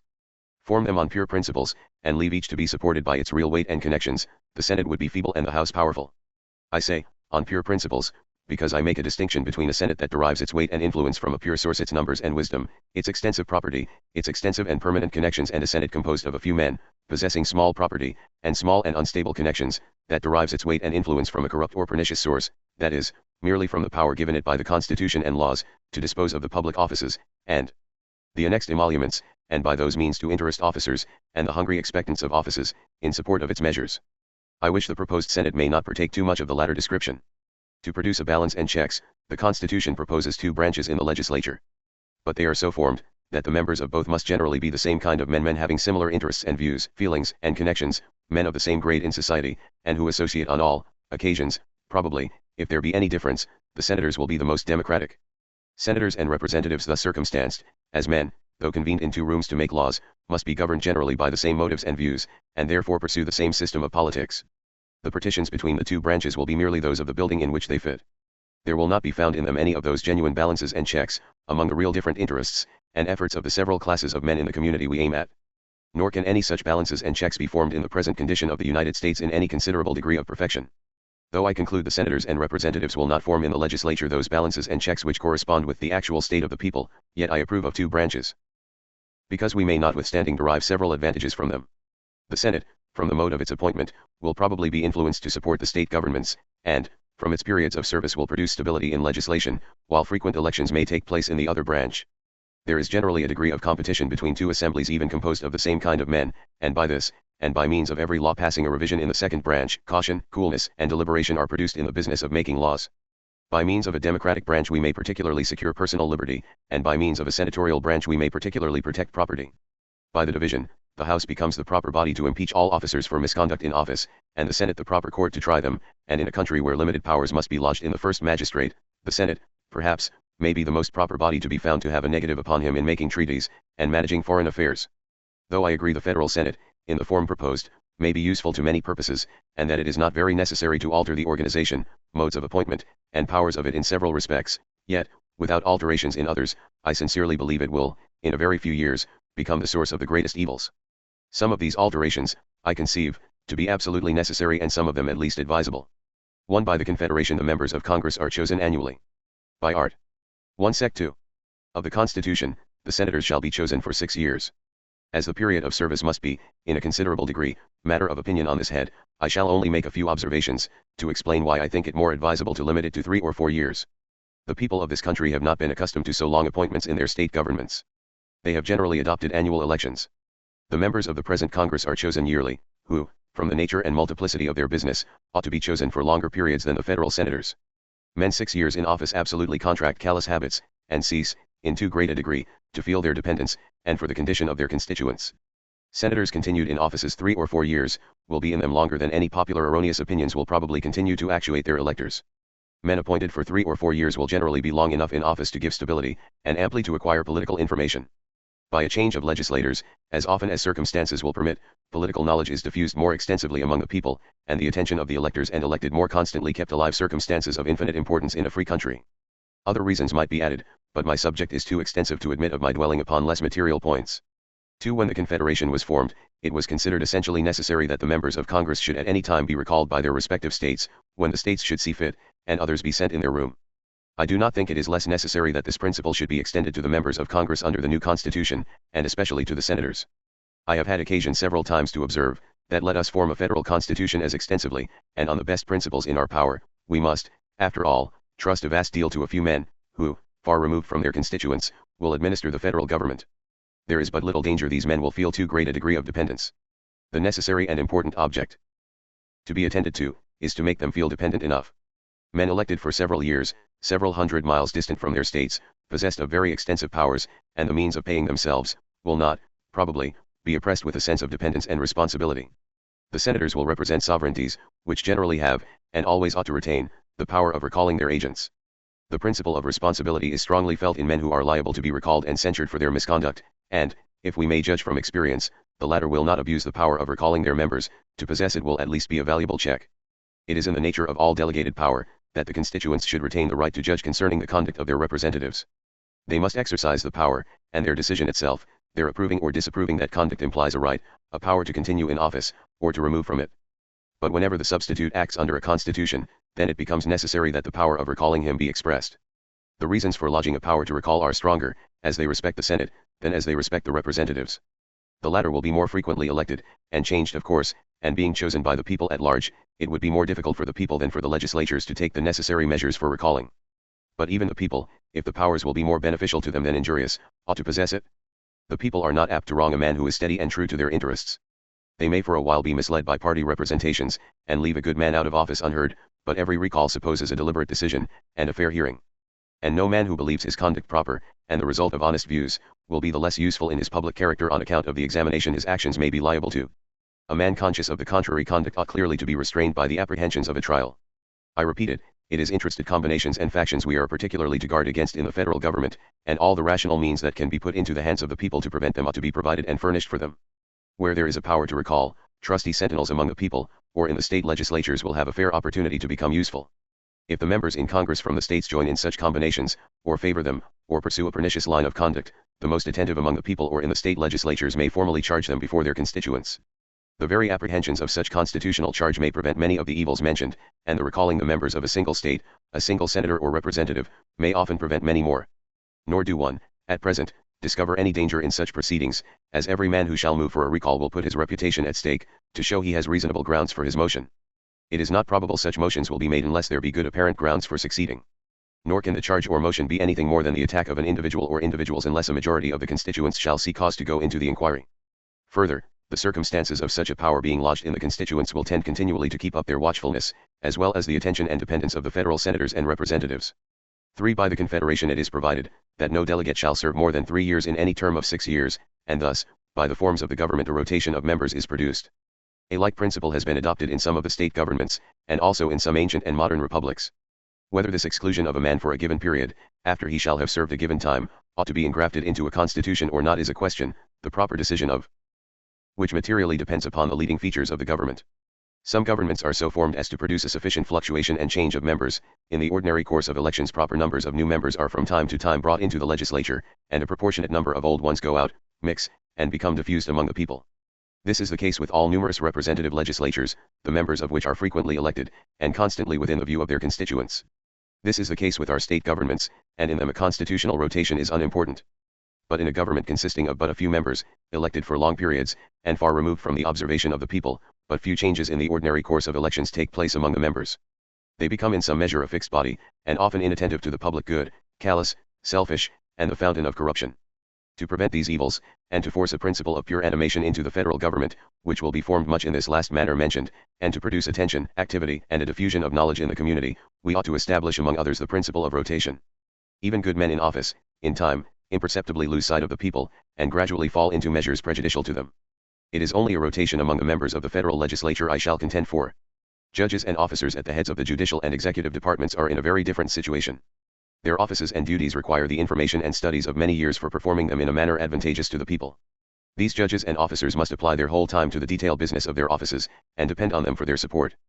Then, they always act under masters or superiors, and may be removed from office for misconduct. They pursue a certain round of executive business. Their offices must be in all societies confined to a few men, because but few can become qualified to fill them.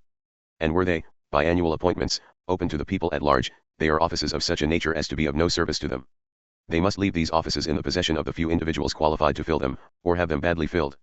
In the judicial and executive departments also, the body of the people possess a large share of power and influence, as jurors and subordinate officers, among whom there are many and frequent rotations.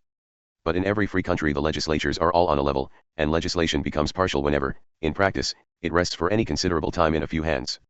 It is the true republican principle to diffuse the power of making the laws among the people and so to modify the forms of the government as to draw in turn the well-informed of every class into the legislature.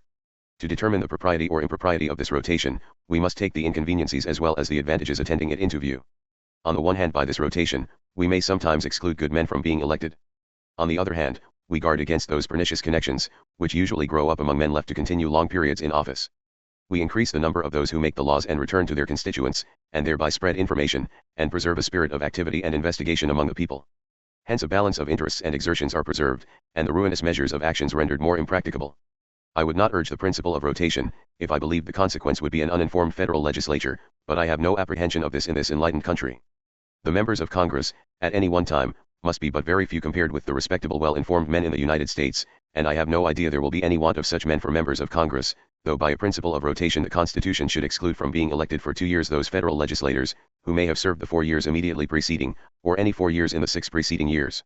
If we may judge from experience and fair calculations, this principle will never operate to exclude at any one period a 15th part even of those men who have been members of Congress.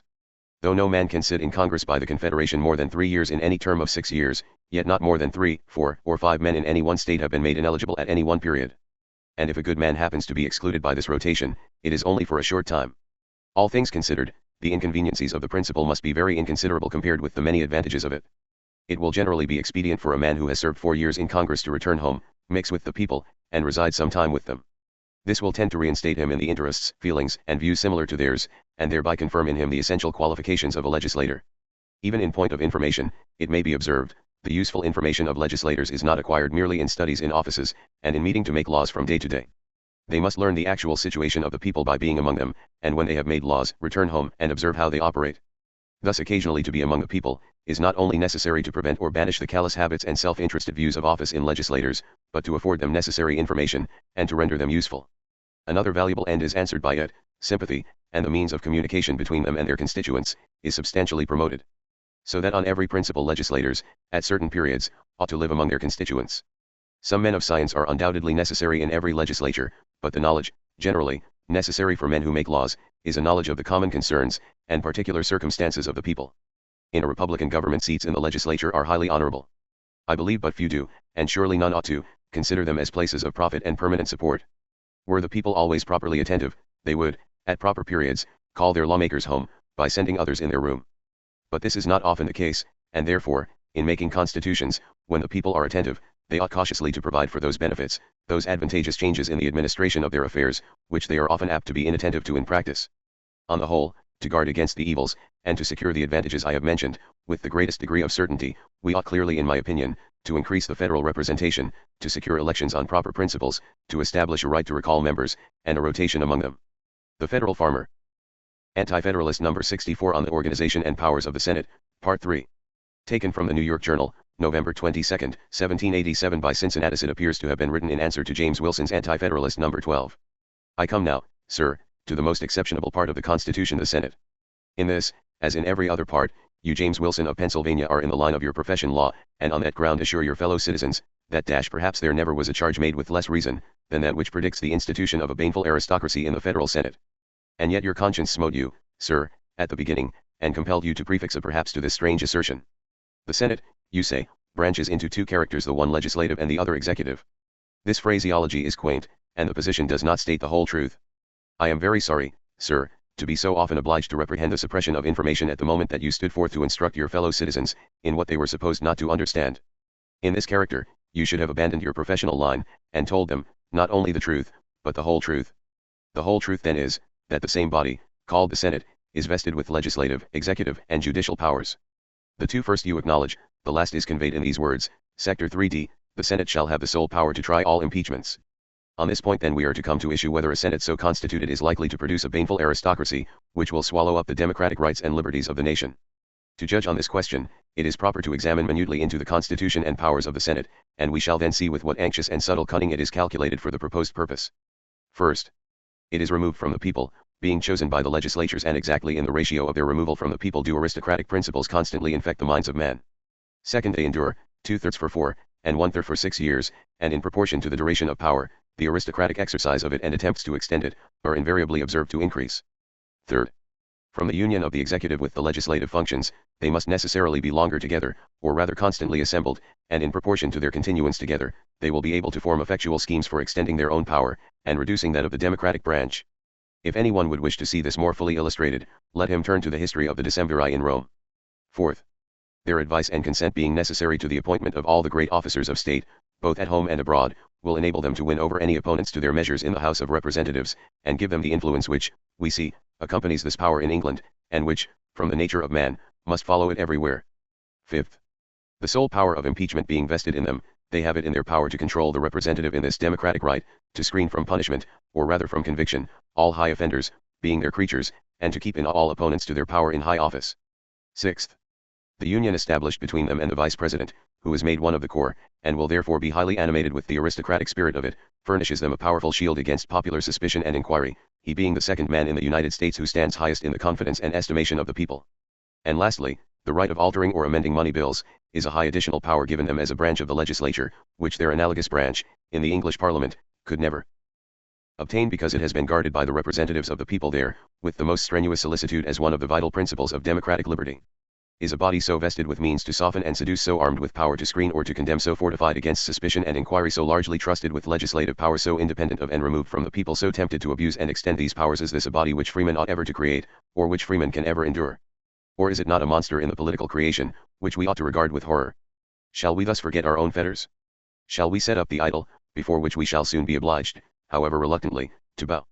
Shall we consent to see a proud aristocracy erect his domineering crest in triumph over our prostrate liberties? But we shall yet see more clearly, how highly favored the Senate has been, by taking a similar view of the representative body. This body is the true representative of the democratic part of the system, the shield and defense of the people. Its transcendent and incommunicable power of impeachment, that high source of its dignity and control, in which alone the majesty of the people feels his scepter, and bears aloft his fasces, is rendered ineffectual, by its being treable before its rival branch, the Senate, the patron and prompter of the measures against which it is to sit in judgment. It is therefore most manifest, that from the very nature of the Constitution the right of impeachment apparently given, is really rendered ineffectual.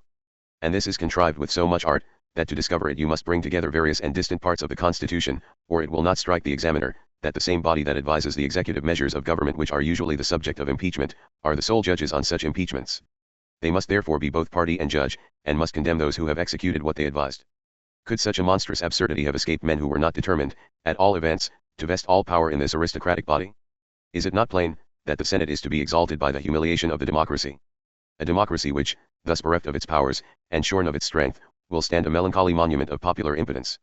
When the legislative and executive powers are united in the same person, or in the same corps, says Montesquieu, there can be no liberty.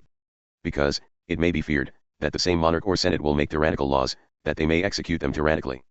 I am aware that this great man is speaking of a senate being the whole legislature, whereas the one before us is but a branch of the proposed legislature. But still the reason applies, inasmuch as the legislative power of the Senate will enable it to negative all bills that are meant to control the executive, and from being secure of preventing any abridgment, they can watch every pliant hour of the representative body to promote an enlargement of the executive powers. One thing at least is certain, that by making this branch of the legislature participant in the executive, you not only prevent the legislature from being a check upon the executive, but you inevitably prevent its being checked or controlled by the other branch. To the authority of Montesquieu, I shall add that of Mr. de Lolme, whose disquisition on government is allowed to be deep, solid, and ingenious. It is not only necessary, says he, to take from the legislature the executive power which would exempt them from the laws, but they should not have even a hope of being ever able to arrogate to themselves that power. To remove this hope from their expectation, it would have been proper, not only to have previously laid down, in a Declaration of Rights, that these powers should be forever separate and incommunicable, but the frame of the proposed Constitution should have had that separation religiously in view, through all its parts. It is manifest this was not the object of its framers, but, that on the contrary there is a studied mixture of them in the Senate as necessary to erect it into that potent aristocracy which it must infallibly produce. In pursuit of this daring object, than which no greater calamity can be brought upon the people, another egregious error in constitutional principles is committed. I mean that of dividing the executive powers between the Senate and President.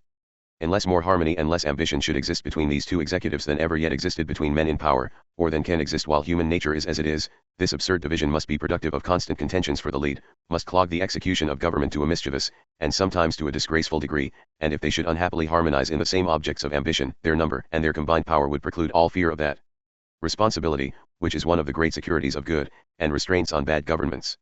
Upon these principles Mr. de Lolme has foreseen that the effect of a division of the executive power is the establishment of absolute power in one of continual contention. He therefore lays it down, as a general rule.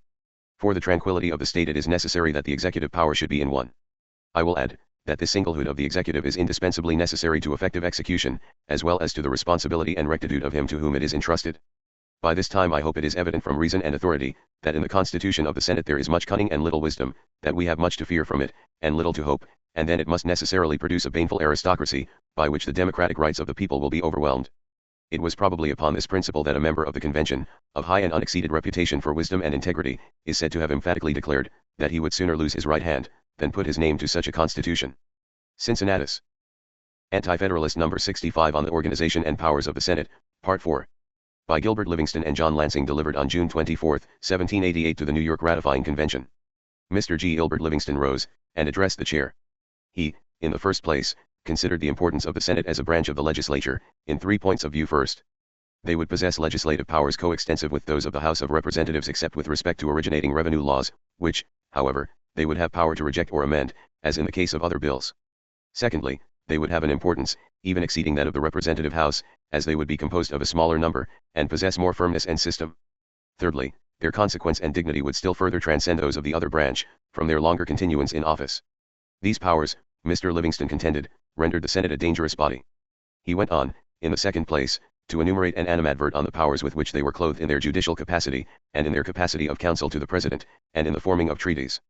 In the last place, as if too much power could not be given to this body, they were made, he said, a council of appointment, by whom ambassadors and other officers of state were to be appointed.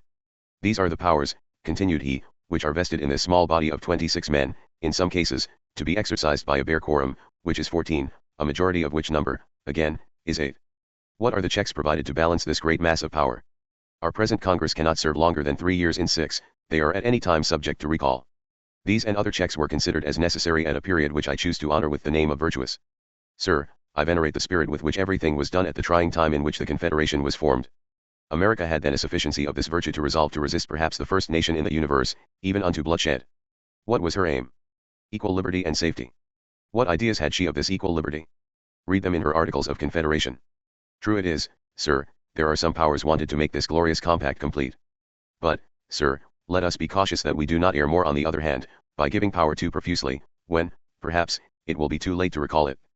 Consider, sir, the great influence which this body, armed at all points, will have. What will be the effect of this? probably a security of their re-election, as long as they please. Indeed, in my view, it will amount nearly to an appointment for life. What will be their situation in a federal town? Hallowed ground. Nothing so unclean as state laws to enter there, surrounded, as they will be, by an impenetrable wall of adamant and gold, the wealth of the whole country flowing into it. Here a member, who did not fully understand, called out to know what wall the gentleman meant, on which he turned, and replied, a wall of gold of adamant, which will flow in from all parts of the continent. At which flowing metaphor, a great laugh in the house. The gentleman continued, their attention to their various business will probably require their constant attendance. In this Eden will they reside with their families, distant from the observation of the people. In such a situation, men are apt to forget their dependence, lose their sympathy, and contract selfish habits. Factions are apt to be formed, if the body becomes permanent. The senators will associate only with men of their own class, and thus become strangers to the condition of the common people. They should not only return, and be obliged to live with the people, but return to their former rank of citizenship, both to revive their sense of dependence, and to gain a knowledge of the country. This will afford opportunity to bring forward the genius and information of the states, and will be a stimulus to acquire political abilities. It will be the means of diffusing a more general knowledge of the measures and spirit of the administration. These things will confirm the people's confidence in government. When they see those who have been high in office residing among them as private citizens, they will feel more forcibly that the government is of their own choice. The members of this branch having the idea impressed on their minds, that they are soon to return to the level whence the suffrages of the people raised them, this good effect will follow, they will consider their interests as the same with those of their constituents, and that they legislate for themselves as well as others. They will not conceive themselves made to receive, enjoy, and rule, nor the people solely to earn, pay, and submit. Mr. Chairman, I have endeavored, with as much perspicuity and candor as I am master of, shortly to state my objections to this clause. I would wish the committee to believe that they are not raised for the sake of opposition, but that I am very sincere in my sentiments in this important investigation. The Senate, as they are now constituted, have little or no check on them. Indeed, sir, too much is put into their hands. When we come to that part of the system which points out their powers, it will be the proper time to consider this subject more particularly. I think, sir, we must relinquish the idea of safety under this government, if the time for services is not further limited, and the power of recall not given to the state legislatures. I am strengthened in my opinion by an observation made yesterday, by an honorable member from New York, to this effect that there should be no fear of corruption of the members in the House of Representatives, especially as they are, in 2 years, to return to the body of the people. I therefore move that the committee adopt the following resolution, as an amendment to this clause. Resolved, that no person shall be eligible as a senator for more than 6 years in any term of 12 years, and that it shall be in the power of the legislatures of the several states to recall their senators, or either of them, and to elect others in their stead, to serve for the remainder of the time for which such senator or senators, so recalled, were appointed. Honorable Mr. John Lansing. I beg the indulgence of the committee, while I offer some reasons in support of the motion just made, in doing which, I shall confine myself to the point, and shall hear with attention, and examine with candor, the objections which may be opposed to it. Sir, I am informed by gentlemen who have been conversant in public affairs, and who have had seats in Congress, that there have been, at different times, violent parties in that body, and evil that a change of members has contributed, more than any other thing, to remedy. If, therefore, the power of recall should be never exercised, if it should have no other force than that of a check to the designs of the bad, and to destroy party spirit, certainly no harm, but much good, may result from adopting the amendment. If my information be true, there have been parties in Congress which would have continued to this day, if the members had not been removed. No inconvenience can follow from placing the powers of the Senate on such a foundation as to make them feel their dependence. It is only a check calculated to make them more attentive to the objects for which they were appointed. Sir, I would ask, is there no danger that the members of the Senate will sacrifice the interest of their state to their own private views? Every man in the United States ought to look with anxious concern to that body. Their number is so exceedingly small, that they may easily feel their interests distinct from those of the community. This smallness of number also renders them subject to a variety of accidents, that may be of the highest disadvantage. If one of the members is sick, or if one or both are prevented occasionally from attending, who are to take care of the interests of their state? Sir, we have frequently observed that deputies have been appointed for certain purposes, who have not punctually attended to them, when it was necessary. Their private concerns may often require their presence at home. In what manner is this evil to be corrected? The amendment provides a remedy. It is the only thing which can give the states a control over the Senate. It will be said, there is a power in Congress to compel the attendance of absent members, but will the members from the other states be solicitous to compel such attendance, except to answer some particular view, or promote some interest of their own? If it be the object of the senators to protect the sovereignty of their several states, and if, at any time, it be the design of the other states to make encroachments on the sovereignty of any one state, will it be for their interest to compel the members from this state to attend, in order to oppose and check them? This would be strange policy indeed. Sir, it is true there have been no instances of the success of corruption under the old Confederation, and may not this be attributed to the power of recall, which has existed from its first formation? It has operated effectually, though silently. It has never been exercised, because no great occasion has offered. The power has by no means proved a discouragement to individuals in serving their country. A seat in Congress has always been considered a distinguished honor, and a favorite object of ambition. I believe no public station has been sought with more avidity. If this power has existed for so many years, and through so many scenes of difficulty and danger, without being exerted, may it not be rationally presumed that it never will be put in execution, unless the indispensable interest of a state shall require it? I am perfectly convinced that, in many emergencies, mutual concessions are necessary and proper, and that, in some instances, the smaller interests of the states should be sacrificed to great national objects. But when a delegate makes such sacrifices as tend to political destruction or to reduce sovereignty to subordination, his state ought to have the power of defeating his design, and reverting to the people. It is observed, that the appropriation of money is not in the power of the Senate alone, but, sir, the exercise of certain powers, which constitutionally and necessarily involve the disposal of money, belongs to the Senate. They have, therefore, a right of disposing of the property of the United States. If the Senate declare war, the lower house must furnish the supplies. It is further objected to this amendment, that it will restrain the people from choosing those who are most deserving of their suffrages, and will thus be an abridgment of their rights. I cannot suppose this last inference naturally follows. The rights of the people will be best supported by checking, at a certain point, the current of popular favor, and preventing the establishment of an influence which may leave to elections little more than the form of freedom. The Constitution of the state says, that no man shall hold the office of sheriff or coroner beyond a certain period. Does anyone imagine that the rights of the people are infringed by this provision? The gentlemen, in their reasoning on the subject of corruption, seem to set aside experience and to consider the Americans as exempt from the common vices and frailties of human nature. It is unnecessary to particularize the numerous ways in which public bodies are accessible to corruption. The poison always finds a channel, and never wants an object. Scruples would be impertinent, arguments would be in vain, checks would be useless, if we were certain our rulers would be good men, but for the virtuous government is not instituted. Its object is to restrain and punish vice, and all free constitutions are for with two views: to deter the governed from crime, and the governors from tyranny. Anti-Federalist number 66 from North Carolina.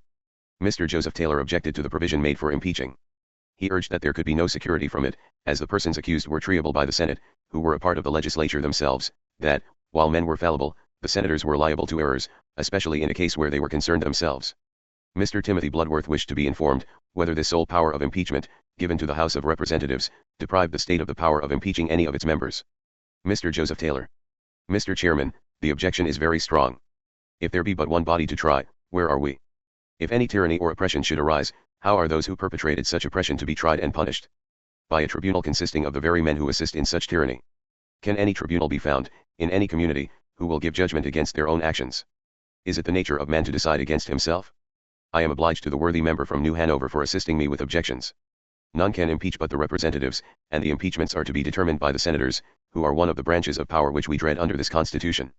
The words sole power of impeachment were so general, and might admit of such a latitude of construction, as to extend to every legislative member upon the continent, so as to preclude the representatives of the different states from impeaching. Mr. William Porter wished to be informed, if every officer, who was a creature of that Constitution, was to be tried by the Senate, whether such officers, and those who had complaints against them, were to go from the extreme parts of the continent to the seat of government, to adjust disputes.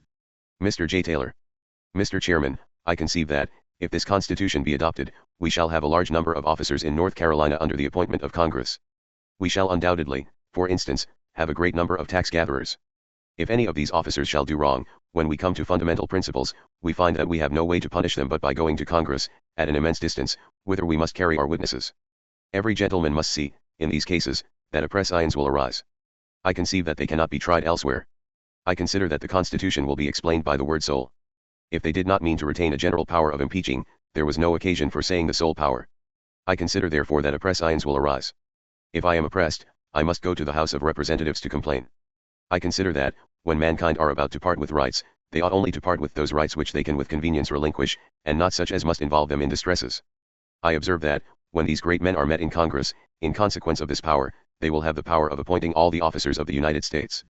My experience in life shows me that the friends of the members of the legislature will get the offices. These senators and members of the House of Representatives will appoint their friends to all offices. These officers will be great men, and they will have numerous deputies under them. The Receiver General of the taxes of North Carolina must be one of the greatest men in the country. Will he come to me for his taxes? No. He will send his deputy, who will have special instructions to oppress me. How am I to be redressed? I shall be told that I must go to Congress, to get him impeached. This being the case, whom am I to impeach? A friend of the representatives of North Carolina. For, unhappily for us, these men will have too much weight for us, they will have friends in the government who will be inclined against us, and thus we may be oppressed with impunity. Anti-Federalist number 67. Various fears concerning the executive department. From the Cato letters of George Clinton, taken from the New York Journal of November 8, 1787. I shall begin with observations on the executive branch of this new system, and though it is not the first in order, as arranged therein, yet being the chief, is perhaps entitled by the rules of rank to the first consideration. The executive power as described in the 2d article, consists of a president and vice president, who are to hold their offices during the term of 4 years. The same article has marked the manner and time of their election, and established the qualifications of the president. It also provides against the removal, death, or inability of the president and vice president, regulates the salary of the president, delineates his duties and powers, and, lastly, declares the causes for which the president and vice president shall be removed from office. Notwithstanding the great learning and abilities of the gentlemen who composed the convention, it may be here remarked with deference, that the construction of the first paragraph of the first section of the second article is vague and inexplicit, and leaves the mind in doubt as to the election of a president and vice president, after the expiration of the election for the first term of 4 years. In every other case, the election of these great officers is expressly provided for, but there is no explicit provision for their election which is to set this political machine in motion, no certain and express terms as in your state constitution, that statedly once in every 4 years, and as often as these offices shall become vacant, by expiration or otherwise, as is therein expressed, an election shall be held as follows, etc. This inexplicitness perhaps may lead to an establishment for life. It is remarked by Montesquieu, in treating of republics, that in all magistracies, the greatness of the power must be compensated by the brevity of the duration, and that a longer time than a year would be dangerous. It is, therefore, obvious to the least intelligent mind to account why great power in the hands of a magistrate, and that power connected with considerable duration, may be dangerous to the liberties of a republic. The deposit of vast trusts in the hands of a single magistrate enables him in their exercise to create a numerous train of dependents. This tempts his ambition, which in a republican magistrate is also remarked, to be pernicious, and the duration of his office for any considerable time favors his views, gives him the means and time to perfect and execute his designs. He therefore fancies that he may be great and glorious by oppressing his fellow citizens, and raising himself to permanent grandeur on the ruins of his country. And here it may be necessary to compare the vast and important powers of the president, together with his continuance in office. With the foregoing doctrine his eminent magisterial situation will attach many adherents to him, and he will be surrounded by expectants and courtiers. His power of nomination and influence on all appointments, the strong posts in each state comprised within his superintendence, and garrisoned by troops under his direction, his control over the army, militia, and navy, the unrestrained power of granting pardons for treason, which may be used to screen from punishment those whom he had secretly instigated to commit the crime, and thereby prevent a discovery of his own guilt, his duration in office for 4 years. These, and various other principles evidently prove the truth of the position, that if the president is possessed of ambition, he has power and time sufficient to ruin his country. Though the president, during the sitting of the legislature, is assisted by the Senate, yet he is without a constitutional council in their recess. He will therefore be unsupported by proper information and advice, and will generally be directed by minions and favorites, or a council of state will grow out of the principal officers of the great departments, the most dangerous council in a free country. The language and the manners of this court will be what distinguishes them from the rest of the community, not what assimilates them to it, and in being remarked for a behavior that shows they are not meanly born, and in adulation to people of fortune and power. The establishment of a vice president is as unnecessary as it is dangerous. This officer, for want of other employment, is made president of the Senate, thereby blending the executive and legislative powers, besides always giving to some one state, from which he is to come, an unjust preeminence. It is a maxim in republics that the representative of the people should be of their immediate choice, but by the manner in which the president is chosen, he arrives to this office at the 4th or 5th hand. Nor does the highest vote, in the way he is elected, determine the choice, for it is only necessary that he should be taken from the highest of 5, who may have a plurality of votes. And wherein does this president, invested with his powers and prerogatives, essentially differ from the King of Great Britain, save as to name, the creation of nobility, and some immaterial incidents, the offspring of absurdity and locality? The direct prerogatives of the president, as springing from his political character, are among the following. It is necessary, in order to distinguish him from the rest of the community, and enable him to keep, and maintain his court, that the compensation for his services, or in other words, his revenue, should be such as to enable him to appear with the splendor of a prince. He has the power of receiving ambassadors from, and a great influence on their appointments to foreign courts, as also to make treaties, leagues, and alliances with foreign states, assisted by the Senate, which when made becomes the supreme law of land. He is a constituent part of the legislative power, for every bill which shall pass the House of Representatives and Senate is to be presented to him for approbation. If he approves of it he is to sign it, if he disapproves he is to return it with objections, which in many cases will amount to a complete negative, and in this view he will have a great share in the power of making peace, coining money, etc., and all the various objects of legislation, expressed or implied in this Constitution. For though it may be asserted that the King of Great Britain has the express power of making peace or war, yet he never thinks it prudent to do so without the advice of his Parliament, from whom he is to derive his support, and therefore these powers, in both President and King, are substantially the same. He is the generalissimo of the nation, and of course has the command and control of the army, navy, and militia. He is the general conservator of the peace of the Union. He may pardon all offenses, except in cases of impeachment, and the principal fountain of all offices and employments. Will not the exercise of these powers therefore tend either to the establishment of a vile and arbitrary aristocracy or monarchy? The safety of the people in a republic depends on the share or proportion they have in the government, but experience ought to teach you, that when a man is at the head of an elective government invested with great powers, and interested in his re-election, in what circle appointments will be made, by which means an imperfect aristocracy bordering on monarchy may be established.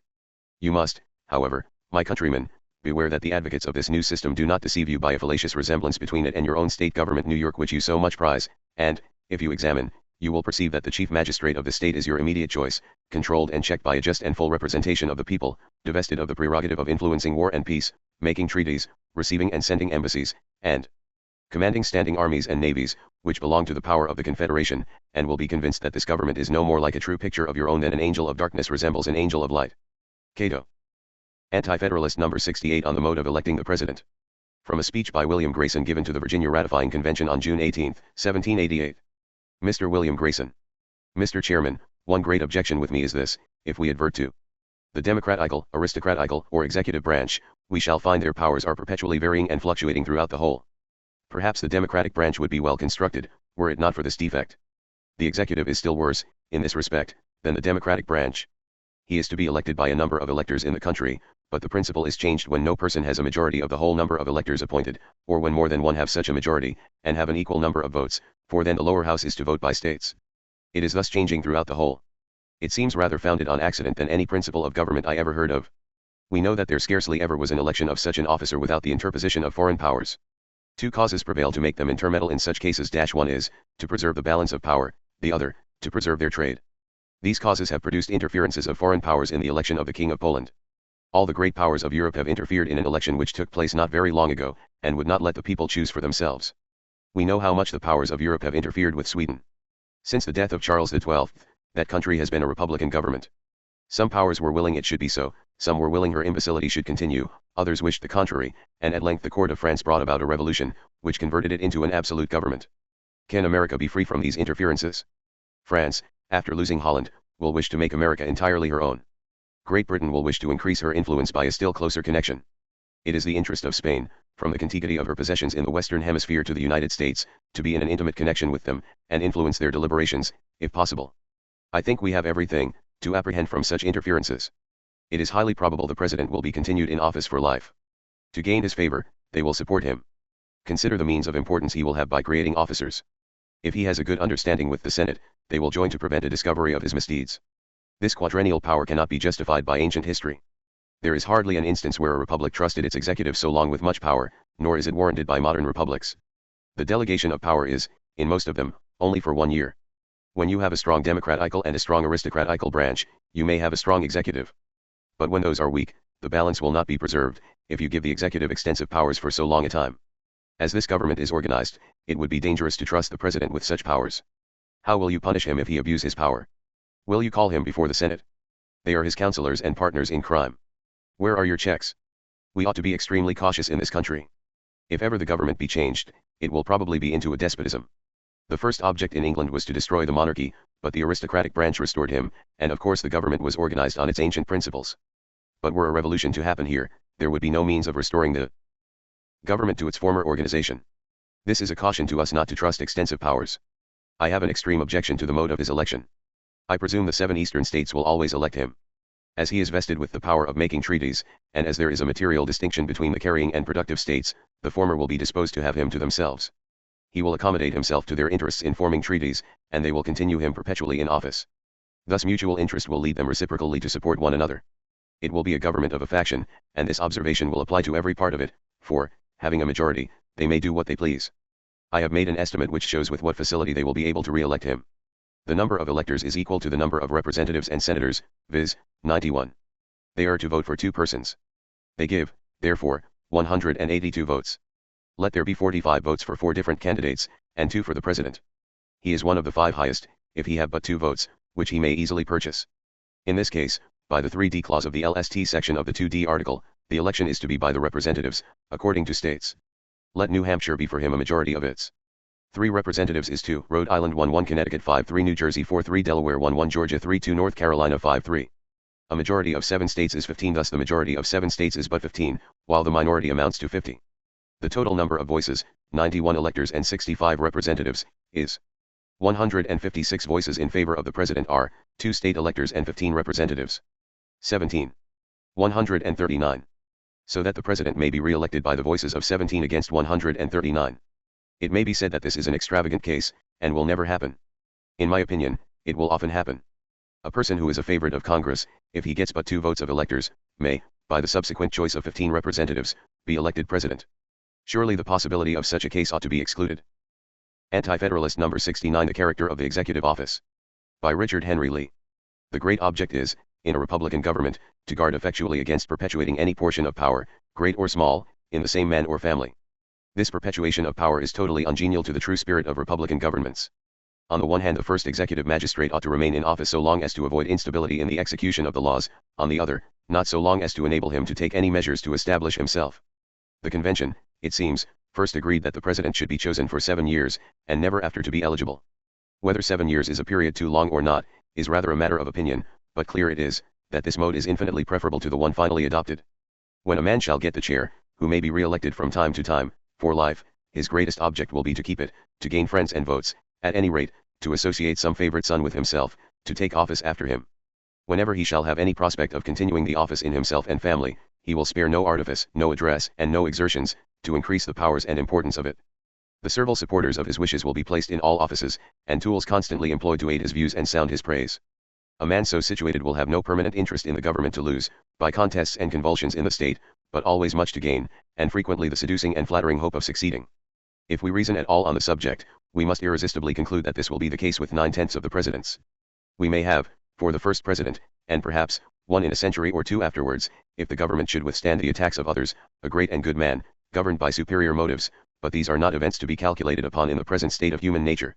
A man chosen to this important office for a limited period and always afterwards rendered, by the Constitution, ineligible, will be governed by very different considerations. He can have no rational hopes or expectations of retaining his office after the expiration of a known limited time, or of continuing the office in his family, as by the Constitution there must be a constant transfer of it from one man to another, and consequently from one family to another. No man will wish to be a mere cipher at the beat of the government. The great object of each president then will be to render his government a glorious period in the annals of his country. When a man constitutionally retires from office, he retires without pain, he is sensible he retires because the laws direct it, and not from the success of his rivals, nor with that public disapprobation which being left out, when eligible, implies. It is said that a man knowing that at a given period he must quit his office, will unjustly attempt to take from the public, and lay in store the means of support and splendor in his retirement. There can, I think, be but very little in this observation. The same constitution that makes a man eligible for a given period only, ought to make no man eligible till he arrive to the age of 40 or 45 years. If he be a man of fortune, B will retire with dignity to his estate; if not, he may, like the Roman consuls, and other eminent characters in republics, find an honorable support and employment in some respectable office.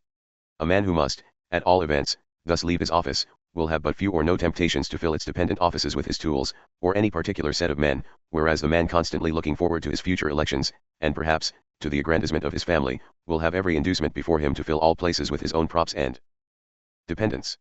As to public moneys, the president need handle none of them, and he may always rigidly be made to account for every shilling he shall receive.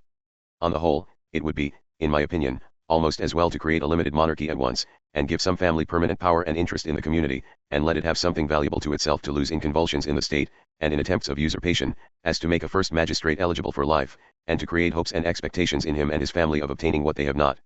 In the latter case, we actually tempt them to disturb the state, to foment struggles and contests, by laying before them the flattering prospect of gaining much without risking anything. The Constitution provides only that the president shall hold his office during the term of 4 years, that, at most, only implies, that one shall be chosen every 4th year. It also provides that in case of the removal, death, resignation, or inability, both of the president and vice president, Congress may declare what officer shall act as president, and that such officers shall act accordingly, until the disability be removed, or a president shall be elected. It also provides that Congress may determine the time of choosing electors, and the day on which they shall give their votes.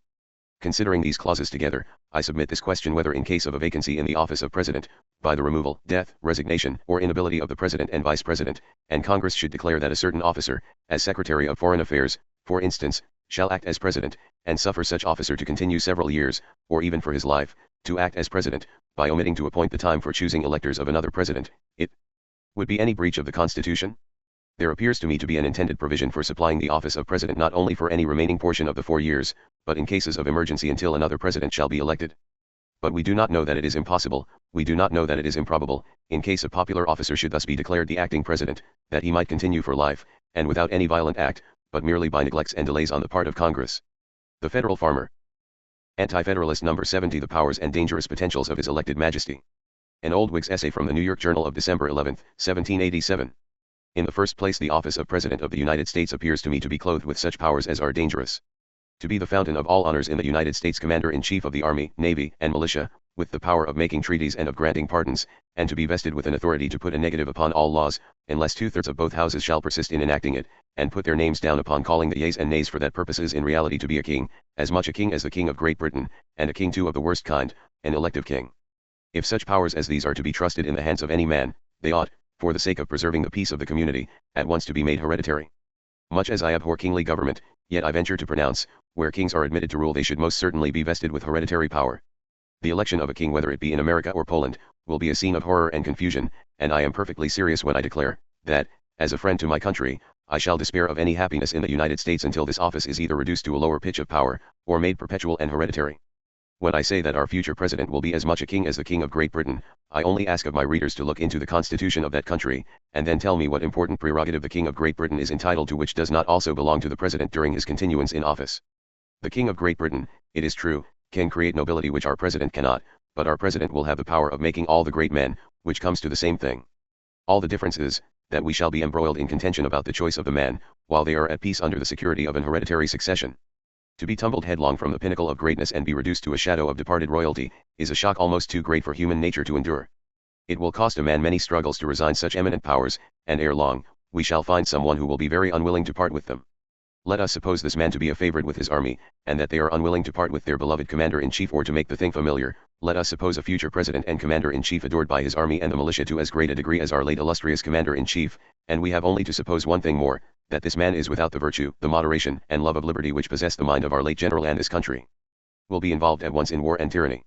So far is it from its being improbable that the man who shall hereafter be in a situation to make the attempt to perpetuate his own power, should want the virtues of General Washington, that it is perhaps a chance of 100 millions to 1 that the next age will not furnish an example of so disinterested a use of great power.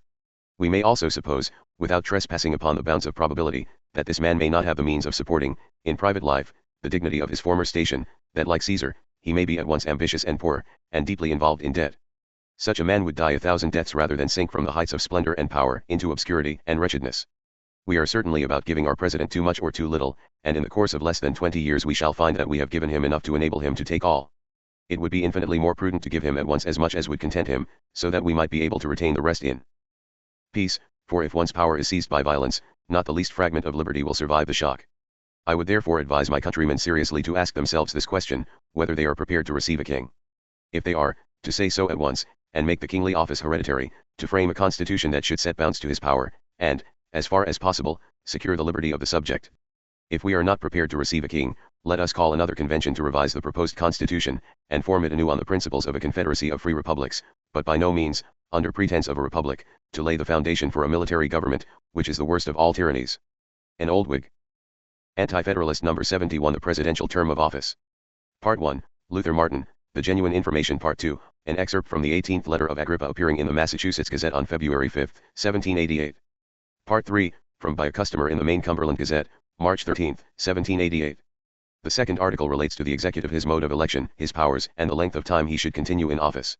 On this subject there was a great diversity of sentiment at the Philadelphia Constitutional Convention. Many of the members were desirous that the president should be elected for 7 years, and not to be eligible a second time. Others proposed that he should not be absolutely ineligible, but that he should not be capable of being chosen a second time, until the expiration of a certain number of years. The supporters of the above proposition went upon the idea that the best security for liberty was a limited duration, and a rotation of office, in the chief executive department. There was a party who attempted to have the president appointed during good behavior, without any limitation as to time, and, not being able to succeed in that attempt, they then endeavored to have him re-eligible without any restraint. It was objected that the choice of a president to continue in office during good behavior, would at once be rendering our system an elective monarchy, and that, if the president was to be re-eligible without any interval of disqualification, it would amount nearly to the same thing, since, from the powers that the president is to enjoy, and the interests and influence with which they will be attended, he will be almost absolutely certain of being re-elected from time to time, as long as he lives. As the propositions were reported by the Committee of the Whole House, the president was to be chosen for 7 years, and not to be eligible at any time after. In the same manner, the The proposition was agreed to in convention, and so it was reported by the Committee of Detail, although a variety of attempts were made to alter that part of the system by those who were of a contrary opinion, in which they repeatedly failed. But, sir, by never losing sight of their object, and choosing a proper time for their purpose, they succeeded, at length, in obtaining the alteration, which was not made until within the last 12 days before the convention. Adjourned. Resolved, that the Constitution lately proposed for the United States be received only upon the following conditions. The President shall be chosen annually and shall serve but 1 year, and shall be chosen successively from the different states, changing every year. Agrippa. I have one difficulty in my mind respecting our admirable Constitution, which I hope somebody will attempt to remove. Art. 3, Section 1, the executive power shall be vested in a President of the United States of America. He shall hold his office during the term of 4 years. Here is no declaration that a new one shall be chosen at the expiration of that time. Congress may determine the time of choosing the electors, and the day on which they shall give their votes. But suppose they should think it for the public good, after the first election, to appoint the first Tuesday of September, in the year 2000, for the purpose of choosing the second President, and by law empower the Chief Justice of the Supreme Judicial Court to act as President until that time. However disagreeable it might be to the majority of the states, I do not see but that they are left without a remedy, provided 4 states should be satisfied with the measure. The President elected is not to receive any other emolument, yet the Chief Justice is not disqualified as a judge. Why did our worthy Chief Justice, at Cambridge the year past, in his address to the grand jury, call upon them to support that free and excellent Constitution, which it has cost the blood of thousands of our friends and fellow citizens to establish, that Constitution which has carefully separated and distinguished the principal departments of power, that they might never combine against the liberty of the subject if it is not a necessary article in a Constitution? If necessary in a state Constitution, why not in one for the whole people? Was it not as easy to have said the President should be chosen every 4th year, as to have said the representatives shall be chosen every 2nd year? The celebrated Mr. King observes that this is not a confederation of states, for the style is in the name of the people.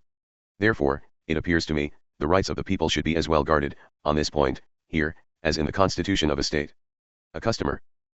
Anti-Federalist number 72 on the Electoral College, on re-eligibility of the President. By an anonymous writer Republicus, appearing in the Kentucky Gazette on March 1, 1788. I go now to Art. 2, Sector 1, which vests the supreme continental executive power in a President, in order to the choice of whom, the legislative body of each state is empowered to point out to their constituents some mode of choice, or, to save trouble, may choose themselves, a certain number of electors, who shall meet in their respective states, and vote by ballot, for 2 persons, one of whom, at least, shall not be an inhabitant of the same state with themselves.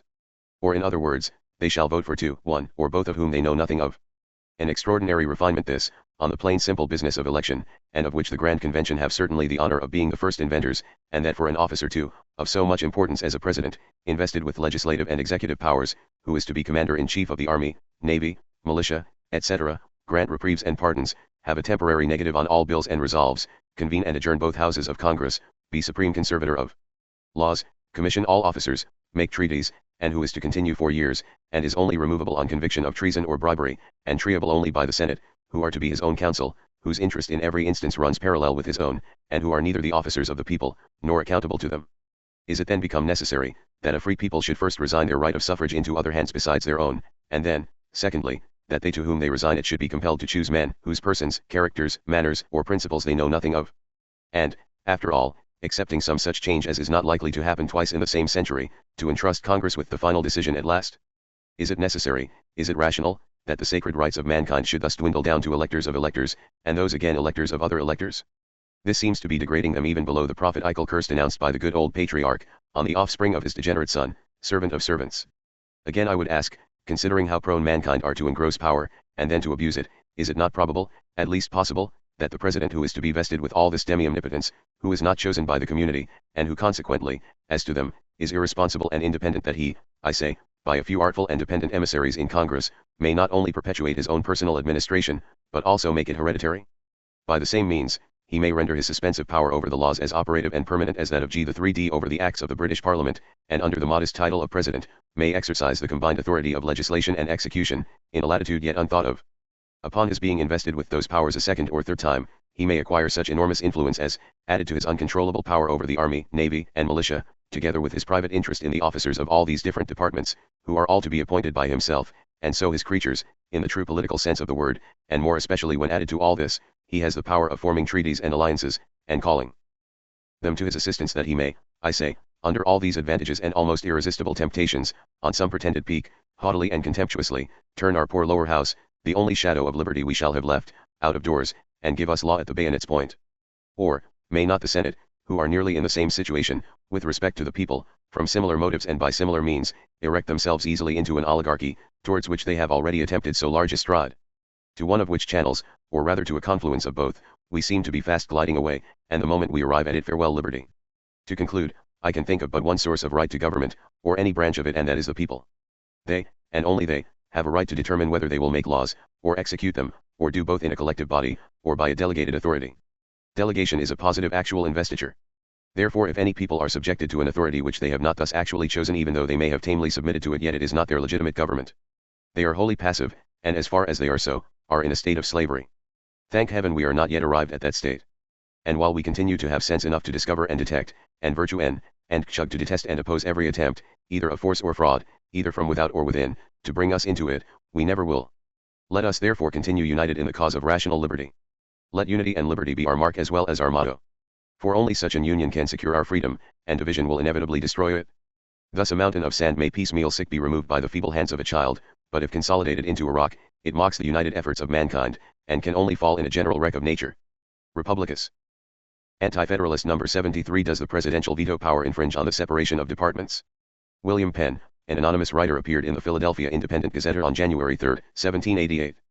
I believe that it is universally agreed upon in this enlightened country, that all power residing originally in the people, and being derived from them, they ought to be governed by themselves only, or by their immediate representatives. I shall not spend any time in explaining a principle so well and so generally understood, but I shall proceed immediately to that which I conceive to be the next in order. The next principle, without which it must be clear that no free government can ever subsist, is the division of power among those who are charged with the execution of it. It has always been the favorite maxim of princes, to divide the people, in order to govern them. It is now time that the people should avail themselves of the same maxim, and divide powers among their rulers, in order to prevent their abusing it. The application of this great political truth has long been unknown to the world, and yet it is grounded upon a very plain natural principle. If, says Montesquieu, the same man, or body of men, is possessed both of the legislative and executive power, there is no liberty, because it may be feared that the same monarch, or the same senate, will enact tyrannical laws, in order to execute them in a tyrannical manner. Nothing can be clearer, and the natural disposition of men to ambition and power makes it probable that such would be the consequence. Suppose, for instance, that the same body, which has the power of raising money by taxes, is also entrusted with the application of that money, they will very probably raise large sums, and apply them to their own private uses. If they are empowered to create offices, and appoint the officers, they will take that opportunity of providing for themselves, and their friends, and if they have the power of inflicting penalties for offenses, and of trying the offenders, there will be no bounds to their tyranny. Liberty therefore can only subsist, where the powers of government are properly divided, and where the different jurisdictions are inviolably kept distinct and separate. 1. I shall illustrate this doctrine by an example. A burgher of a certain borough of Switzerland was elected bailiff, or chief magistrate, for 1 year, according to the constitution of the place. Shortly after his appointment, he sent for one of his neighbors, and ordered him to pull off his boots. The honest neighbor was astonished, and attempted to remonstrate, but the bailiff was determined to exert his authority, and threatened to send him to jail, if he did not yield him an immediate obedience. The poor man was forced to comply, for the bailiff was vested with power, both legislative and executive.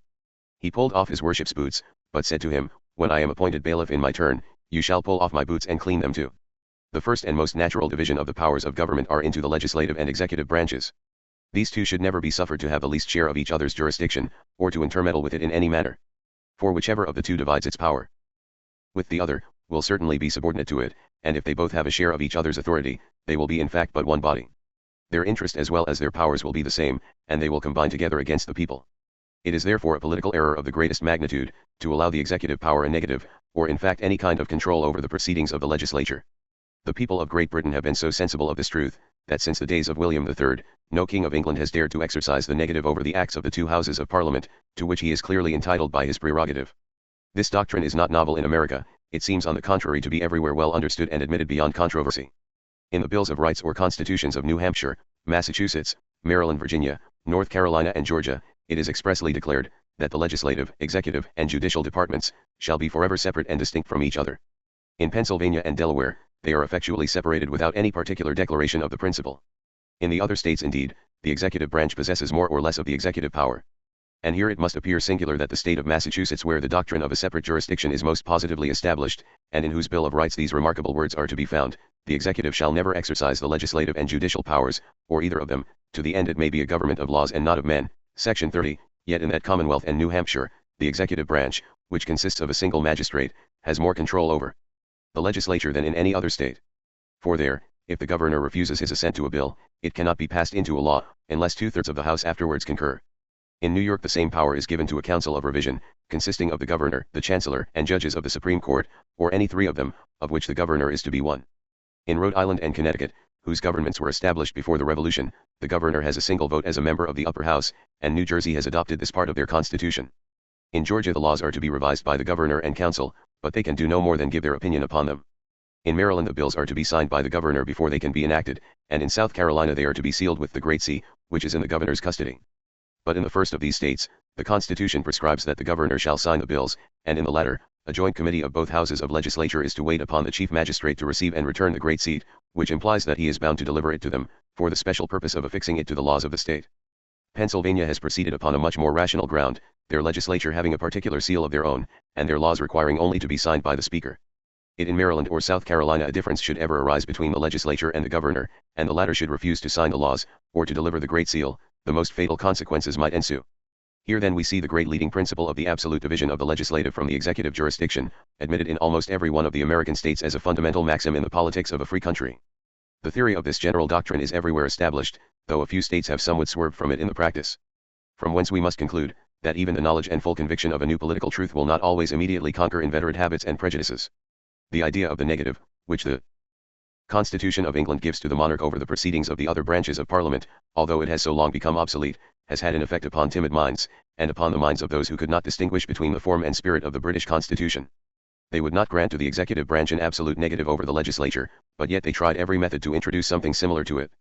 They reprobated the doctrine in the most express words, and yet they could not bear to part entirely with it. It is curious to observe how many different ways they have endeavored to conciliate truth with prejudice. Of those states who have allowed the executive branch to intermeddle with the proceedings of the legislature, no two, New Hampshire and Massachusetts excepted, have done it exactly in the same manner. They have tried every possible medium, but having lost sight of the original principle which they had already established, and which alone could have been their safest guide, they groped about in the dark, and could not find any solid ground on which to establish a general rule. Like Noah's dove, being once out of the ark of truth, they could not find elsewhere a place to rest their feet. These facts will no doubt afford an interesting page in the history of the contradictions of the human mind. Unfortunately, they do not stand single, and this is not the only instance that we find in the constitutions of the different states, of a general principle being expressly declared as a part of the natural rights of the citizens, and afterwards being as expressly contradicted in the practice. Thus we find it declared in every one of our bills of rights, that there shall be a perfect liberty of conscience, and that no sect shall ever be entitled to a preference over the others. Yet in Massachusetts and Maryland, all the officers of government, and in Pennsylvania the members of the legislature, are to be of the Christian religion, in New Jersey, North Carolina, and Georgia, the Protestant, and in Delaware, the Trinitarian sects, have an exclusive right to public employment, and in South Carolina the Constitution goes so far as to declare the creed of the established church. Virginia and New York are the only states where there is a perfect liberty of conscience. I cannot say anything as to Connecticut and Rhode Island, as their constitutions are silent on the subject, and I have not been informed of their practice. Whether these religious restrictions are right or wrong, it is not my intention, nor is it my object to examine in the course of these disquisitions. I only meant to show, that in laying down a political system it is safer to rely on principles than upon precedents, because the former are fixed and immutable, while the latter vary with men, places, times and circumstances. William Penn. Anti-Federalist No. 74. The President as Military King. Philadelphiensis, who was influenced by Thomas Paine, in Common Sense, wrote the following selection. It is taken from 3 essays which appearing February 6 and 20, and April 9 of 1788 in either the Freeman's Journal or the North American Intelligencer. Before martial law is declared to be the supreme law of the land, and your character of free citizens be changed to that of the subjects of a military king, which are necessary consequences of the adoption of the proposed constitution, let me admonish you in the name of sacred liberty, to make a solemn pause. Permit a freeman to address you, and to solicit your attention to a cause wherein yourselves and your posterity are concerned. The sun never shone upon a more important one. It is the cause of freedom of a whole continent, of yourselves and of your fellow men. A conspiracy against the freedom of America, both deep and dangerous, has been formed by an infernal junto of demagogues. Our 13 free commonwealths are to be consolidated into one despotic monarchy. Is not this position obvious? Its evidence is intuitive. Who can deny but the President General will be a king to all intents and purposes, and one of the most dangerous kind, to a king elected to command a standing army? Thus our laws are to be administered by this tyrant, for the whole, or at least the most important part of the executive department is put in his hands. A quorum of 65 representatives, and of 26 senators, with a king at their head, are to possess powers that extend to the lives, the liberties, and property of every citizen of America. This novel system of government, were it possible to establish it, would be a compound of monarchy and aristocracy, the most accursed that ever the world witnessed. About 50, these being a quorum, of the well-born, and a military king, with a standing army devoted to his will, are to have an uncontrolled power. There is not a tincture of democracy in the proposed constitution, except the nominal elections of the President General and the illustrious Congress be supposed to have some color of that nature. But this is a mere deception, invented to gull the people into its adoption. Its framers were well aware that some appearance of election ought to be observed, especially in regard to the first Congress, for without such an appearance there was not the smallest probability of their having it organized and set in operation. But let the wheels of this government be once cleverly set in motion, and I'll answer for it, that the people shall not be much troubled with future elections, especially in choosing their king. The standing army will do that business for them. The thoughts of a military officer possessing such powers, as the proposed constitution vests in the President General, are sufficient to excite in the mind of a freeman the most alarming apprehensions, and ought to rouse him to oppose it at all events. Every freeman of America ought to hold up this idea to himself, that he has no superior but God and the laws. But this tyrant will be so much his superior, that he can at any time he thinks proper, order him out in the militia to exercise, and to march when and where he pleases. His officers can wantonly inflict the most disgraceful punishment on a peaceable citizen, under pretense of disobedience, or the smallest neglect of militia duty. The President General, who is to be our king after this government is established, is vested with powers exceeding those of the most despotic monarch we know of in modern times. What a handsome return have these men, the authors of the Constitution, made to the people of America for their confidence. Through the misconduct of these bold conspirators we have lost the most glorious opportunity that any country ever had to establish a free system of government. America under one purely democratical, would be rendered the happiest and most powerful nation in the universe. But under the proposed one composed of an elective king and a standing army, officered by his sycophants, the starvelings of the Cincinnati, and an aristocratical Congress of the well-born, an iota of happiness, freedom, or national strength cannot exist. What a pitiful figure will these ungrateful men make in history, who, for the hopes of obtaining some lucrative employment, or of receiving a little more homage from the rest of their fellow creatures, framed a system of oppression that must involve in its consequences the misery of their own offspring. Some feeble attempts have been made by the advocates of the system of tyranny, to answer the objections made to the smallness of the number of representatives and senators, and the improper powers delegated to them. But, as far as I recollect, no one has been found bold enough to stand forth in defense of that dangerous and uncontrolled officer, the President General, or more properly, our new king. A few pieces under the signature of an American citizen were published immediately after the Constitution broke the shell, and the Hydra made its way from the dark conclave into the open light. In the first number the writer, in touching on the President, endeavored to conceal his immense powers, by representing the King of Great Britain as possessed of many hereditary prerogatives, rights, and powers that he was not possessed of, that is, he shows what he is not, but neglects to show what he really is. But so flimsy a palliative could scarce escape the censure of the most ignorant advocate for such an officer, and since then we hear of no further attempts to prove the necessity of a king being set over the freemen of America. The writer of these essays has clearly proven, that the President is a king to all intents and purposes, and at the same time one of the most dangerous kind too, an elective king, the commander-in-chief of a standing army, etc. And to those add, that he has a negative power over the proceedings of both branches of the legislature. And to complete his uncontrolled sway, he is neither restrained nor assisted by a privy council, which is a novelty in government. I challenge the politicians of the whole continent to find in any period of history a monarch more absolute. Philadelphiensis. Anti-Federalist No. 75, a note protesting the treaty-making provisions of the Constitution. The following essay was penned anonymously by Hampton, and it appeared in the Pittsburgh Gazette on February 16, 1788. It may be freely granted, that from a mistaken zeal in favor of that political liberty which was so recently purchased at so costly a rate, even good men may give it the Constitution unreasonable opposition, but such men cannot be reasonably charged with sordid personal interest as their motive, because it is great and sudden changes which produces opportunities of preferment. But that class of men who, either prompted by their own ambition or desperate fortunes, are expecting employments under the proposed plan, or those weak and ardent men who always expect to be gainers by revolutions, and who are never contented, but always hastening from one difficulty to another, may be expected to ascribe every excellence to the proposed system, and to urge 1,000 reasons for our real or supposed distresses, to induce our adopting thereof.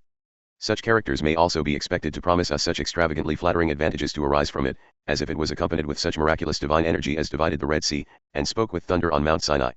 The first clause of the Constitution assures us, that the legislative powers shall be vested in a Congress, which shall consist of a Senate and House of Representatives, and in the second clause of the second article, it is declared that the President, by and with the consent of the Senate, is to make treaties.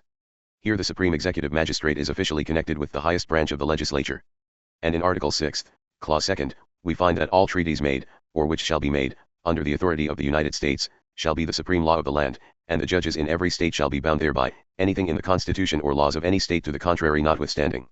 When we consider the extent of treaties that in filing the tariff of trade, the imposts and port duties generally are or may be fixed by a large construction which interested rulers are never at a less to give to any constitutional power, treaties may be extended to almost every legislative object of the general government. Who is it that does not know, that by treaties in Europe the succession and constitution of many sovereign states, has been regulated?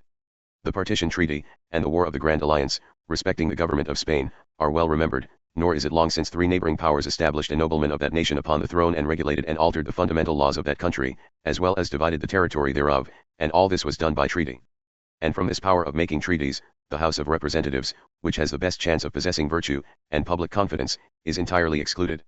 Indeed, I see nothing to hinder the President and Senate, at a convenient crisis, to declare themselves hereditary and supreme, and the lower house altogether useless, and to abolish what shadow of the state constitutions remain by this power alone, and as the President and Senate have all that influence which arises from the creating and appointing of all offices and officers, who can doubt but at a proper occasion they will succeed in such an attempt? And who can doubt but that men will arise who will attempt it? Will the doing so be a more flagrant breach of trust, or a greater degree of violence and perfidy, than has already been practiced in order to introduce the proposed plan? Of the same kind, and full as inconsistent and dangerous, is the first clause of the second article, compared with the second clause of the second section. We first find the President fully and absolutely vested with the executive power, and presently we find the most important and most influential portion of the executive power e.g., the appointment of all officers vested in the Senate, with whom the President only acts as a nominating member. It is on this account that I have said above, that the greatest degree of virtue may be expected in the House of Representatives, for if any considerable part of the executive power be joined with the legislature, it will as surely corrupt that branch with which it is combined, as poison will the human body. Therefore, though the small House of Representatives will consist of the natural aristocracy of the country, as well as the Senate, yet not being dangerously combined with the executive branch, it has not such certain influential inducements to corruption. It will be asked, no doubt, who is this that dares so boldly to arraign the conduct and censure the production of a convention composed of so chosen a band of patriots? To this I answer, that I am a freeman, and it is the character of freemen to examine and judge for themselves. They know that implicit faith respecting politics is the handmaid to slavery, and that the greatness of those names who frame a government, cannot sanctify its faults, nor prevent the evils that result from its imperfections. With respect to the majority, I do not doubt the testimony of a dignified supporter of the system, that they were all, or nearly all, eminent lawyers, but I do doubt the patriotism and political virtue of several of the most eminently active of them. But it is not with the men, but with the plan to which they gave birth, we have to contend, and to contend with such a degree of moderation and firmness, as will best promote political security, shall be the endeavor of Hampton. Anti-Federalist No. 76-77 An Anti-Federalist View of the Appointing Power Under the Constitution. By Richard Henry Lee. In contemplating the necessary officers of the Union, there appear to be 6 different modes in which, in whole or in part, the appointments may be made. 1. By the legislature, 2. By the President and the Senate, 3. By the President and an Executive Council, 4. By the President alone. 5. By the heads of the departments, 6. By the state governments. Among all these, in my opinion, there may be an advantageous distribution of the power of appointments.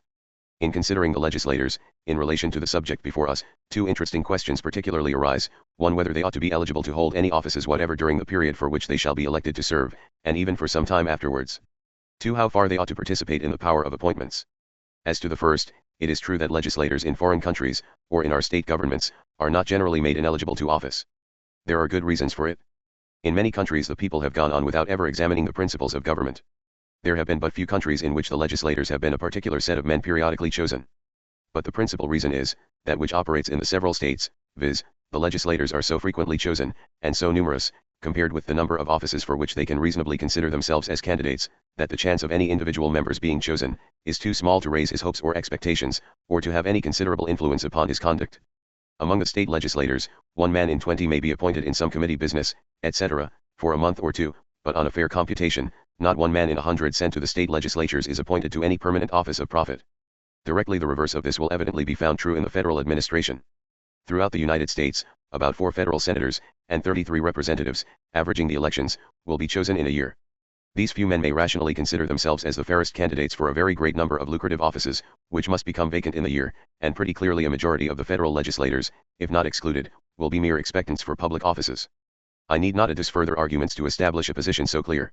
I need only call to your recollection my observations in a former letter, wherein I endeavored to show the fallacy of the argument, that the members must return home and mix with the people. It is said, that men are governed by interested motives, and will not attend as legislators, unless they can, in common with others, be eligible to offices of honor and profit. This will undoubtedly be the case with some men, but I presume only with such men as never ought to be chosen legislators in a free country.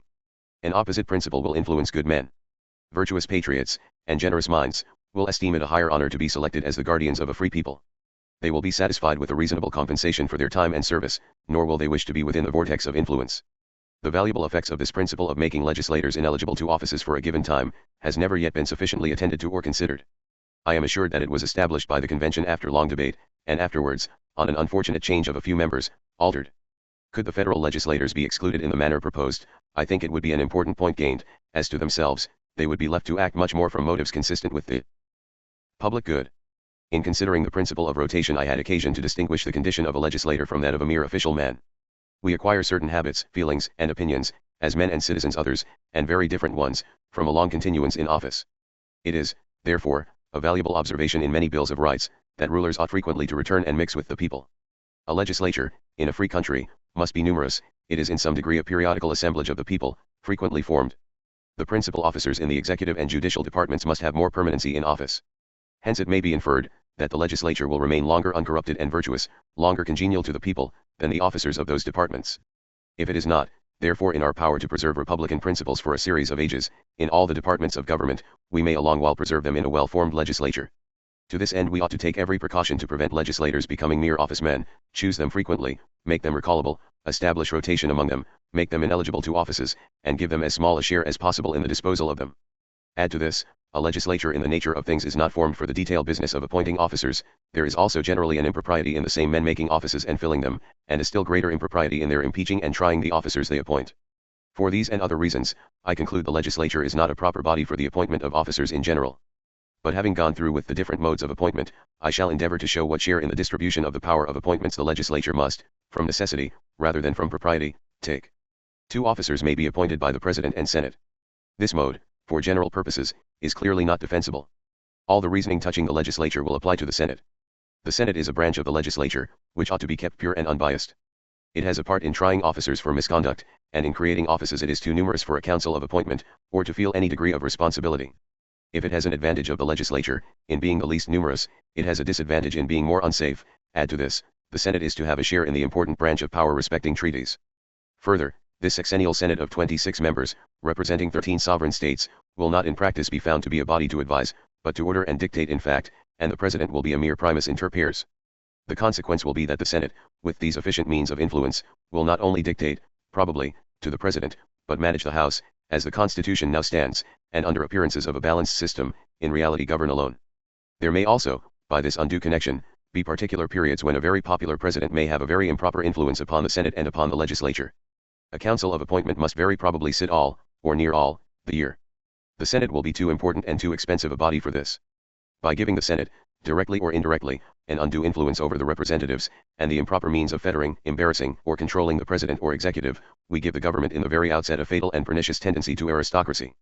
When we, as a circumstance not well to be avoided, admit the Senate to a share of power in making treaties, and in managing foreign concerns, we certainly progress full far enough towards this most undesirable point in government. For with this power, also, I believe, we must join that of appointing ambassadors, other foreign ministers, and consuls, being powers necessarily connected. In every point of view, in which I can contemplate this subject, it appears extremely clear to me, that the Senate ought not generally to be a council of appointment. The legislature, after the people, is the great fountain of power, and ought to be kept as pure and uncorrupt as possible, from the hankerings, biases, and contagion of offices. Then the streams issuing from it will be less tainted with those evils. It is not merely the number of impeachments, that are to be expected to make public officers honest and attentive in their business. A general opinion must pervade the community, that the House, the body to impeach them for misconduct, is disinterested, and ever watchful for the public good, and that the judges who shall try impeachments, will not feel a shadow of bias.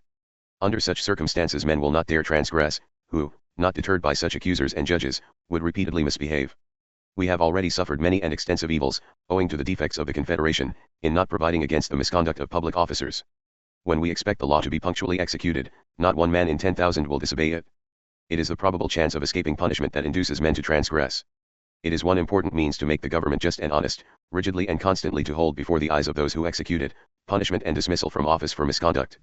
These are principles no candid man who has just ideas of the essential features of a free government will contract overt. They are, to be sure, at this period, called visionary, speculative and anti-governmental, but in the true style of courtiers, selfish politicians, and flatterers of despotism. Discerning Republican men of both parties see their value. They are said to be of no value by empty boasting advocates for the Constitution, who, by their weakness and conduct, in fact, injure its cause much more than most of its opponents. From their high-sounding promises, men are led to expect a defense of it, and to have their doubts removed. When a number of long pieces appear, they, instead of the defense, etc., they expected, see nothing but a parade of names, volumes written without ever coming to the point, cases quoted between which and ours there is not the least similitude, and partial extracts made from histories and governments, merely to serve a purpose. Some of them, like the true admirers of royal and senatorial robes, would fain prove, that nations who have thought like freemen and philosophers about government, and endeavored to be free, have often been the most miserable. If a single riot in the course of 500 years happened in a free country, if a salary or the interest of a public or private debt was not paid at the moment, they seem to lay more stress upon these trifles, for trifles they are in a free and happy country, than upon the oppressions of despotic government for ages together. As to the lengthy writer in New York, I have attentively examined his pieces. He appears to be a candid, good-hearted man, to have a good style and some plausible ideas. But when we carefully examine his pieces, to see where the strength of them lies when the mind endeavors to fix on those material parts, which ought to be the essence of all voluminous productions, we do not find them. The writer appears constantly to move on a smooth surface. The part of his work, like the parts of a cob house, are all equally strong and all equally weak, and all like those works of the boys, without an object. His pieces appear to have but little relation to the great question, whether the Constitution is fitted to the condition and character of this people or not. But to return. 3 officers may be appointed by the President and an Executive Council.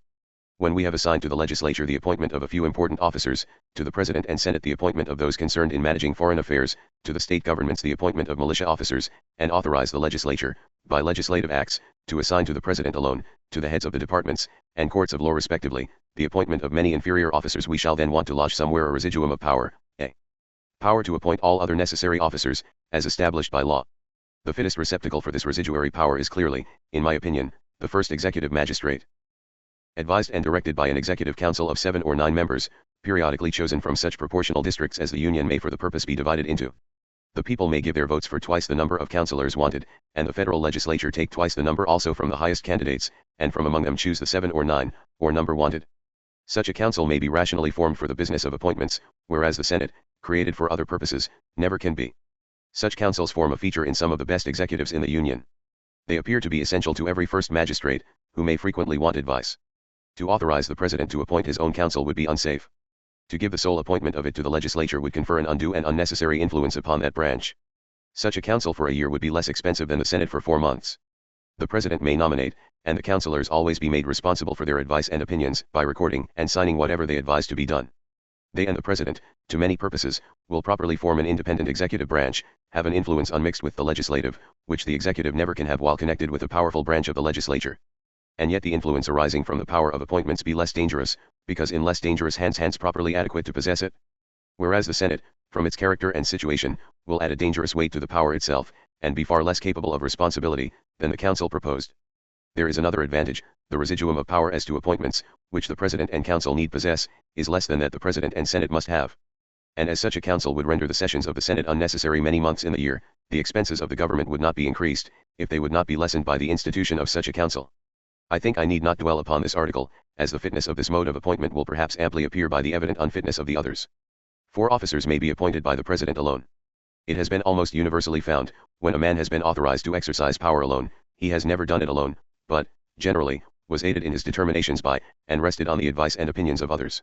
And it often happens when advice is wanted, the worst men, the most interested creatures obtrude themselves, the worst advice is at hand, and misdirects the mind of him who would be informed and advised. It is very seldom we see a single executive depend on accidental advice and assistance, but each single executive has, almost always, formed to itself a regular council, to be assembled and consulted on important occasions. This proves that a select council, of some kind is, by experience, generally found necessary and useful. But in a free country, the exercise of any considerable branch of power ought to be under some checks and controls. As to this point, I think the Constitution stands well. The legislature may, when it shall deem it expedient, from time to time, authorize the President alone to appoint particular inferior officers, and when necessary, to take back the power. His power, therefore, in this respect, may always be increased or decreased by the legislature, as experience, the best instructor, shall direct, always keeping him, by the Constitution, within certain bounds. Officers, in the 5th place, may be appointed by the heads of departments or courts of law. Art. 2, Sec. 2, respecting appointments, goes on. But Congress may by law vest the appointment of such inferior officers as they think proper in the President alone, in the courts of law, or in the heads of departments. The probability is, as the Constitution now stands, that the Senate, a branch of the legislature, will be tenacious of the power of appointment, and much too sparingly part with a share of it to the courts of law, and heads of departments. Here again the impropriety appears of the Senate's having, generally, a share in the appointment of officers. We may fairly assume, that the judges and principal officers in the departments will be able well-informed men in their respective branches of business, that they will, from experience, be best informed as to proper persons to fill inferior offices in them, that they will feel themselves responsible for the execution of their several branches of business, and for the conduct of the officers they may appoint therein. From these, and other considerations, I think we may infer, that impartial and judicious appointments of subordinate officers will, generally, be made by the courts of law, and the heads of departments. This power of distributing appointments, as circumstances may require, into several hands, in a well-formed disinterested legislature, might be of essential service not only in promoting beneficial appointments, but also in preserving the balance in government. A feeble executive may be strengthened and supported by placing in its hands more numerous appointments. An executive too influential may be reduced within proper bounds, by placing many of the inferior appointments in the courts of law, and heads of departments, nor is there much danger that the executive will be wantonly weakened or strengthened by the legislature by thus shifting the appointments of inferior officers. Since all must be done by legislative acts which cannot be passed without the consent of the executive, or the consent of 2/3 of both branches, a good legislature will use this power to preserve the balance and perpetuate the government. Here again we are brought to our ultimatum: is the legislature so constructed as to deserve our confidence? 6 officers may be appointed by the state governments. By Art. 1. Sect S. The respective states are authorized exclusively to appoint the militia officers. This not only lodges the appointments in proper places, but it also tends to distribute and lodge in different executive hands the powers of appointing to offices, so dangerous when collected into the hands of one or a few men. It is a good general rule, that the legislative, executive, and judicial powers ought to be kept distinct. But this, like other general rules, has its exceptions, and without these exceptions we cannot form a good government, and properly balance its parts. And we can determine only from reason, experience, and a critical inspection of the parts of the government, how far it is proper to intermix those powers. Appointments, I believe, in all mixed governments, have been assigned to different hands. Some are made by the executive, some by the legislature, some by the judges, and some by the people. It has been thought advisable by the wisest nations that the legislature should so far exercise executive and judicial powers as to appoint some officers judge of the elections of its members, and impeach and try officers for misconduct, that the executive should have a partial share in legislation, and that judges should appoint some subordinate officers, and regulate so far as to establish rules for their own proceedings. Where the members of the government, as the House, the Senate, the executive, and judiciary, are strong and complete, each in itself, the balance is naturally produced, each party may take the powers congenial to it, and we have less need to be anxious about checks, and the subdivision of powers. If after making the deductions already alluded to, from the general power to appoint federal officers, the residuum shall be thought to be too large and unsafe, and to place an undue influence in the hands of the President and Council, a further deduction may be made, with many advantages and perhaps with but a few inconveniencies, and that is, by giving the appointment of a few great officers to the legislature, as of the commissioners of the Treasury, of the Comptroller, Treasurer, Master Coiner, and some of the principal officers in the Money Department, of the Sheriffs or Marshals of the United States, of States Attorneys, Secretary of the Home Department, and Secretary of War, perhaps of the judges of the Supreme Court, of Major Generals and Admirals. The appointments of these officers, who may be at the heads of the great departments of business, in carrying into execution the national system, involve in them a variety of considerations. They will not often occur, and the power to make them ought to remain in safe hands. Officers of the above description are appointed by the legislatures in some of the states, and in some not. We may, I believe, presume that the federal legislature will possess sufficient knowledge and discernment to make judicious appointments. However, as these appointments by the legislature tend to increase a mixture of power, to lessen the advantages of impeachments and responsibility, I would by no means contend for them any further than it may be necessary for reducing the power of the executive within the bounds of safety. The Federal Farmer. Anti-Federalist No. 78-79. The power of the judiciary, Part I. Part I is taken from the first part of the Brutus's 15th essay of the New York Journal on March 20, 1788, Part 2 is Part 1 of his 16th of the New York Journal of April 10, 1788. The Supreme Court under this Constitution would be exalted above all other power in the government, and subject to no control. The business of this paper will be to illustrate this, and to show the danger that will result from it.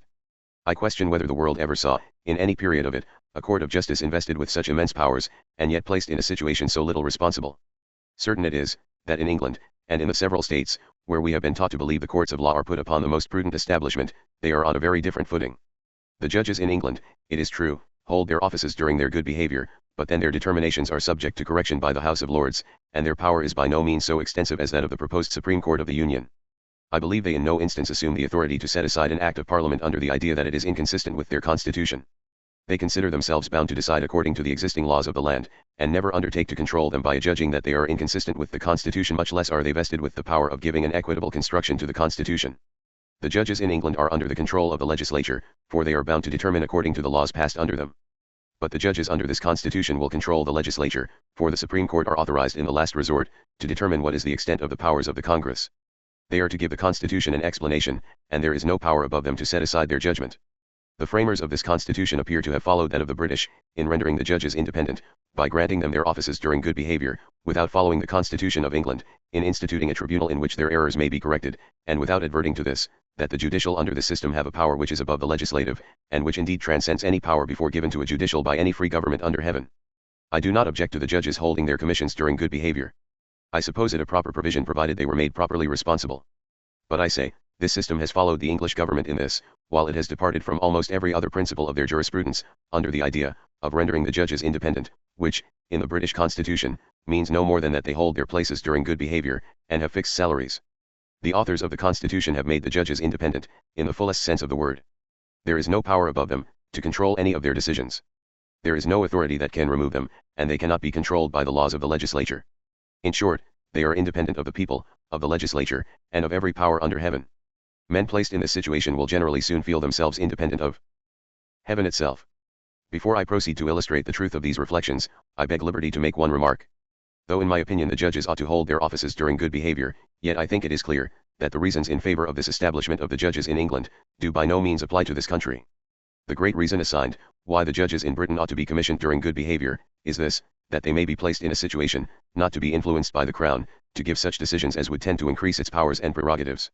While the judges held their places at the will and pleasure of the king, on whom they depended not only for their offices, but also for their salaries, they were subject to every undue influence. If the crown wished to carry a favorite point, to accomplish which the aid of the courts of law was necessary, the pleasure of the king would be signified to the judges. And it required the spirit of a martyr for the judges to determine contrary to the king's will. They were absolutely dependent upon him both for their offices and livings. The king, holding his office during life, and transmitting it to his posterity as an inheritance, has much stronger inducements to increase the prerogatives of his office than those who hold their offices for stated periods or even for life. Hence the English nation gained a great point, in favor of liberty, when they obtained the appointment of the judge, during good behavior. They got from the crown a concession which deprived it of one of the most powerful engines with which it might enlarge the boundaries of the royal prerogative and encroach on the liberties of the people. But these reasons do not apply to this country. We have no hereditary monarch, those who appoint the judges do not hold their offices for life, nor do they descend to their children.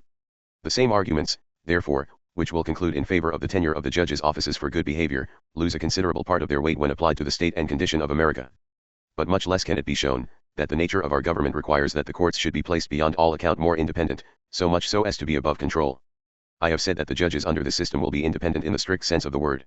To prove this I will show that there is no power above them that can control their decisions, or correct their errors.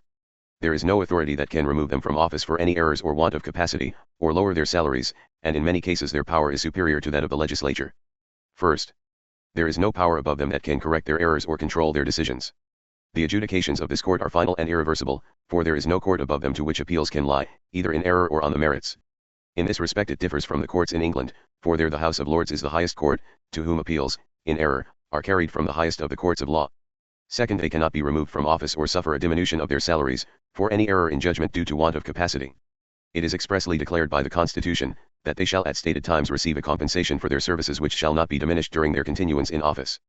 The only clause in the Constitution which provides for the removal of the judges from offices, is that which declares, that the President, Vice President, and all civil officers of the United States shall be removed from office, on impeachment for, and conviction of treason, bribery, or other high crimes and misdemeanors.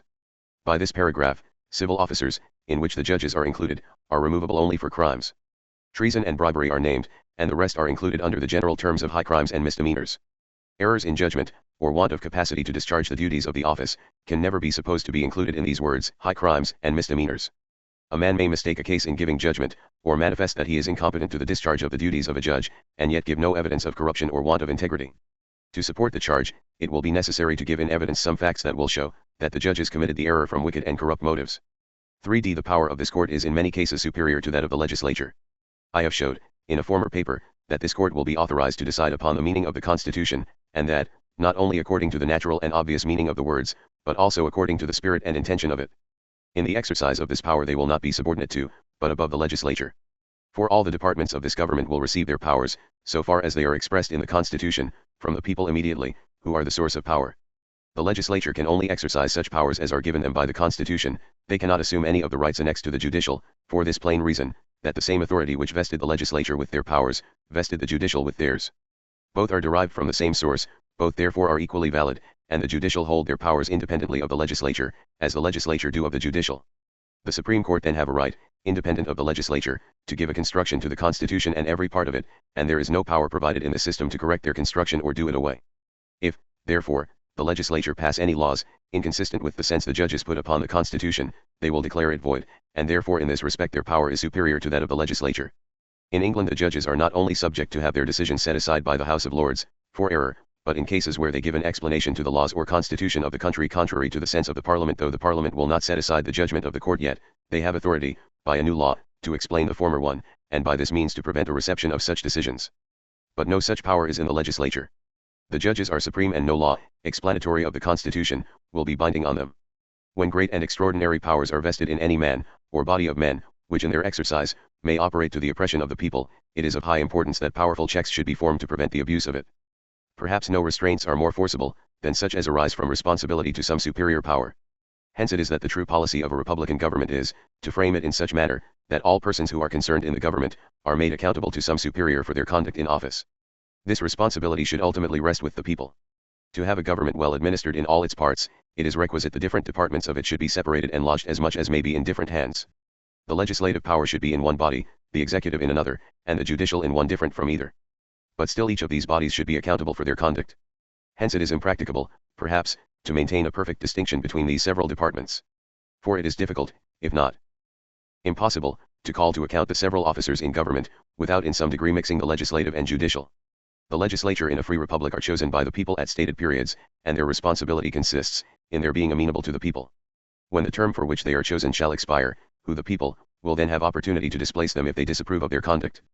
But it would be improper that the judicial should be elective, because their business requires that they should possess a degree of law knowledge, which is acquired only by a regular education, and besides it is fit that they should be placed, in a certain degree, in an independent situation, that they may maintain firmness and steadiness in their decisions.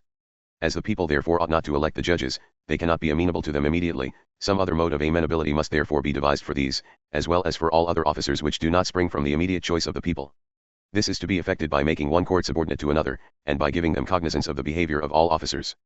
But on this plan we at last arrive at some supreme, over whom there is no power to control but the people themselves. This supreme controlling power should be in the choice of the people, or else you establish an authority independent, and not amenable at all, which is repugnant to the principles of a free government. Agreeable to these principles, I suppose the supreme judicial ought to be liable to be called to account, for any misconduct, by some body of men, who depend upon the people for their places, and so also should all other great officers in the state, who are not made amenable to some superior officers. Brutus. Anti-Federalist No. 80. The Power of the Judiciary, Part 2. From the 11th essay of Brutus, taken from the New York Journal, January 31, 1788. The nature and extent of the judicial power of the United States, proposed to be granted by the Constitution, claims our particular attention. Much has been said and written upon the subject of this new system on both sides, but I have not met with any writer who has discussed the judicial powers with any degree of accuracy. And yet it is obvious, that we can gain but very imperfect ideas of the manner in which this government will work, or the effect it will have in changing the internal police and mode of distributing justice at present subsisting in the respective states, without a thorough investigation of the powers of the judiciary and of the manner in which they will operate. This government is a complete system, not only for making, but for executing laws. And the courts of law, which will be constituted by it, are not only to decide upon the Constitution and the laws made in pursuance of it, but by officers subordinate to them to execute all their decisions. The real effect of this system of government, will therefore be brought home to the feelings of the people, through the medium of the judicial power. It is, moreover, of great importance, to examine with care the nature and extent of the judicial power, because those who are to be vested with it, are to be placed in a situation altogether unprecedented in a free country. They are to be rendered totally independent, both of the people and the legislature, both with respect to their offices and salaries. No errors they may commit can be corrected by any power above them, if any such power there be, nor can they be removed from office for making ever so many erroneous adjudications. The only causes for which they can be displaced, is, conviction of treason, bribery, and high crimes and misdemeanors. This part of the plan is so modeled, as to authorize the courts, not only to carry into execution the powers expressly given, but where these are wanting or ambiguously expressed, to supply what is wanting by their own decisions. That we may be enabled to form a just opinion on this subject, I shall, in considering it, lst. examine the nature and extent of the judicial powers, and second, inquire, whether the courts who are to exercise them, are so constituted as to afford reasonable ground of confidence, that they will exercise them for the general good. With regard to the nature and extent of the judicial powers, I have to regret my want of capacity to give that full and minute explanation of them that the subject merits. To be able to do this, a man should be possessed of a degree of law knowledge far beyond what I pretend to. A number of hard words and technical phrases are used in this part of the system, about the meaning of which gentlemen learned in the law differ. Its advocates know how to avail themselves of these phrases. In a number of instances, where objections are made to the powers given to the judicial, they give such an explanation to the technical terms as to avoid them. Though I am not competent to give a perfect explanation of the powers granted to this department of the government, I shall yet attempt to trace some of the leading features of it, from which I presume it will appear, that they will operate to a total subversion of the state judiciaries, if not to the legislative authority of the states. In Article 3d, Section 2d, it is said, the judicial power shall extend to all cases in law and equity arising under this Constitution, the laws of the United States, and treaties made, or which shall be made, under their authority, etc. The first article to which this power extends is, all cases in law and equity arising under this Constitution. What latitude of construction this clause should receive, it is not easy to say. At first view, one would suppose, that it meant no more than this, that the courts under the general government should exercise, not only the powers of courts of law, but also that of courts of equity, in the manner in which those powers are usually exercised in the different states. But this cannot be the meaning, because the next clause authorizes the courts to take cognizance of all cases in law and equity arising under the laws of the United States. This last article, I conceive, conveys as much power to the general judicial as any of the state courts possess. The cases arising under the Constitution must be different from those arising under the laws, or else the two clauses mean exactly the same thing. The cases arising under the Constitution must include such, as bring into question its meaning, and will require an explanation of the nature and extent of the powers of the different departments under it. This article, therefore, vests the judicial with the power to resolve all questions that may arise on any case on the construction of the Constitution, either in law or in equity. Lst. They are authorized to determine all questions that may arise upon the meaning of the Constitution in law. This article vests the courts with authority to give the Constitution a legal construction, or to explain it according to the rules laid down for construing a law. These rules give a certain degree of latitude of explanation. According to this mode of construction, the courts are to give such meaning to the Constitution as comports best with the common, and generally received acceptation of the words in which it is expressed, regarding their ordinary and popular use, rather than their grammatical propriety. Where words are dubious, they will be explained by the context. The end of the clause will be attended to, and the words will be understood, as having a view to it, and the words will not be so understood as to bear no meaning or a very absurd one. Second, the judicial are not only to decide questions arising upon the meaning of the Constitution in law, but also in equity. By this they are empowered, to explain the Constitution according to the reasoning spirit of it, without being confined to the words or letter. From this method of interpreting laws, says Blackstone, by the reason of them, arises what we call equity, which is thus defined by Grotius, the correction of that, wherein the law, by reason of its universality, is deficient, for since in laws all cases cannot be foreseen, or expressed, it is necessary, that when the decrees of the law cannot be applied to particular cases, there should somewhere be a power vested of defining those circumstances, which had they been foreseen the legislator would have expressed. The same learned author observes, that equity, thus depending essentially upon each individual case, there can be no established rules and fixed principles of equity laid down, without destroying its very essence, and reducing it to a positive law. From these remarks, the authority and business of the courts of law, under this clause, may be understood. They the courts will give the sense of every article of the Constitution, that may from time to time come before them. And in their decisions they will not confine themselves to any fixed or established rules, but will determine, according to what appears to them, the reason and spirit of the Constitution. The opinions of the Supreme Court, whatever they may be, will have the force of law, because there is no power provided in the Constitution that can correct their errors, or control their adjudications. From this court there is no appeal. And I conceive the legislature themselves, cannot set aside a judgment of this court, because they are authorized by the Constitution to decide in the last resort. The legislature must be controlled by the Constitution, and not the Constitution by them. They have therefore no more right to set aside any judgment pronounced upon the construction of the Constitution, than they have to take from the President, the chief command of the Army and Navy, and commit it to some other person. The reason is plain, the judicial and executive derive their authority from the same source, that the legislature do theirs, and therefore in all cases, where the Constitution does not make the one responsible to, or controllable by the other, they are altogether independent of each other. The judicial power will operate to effect, in the most certain, but yet silent and imperceptible manner, what is evidently the tendency of the Constitution, I mean, an entire subversion of the legislative, executive, and judicial powers of the individual states. Every adjudication of the Supreme Court, on any question that may arise upon the nature and extent of the general government, will affect the limits of the state jurisdiction. In proportion as the former enlarge the exercise of their powers, will that of the latter be restricted. That the judicial power of the United States will lean strongly in favor of the general government, and will give such an explanation to the Constitution, as will favor an extension of its jurisdiction, is very evident from a variety of considerations. Lst. The Constitution itself strongly countenances such a mode of construction. Most of the articles in this system, which convey powers of any considerable importance, are conceived in general and indefinite terms, which are either equivocal, ambiguous, or which require long definitions to unfold the extent of their meaning.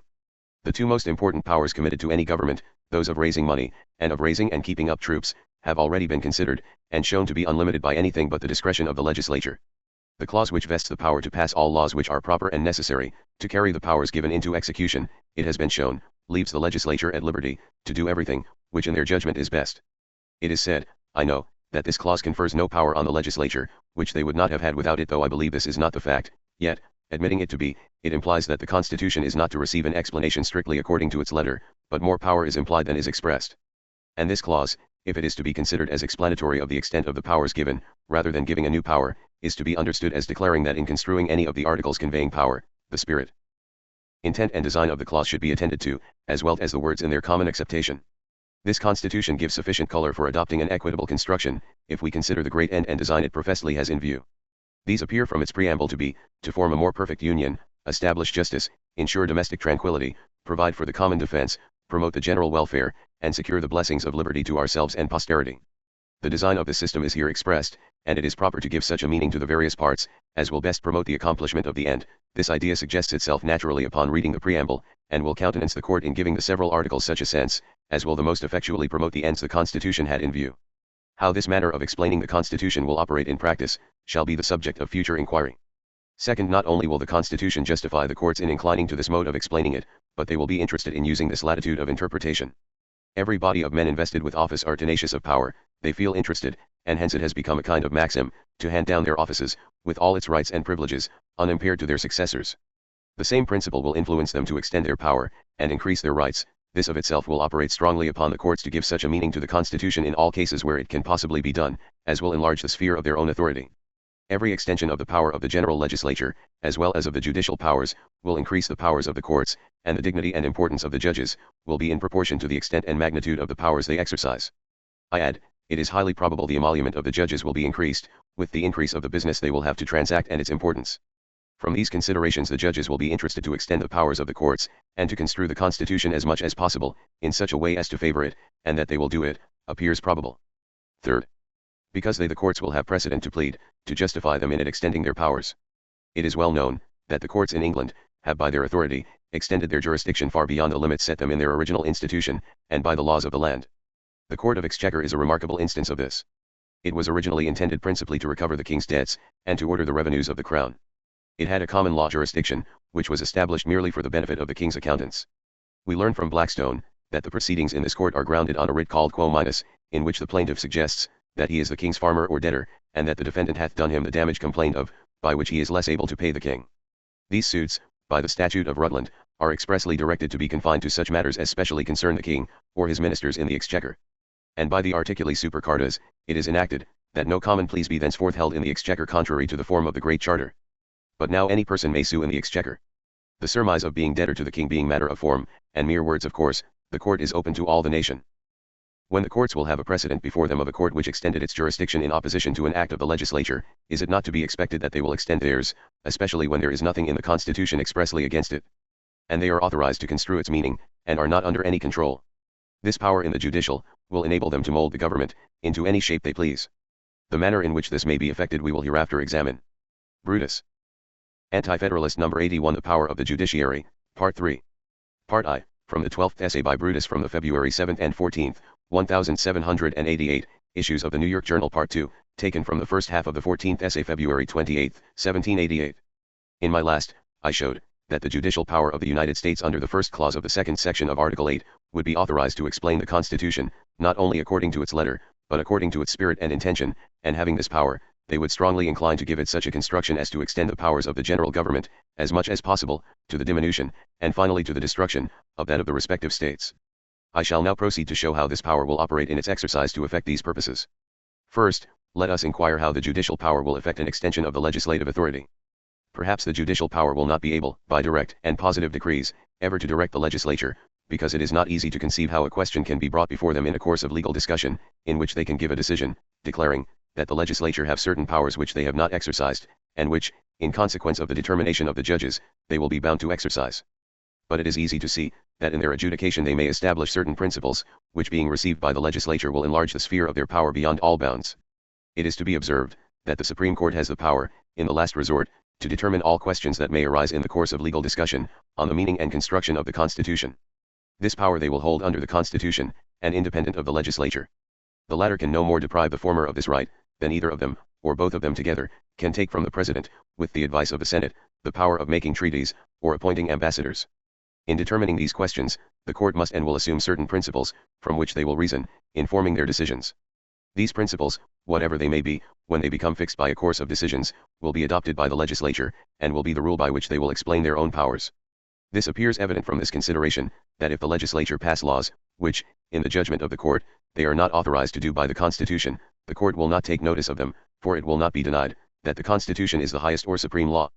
And the courts are vested with the supreme and uncontrollable power, to determine in all cases that come before them, what the Constitution means. They cannot, therefore, execute a law, which in their judgment, opposes the Constitution, unless we can suppose they can make a superior law give way to an inferior. The legislature, therefore, will not go over the limits by which the courts may adjudge they are confined. And there is little room to doubt but that they will come up to those bounds, as often as occasion and opportunity may offer, and they may judge it proper to do it. For as on the one hand, they will not readily pass laws which they know the courts will not execute, so on the other, we may be sure they will not scruple to pass such as they know they will give effect, as often as they may judge it proper. From these observations it appears, that the judgment of the judicial, on the Constitution, will become the rule to guide the legislature in their construction of their powers. What the principles are, which the courts will adopt, it is impossible for us to say. But taking up the powers as I have explained them in my last number, which they will possess under this clause, it is not difficult to see, that they may, and probably will, be very liberal ones. We have seen, that they will be authorized to give the Constitution a construction according to its spirit and reason, and not to confine themselves to its letter. To discover the spirit of the Constitution, it is of the first importance to attend to the principal ends and designs it has in view. These are expressed in the preamble, in the following words, viz., we, the people of the United States, in order to form a more perfect union, establish justice, ensure domestic tranquility, provide for the common defense, promote the general welfare, and secure the blessings of liberty to ourselves and our posterity, do ordain and establish this Constitution, etc. If the end of the government is to be learned from these words, which are clearly designed to declare it, it is obvious it has in view every object which is embraced by any government. The preservation of internal peace, the due admission of justice, and to provide for the defense of the community seems to include all the objects of government. But if they do not, they are certainly comprehended in the words, to provide for the general welfare. If it be further considered, that this Constitution, if it is ratified, will not be a compact entered into by states, in their corporate capacities, but an agreement of the people of the United States as one great body politic, no doubt can remain but that the great end of the Constitution, if it is to be collected from the preamble, in which its end is declared, is to constitute a government which is to extend to every case for which any government is instituted, whether external or internal. The courts, therefore, will establish this as a principle in expounding the Constitution, and will give every part of it such an explanation as will give latitude to every department under it, to take cognizance of every matter, not only that affects the general and national concerns of the Union, but also of such as relate to the administration of private justice, and to regulating the internal and local affairs of the different parts. Such a rule of exposition is not only consistent with the general spirit of the preamble, but it will stand confirmed by considering more minutely the different clauses of it. The first object declared to be in view, is to form a more perfect union. It is to be observed, it is not an union of states or bodies corporate. Had this been the case, the existence of the state governments might have been secured.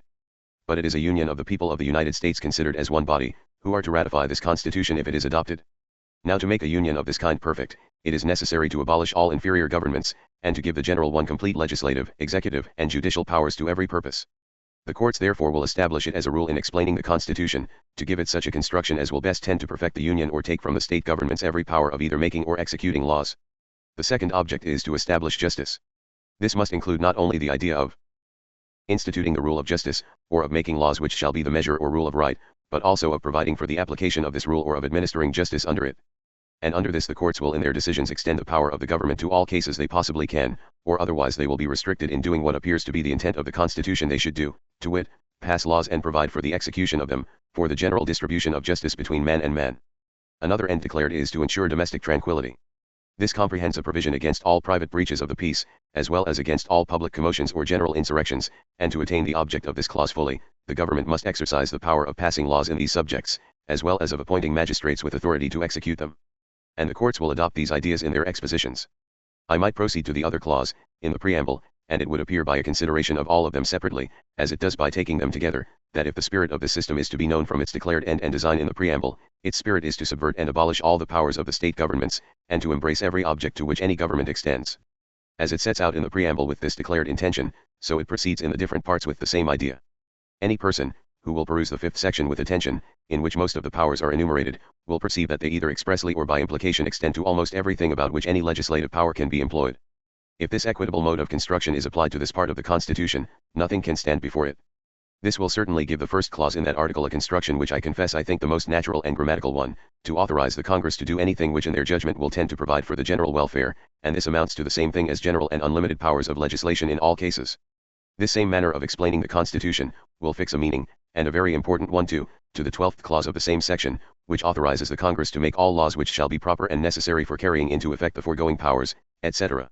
A voluminous writer in favor of this system, has taken great pains to convince the public, that this clause means nothing, for that the same powers expressed in this, are implied in other parts of the Constitution. Perhaps it is so, but still this will undoubtedly be an excellent auxiliary to assist the courts to discover the spirit and reason of the Constitution, and when applied to any and every of the other clauses granting power, will operate powerfully in extracting the spirit from them. I might instance a number of clauses in the Constitution, which, if explained in an equitable manner, would extend the powers of the government to every case, and reduce the state legislatures to nothing.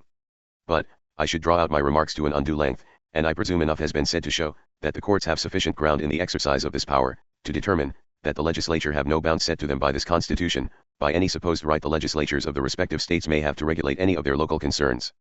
I proceed, second, to inquire, in what manner this power will increase the jurisdiction of the courts. I would here observe, that the judicial power extends, expressly, to all civil cases that may arise save such as arise between citizens of the same state, with this exception to those of that description, that the judicial of the United States have cognizance of cases between citizens of the same state, claiming lands under grants of different states. Nothing more, therefore, is necessary to give the courts of law, under this Constitution, complete jurisdiction of all civil causes, but to comprehend cases between citizens of the same state not included in the foregoing exception. I presume there will be no difficulty in accomplishing this. Nothing more is necessary than to set forth in the process, that the party who brings the suit is a citizen of a different state from the one against whom the suit is brought, and there can be little doubt but that the court will take cognizance of the matter. And if they do, who is to restrain them? Indeed, I will freely confess, that it is my decided opinion, that the courts ought to take cognizance of such causes under the powers of the Constitution. For one of the great ends of the Constitution is, to establish justice. This supposes that this cannot be done under the existing governments of the states, and there is certainly as good reason why individuals, living in the same state, should have justice, as those who live in different states. Moreover, the Constitution expressly declares, that the citizens of each state shall be entitled to all the privileges and immunities of citizens in the several states. It will therefore be no fiction, for a citizen of one state to set forth, in a suit, that he is a citizen of another, for he that is entitled to all the privileges and immunities of a country, is a citizen of that country. And in truth, the citizen of one state will, under this Constitution, be a citizen of every state. It is obvious that these courts will have authority to decide upon the validity of the laws of any of the states, in all cases where they come in question before them. Where the Constitution gives the general government exclusive jurisdiction, they will adjudge all laws made by the states, in such cases, void ab initio. Where the Constitution gives them concurrent jurisdiction, the laws of the United States must prevail, because they are the supreme law. In such cases, therefore, the laws of the state legislatures must be repealed, restricted, or so construed, as to give full effect to the laws of the Union on the same subject. From these remarks it is easy to see, that in proportion as the general government acquires power and jurisdiction, by the liberal construction which the judges may give the Constitution, those of the states will lose their rights, until they become so trifling and unimportant, as not to be worth having. I am much mistaken, if this system will not operate to effect this with as much celerity, as those who have the administration of it will think prudent to suffer it. The remaining objections of the judicial power shall be considered in a future paper. The second paragraph of Section 2, Art. 3, is in these words: in all cases affecting ambassadors, other public ministers and consuls, and those in which a state shall be a party, the Supreme Court shall have original jurisdiction. In all the other cases before mentioned, the Supreme Court shall have appellate jurisdiction, both as to law and fact, with such exceptions, and under such regulations as the Congress shall make. Although it is proper that the courts of the general government should have cognizance of all matters affecting ambassadors, foreign ministers, and consuls, yet I question much the propriety of giving the Supreme Court original jurisdiction in all cases of this kind. Ambassadors, and other public ministers, claim, and are entitled by the law of nations, to certain privileges, and exemptions, both for their persons and their servants. The meanest servant of an ambassador is exempted by the law of nations from being sued for debt. Should a suit be brought against such an one by a citizen, through inadvertence or want of information, he will be subject to an action in the Supreme Court. All the officers concerned in issuing or executing the process will be liable to like actions. Thus may a citizen of a state be compelled, at great expense and inconveniency, to defend himself against a suit, brought against him in the Supreme Court, for inadvertently commencing an action against the most menial servant of an ambassador for a just debt. The appellate jurisdiction granted to the Supreme Court, in this paragraph, has justly been considered as one of the most objectionable parts of the Constitution. Under this power, appeals may be had from the inferior courts to the Supreme, in every case to which the judicial power extends, except in the few instances in which the Supreme Court will have original jurisdiction. By this article, appeals will lie to the Supreme Court, in all criminal as well as civil causes. This, I know, has been disputed by some, but I presume the point will appear clear to anyone, who will attend to the connection of this paragraph with the one that precedes it. In the former, all the cases, to which the power of the judicial shall extend, whether civil or criminal, are enumerated.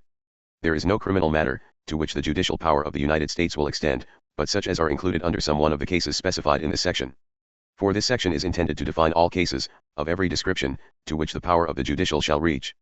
But in all these cases it is declared, the Supreme Court shall have appellate jurisdiction, except in those which affect ambassadors, other public ministers and consuls, and those in which a state shall be a party. If then this section extends the power of the judicial to criminal cases, it allows appeals in such cases. If the power of the judicial is not extended to criminal matters by this section, I ask, by what part of the system does it appear that they have any cognizance of them? I believe it is a new and unusual thing to allow appeals in criminal matters. It is contrary to the sense of our laws, and dangerous to our lives and liberties. As our law now stands, a person charged with a crime has a right to a fair and impartial trial by a jury of his country, and their verdict is final. If he is acquitted, no other court can call upon him to answer for the same crime. But by this system, a man may have had ever so fair a trial, have been acquitted by ever so respectable a jury of his country, and still the officer of the government who prosecutes may appeal to the Supreme Court. The whole matter may have a second hearing. By this means, persons who may have disobliged those who execute the general government, may be subjected to intolerable oppression. They may be kept in long and ruinous confinement, and exposed to heavy and insupportable charges, to procure the attendance of witnesses, and provide the means of their defense, at a great distance from their places of residence. I can scarcely believe there can be a considerate citizen of the United States that will approve of this appellate jurisdiction, as extending to criminal cases, if they will give themselves time for reflection. Whether the appellate jurisdiction as it respects civil matters, will not prove injurious to the rights of the citizens, and destructive of those privileges which have ever been held sacred by Americans, and whether it will not render the administration of justice intolerably burdensome, intricate, and dilatory, will best appear, when we have considered the nature and operation of this power. It has been the fate of this clause, as it has of most of those against which unanswerable objections have been offered, to be explained different ways, by the advocates and opponents to the Constitution. I confess I do not know what the advocates of the system would make it mean, for I have not been fortunate enough to see in any publication this clause taken up and considered. It is certain, however, they do not admit the explanation which those who oppose the Constitution give it, or otherwise they would not so frequently charge them with want of candor, for alleging that it takes away the trial by jury. Appeals from an inferior to a superior court, as practiced in the civil law courts, are well understood.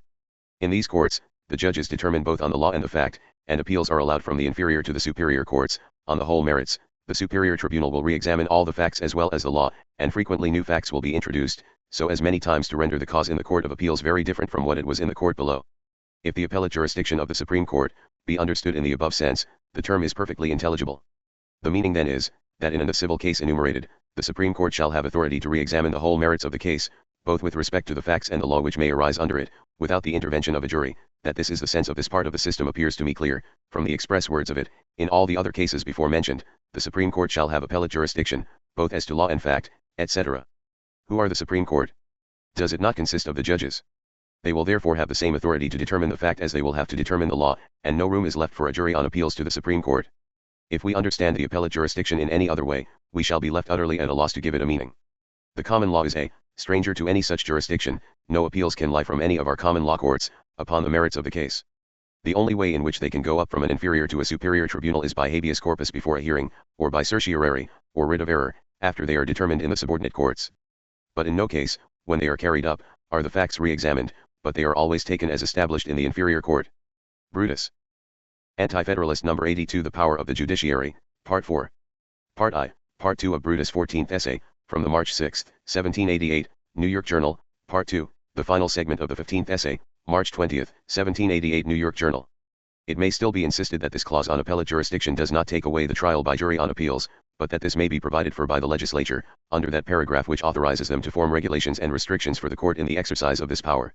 The natural meaning of this paragraph seems to be no more than this, that Congress may declare, that certain cases shall not be subject to the appellate jurisdiction, and they may point out the mode in which the court shall proceed in bringing up the causes before them, the manner of their taking evidence to establish the facts, and the method of the court's proceeding. But I presume they cannot take from the court the right of deciding on the fact, any more than they can deprive them of the right of determining on the law, when a cause is once before them, for they have the same jurisdiction as to fact, as they have as to the law. But supposing the Congress may under this clause establish the trial by jury on appeals, it does not seem to me that it will render this article much less exceptionable. An appeal from one court and jury, to another court and jury, is a thing altogether unknown in the laws of our state New York, and in most of the states in the Union. A practice of this kind prevails in the eastern states. Actions are there commenced in the inferior courts, and an appeal lies from them on the whole merits to the superior courts. The consequence is well known. Very few actions are determined in the lower courts. It is rare that a case of any importance is not carried by appeal to the Supreme Court, and the jurisdiction of the inferior courts is merely nominal. This has proved so burdensome to the people in Massachusetts, that it was one of the principal causes which excited the insurrection in that state, in the year past. There are very few sensible and moderate men in that state but what will admit, that the inferior courts are almost entirely useless, and answer very little purpose, save only to accumulate costs against the poor debtors who are already unable to pay their just debts. But the operation of the appellate power in the Supreme Judicial of the United States, would work infinitely more mischief than any such power can do in a single state. The trouble and expense to the parties would be endless and intolerable. No man can say where the Supreme Court are to hold their sessions. The presumption is, however, that it must be at the seat of the general government. In this case parties must travel many hundred miles, with their witnesses and lawyers, to prosecute or defend a suit. No man of middling fortune can sustain the expense of such a lawsuit, and therefore the poorer and middling class of citizens will be under the necessity of submitting to the demands of the rich and the lordly, in cases that will come under the cognizance of this court. If it be said, that to prevent this oppression, the Supreme Court will sit in different parts of the Union, it may be replied, that this would only make the oppression somewhat more tolerable, but by no means so much as to give a chance of justice to the poor and middling class. It is utterly impossible that the Supreme Court can move into so many different parts of the Union, as to make it convenient or even tolerable to attend before them with witnesses to try causes from every part of the United States. If to avoid the expense and inconvenience of calling witnesses from a great distance, to give evidence before the Supreme Court, the expedient of taking the deposition of witnesses in writing should be adopted, it would not help the matter. It is of great importance in the distribution of justice that witnesses should be examined face to face, that the parties should have the fairest opportunity of cross-examining them in order to bring out the whole truth. There is something in the manner in which a witness delivers his testimony which cannot be committed to paper, and which yet very frequently gives a complexion to his evidence, very different from what it would bear if committed to writing. Besides, the expense of taking written testimony would be enormous. Those who are acquainted with the costs that arise in the courts, where all the evidence is taken in writing, well know that they exceed beyond all comparison those of the common law courts, where witnesses are examined viva voce. The costs accruing in courts generally advance with the grade of the courts. Thus the charges attending a suit in our common pleas is much less than those in the Supreme Court, and these are much lower than those in the Court of Chancery. Indeed, the costs in the last mentioned court are in many cases so exorbitant and the proceedings so dilatory that the suitor had almost as well give up his demand as to prosecute his suit. We have just reason to suppose that the costs in the Supreme General Court will exceed either of our courts. The officers of the General Court will be more dignified than those of the states, the lawyers of the most ability will practice in them, and the trouble and expense of attending them will be greater. From all these considerations, it appears that the expense attending suits in the Supreme Court will be so great as to put it out of the power of the poor and middling class of citizens to contest a suit in it. From these remarks it appears that the administration of justice under the powers of the judicial will be dilatory, that it will be attended with such an heavy expense as to amount to little short of a denial of justice to the poor and middling class of people who in every government stand most in need of the protection of the law, and that the trial by jury, which has so justly been the boast of our forefathers as well as ourselves, is taken away under them. These extraordinary powers in this court are the more objectionable, because there does not appear the least necessity for them, in order to secure a due and impartial distribution of justice. The want of ability or integrity, or a disposition to render justice to every suitor, has not been objected against the courts of the respective states. So far as I have been informed, the courts of justice in all the states have ever been found ready to administer justice with promptitude and impartiality according to the laws of the land. It is true in some of the states, paper money has been made, and the debtor authorized to discharge his debts with it, at a depreciated value. In others, tender laws have been passed, obliging the creditor to receive on execution other property than money in discharge of his demand, and in several of the states laws have been made unfavorable to the creditor and tending to render property insecure. But these evils have not happened from any defect in the judicial departments of the states. The courts indeed are bound to take notice of these laws, and so will the courts of the general government be under obligation to observe the laws made by the general legislature not repugnant to the Constitution. But so far have the judicial been from giving undue latitude of construction to laws of this kind, that they have invariably strongly inclined to the other side. All the acts of our legislature, which have been charged with being of this complexion, have uniformly received the strictest construction by the judges, and have been extended to no cases but to such as came within the strict letter of the law. In this way, have our courts, I will not say evaded the law, but so limited its operation as to work the least possible injustice. The same thing has taken place in Rhode Island, which has justly rendered herself infamous, by tenaciously adhering to her paper money system.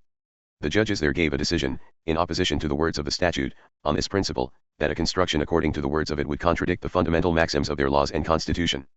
No pretext therefore can be formed, from the conduct of the judicial courts of the states, which will justify giving such powers to the Supreme General Court. For their decisions have been such as to give just ground of confidence in them, that they will finally adhere to the principles of rectitude, and there is no necessity of lodging these powers in the federal courts, in order to guard against the evils justly complained of, on the subject of security of property under this Constitution. For it has provided, that no state shall emit bills of credit, or make anything but gold and silver coin a tender in payment of debts. It has also declared, that no state shall pass any law impairing the obligation of contracts. These prohibitions give the most perfect security against those attacks upon property which I am sorry to say some of the states have but too wantonly made.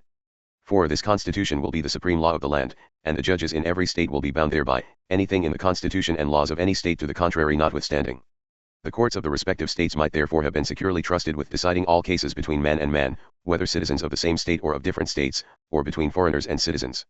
Indeed, for aught I see, every case that can arise under the Constitution or laws of the United States ought in the first instance to be tried in the court of the state, except those which might arise between states, such as respect ambassadors, or other public ministers, and perhaps such as call in question the claim of lands under grants from different states.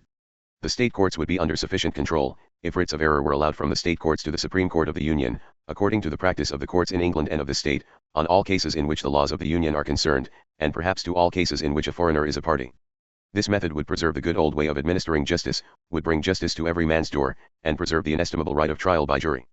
It would be following, as near as our circumstances will admit, the practice of the courts in England, which is almost the only thing I would wish to copy in their government. But as the system now stands, there is to be as many inferior courts as Congress may see fit to appoint, who are to be authorized to originate and in the first instance to try all the cases falling under the description of this article. There is no security that a trial by jury shall be had in these courts, but the trial here will soon become, as it is in Massachusetts inferior courts, a mere matter of form, for an appeal may be had to the Supreme Court on the whole merits. This court is to have power to determine in law and in equity, on the law and the fact, and this court is exalted above all other power in the government, subject to no control, and so fixed as not to be removable, but upon impeachment, which is much the same thing as not to be removable at all. To obviate the objections made to the judicial power, it has been said, that the Congress, in forming the regulations and exceptions which they are authorized to make respecting the appellate jurisdiction, will make provision against all the evils which are apprehended from this article. On this I would remark, that this way of answering the objection made to the power, implies an admission that the power is in itself improper without restraint, and if so, why not restrict it in the first instance? The just way of investigating any power given to a government, is to examine its operation supposing it to be put in exercise.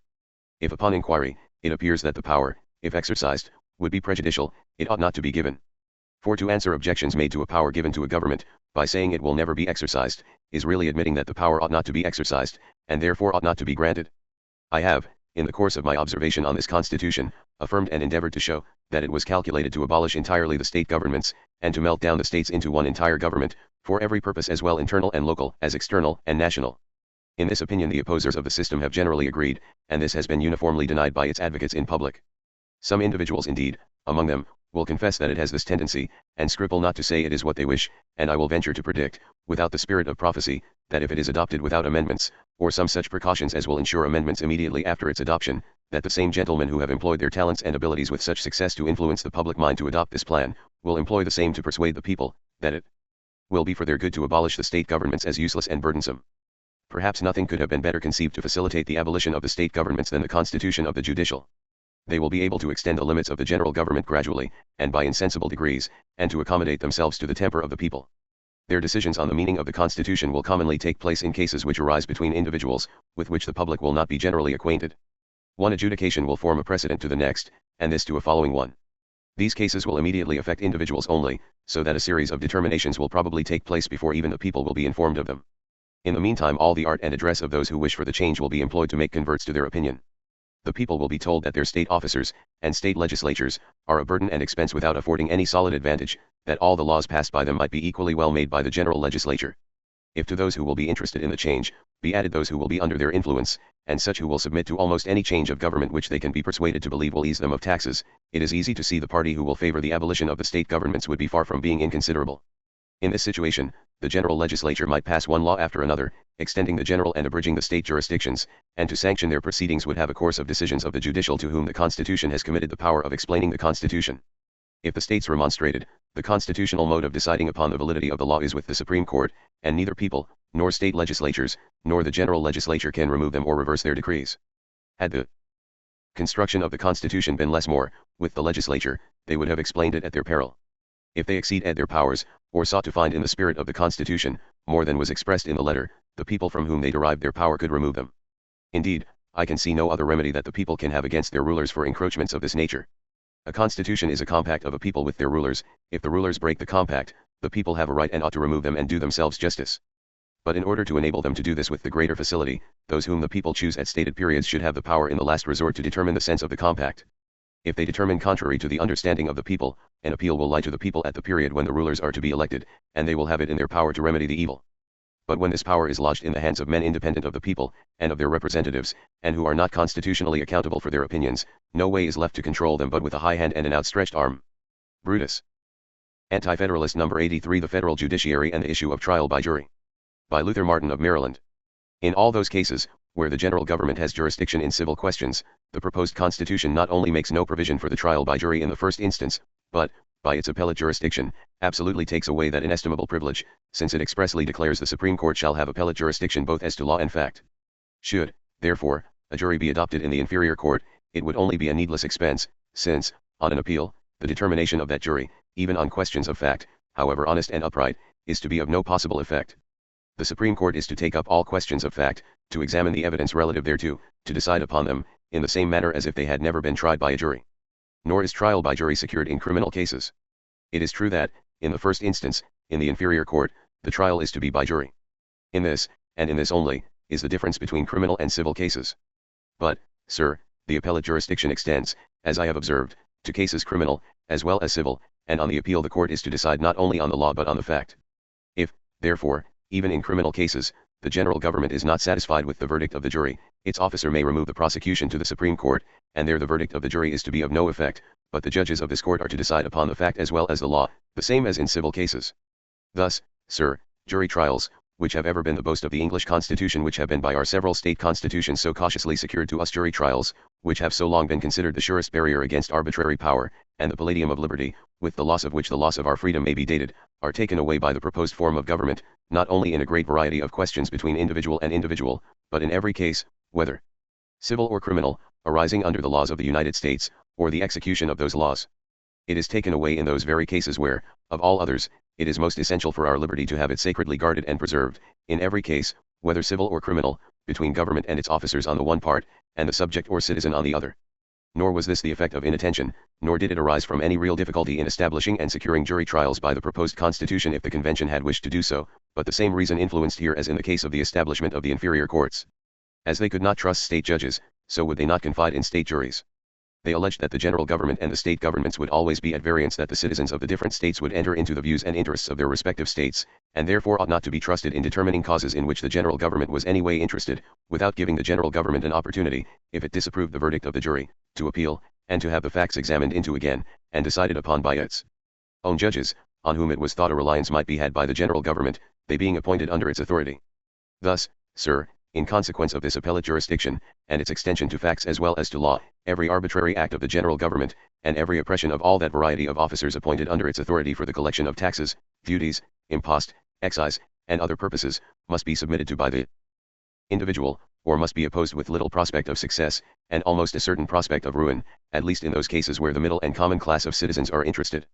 Since, to avoid that oppression, or to obtain redress, the application must be made to one of the courts of the United States by good fortune, should this application be in the first instance attended with success, and should damages be recovered equivalent to the injury sustained, an appeal lies to the Supreme Court, in which case the citizen must at once give up his cause, or he must attend to it at the distance, perhaps, of more than 1,000 miles from the place of his residence, and must take measures to procure before that court, on the appeal, all the evidence necessary to support his action, which, even if ultimately prosperous, must be attended with a loss of time, a neglect of business, and an expense, which will be greater than the original grievance, and to which men in moderate circumstances would be utterly unequal. Anti-Federalist number 84 on the lack of a Bill of Rights. By Brutus. When a building is to be erected which is intended to stand for ages, the foundation should be firmly laid. The Constitution proposed to your acceptance is designed, not for yourselves alone, but for generations yet unborn. The principles, therefore, upon which the social compact is founded, ought to have been clearly and precisely stated, and the most express and full declaration of rights to have been made. But on this subject there is almost an entire silence. If we may collect the sentiments of the people of America, from their own most solemn declarations, they hold this truth as self-evident, that all men are by nature free. No one man, therefore, or any class of men, have a right, by the law of nature, or of God, to assume or exercise authority over their fellows. The origin of society, then, is to be sought, not in any natural right which one man has to exercise authority over another, but in the united consent of those who associate. The mutual wants of men at first dictated the propriety of forming societies, and when they were established, protection and defense pointed out the necessity of instituting government. In a state of nature every individual pursues his own interest. In this pursuit it frequently happened, that the possessions or enjoyments of one were sacrificed to the views and designs of another, thus the weak were a prey to the strong, the simple and unwary were subject to impositions from those who were more crafty and designing. In this state of things, every individual was insecure, common interest, therefore, directed that government should be established, in which the force of the whole community should be collected, and under such directions, as to protect and defend every one who composed it. The common good, therefore, is the end of civil government, and common consent, the foundation on which it is established. To effect this end, it was necessary that a certain portion of natural liberty should be surrendered, in order that what remained should be preserved. How great a proportion of natural freedom is necessary to be yielded by individuals, when they submit to government, I shall not inquire. So much, however, must be given, as will be sufficient to enable those to whom the administration of the government is committed, to establish laws for the promoting the happiness of the community, and to carry those laws into effect. But it is not necessary, for this purpose, that individuals should relinquish all their natural rights. Some are of such a nature that they cannot be surrendered. Of this kind are the rights of conscience, the right of enjoying and defending life, etc. Others are not necessary to be resigned in order to attain the end for which government is instituted, these therefore ought not to be given up. To surrender them, would counteract the very end of government, to wit, the common good. From these observations it appears, that in forming a government on its true principles, the foundation should be laid in the manner I before stated, by expressly reserving to the people such of their essential rights as are not necessary to be parted with. The same reasons which at first induced mankind to associate and institute government, will operate to influence them to observe this precaution. If they had been disposed to conform themselves to the rule of immutable righteousness, government would not have been requisite. It was because one part exercised fraud, oppression, and violence, on the other, that men came together, and agreed that certain rules should be formed to regulate the conduct of all, and the power of the whole community lodged in the hands of rulers to enforce an obedience to them. But rulers have the same propensities as other men, they are as likely to use the power with which they are vested, for private purposes, and to the injury and oppression of those over whom they are placed, as individuals in a state of nature are to injure and oppress one another. It is therefore as proper that bounds should be set to their authority, as that government should have at first been instituted to restrain private injuries. This principle, which seems so evidently founded in the reason and nature of things, is confirmed by universal experience. Those who have governed, have been found in all ages ever active to enlarge their powers and abridge the public liberty. This has induced the people in all countries, where any sense of freedom remained, to fix barriers against the encroachments of their rulers. The country from which we have derived our origin, is an eminent example of this. Their Magna Carta and Bill of Rights have long been the boast, as well as the security of that nation. I need say no more, I presume, to an American, than that this principle is a fundamental one. In all the constitutions of our own states, there is not one of them but what is either founded on a declaration or Bill of Rights, or has certain express reservation of rights interwoven in the body of them. From this it appears, that at a time when the pulse of liberty beat high, and when an appeal was made to the people to form constitutions for the government of themselves, it was their universal sense, that such declarations should make a part of their frames of government. It is, therefore, the more astonishing, that this grand security to the rights of the people is not to be found in this constitution.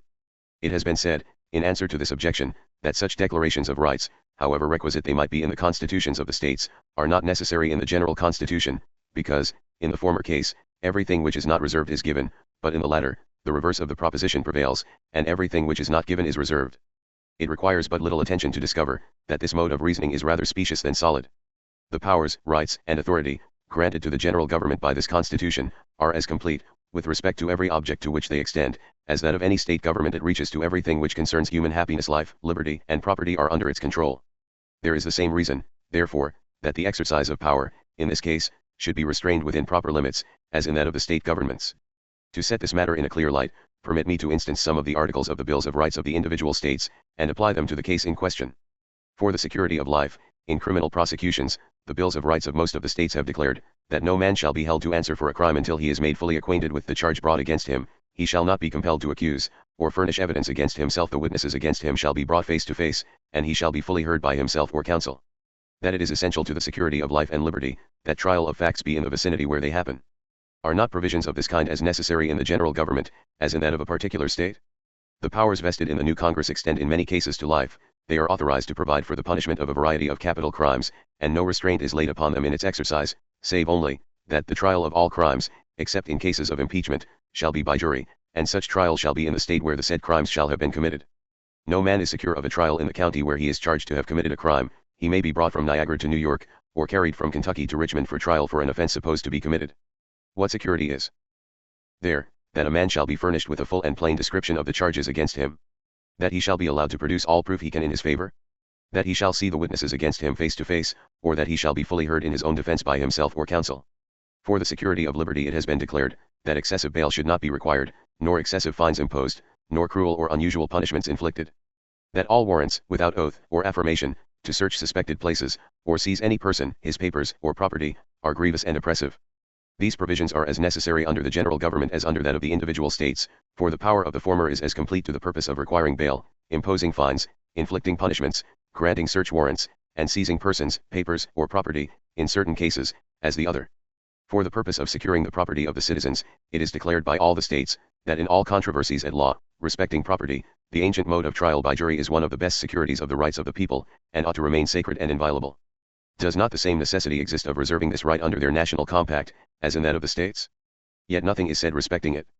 In the Bills of Rights of the states it is declared, that a well-regulated militia is the proper and natural defense of a free government, that as standing armies in time of peace are dangerous, they are not to be kept up, and that the military should be kept under strict subordination to, and controlled by, the civil power. The same security is as necessary in this constitution, and much more so, for the general government will have the sole power to raise and to pay armies, and are under no control in the exercise of it, yet nothing of this is to be found in this new system. I might proceed to instance a number of other rights, which were as necessary to be reserved, such as, that elections should be free, that the liberty of the press should be held sacred, but the instances adduced are sufficient to prove that this argument is without foundation. Besides, it is evident that the reason here assigned was not the true one, why the framers of this Constitution omitted a Bill of Rights. If it had been, they would not have made certain reservations, while they totally omitted others of more importance. We find they have, in the 9th section of the first article declared, that the writ of habeas corpus shall not be suspended, unless in cases of rebellion that no bill of attainder, or ex post facto law, shall be passed that no title of nobility shall be granted by the United States, etc. If everything which is not given is reserved, what propriety is there in these exceptions? Does this Constitution anywhere grant the power of suspending the habeas corpus, to make ex post facto laws, pass bills of attainder, or grant titles of nobility? It certainly does not in express terms. The only answer that can be given is, that these are implied in the general powers granted. With equal truth it may be said, that all the powers which the bills of rights guard against the abuse of, are contained or implied in the general ones granted by this Constitution. So far is it from being true, that a Bill of Rights is less necessary in the general Constitution than in those of the states, the contrary is evidently the fact. This system, if it is possible for the people of America to accede to it, will be an original compact, and being the last willed, in the nature of things, vacate every former agreement inconsistent with it. For it being a plan of government received and ratified by the whole people, all other forms which are in existence at the time of its adoption, must yield to it. This is expressed in positive and unequivocal terms in the 6th article, that this Constitution, and the laws of the United States which shall be made in pursuance thereof, and all treaties made, or which shall be made, under the authority of the United States, shall be the supreme law of the land, and the judges in every state shall be bound thereby, anything in the Constitution, or laws of any state, to the contrary notwithstanding. The senators and representatives before mentioned, and the members of the several state legislatures, and all executive and judicial officers, both of the United States, and of the several states, shall be bound, by oath, or affirmation, to support this Constitution. It is therefore not only necessarily implied thereby, but positively expressed, that the different state constitutions are repealed and entirely done away, so far as they are inconsistent with this, with the laws which shall be made in pursuance thereof, or with treaties made, or which shall be made, under the authority of the United States. Of what avail will the constitutions of the respective states be to preserve the rights of its citizens? Should they be pled, the answer would be, the Constitution of the United States, and the laws made in pursuance thereof, is the supreme law, and all legislatures and judicial officers, whether of the general or state governments, are bound by oath to support it. No privilege, reserved by the bills of rights, or secured by the state governments, can limit the power granted by this, or restrain any laws made in pursuance of it. It stands, therefore, on its own bottom, and must receive a construction by itself, without any reference to any other. And hence it was of the highest importance, that the most precise and express declarations and reservations of rights should have been made. This will appear the more necessary, when it is considered, that not only the Constitution and laws made in pursuance thereof, but all treaties made, under the authority of the United States, are the supreme law of the land, and supersede the constitutions of all the states. The power to make treaties, is vested in the President, by and with the advice and consent of 2/3 of the Senate. I do not find any limitation or restriction to the exercise of this power. The most important article in any constitution may therefore be repealed, even without a legislative act. Ought not a government, vested with such extensive and indefinite authority, to have been restricted by a declaration of rights? It certainly ought. So clear a point is this, that I cannot help suspecting that persons who attempt to persuade people that such reservations were less necessary under this Constitution than under those of the states, are willfully endeavoring to deceive, and to lead you into an absolute state of vassalage. Brutus. Anti-Federalist number 85 concluding remarks, evils under Confederation exaggerated, Constitution must be drastically revised before adoption. By Melanchthon Smith, a plebeian. It is agreed, the plan is defective, that some of the powers granted are dangerous, others not well defined, and amendments are necessary. Why then not amend it? Why not remove the cause of danger, and, possible, even the apprehension of it? The instrument is yet in the hands of the people, it is not signed, sealed, and delivered, and they have power to give it any form they please. But it is contended, adopt it first, and then amend it? I ask, why not amend, and then adopt it? Most certainly the latter mode of proceeding is more consistent with our ideas of prudence in the ordinary concerns of life. If men were about entering into a contract respecting their private concerns, it would be highly absurd in them to sign and seal an instrument containing stipulations which are contrary to their interests and wishes, under the expectation, that the parties, after its execution, would agree to make alteration agreeable to their desire. They would insist upon the exceptionable clause being altered before they would ratify the contract. And is a compact for the government of ourselves and our posterity of less moment than contract between individuals? Certainly not. But to this reasoning, which at first would appear to admit of no reply, a variety of objections are made, and number of reasons urged for adopting the system, and afterwards proposing amendments. such as have come under my observation, I shall state, and remark upon. It is insisted, that the present situation of our country is such, as not to admit of a delay in forming a new government, or of time sufficient to deliberate and agree upon the amendments which are proper, without involving ourselves in a state of anarchy and confusion. On this head, all the powers of rhetoric, and arts of description, are employed to paint the condition of this country, in the most hideous and frightful colors. We are told, that agriculture is without encouragement, trade is languishing, private faith and credit are disregarded, and public credit is prostrate, that the laws and magistrates are condemned and set at naught, that a spirit of licentiousness is rampant, and ready to break over every bound set to it by the government, that private embarrassments and distresses invade the house of every man of middling property, and insecurity threatens every man in affluent circumstances, in short, that we are in a state of the most grievous calamity at home, and that we are contemptible abroad, the scorn of foreign nations, and the ridicule of the world. From this high-wrought picture, one would suppose that we were in a condition the most deplorable of any people upon earth. But suffer me, my countrymen, to call your attention to a serious and sober estimate of the situation in which you are placed, while I trace the embarrassments under which you labor, to their true sources. What is your condition? Does not every man sit under his own vine and under his own fig tree, having none to make him afraid? Does not every one follow his calling without impediments and receive the reward of his well-earned industry? The farmer cultivates his land, and reaps the fruit which the bounty of heaven bestows on his honest toil. The mechanic is exercised in his art, and receives the reward of his labor. The merchant drives his commerce, and none can deprive him of the gain he honestly acquires. All classes and callings of men amongst us are protected in their various pursuits, and secured by the laws in the possession and enjoyment of the property obtained in those pursuits. The laws are as well executed as they ever were, in this or any other country. Neither the hand of private violence, nor the more to be dreaded hand of legal oppression, are reached out to distress us. It is true, many individuals labor under embarrassments, but these are to be imputed to the unavoidable circumstances of things, rather than to any defect in our governments. We have just emerged from a long and expensive war. During its existence few people were in a situation to increase their fortunes, but many to diminish them. Debts contracted before the war were left unpaid while it existed, and these were left a burden too heavy to be home at the commencement of peace. Add to these, that when the war was over, too many of us, instead of resumming our old habits of frugality and industry, by which alone every country must be placed in a prosperous condition, took up the profuse use of foreign commodities. The country was deluged with articles imported from abroad, and the cash of the country has been sent to pay for them, and still left us laboring under the weight of a huge debt to persons abroad. These are the true sources to which we are to trace all the private difficulties of individuals. But will a new government relieve you from these? Your present condition is such as is common to take place after the conclusion of a war. Those who can remember our situation after the termination of the war preceding the last, will recollect that our condition was similar to the present, but time and industry soon recovered us from it. Money was scarce, the produce of the country much lower than it has been since the peace, and many individuals were extremely embarrassed with debts, and this happened although we did not experience the ravages, desolations, and loss of property, that were suffered during the late war. With regard to our public and national concerns, what is there in our condition that threatens us with any immediate danger? We are at peace with all the world, no nation menaces us with war, nor are we called upon by any cause of sufficient importance to attack any nation. The state governments answer the purposes of preserving the peace, and providing for present exigencies. Our condition as a nation is in no respect worse than it has been for several years past. Our public debt has been lessened in various ways, and the Western Territory, which has been relied upon as a productive fund to discharge the national debt, has at length been brought to market, and a considerable part actually applied to its reduction. I mention these things to show, that there is nothing special, in our present situation, as it respects our national affairs, that should induce us to accept the proffered system, without taking sufficient time to consider and amend it. I do not mean by this, to insinuate, that our government does not stand in need of reform. It is admitted by all parties, that alterations are necessary in our federal constitution, but the circumstances of our case do by no means oblige us to precipitate this business, or require that we should adopt a system materially defective. We may safely take time to deliberate and amend, without in the meantime hazarding a condition, in any considerable degree, worse than the present. But it is said that if we postpone the ratification of the system until the necessary amendments are first incorporated, the consequence will be a civil war among the states. The idea of New York being attacked by the other states, will appear visionary and chimerical, if we consider that though several of them have adopted the new constitution, yet the opposition to it has been numerous and formidable. The eastern states, from whom we are told we have most to fear, should a civil war be blown up, would have full employ to keep in awe those who are opposed to it in their own governments.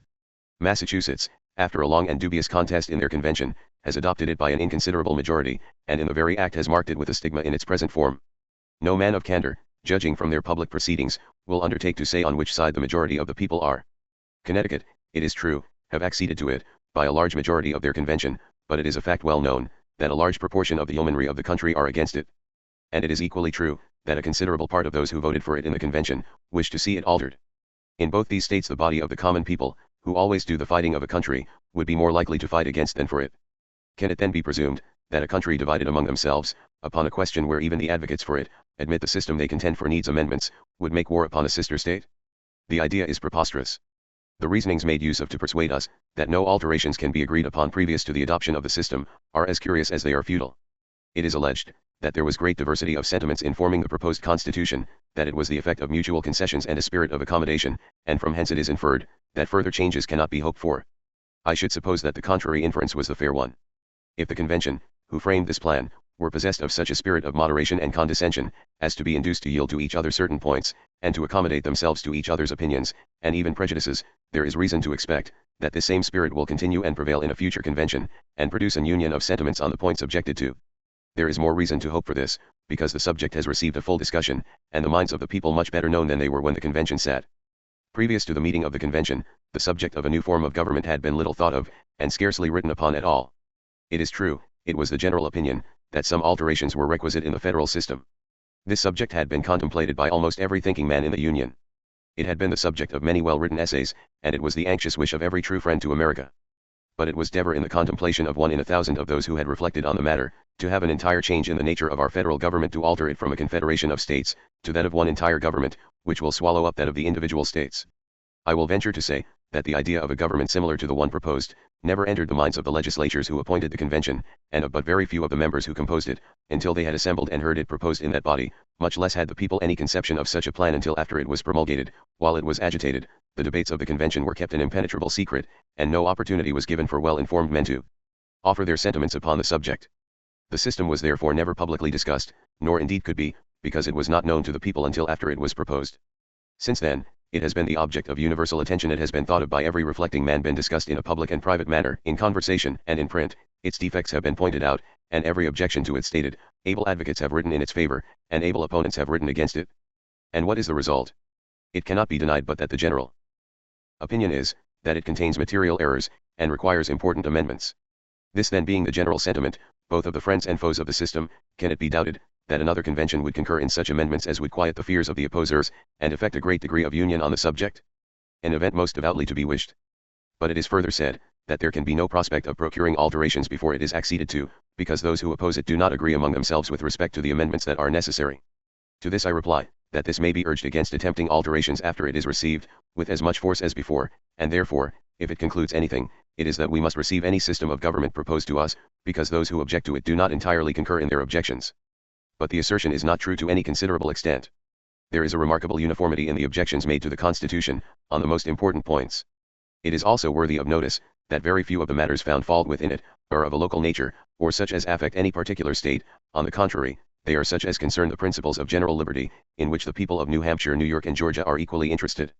It has been objected to that the new system is calculated to and will effect such a consolidation of the states, as to supplant and overturn the state governments.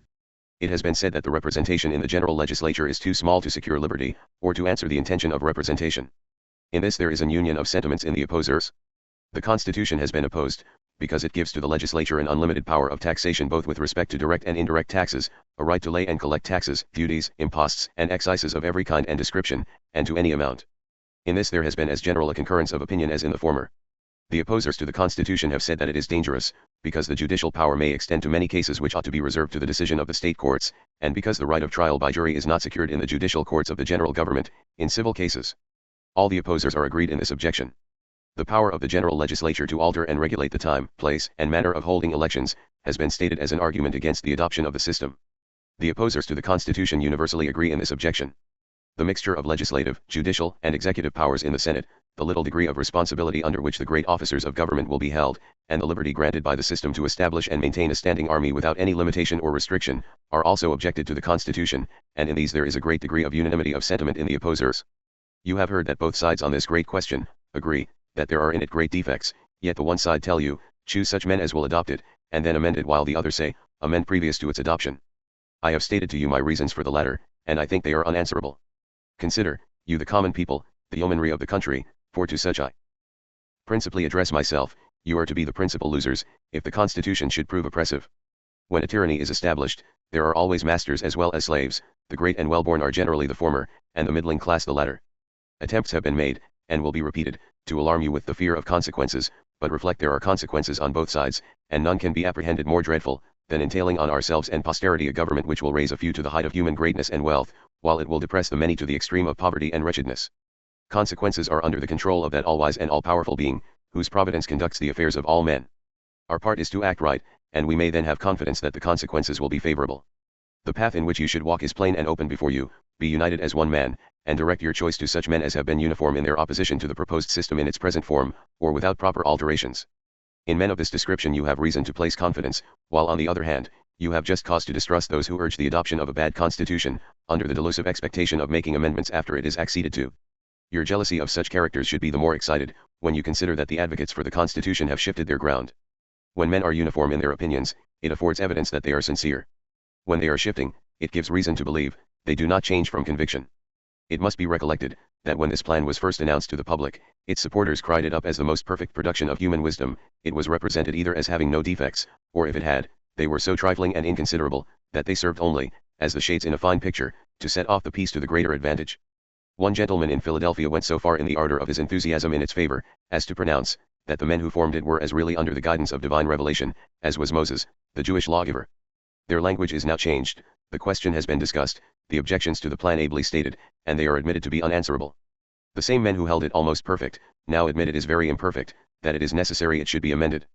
The only question between us, is simply this: at all we accede to a bad constitution, under the uncertain prospect of getting it amended, after we have received it, or shall we amend it before we adopt it?